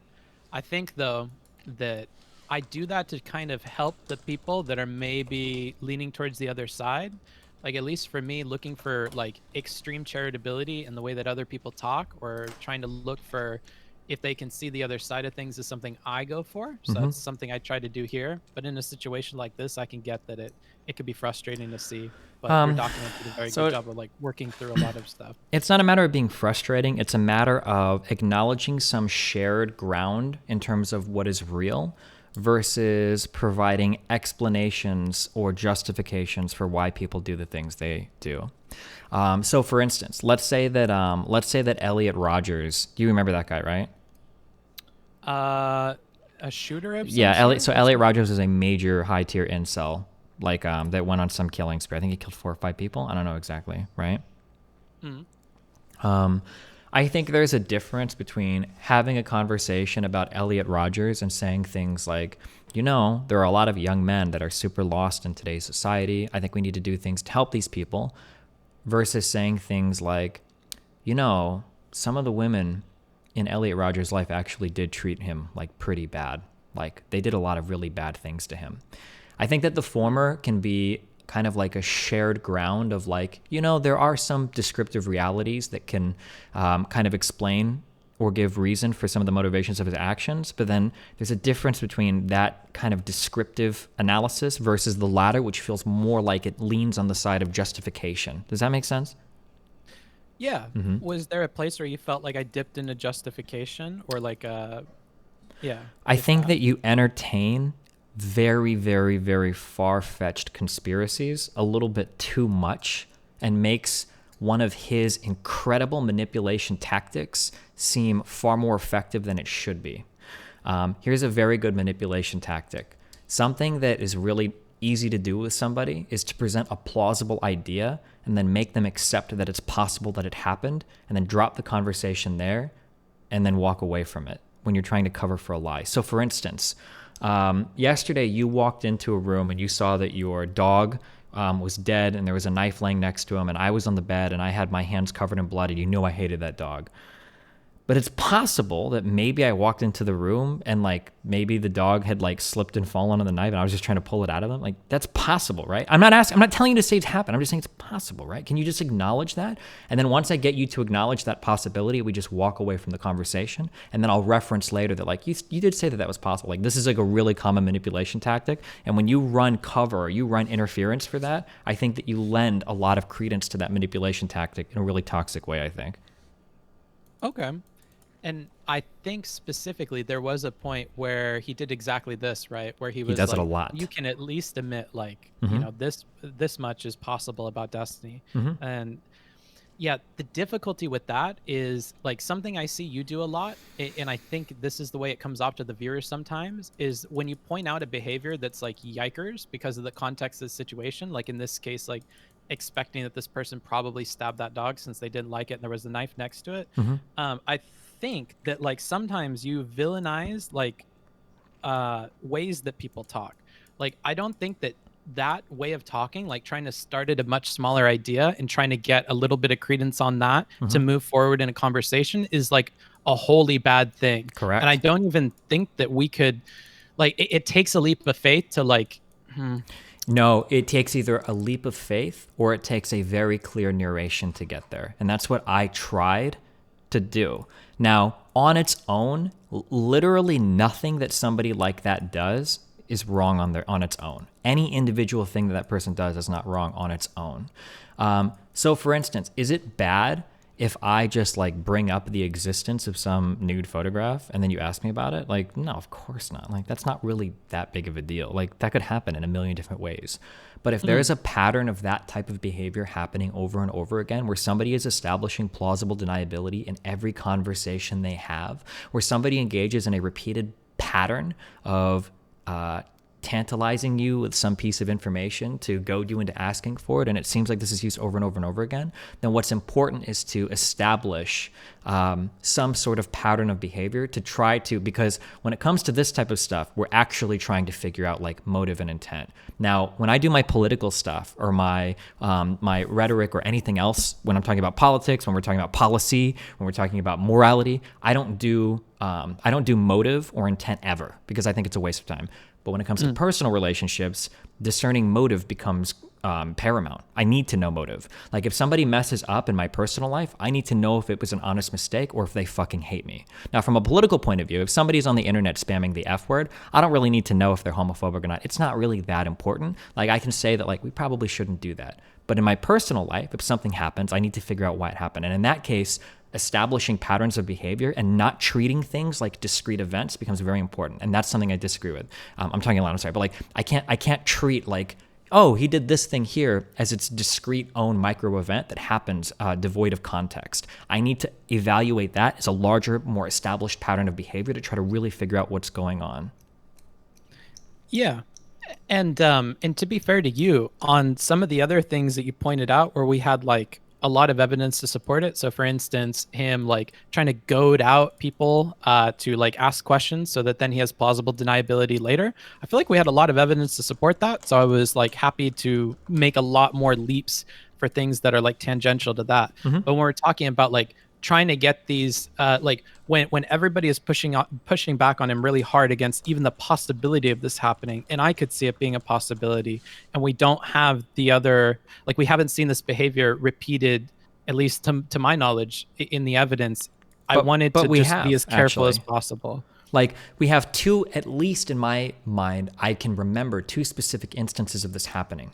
One is when somebody brings up in the call with Austin that Bob jokes when he does screen shares with people, hands up, so that I see you're not screen capping, hands up. We get that reference one time. And then I have Erica, who sent me screenshots of him screen sharing to prove that he does screen share. So at the very least, and that's just what I can think of off the top of my head, I have that banked in my mind, those two individual instances of him actually engaging in that type of behavior.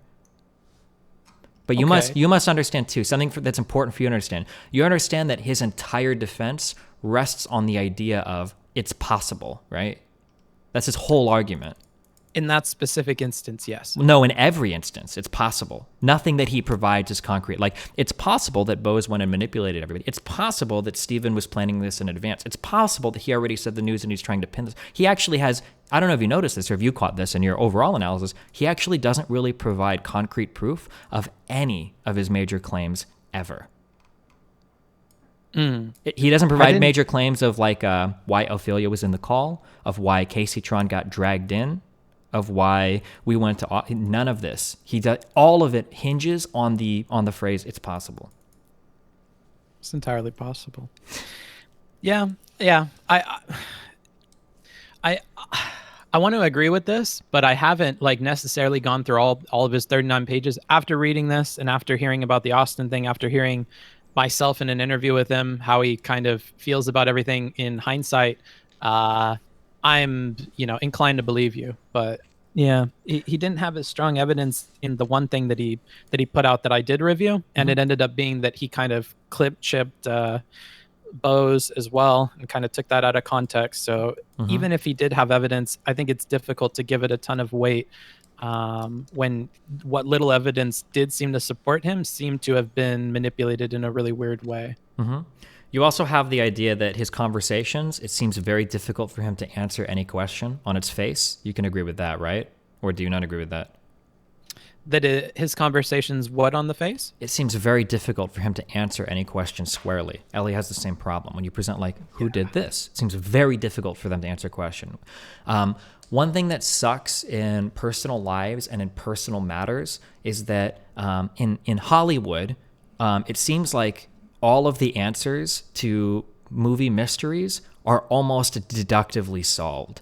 Like, it logically follows from all of our premises that this must be the killer. But unfortunately, in real life, we have to use a lot of abduction or induction to figure out, like, well, most likely this happened, most likely that, like, there will very, very rarely in some real life confrontation like this, will it be like, oh, well, I went to the ISP and I pulled the logs of every single TCP IP request and I can see that you sent this picture here. Like, that's just never going to happen. So we have to engage in some level of induction, and we have to accept that some level of induction is going to be required to make like definitive statements of like, you did this, or you most likely did this, and you should be treated as though you've done this.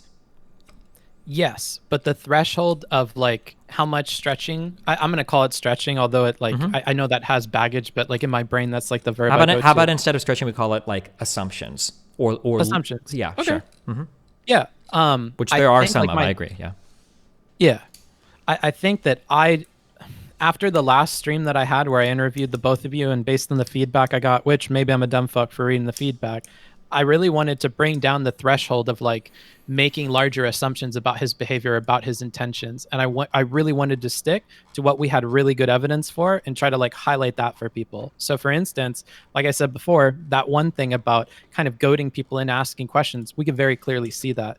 And at other points in time, he admits to things that he argues about later on, or that he seems to try to build arguments that would be refuted by his own words. And so those are the things where I'm really, really comfortable making jumps to topics that are like tangential to those, but for larger leaps. Yeah, I just want to tell you that as somebody that used to do this in my early 20s a lot, like I would dream of somebody like you analyzing my manipulative behavior, because I am completely relying on using that as my excuse. Well, what do you have evidence for? What can you actually prove that I did? Like, was I really manipulating you here? Like, when I said that, did I really mean that? Can you prove that? Because everything that I'm going to say while talking to somebody is going to be like half speak, plausible deniability. It was a joke. Like, I didn't mean it that way. Well, look what I said before. Like, do you really have proof that I meant this? Like, I'm going to be relying on that. And when it comes time to have an argument with somebody, if you're trying to manipulate somebody, it's usually going to it'll be like me being hyper rational against another person's intuition.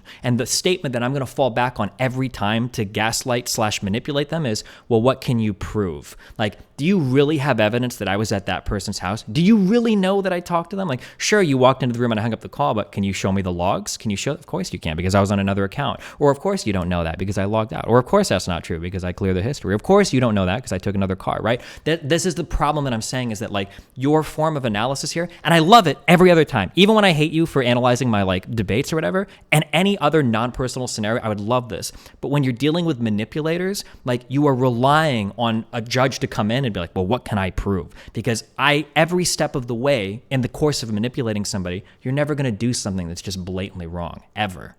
100%. And that's why I came in actually with that stronger thing, is because I think if you assume that manipulator label, you have to take everything with like hella big grains of salt. Sure. And that's why for this, I'm like, all right, this manipulative label, they've both thrown it on each other. And that really like, it's like a vacuous claim, because it means that we have free reign to interpret anything as negatively as we want on both sides. So for me, that's why I tried to keep things constrained, even if I look dumb, even if it's like, well, come on, Booksmart, you can at least admit that he probably did this. It's like, yeah, if you like, you know, if we were in private and you asked me, like, yeah, I would probably be much more on your team about stuff and much more willing to make these leaps. But I think that, and this might just be having a lot of viewers, I'm not really used to this. I'm just trying to be as careful as possible. Sure, I understand that, sure. I just think it's really important to establish, even on a personal like advice level to other people, that if somebody is engaging in this level of manipulation, you will never ever get a satisfying answer for some wrong that they've done, because there will always be an excuse. There will always be some level of plausible deniability every single time. You can plant the evidence, you can fake things, you can half speak things. Like, there are so many different ways that you can do things that it's like if I want to cheat on my girlfriend, like I could have like Frank like message me something, I could like drive drive my car to his house and I could Uber to the chick's house. And I've got like 3 forms of evidence for how I was never at that girl's house, and you would have no way to disprove it. And I could point to plausible deniability the entire time. Like, I'm just saying that like you have to be so careful when you're talking to a manipulator to try to use this cover of like, well, what's 100%? It seems like you understand that. I'm just saying you have to be like very, very, very, very, very careful there, because like we're getting at intent. And when you are trying to like go by the strictly what's provable, you're playing the manipulator's game, because the whole point is to never leave a clear, concise evidence that you've actually committed some wrong. Yeah, and this is assuming like a very perfect manipulator. This is assuming like a you, and I don't think he was like a you. I think he made a lot of mistakes, and that's what made this possible. Well, is like his he only admitted to it. I actually think that he did most of this pretty well. I actually think that the biggest mistake that had happened is he underestimated how brave Melina was going to be when she went to Georgia. Because Melina comes off as being, and I think as many people saw this, and I don't blame people for thinking it, but like Melina come off as kind of like a bimbo, timid, like kind of weak person or whatever. But like if Melina has problems with somebody, she will confront them. She doesn't seem like a confrontational person. She kind of looks like, oh, I'm just blah, blah, blah, blah, blah. But like the only reason all of this came to light is because she confronted Bose in Georgia. And Bob was doing everything he could to prevent that from happening. That huge log dump that he did on Pichu to show how much Erica hated Melina right before she got to Georgia. Like I think that was him. Now I can't prove it, but I think that was him attempting to prevent that meeting from happening. And if they never met, we're not here right now. Bob would still be behind the scenes, spreading a whole bunch of crazy fake fucking stories about me, like pressuring people into fucking doing whatever, like doing all the crazy evil shit or whatever, like, and nobody would be the wiser. It's all very easy if you take that leap. I'm very uneasy about that. I think I'll like, I feel bad I can't give you more ground here, because this is something I actually like want to think about a lot more. But it is worth considering, because it is difficult. If you assume they're manipulating and they're good at it, like they could hide it, or they can dodge around stuff, or they don't care where they end up landing in terms of truth, because as long as it makes them look good, they're okay with just accepting that until it's not like, you know, helpful to them anymore, and then they abandon it. Yeah, like I guess. he was okay with acting like he regretted some of the things that he did, but then when pushed on it later, that's not the case. So it's difficult to like know where he stands on anything or what the truth is. Yeah, I guess like the problem is that like somebody can only exhibit so many manipulator tactics like over and over and over again before I'm like, and there are a couple of like huge ones too. So like a small tactic that he does, and I call this out on one of the recordings, is where like I will own 6 sins so that I have enough credibility to deny the 7th. Like maybe that dog scenario comes up again and you're like, did you break into my room and steal my Coke and kill my dog? And I'll be like, hold on. First of all, you're right. I broke into your room and I did steal your Coke and I drank the whole thing, but I didn't kill your dog, right? Like owning the lies owning like 5 or 6 things to avoid the 7th. Like he does this all the time.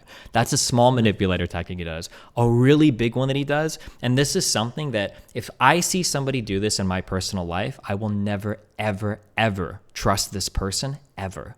And that is when you get caught lying and you seamlessly glide into another story. And he does that at least 3 times. Is if I say like, where were you last night? Like, were you at Frank's? Like, yeah, I was at Frank's. We played fucking Halo 3 all night. It's like, I went to Frank's and he wasn't there and he doesn't even own Halo 3. And you're like, yeah, I know. When I said Halo 3, what I meant is I was at the gas station, obviously, with John and we were getting hot dogs. Like when you glide from one lie to another, and he did this so many times. And when I can watch somebody do that in real time and their performance is convincing, because his performance is generally pretty good until he starts to crack when he is getting really fucked. If I see somebody that I don't think you should ever trust somebody like that, ever. Like at that point, if you're going to tell me where you're going, I want fucking GPS logs and I need a photo of you holding the phone, because I wouldn't even trust those. That's what I'm saying. Interesting. We handle people very differently too, and that's something that I can't like put into words, like the compare and contrast between us. But like, would you trust somebody that could do that? If you saw them do that, from just seamlessly glide from one story to the next after they get caught on it, you'd trust them?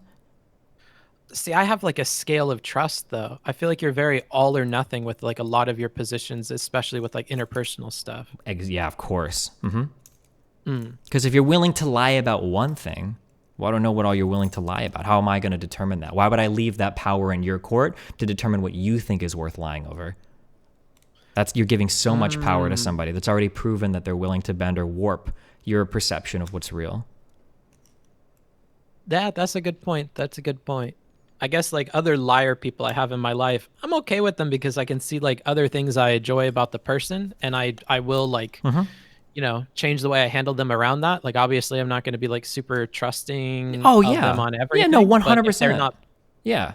I agree with that. There's a lot of people that I know in my life that I would never fucking trust with a thing, but they're like funny to hang out with. Like I enjoy like being around them. Like they're fun to like play games with and shit, but I sure as fuck wouldn't trust them with anything important. Yeah, of course. This is why sometimes people will make fun of me because they'll say like, oh, Destiny, you pretend you read people, you get into all this drama. Or people are like, why do you have so many cases? Like, because I keep a lot of people around me that I wouldn't trust with anything. Like, yeah, I tend to get like in a lot of dramatic situations and shit for sure, but there's a reason why none of these people hurt me. It's because I never trusted them from the beginning. Like I didn't trust Ari and Nina with anything personal from the beginning. That's why when she came out to expose me, she had nothing to hurt me with. I didn't really trust, like, I trusted Denims a little bit, which was unfortunate, but I didn't really trust Denims with anything that big. Like, it's not like she had anything that she could come out with and hurt me. Like, yeah, there are some people that will come out and attack me, but like, usually you can tell early on, like, these people aren't very trustworthy, you know, because of the way that they sell stories or because of the way they glide from one lie into the next, which Denims did several times. But I'm sure for you, it must be the case where if you see somebody lie, and you've seen them lie a few times, and if they do it well, you certainly couldn't trust them with anything, right? Yeah. I put a big asterisk by their name in my head for sure. For sure, yeah. And nothing they say from that point really has any weight to it. Because there are people that I know when I hear things, and I'm like, okay. Like, I'll bank this in my head, and I'll kind of like hold it there to compare later to what actually happens. Because it's just like, yeah, no way, dude. Like, you've lied about so much. I don't know what the fuck else you're lying about, you know? Yeah. Was there any point in this where you feel like you lied by accident or on purpose at all? That's a really bad question to ask me, right? Well, because I think that people can tell lies, whether it's on accident, on purpose, for a motivation or whatever. No, I know, but I'm saying like the reason why it's a bad question to ask is because if I'm lying, I'm not going to admit it now, right? I'm going to carry on with the lie. So like the story I'm going to tell you is that I don't think I lied during any of this. I think I was completely truthful the whole time, and I think I have plenty of logs to back it up. But if I am lying and I'm still manipulating or selectively editing things, then I'm going to give you the exact same answer. There's no real way for you to tell that, right? Yeah, and it's just so difficult to pin stuff like that down when you deflect from the question. If I want to, if I wanted to give an example of a good example of why I think that I was truthful over being dishonest, I would say it's because Bob 7 had the help of like 5+ people putting together his little manifesto, and it took him like 10 days to do it. When he dropped his shit, I had mine ready to respond in 36 hours, and it was me, my editor, and like 2 other people that just gave me audio recordings. And I think that the reason why I was able to work so expeditiously is because I wasn't trying to like tell a story or make up lies or selectively edit things. Basically, all I needed to do was refer to some claim that Bob made and then ping the dates in either Discord or look up a specific like sentence in an audio log, and I could easily disprove it immediately. So his spinning of fiction took exponentially or geometrically longer than my response of nonfiction. I would say that if you were looking for any evidence that I was telling the truth over a lie, it's how much quicker I was able to respond than how much time it took him to like spin like a whole old tale. That's what I would say. Yeah, maybe. I mean, like, if I'm being wholly honest, I think after seeing the way that you guys handled this drama, it does make me, like, one thing I've been constantly learning about streamers is how weird you guys are behind the scenes. Like, you're all a bit sociopathic. Like, I thought it was just a meme with you, but, like, everybody seems to be like that. Seeing everybody, like, recording stuff secretly or otherwise, or you coaching them on what questions to ask, like, all of this stuff looks so like bad for everybody, for Bob, for you, for Bose. I mean, like, the only time I ever have to do this is when I think other people are fucking with each other or fucking with me. Like, I don't do this to normal people. I'm not like in me and Melina's relationship, I'm not like asking her like, where were you born? And then I like look it up to compare the answers. Like, I generally start off at a high level of trust with somebody, and then it's your job to lose it. It's another one of the big criticisms that I get online because people are like, why do you associate with that person? Don't you know they were involved in that? And it's like, I don't know what they were involved in. Like, I'll give everybody a fair shot, and it's not until they fuck something up personally to me that I will start to like degrade them on my scale. But I'll never hold them accountable for like public shit, because there's a lot of public misinformation about me. If you think, and this is where I'm curious, and this is where I will, where we may fight. If you think that there was some behavior that I exhibited during this entire ordeal that was either questionable or dishonest or not trustworthy or unfair, I'm very curious to hear what it is, because I think that I behaved in an exemplary manner throughout this entirety of everything. The only bad actions that I did were when I was forced and had literally no other choice. But I'm curious if you disagree with that. You kind of almost alluded to it, but you understand that it looked really bad that you were coaching Bose and Melina on like how to talk or what questions to ask or whatever, right? So I did, but only after fully explaining to them why I was doing it with no lies whatsoever, and only because it seemed like another person was telling a ton of lies. What alternatives do I have in that situation? Can you explain? This is something that you did that kind of irritated me, is you tried to say, well, Bob and Melina were both Bob and Steven were both manipulating people behind the scenes. The difference is that Bob was telling lies and I was giving people information on how to figure out what the truth was. Like, I never really told anybody to tell a single lie ever. I was just telling them things to see if they could get somebody to be more honest. Do you recognize a distinction there or no? When I'm telling Melina, hey, ask Bob what he did last night. Hey, see if he was alone. Hey, I'm not saying like, oh my God, Melina, you gotta fucking lie, blah, blah, blah, blah, blah. I'm just saying like, oh, just ask him some questions, see what he says. Now, can this both be manipulative? Yeah, sure. But typically when we say manipulation, we're implying like something that's a little bit more mischievous or malevolent than see if you can get this person to tell the truth about something. I feel like this was a pretty dark thing. I feel like it's pretty clearly, well, because you were using this as a test and the results that you got, I don't think were as clear as like I personally would need. And this gets again to like, we have different personal standards for this stuff, but like the fact that you were looping them into it when you hadn't even confirmed this, like, how else was I? It's not a movie though. I can't work with perfect information. The only other alternative would have been for me to get a friend to hop on to a whole bunch of like leaked password databases, run all of Bob Seven's accounts through whatever I could, try to gain access to some accounts so that I could slowly begin working his way through all of his accounts, get onto his Discord, and then see if like different things were being said. That was the alternative. So like, what do you think I should have done? I don't think that's the only alternative. What is the other alternative? The only alternative you have? Yeah, of course. What else am I going to do? I'm not going to ask a liar. Rack your brain for a single other thing. Okay, I'm curious. Go ahead and tell me, because I thought about this for a long time. You tell me what an alternative would have been. I think even doing what you did, you could have done it better, or you could have like arrived at a more clear answer. Like even the questions that you were feeding to Melina, the lines that you were telling her to say, I don't think they got it what you were trying to discover like very well. I think they were perfect. They worked so well. He completely avoided. For somebody that has like the type of relationship they did, where they are exuberantly telling each other all of the details of their lives, for him to omit that after like two really distinct proddings and then a third kind of vague one, I think was a pretty good indicator of what was going on. That's like when the boyfriend comes home and he smells a little bit different. You're like, what were you doing tonight? And he's like, oh, nothing. It's like, well, wait, hold on. Don't you always do this? Like that kind of departure from ordinary behavior, I think is a massive indicator that something is going on.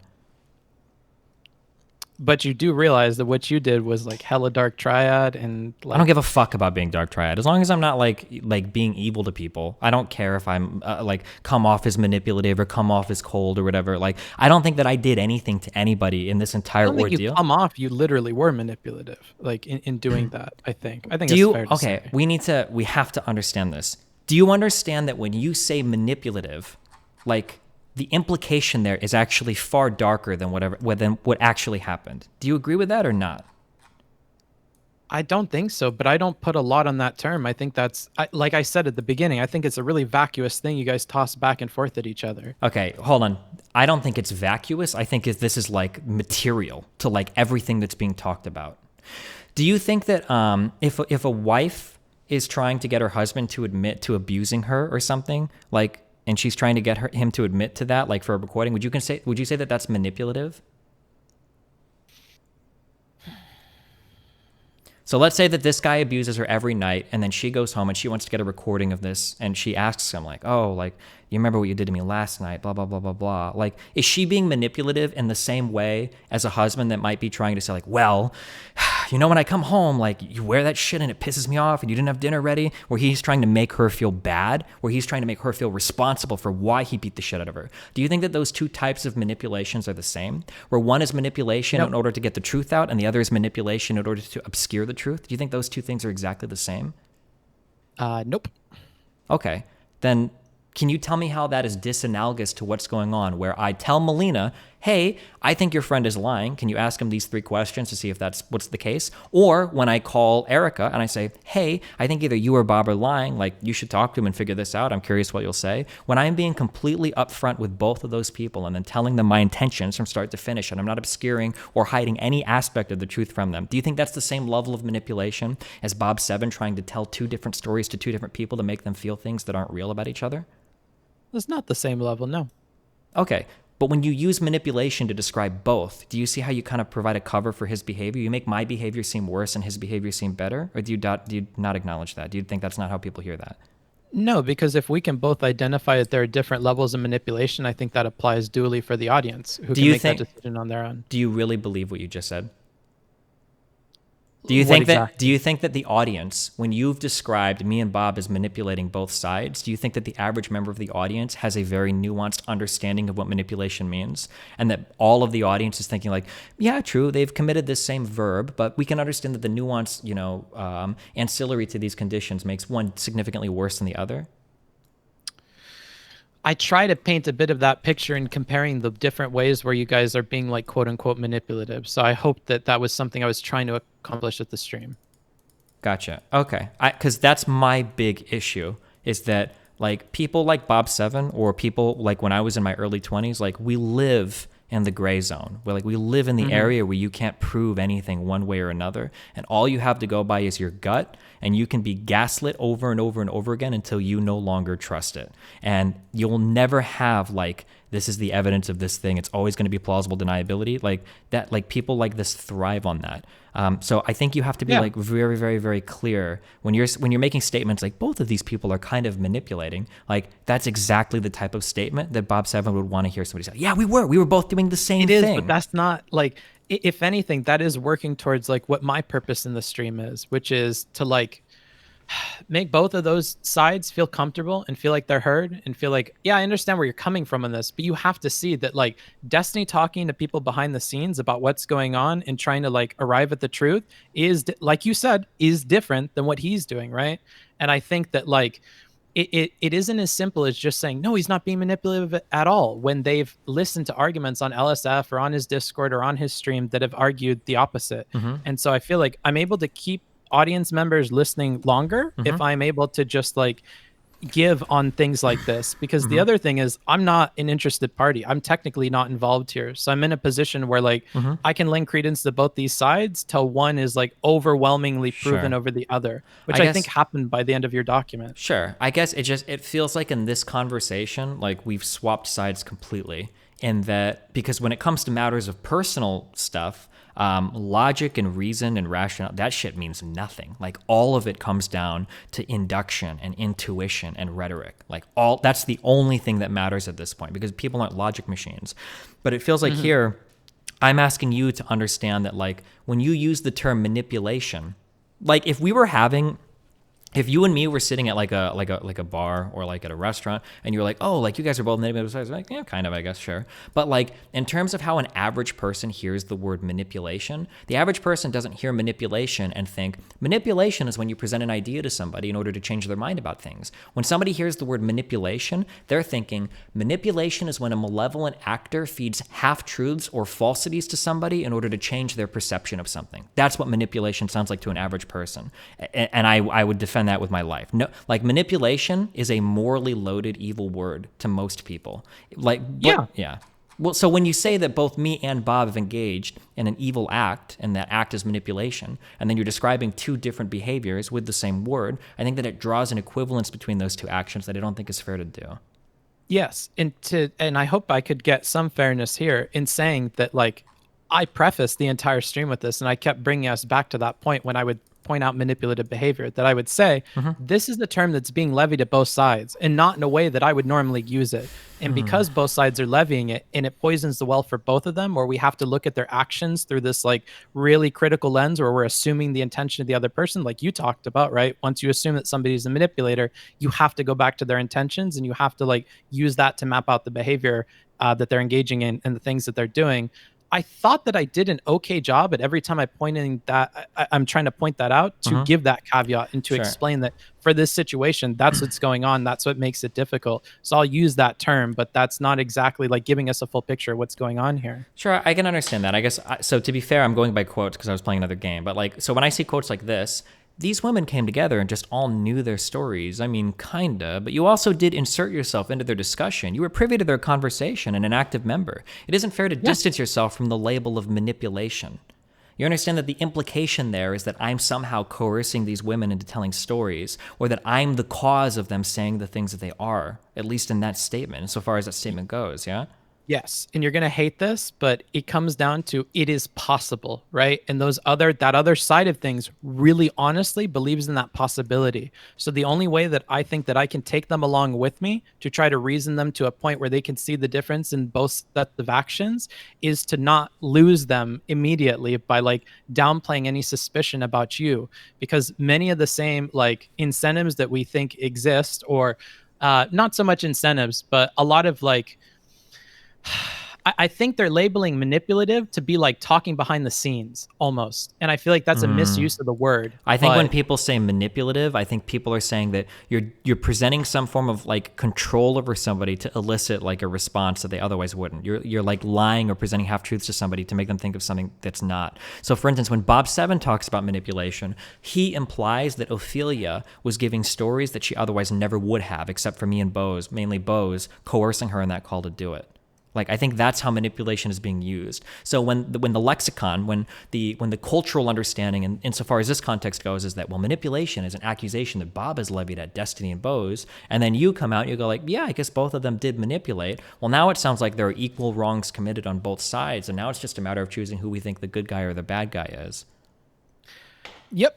And I thought I did an okay job of pointing out that that was a very vacuous term and not being used as it should be. And for that reason, it's not super helpful. And instead, let's just focus on what we have evidence for, what we can prove in terms of intentions, and what we can prove in terms of like malevolence. And a lot of that lined up for him, and it didn't for you. Now, you had the incentives to do this behind the scenes. The timelines could kind of make sense. I don't think it was a good argument to say I was doing DGG canvassing event, I didn't have time for it. Like, I wanted to give pushback on things that I think you could reasonably give pushback on. Well, what I say is that like, because the reason why I have to give that as an example of what's going on is because the narrative, somewhat convincing before I came out, the narrative that Bob Seven had implied was that me, Erica, and Melina had been working on this project for weeks, and that when we went to Georgia, we orchestrated this entire event. I only listened collectively to maybe like an hour's worth of all of these conversations over like an entire weekend, maybe less. So especially when you're at the event and you're like snidely remarking, well, I don't know if that's fair. Like, you're almost implying that you did see like me in a room with like a whole bunch of cell phones and we were all just like manipulating, coordinating all the things behind the scenes, as opposed to like actually running the event. Yeah, I think both could happen at the same time, though. And I thought that that was more or less my point. Like, yeah, I mean, they definitely were talking about this behind the scenes. You guys definitely were engaging in this. Yeah, and your fucking organizers telling me about drama and shit laid out a very like vague idea of what was going on behind the scenes as well. So I mean, wait, careful. That drama had nothing to do with the Bob Seven stuff, though. I know it didn't, but it got mixed up because of the way those people were talking and stuff. But that's like a side thing. Okay, sure. Yeah. Well, just to be careful. So again, because what you're doing right now is you're making it sound like a whole bunch of people at the event were talking about all this drama, bringing down things. Nobody knew about it. It was the only things that some people knew about were the Doug stuff, or a lot of people were talking about the Doug stuff. But I was making fun of a whole bunch of people at that event because they were saying, "Oh, we know about all the dramas." Like, you have no fucking idea what drama is prevented. None of you guys have any idea. You just like, and half of them didn't even know about the Doug thing, right? I don't think that conflating these two things is fair here. I don't think conflating these two things is fair here. Yeah, no, I had a lot more information about the Doug thing, but I don't know if it was you directly, but I was alluded to other dramas that would be happening or that would be going on or that were being planned, who was involved with them, and meetings of you guys that were going on that looked suspicious, but were given other explanations. So that's what I mean by like, I knew vaguely that you guys met in the background. Apparently it was for these calls and things like that. But I think those are already recorded in your document. And I point out that in the stream. Okay, like, sure. I'm like, well, they seem to be honest about when they met. There probably wasn't more than what we have here because he didn't have a ton of time. But I mean, he's logged when they talked. And even before in the past, like when you were upfront with Melina about why you're asking her to say these things to him or to ask these questions, or when you were upfront with Bose in that very first call, like I think it's helpful to point those out. And I like to contrast those against what he was saying, which is that you plan this for months and months or weeks and weeks. I thought it was pretty clear on saying that that's not likely the case. But Destiny has admitted to a few times that they have talked about it. So we should just focus on what evidence we have. Sure. And until Bob 7 presents like evidence that this was going on way before and that this was an ongoing thing, we can't believe that. What we can believe is that they talked here, and they talked here. And that information is only coming to us because Destiny and other people are being forthcoming about when they spoke. Yeah, I understand that as well. So here's another concept that exists in like philosophy debate or policy debate or whatever. You acknowledge that people cannot hold a percentage belief about somebody in their head. It's either a binary yes or no, right? So when I'm going to give an example of this. You would never accept if I told you something like that guy, he's 24% a rapist, I think.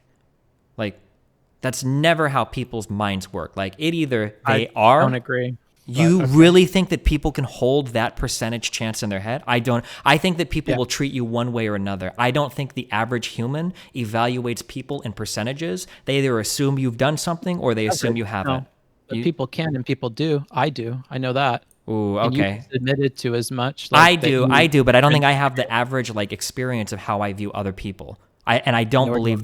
Yeah, I don't think the average human being, maybe this is just my my perception of things, I don't think the average human being observes other people in percentages. They either think you are or you aren't. Nobody's going to think like, that guy's like 22% murderer, or this guy's like 2% child molester, that guy's like 15%. It's either like, that motherfucker did it, or nah, no way that guy did it. Like, when people interact with people... Absolute labels to help your example there. I think like, yeah, that guy is pretty manipulative. He'll throw you under a fucking bus if it gives him like $2 versus like, yeah, if you really push that person on something, they're going to wriggle and worm. That's the kind of person they are. Yeah, I don't think people, that latter thing, I don't think people think that way. I think people either view people wholly as liars or not liars. I don't think that they have like that. That guy's going to be honest most of the time, but if you push him really hard, he's not going to tell the truth. Like, I think people are like, oh, no, that guy, he lies. Or, no, that guy's really truthful. I think it's one or the other. I think people are very binary in how they view people. I had very different responses from people in the audience, though, because when I was mentioning, like, come on, like, nobody is either like a shit talker or not a shit talker. That's not how it works. You all talk shit. You've talked shit before, whether it's to friends or family. Like, I tried to find areas where that is the case, and I felt like I didn't get a ton of pushback from people on drawing those sorts of spectrums or drawing, like, you know, a gradient. I agree with you when you pull people, and this is going to sound incredibly arrogant. I would never trust another person to tell me how they do something like this. I would just go by, yeah, it sounds shitty, but people, when you ask people how they describe others or how they view the world, people will wax and wane about all these things about, oh yeah, I'm very nuanced in how I view this, and I'm very blah, blah, blah. And people will say that shit. This is why I don't care what people talk. When people say things, when people apologize, when people do whatever, I don't care. I just like to see how people act, because I think when you look at how people act, I think that with the way that people act towards others is, I think they treat them in binary ways. They might say the whole bunch of shit, like if you poll them, like, oh yeah,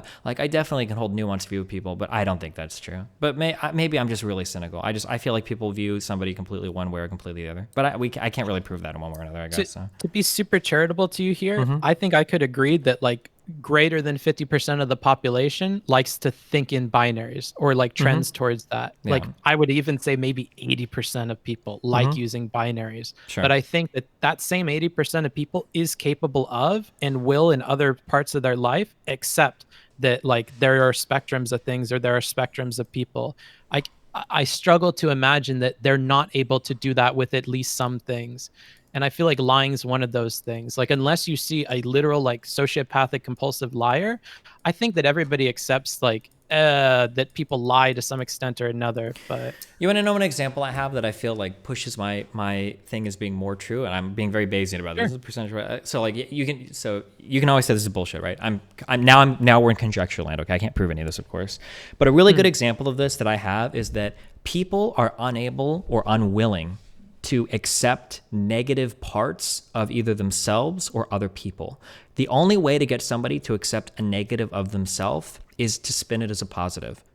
A really good example of this is every time, if you can think of any single negative aspect of a person and how people come to accept those things, the majority of the time humans do it, they'll try to spin it as a positive. Like, why don't you go to the gym? Well, I think my time would be better spent studying. I won't waste my time doing that. Or, like, why are you overweight or underweight? It's like, oh, well, you can be healthy at any size. Like, just weight on its own doesn't determine your health. There are a ton of other factors.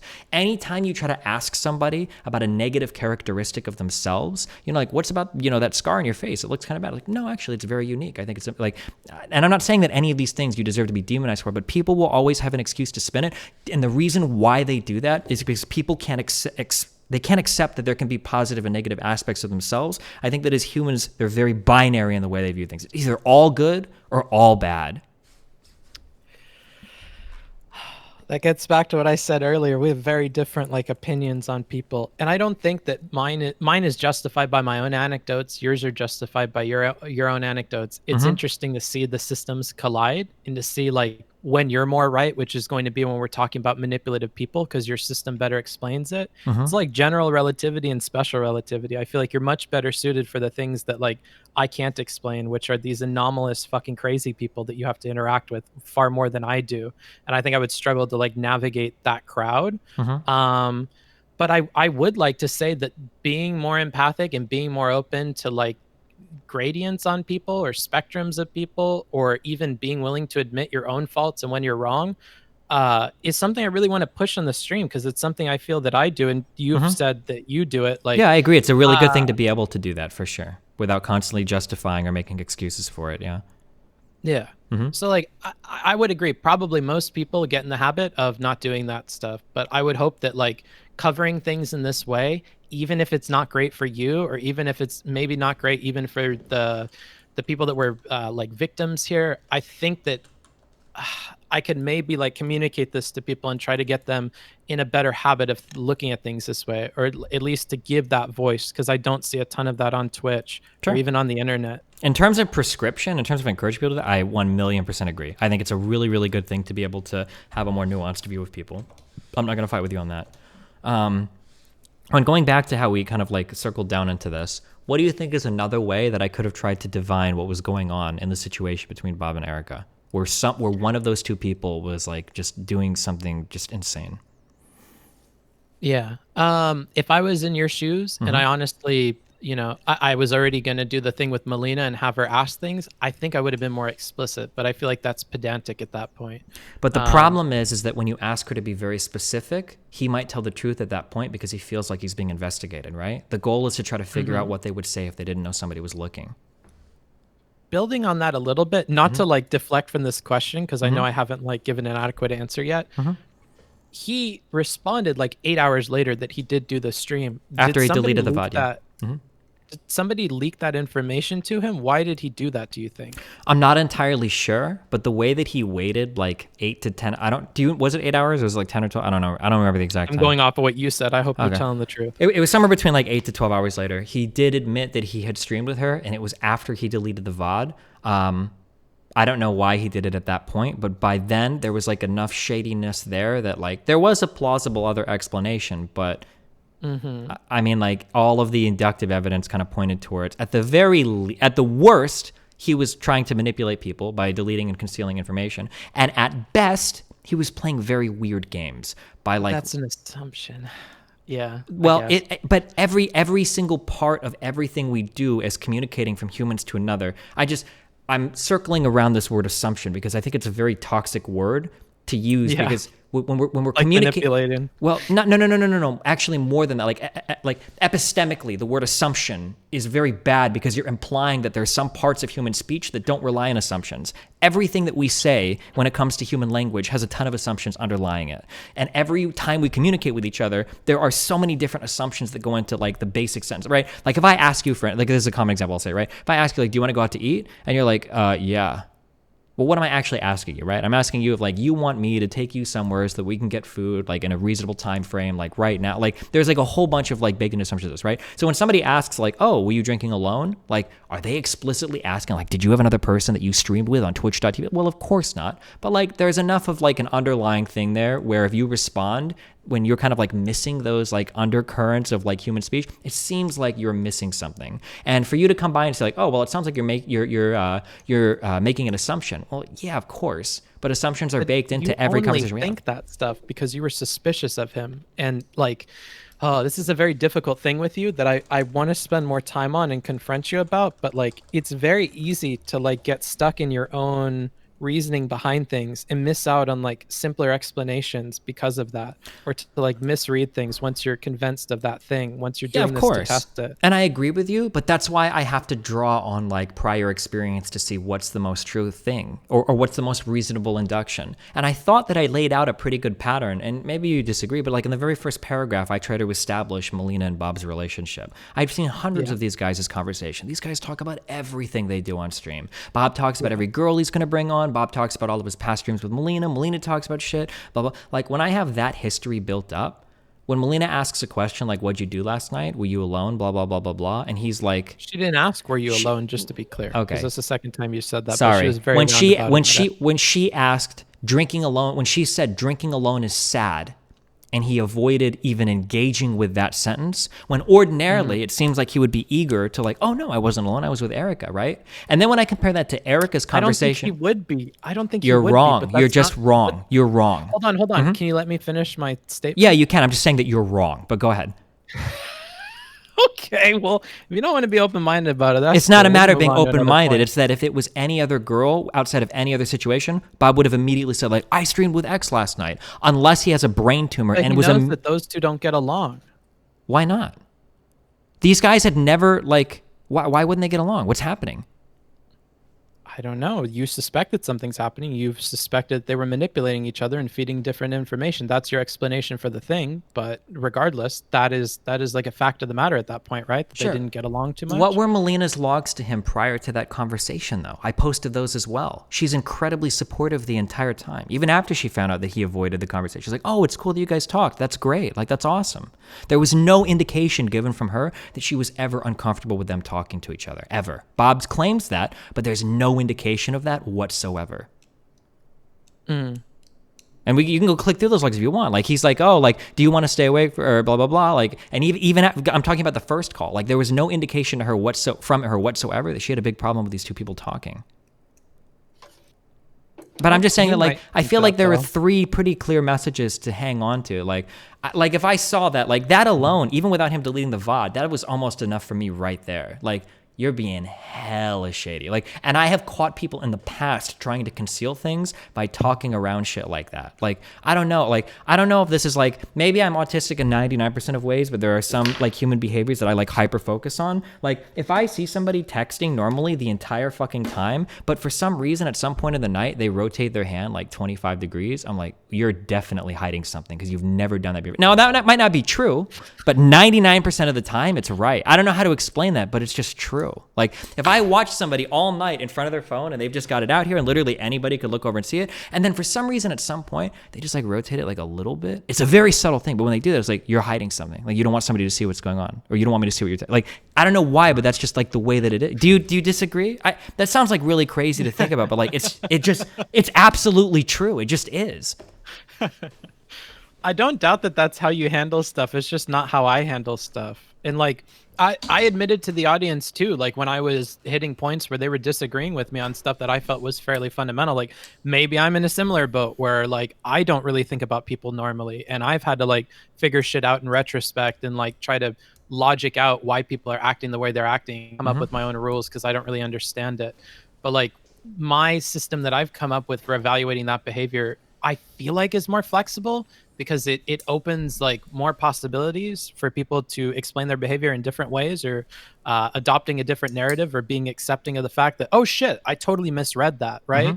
Because I've had a lot more situations where I've been convinced that somebody is manipulating or somebody's lying about something for a particular reason. I think I have it nailed down and I act on that and I pull the strings in the background to get things to happen. And then it ends up being that it was innocuous, that because I was distracted by this assumption I had about their behavior, it clouded my judgment and it made it to where every other thing that otherwise would like be completely innocent was turned into something that it wasn't. And I've had that happen enough times in my life and realized that there's not a ton of consequences, although there may be as a streamer, to like erring on the side of caution. That's generally what I opt for. Yeah, I think normally I actually, so what we're talking about are like forms of heuristics, right? Like we're building these on like models of probability that we've personally experienced over our lives, right? I guess it like I feel like I've built up such an insanely reliable heuristic that like there are times when people will challenge me on it, and even if I listen to them and I start to slide into it, I feel like I end up getting proven correct on my prior assumptions. Like you can ask Melina a lot about this. Like even in the beginning, I remember that I rolled my fucking eyes with the way that Bob described his like asexuality. I remember that I rolled my fucking eyes when in the beginning she was like, oh, he just says he wants to be a totally platonic friend. I remember that after the big call with Erica and me or whatever, Melina's like, oh, I think he's an okay person. I remember I rolled my eyes when Peachy was like, actually, I've listened to this from all sides and I actually don't think that he's like up to anything weird. I think it's just all been a big misunderstanding. And I try to be like perceptive and receptive to these things. And you don't see this happening, I guess. And I won't do this publicly because I don't want to give his side any credence. But I really do run I try to run like 50 different situations in my head. That's an exaggeration, but I try to think of like 2 or 3 other convincing stories for all of the facts. Like what ties things together? You know, Melina and I do have a really common group of friends. Is it really that crazy that like a guy that Melina is friends with would be in like the same call as a lot of other girls I know? Like that's not really that insane. Is it really that crazy that like some rumor or drama would, you know, make its way back to Bob 7 and maybe he would like repeat it in an innocuous way? Like that's not really impossible to think about, right? But at the end of the day, like I don't look at things as like, well, this was a 40%, 30%, 20%. Like at some point the quantum state has to collapse into like a single discrete entity. Like something happened and you have to figure that out and run with it. I feel like at some point you have to just make those calls. And there's that binary thinking, that at some point I have to make a determination. It's going to be one way or the other. Kind of well, thing, right? I'm not saying, careful. When I talked about binary things before, I was talking about whether or not humans are wholly good or wholly bad. Well, now I'm talking, but for sets of events, those are binary. Things either happened or they didn't. That is a binary thing. The existence of a particular thing. Well, insofar as our understanding of physics goes, like it's a binary thing, right? But when you move intentionality into that, I think that leaves a lot of room for like it could have worked out a bunch of ways. Like correct. Once we introduce that dimension. Exactly. You're absolutely correct. And it's one of the hard, that's why when I talk policy or when I talk about YouTube, I never talk about intention. But in your personal life, you kind of have to, right? If I get really sick one day and it's because of something that I ate from my girlfriend, like I need to figure, did this bitch try to poison me? Or like, did I just eat something that's bad? Like that's really important. I have to be able to make that determination. Like I can't live with the thought that like, well, you know, there's a 15% chance that she tried to kill me. Like, no, that's okay. Like that like I have to know, right? Like there has to be like I'm either treating you like you're trying to kill me or not. And I understand I'm giving you like really absurd or really like, extreme hypotheticals, right? Very rarely does it come down to that. But like, I'm just saying that like. But it did for you kind of here. Like you were put in a position where it's like, do I just keep treating this behavior as innocuous or at some point do I have to just suck it up and go, this has to be intentional. There's no way that all this is happening like this. Well, I guess like the problem, so then I guess circling back to our original question, what would you have done differently to figure it out there? And I'm genuinely asked that because these types of situations are interesting. I love to have a different way to approach them. What's something different you think I could have done? Honestly, I think to give you an answer you'd be satisfied with, I'd really want to think about it because I feel like you give me a lot of resistance to like my style of handling things. And oh man, if we're operating under the assumption that this dude is manipulating everything, I don't even think it was necessarily to like get with bows or these other things that you think. Like, and I wouldn't really factor that into my decision making. Like, I want to make it clear to these people. Why did I say that I thought he was manipulating people? Do you remember the reason that I gave? That he was giving different stories to different people. Yeah. Do you remember the reason why I said he probably did that? Because he wanted to drive a divide between Melina and Bose and make sure they don't talk to each other, I believe. A little bit towards the end. So something that I've said a million times, and I'll say it again, is it's very rare, even for Bob 7, except for now. I don't think that people are like grand manipulators. I think that people tend to behave in certain ways, and these ways tend to get them the things that they want, and that's it. Like when a girl cries because she knows that it'll get a guy to like break down or give her into whatever she wants, I don't think that the girl is like the prior day, like, I'm going to go ahead and cry at 4:27 7 p.m. tomorrow, and I know I'm gonna. I think that it's more just like I know that when I do this action, I get what I want, and I think for like 80% of Bob's behaviors explained that way. Like he knows that if he throws other people under the bus and he shit talks people, that like generally, I think that he knows that he'll like get people to like him or something. Like I think that type of thing is what explains like 80% of his behavior until he felt pushed into a corner. Yeah. Like, I feel like the general relativity and the special relativity thing is like an apt comparison, because when I try to apply my thinking to somebody who's acting like very maliciously, it's difficult, especially when there's other people involved, because you were in a position where you needed to convince these other people and get them on board that this was happening. No, I before you didn't. could, like, rectify that situation. No, not at all.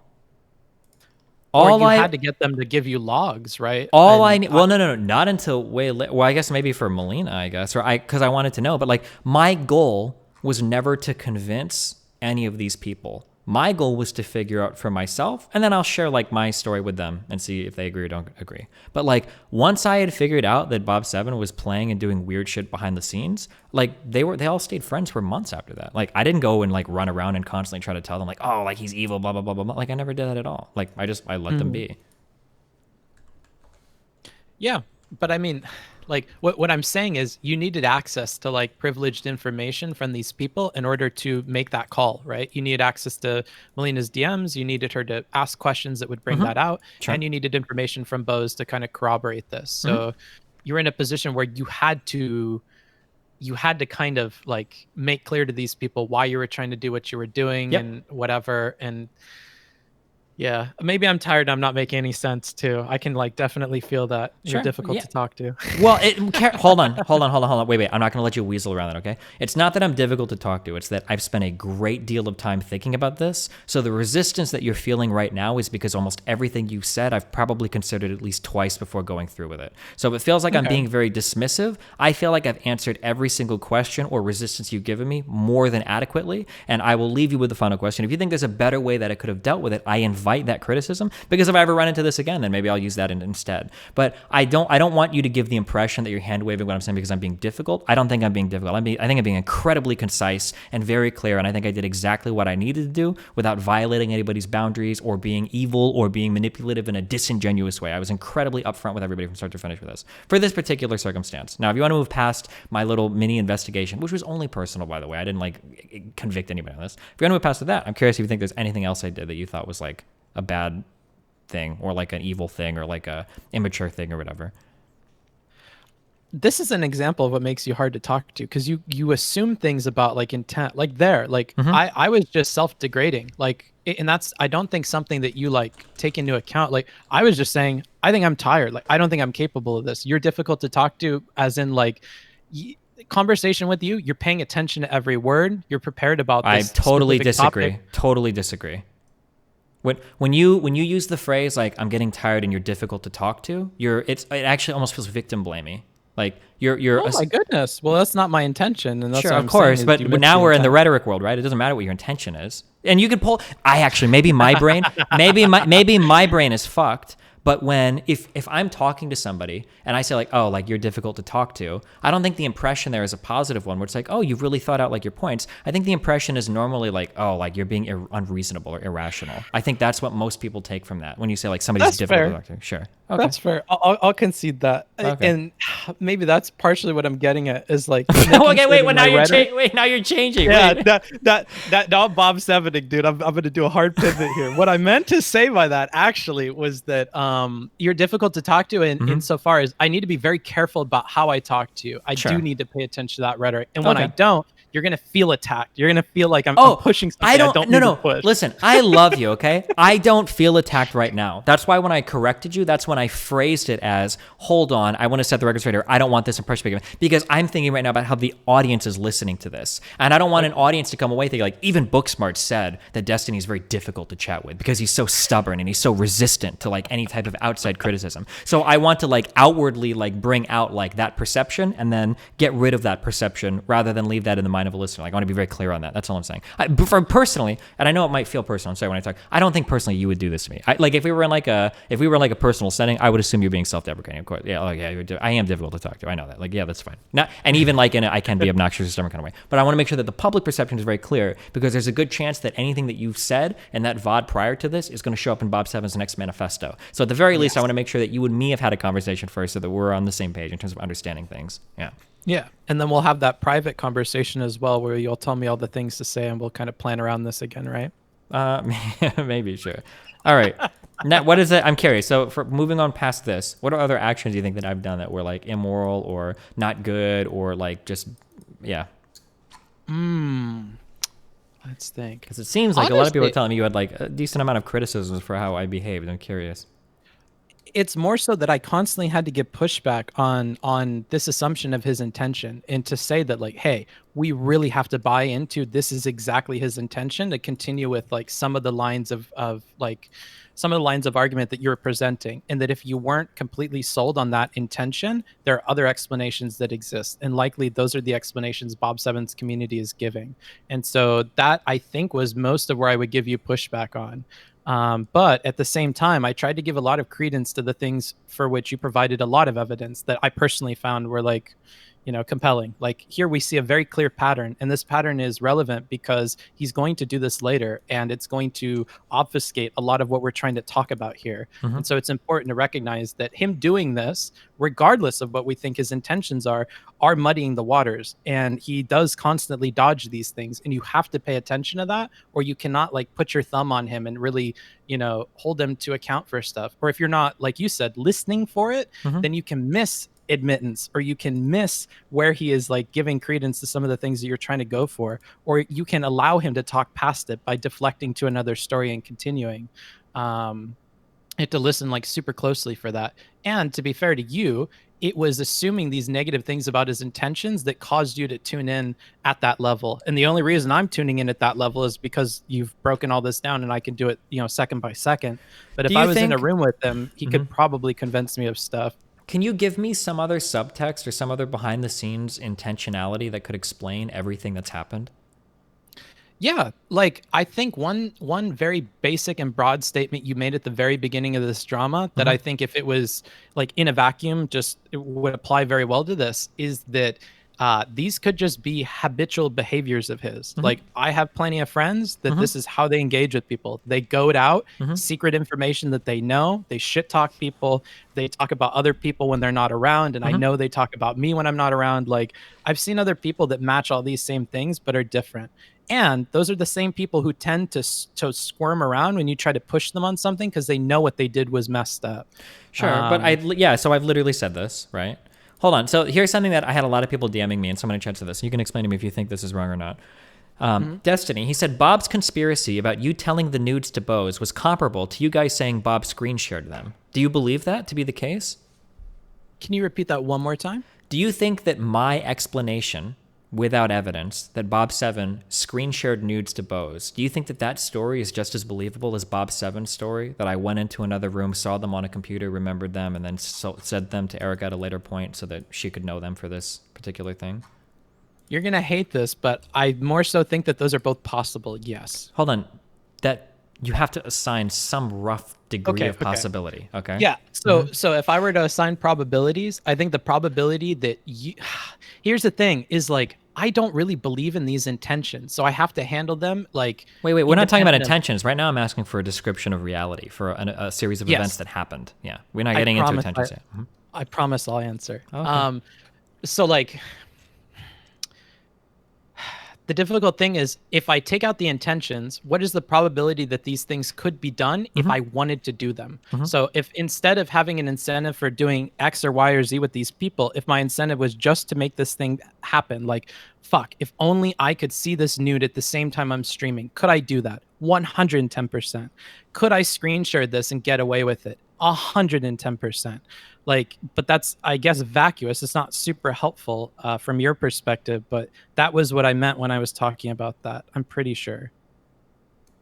So, but So in terms of, okay, let's, I guess, like, because like technically in possibility, you're right. Like, could I technically see somebody's nudes by typing in like random characters on a Discord image and then their nude comes up? Like, that's possible, right? It is possible, right? You know that like the way the Discord images work, if you right click an open link, it shows up in a browser. It is possible that I could type like random character. What? I didn't answer your question. Yeah, let me answer that because I'll clear this up. Probability-wise, I think it's like 30% probability that you would do the funky ways that you could view Melina's screen, whereas I think it's probably closer to like maybe 70% that he did the screen sharing thing. And if I really take into account the intentions and the other behavior, and I like, you think that really, so if I give you my honest answer to this, I think it's like 90%, 95%. 90, 95? Hold on. That he did that. And for you, I would say it's probably at like 10 to 20. 10 to 20? Yeah. The only reason I think that is because both of you are manipulative and weird. And after seeing the way you handled this, I have to put a itty bitty bit of an asterisk by this, because you seem to like very much fight on this point, and it makes me suspicious that you fight it instead of like passively dismissing it. Because the problem is that you're okay. So this is one of the reasons why I get so irritated how we use language, okay? Because now I'm going to hardcore attack you because you're doing something earlier that I said I wanted to be careful for the audience to avoid doing. I wanted to be very clear how we used a particular word, and you made it sound like you and I were capable of using this word in a different way, but now based on what you've just told me, I don't know if you have that capability. So here, you just described both me and Bob as being both manipulative and weird, like you're drawing an equivalence between our actions throughout this event. I don't believe... That doesn't mean they're equivalent. That just means that you both engage in behaviors that I think are manipulative and strange. How do you use the word... Truth. That's how I mean it. I don't mean it in this way that you're describing it. Though I understand the audience can take it that way. I'm just trying to be honest with you. If you would rather do this in private so they don't have the connotation, I'd be happy to. Because I know that that's damaging, but I'm just trying to be honest with you. When you say both of you are X behavior, and then you say but when I say X behavior, I meant that one of you are okay or different with it than the other. You are hardcore. I'm not even fuck the public. When you say that on a personal level, what I'm hearing from you is that you find there's a lot of equivalence between the way that me and him act. Do you think that's true? You treat things. You're trying to say, but now you don't want to admit it, right? But you do think that me and him approach things in very similar ways. They're on different levels, but yes. It's not with different levels, it's with different intentions. I'm not trying to fuck with people or do things to like fuck with people or to lie to people or whatever. Again, I do think it's on different levels. I don't think you lie as brazenly as he's willing to how do I lie? This is why I'm asking, like, what do you think I've done wrong in this where I'm like concealing something to fuck with somebody or whatever? Aside, I guess, from Bob 7, who I think is like fucking with all of this.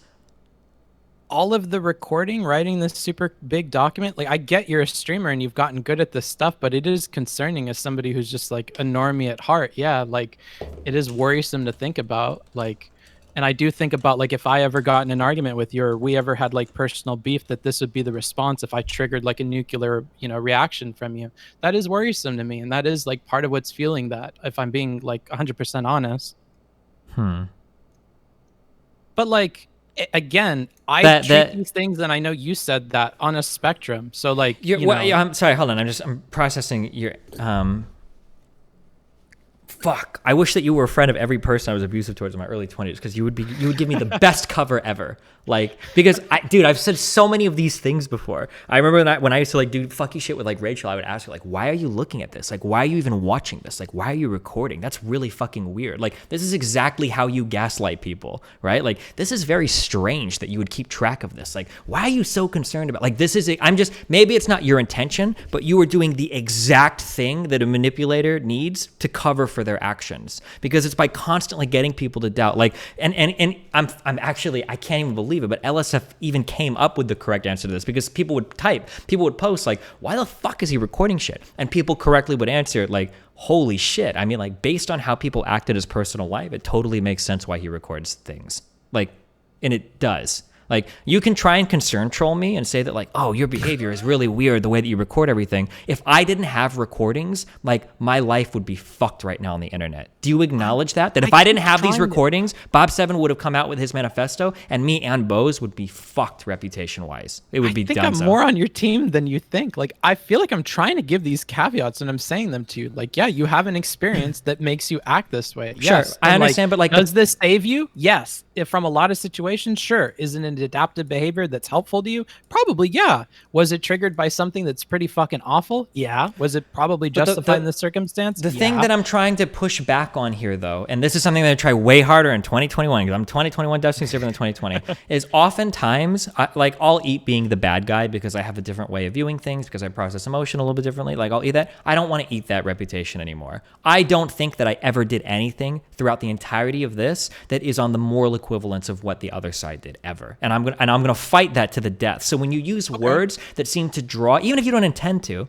but when you use words that give like the idea that there's some moral equivalence, and when you say things like both of you are manipulative and weird, when we're talking about who's more likely to have committed an immoral action, you are hardcore drawing a line there saying that, like, well, either of you are likely to have committed an immoral action because I'm drawing a comparison between how both of you are manipulative and weird. And it feels pause you there. I disagree, because okay, I think don't think you guys are equally likely. I gave you different percentages. You so gave me 20 and 80. Are those not significantly different? Would you not say 10 to 20? I said 10 to 20. This might be like my poker mind or whatever, but like 20% is really high. That's a big percentage. Like, I guess not in my monkey brain, but I'm not super great with numbers. To me, 10 to 20 seems like fairly less than 80. I don't know. 20% is like 4 to a flush, and you've got one card to go. Like 20% is like, that's a big number. 1 out of 5 times you would be the immoral actor in this situation. Not to mention that probably convinced me to lower it, dude. But well, I'm spitballing, sure. bro. I'm spitballing. And I'm trying to convince you, right? So like one of the evidences that I have of convincing you is the fact that, like, here are the logs. Me and Melina were fighting this night. How could I, like, would Melina, and even if we weren't fighting, would Melina like let me onto her phone to like look at the nudes of another friend that's like very, very shy about them? Like, would Melina, and if we were fighting, would she let me on? And like Bob 7 calls Erica immediately after, and he references their conversation in text form before he calls her, and Erica has sent me screenshots of him screen sharing before. Like, I understand this is all inductive, none of this is deductive, but like inductively, I feel like I've got to be able to move you lower than 20%. Like, that's crazy. Well, the evidence against him isn't evidence that like supports you. Like, I think you could get me to be higher on the 80, but I think you'd have to. Well, if you're arguing with her at the same time, given how bad your arguments are, I and how did Erica likely. know that detail? How did Erica know what detail? She knew that in one of the pictures, I was holding Melina's boob. How would she have known that detail without actually seeing the picture? Because keep in mind, there's a second part to make your story work. It's not just that I saw it. It's that I saw it and either remembered it or screen captured it and then told it to Erica or showed it to Erica at a later date. All of this with no evidence, by the way. Okay. I'll bring it down to 2% for you, bud. Is 2% a lot? It's a little better. A little better? That's significant. I feel like you're fucking with me on numbers, but 2%'s a lot less than the problem is just that, like, the story that Bob 7 is weaving here is fantastic.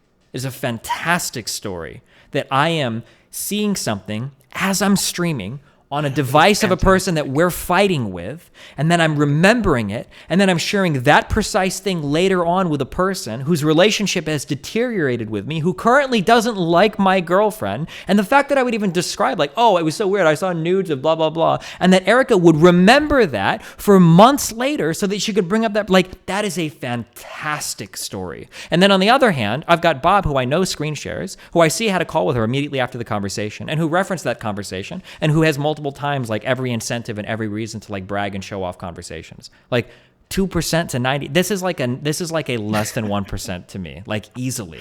Like, okay. Well, you have a lot of faith in yourself. You lived through it. I didn't. I have to be on the outside and I have to like make these calls, you know? It's difficult. It's difficult. Sure. What else? What do you think what else do you think I did that was questionable or immoral? Questionable or immoral. You know, I don't I don't think I'd give you any more points. Like when you word it that way, it's difficult for me to answer. Like immoral? It should be. I want it to be difficult because these are cases that I've thought about and built for a long time. If there was a lot of wiggle room here, I would have felt way less confident in the assertions that I made. Like, sure. It also, the other problem is that wasn't like, maybe I'm like small brain, but for me, when I'm listening to these, I really have to focus on whatever I'm going for. Like this time, it was uber charitability. It was trying to maintain the Bob 7 like fence sitters while I'm trying to go through this, and to only build things off of what evidence clearly shows us the thing, to get away from intentionality, because that seems to be the gray area for a lot of people.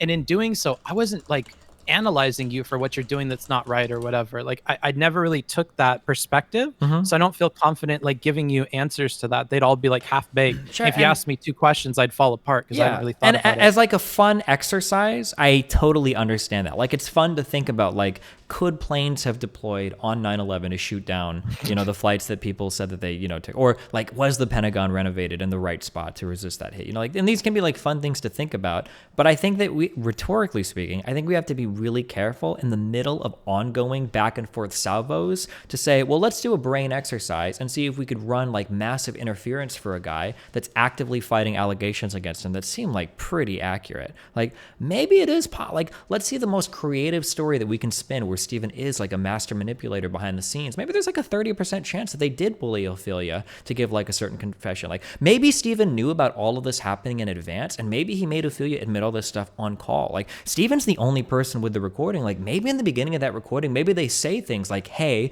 we're going to use this later to convict Bob 7. Like we need you to be really emotional, Like maybe there's a reason why Casey Tron and Minx weren't invited to that early call, because maybe they knew that he was friends with Bob 7. Maybe they were explicitly brought in afterwards just to give more credibility to them, and then when they denied it later, they knew that they'd forged those recordings. Like I could play like this game. I just finished Metal Gear Solid 2. I could make up a million fun stories with you if you wanted to try to figure out, like how could this have happened another way. I just think that's like a really scary thing to do in the middle of like, that he's preparing another stuff. Like I'm curious. Is he? I was unaware of that. Yes. I thought I'm gonna say yes to that. Honest. Okay. Like, because he's nothing else in his life now. Because now that he took it to this level, now he's lost everything, right? So he has to at this point. The question here is like, and what I would ask you is, how would you feel if his next big manifesto came out and 2 or 3 of his like huge assertions were hanging on your analysis? I would cover him, and I would try to be fair about balancing that out versus like, okay, Bob 7 said this. He's building on the back of what I said, so let's take a look at it. Let's see where I differ in opinion. And I would hope that my consistency in how I form my opinions and how I view these situations would apply the same here as it would there, and that it would bring forth whatever the truth is. Sure. What if there was like a rotted hard drive and I lost all the audio logs, and he came out and he built his like massive new manifesto on your probability analysis that even you admit is like highly susceptible to very low percentage chances of happening? And let's say that he ended up getting away with it all. Let's say that he got back on the Austin show and like I didn't have any more evidence to use against him because like, oh shit, I lost everything. Like all the recordings are gone. Like, do you think like, oh yeah, that's okay? It's fun to think about enforcing the Pentagon and scrambling the jets. I feel like this is one of those situations. If that were to happen, but it's not, because this is actively ongoing and now you're contributing to it. Right? I don't think you'd lose all your files and stuff. That's more so what I'm talking about. But if that were to happen, to entertain the hypothetical. Well, because I don't have to lose all his files. There might be, I don't think there is, but there might be some story that he could actually spin to like salvage a lot of his. Maybe there is. Maybe I'm not creative enough to think about it. Maybe that does exist. And maybe he builds that story on the back of your analysis. If he does that, I would cover it. Like, I don't think there's much more I can do in that situation aside from cover it. And if there's things I disagree with there that he's misusing, then I would point those out, Is that not like a good enough response to that, do you think? I feel like that's the only option that I have, aside from going in the background, manipulating and DMing people and trying to like get a campaign going in that regard. I guess maybe it's just a difference of experience. I don't know. In terms of like because like you sound like you're a really good person. You sound like you're a really cool dude.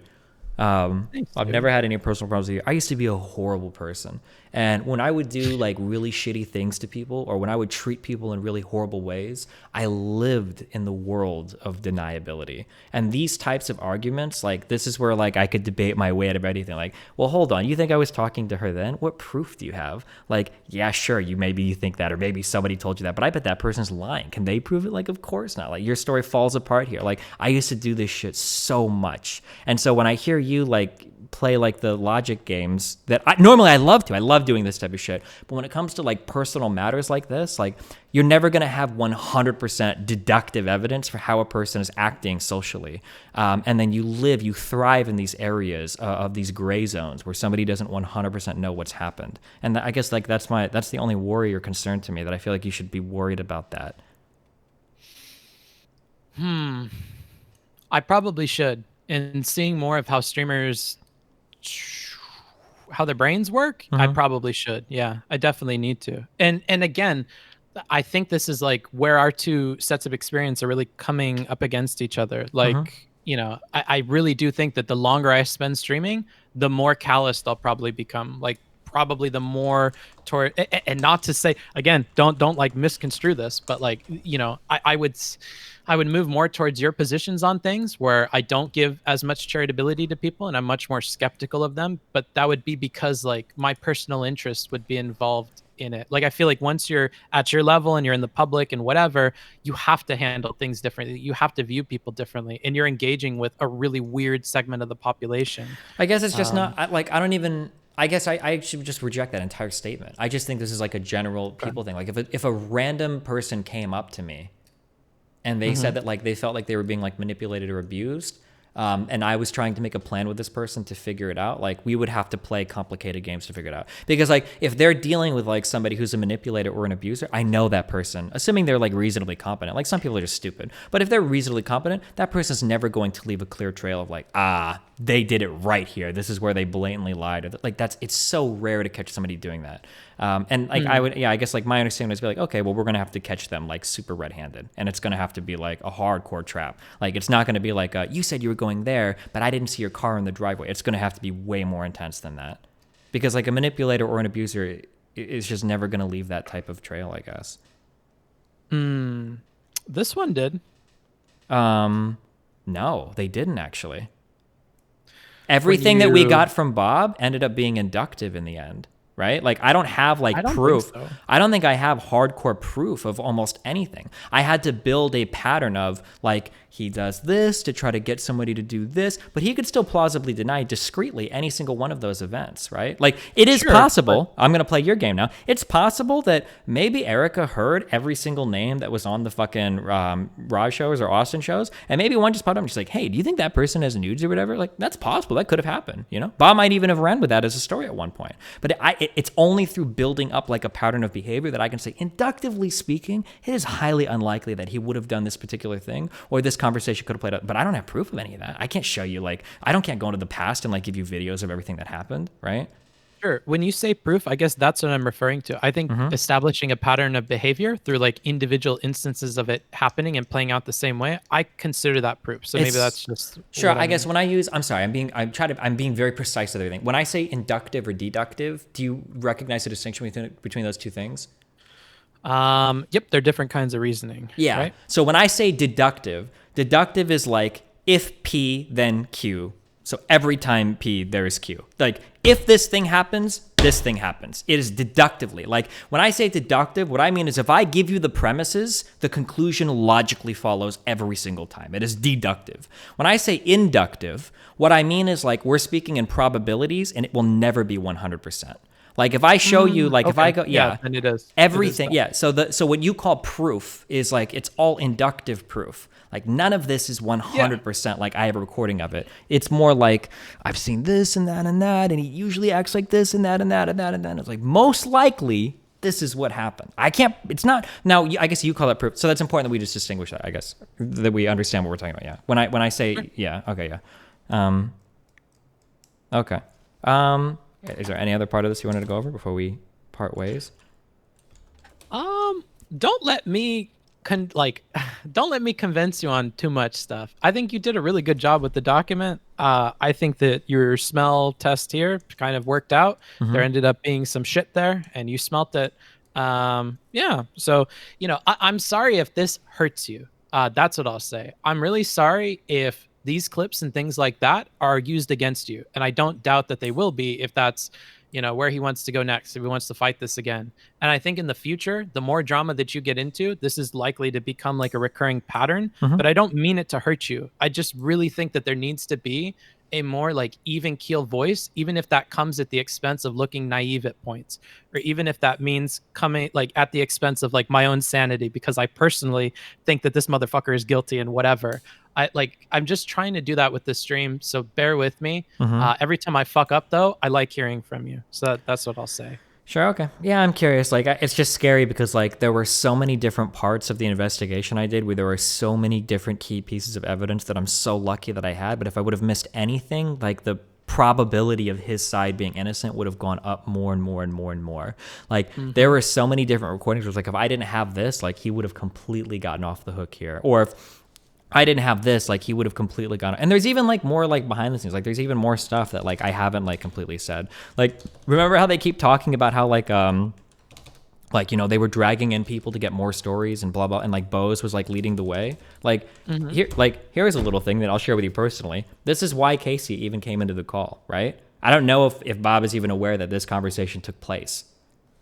But like, yeah, this is like an example, and there's so many different pieces of this that I have that I'm still holding on to just in case. But like, there's so much of this that like I have to build up, and there are so many points that like if I didn't have some particular thing or some other thing, like I would be completely fucked. But this is why I know that people like Casey Tron are lying through their fucking teeth, or people like Minx, or people like Bob Simon. But yeah, I'm just saying that like this has all been so incredibly difficult, and like I'm still never going to be 100%, and I'm really lucky that I got what I did have. And if I was missing one or two pieces, then maybe Bob walks on all this and I look like a huge piece of shit, right? That's what I'm, yeah. Was this meant to... I don't know. Never mind. Okay. Yeah. Can I shout myself out, or is that cringe? Go for it, buddy. Wait, are you going to keep streaming?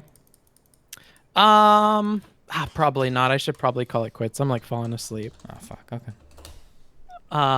I'm book smarts. I cover stuff like this. I try to take like an even keel or empathetic approach, even if it makes me look like a fool at times. I cover rhetoric. I like covering your debates, talking about where you do good, where you do bad, and holding you accountable a little bit, even if I'm not always, wholly correct, or I don't always hit the mark. I think I'll get better and better.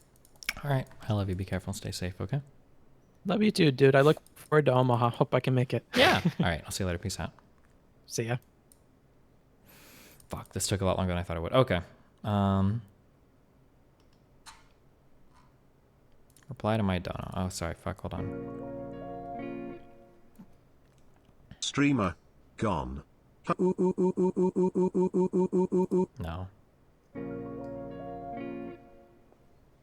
What do you call a moving Mr. Mouton? A Mr. Moving Ton. You can IP ban me now for telling a size joke. You gnome fuck! Good one. You're okay, I guess.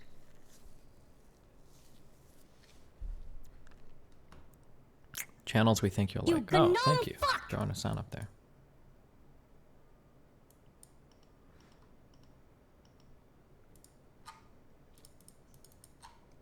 Yeah, I see all the Trump pardons. Holy shit.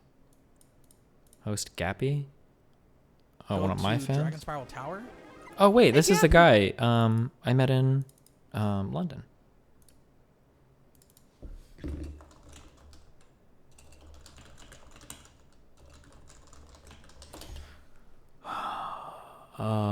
Kyle Galinsky talked about you on stream today. He said he doesn't entertain people who talk about it so disrespectfully. I understand why I pissed you up, but he definitely would have debated you if you hadn't shut up. No. He's been dodging me for fucking over a year. He would have never. He's like he's the same thing as Stefan Molyneux, where he'll like find an excuse not to, or find an excuse not to, or find an excuse not to. Like, he's that kind of person. Yeah.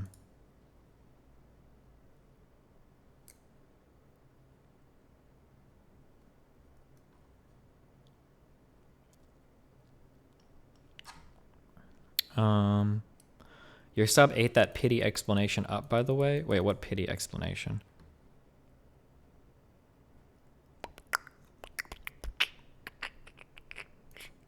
Okay, I'm gonna go and just chatting. We're gonna host whoever's at 100 viewers or less. Fuck it.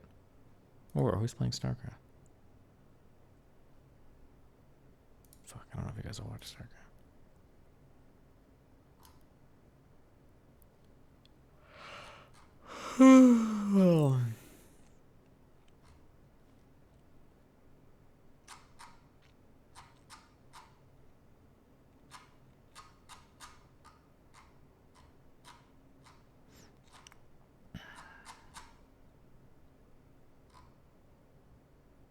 Road trip with Vanessa. Gary, the producer.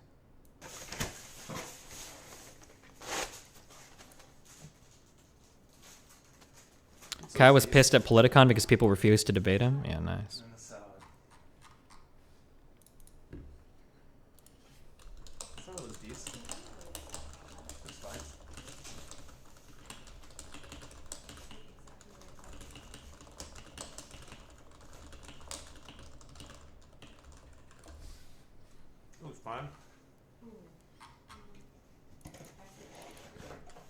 All right, I'll let you guys have fun. Peace out. Weasel Little Lars still ignoring Dono. Wait, which Dono? Which one?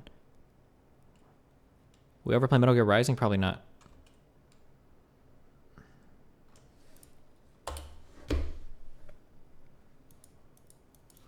Hosting CX streamers? Is that a CX streamer? I don't know who the fuck that is. I'm just hosting them. Stay mad. See you guys later. Peace out.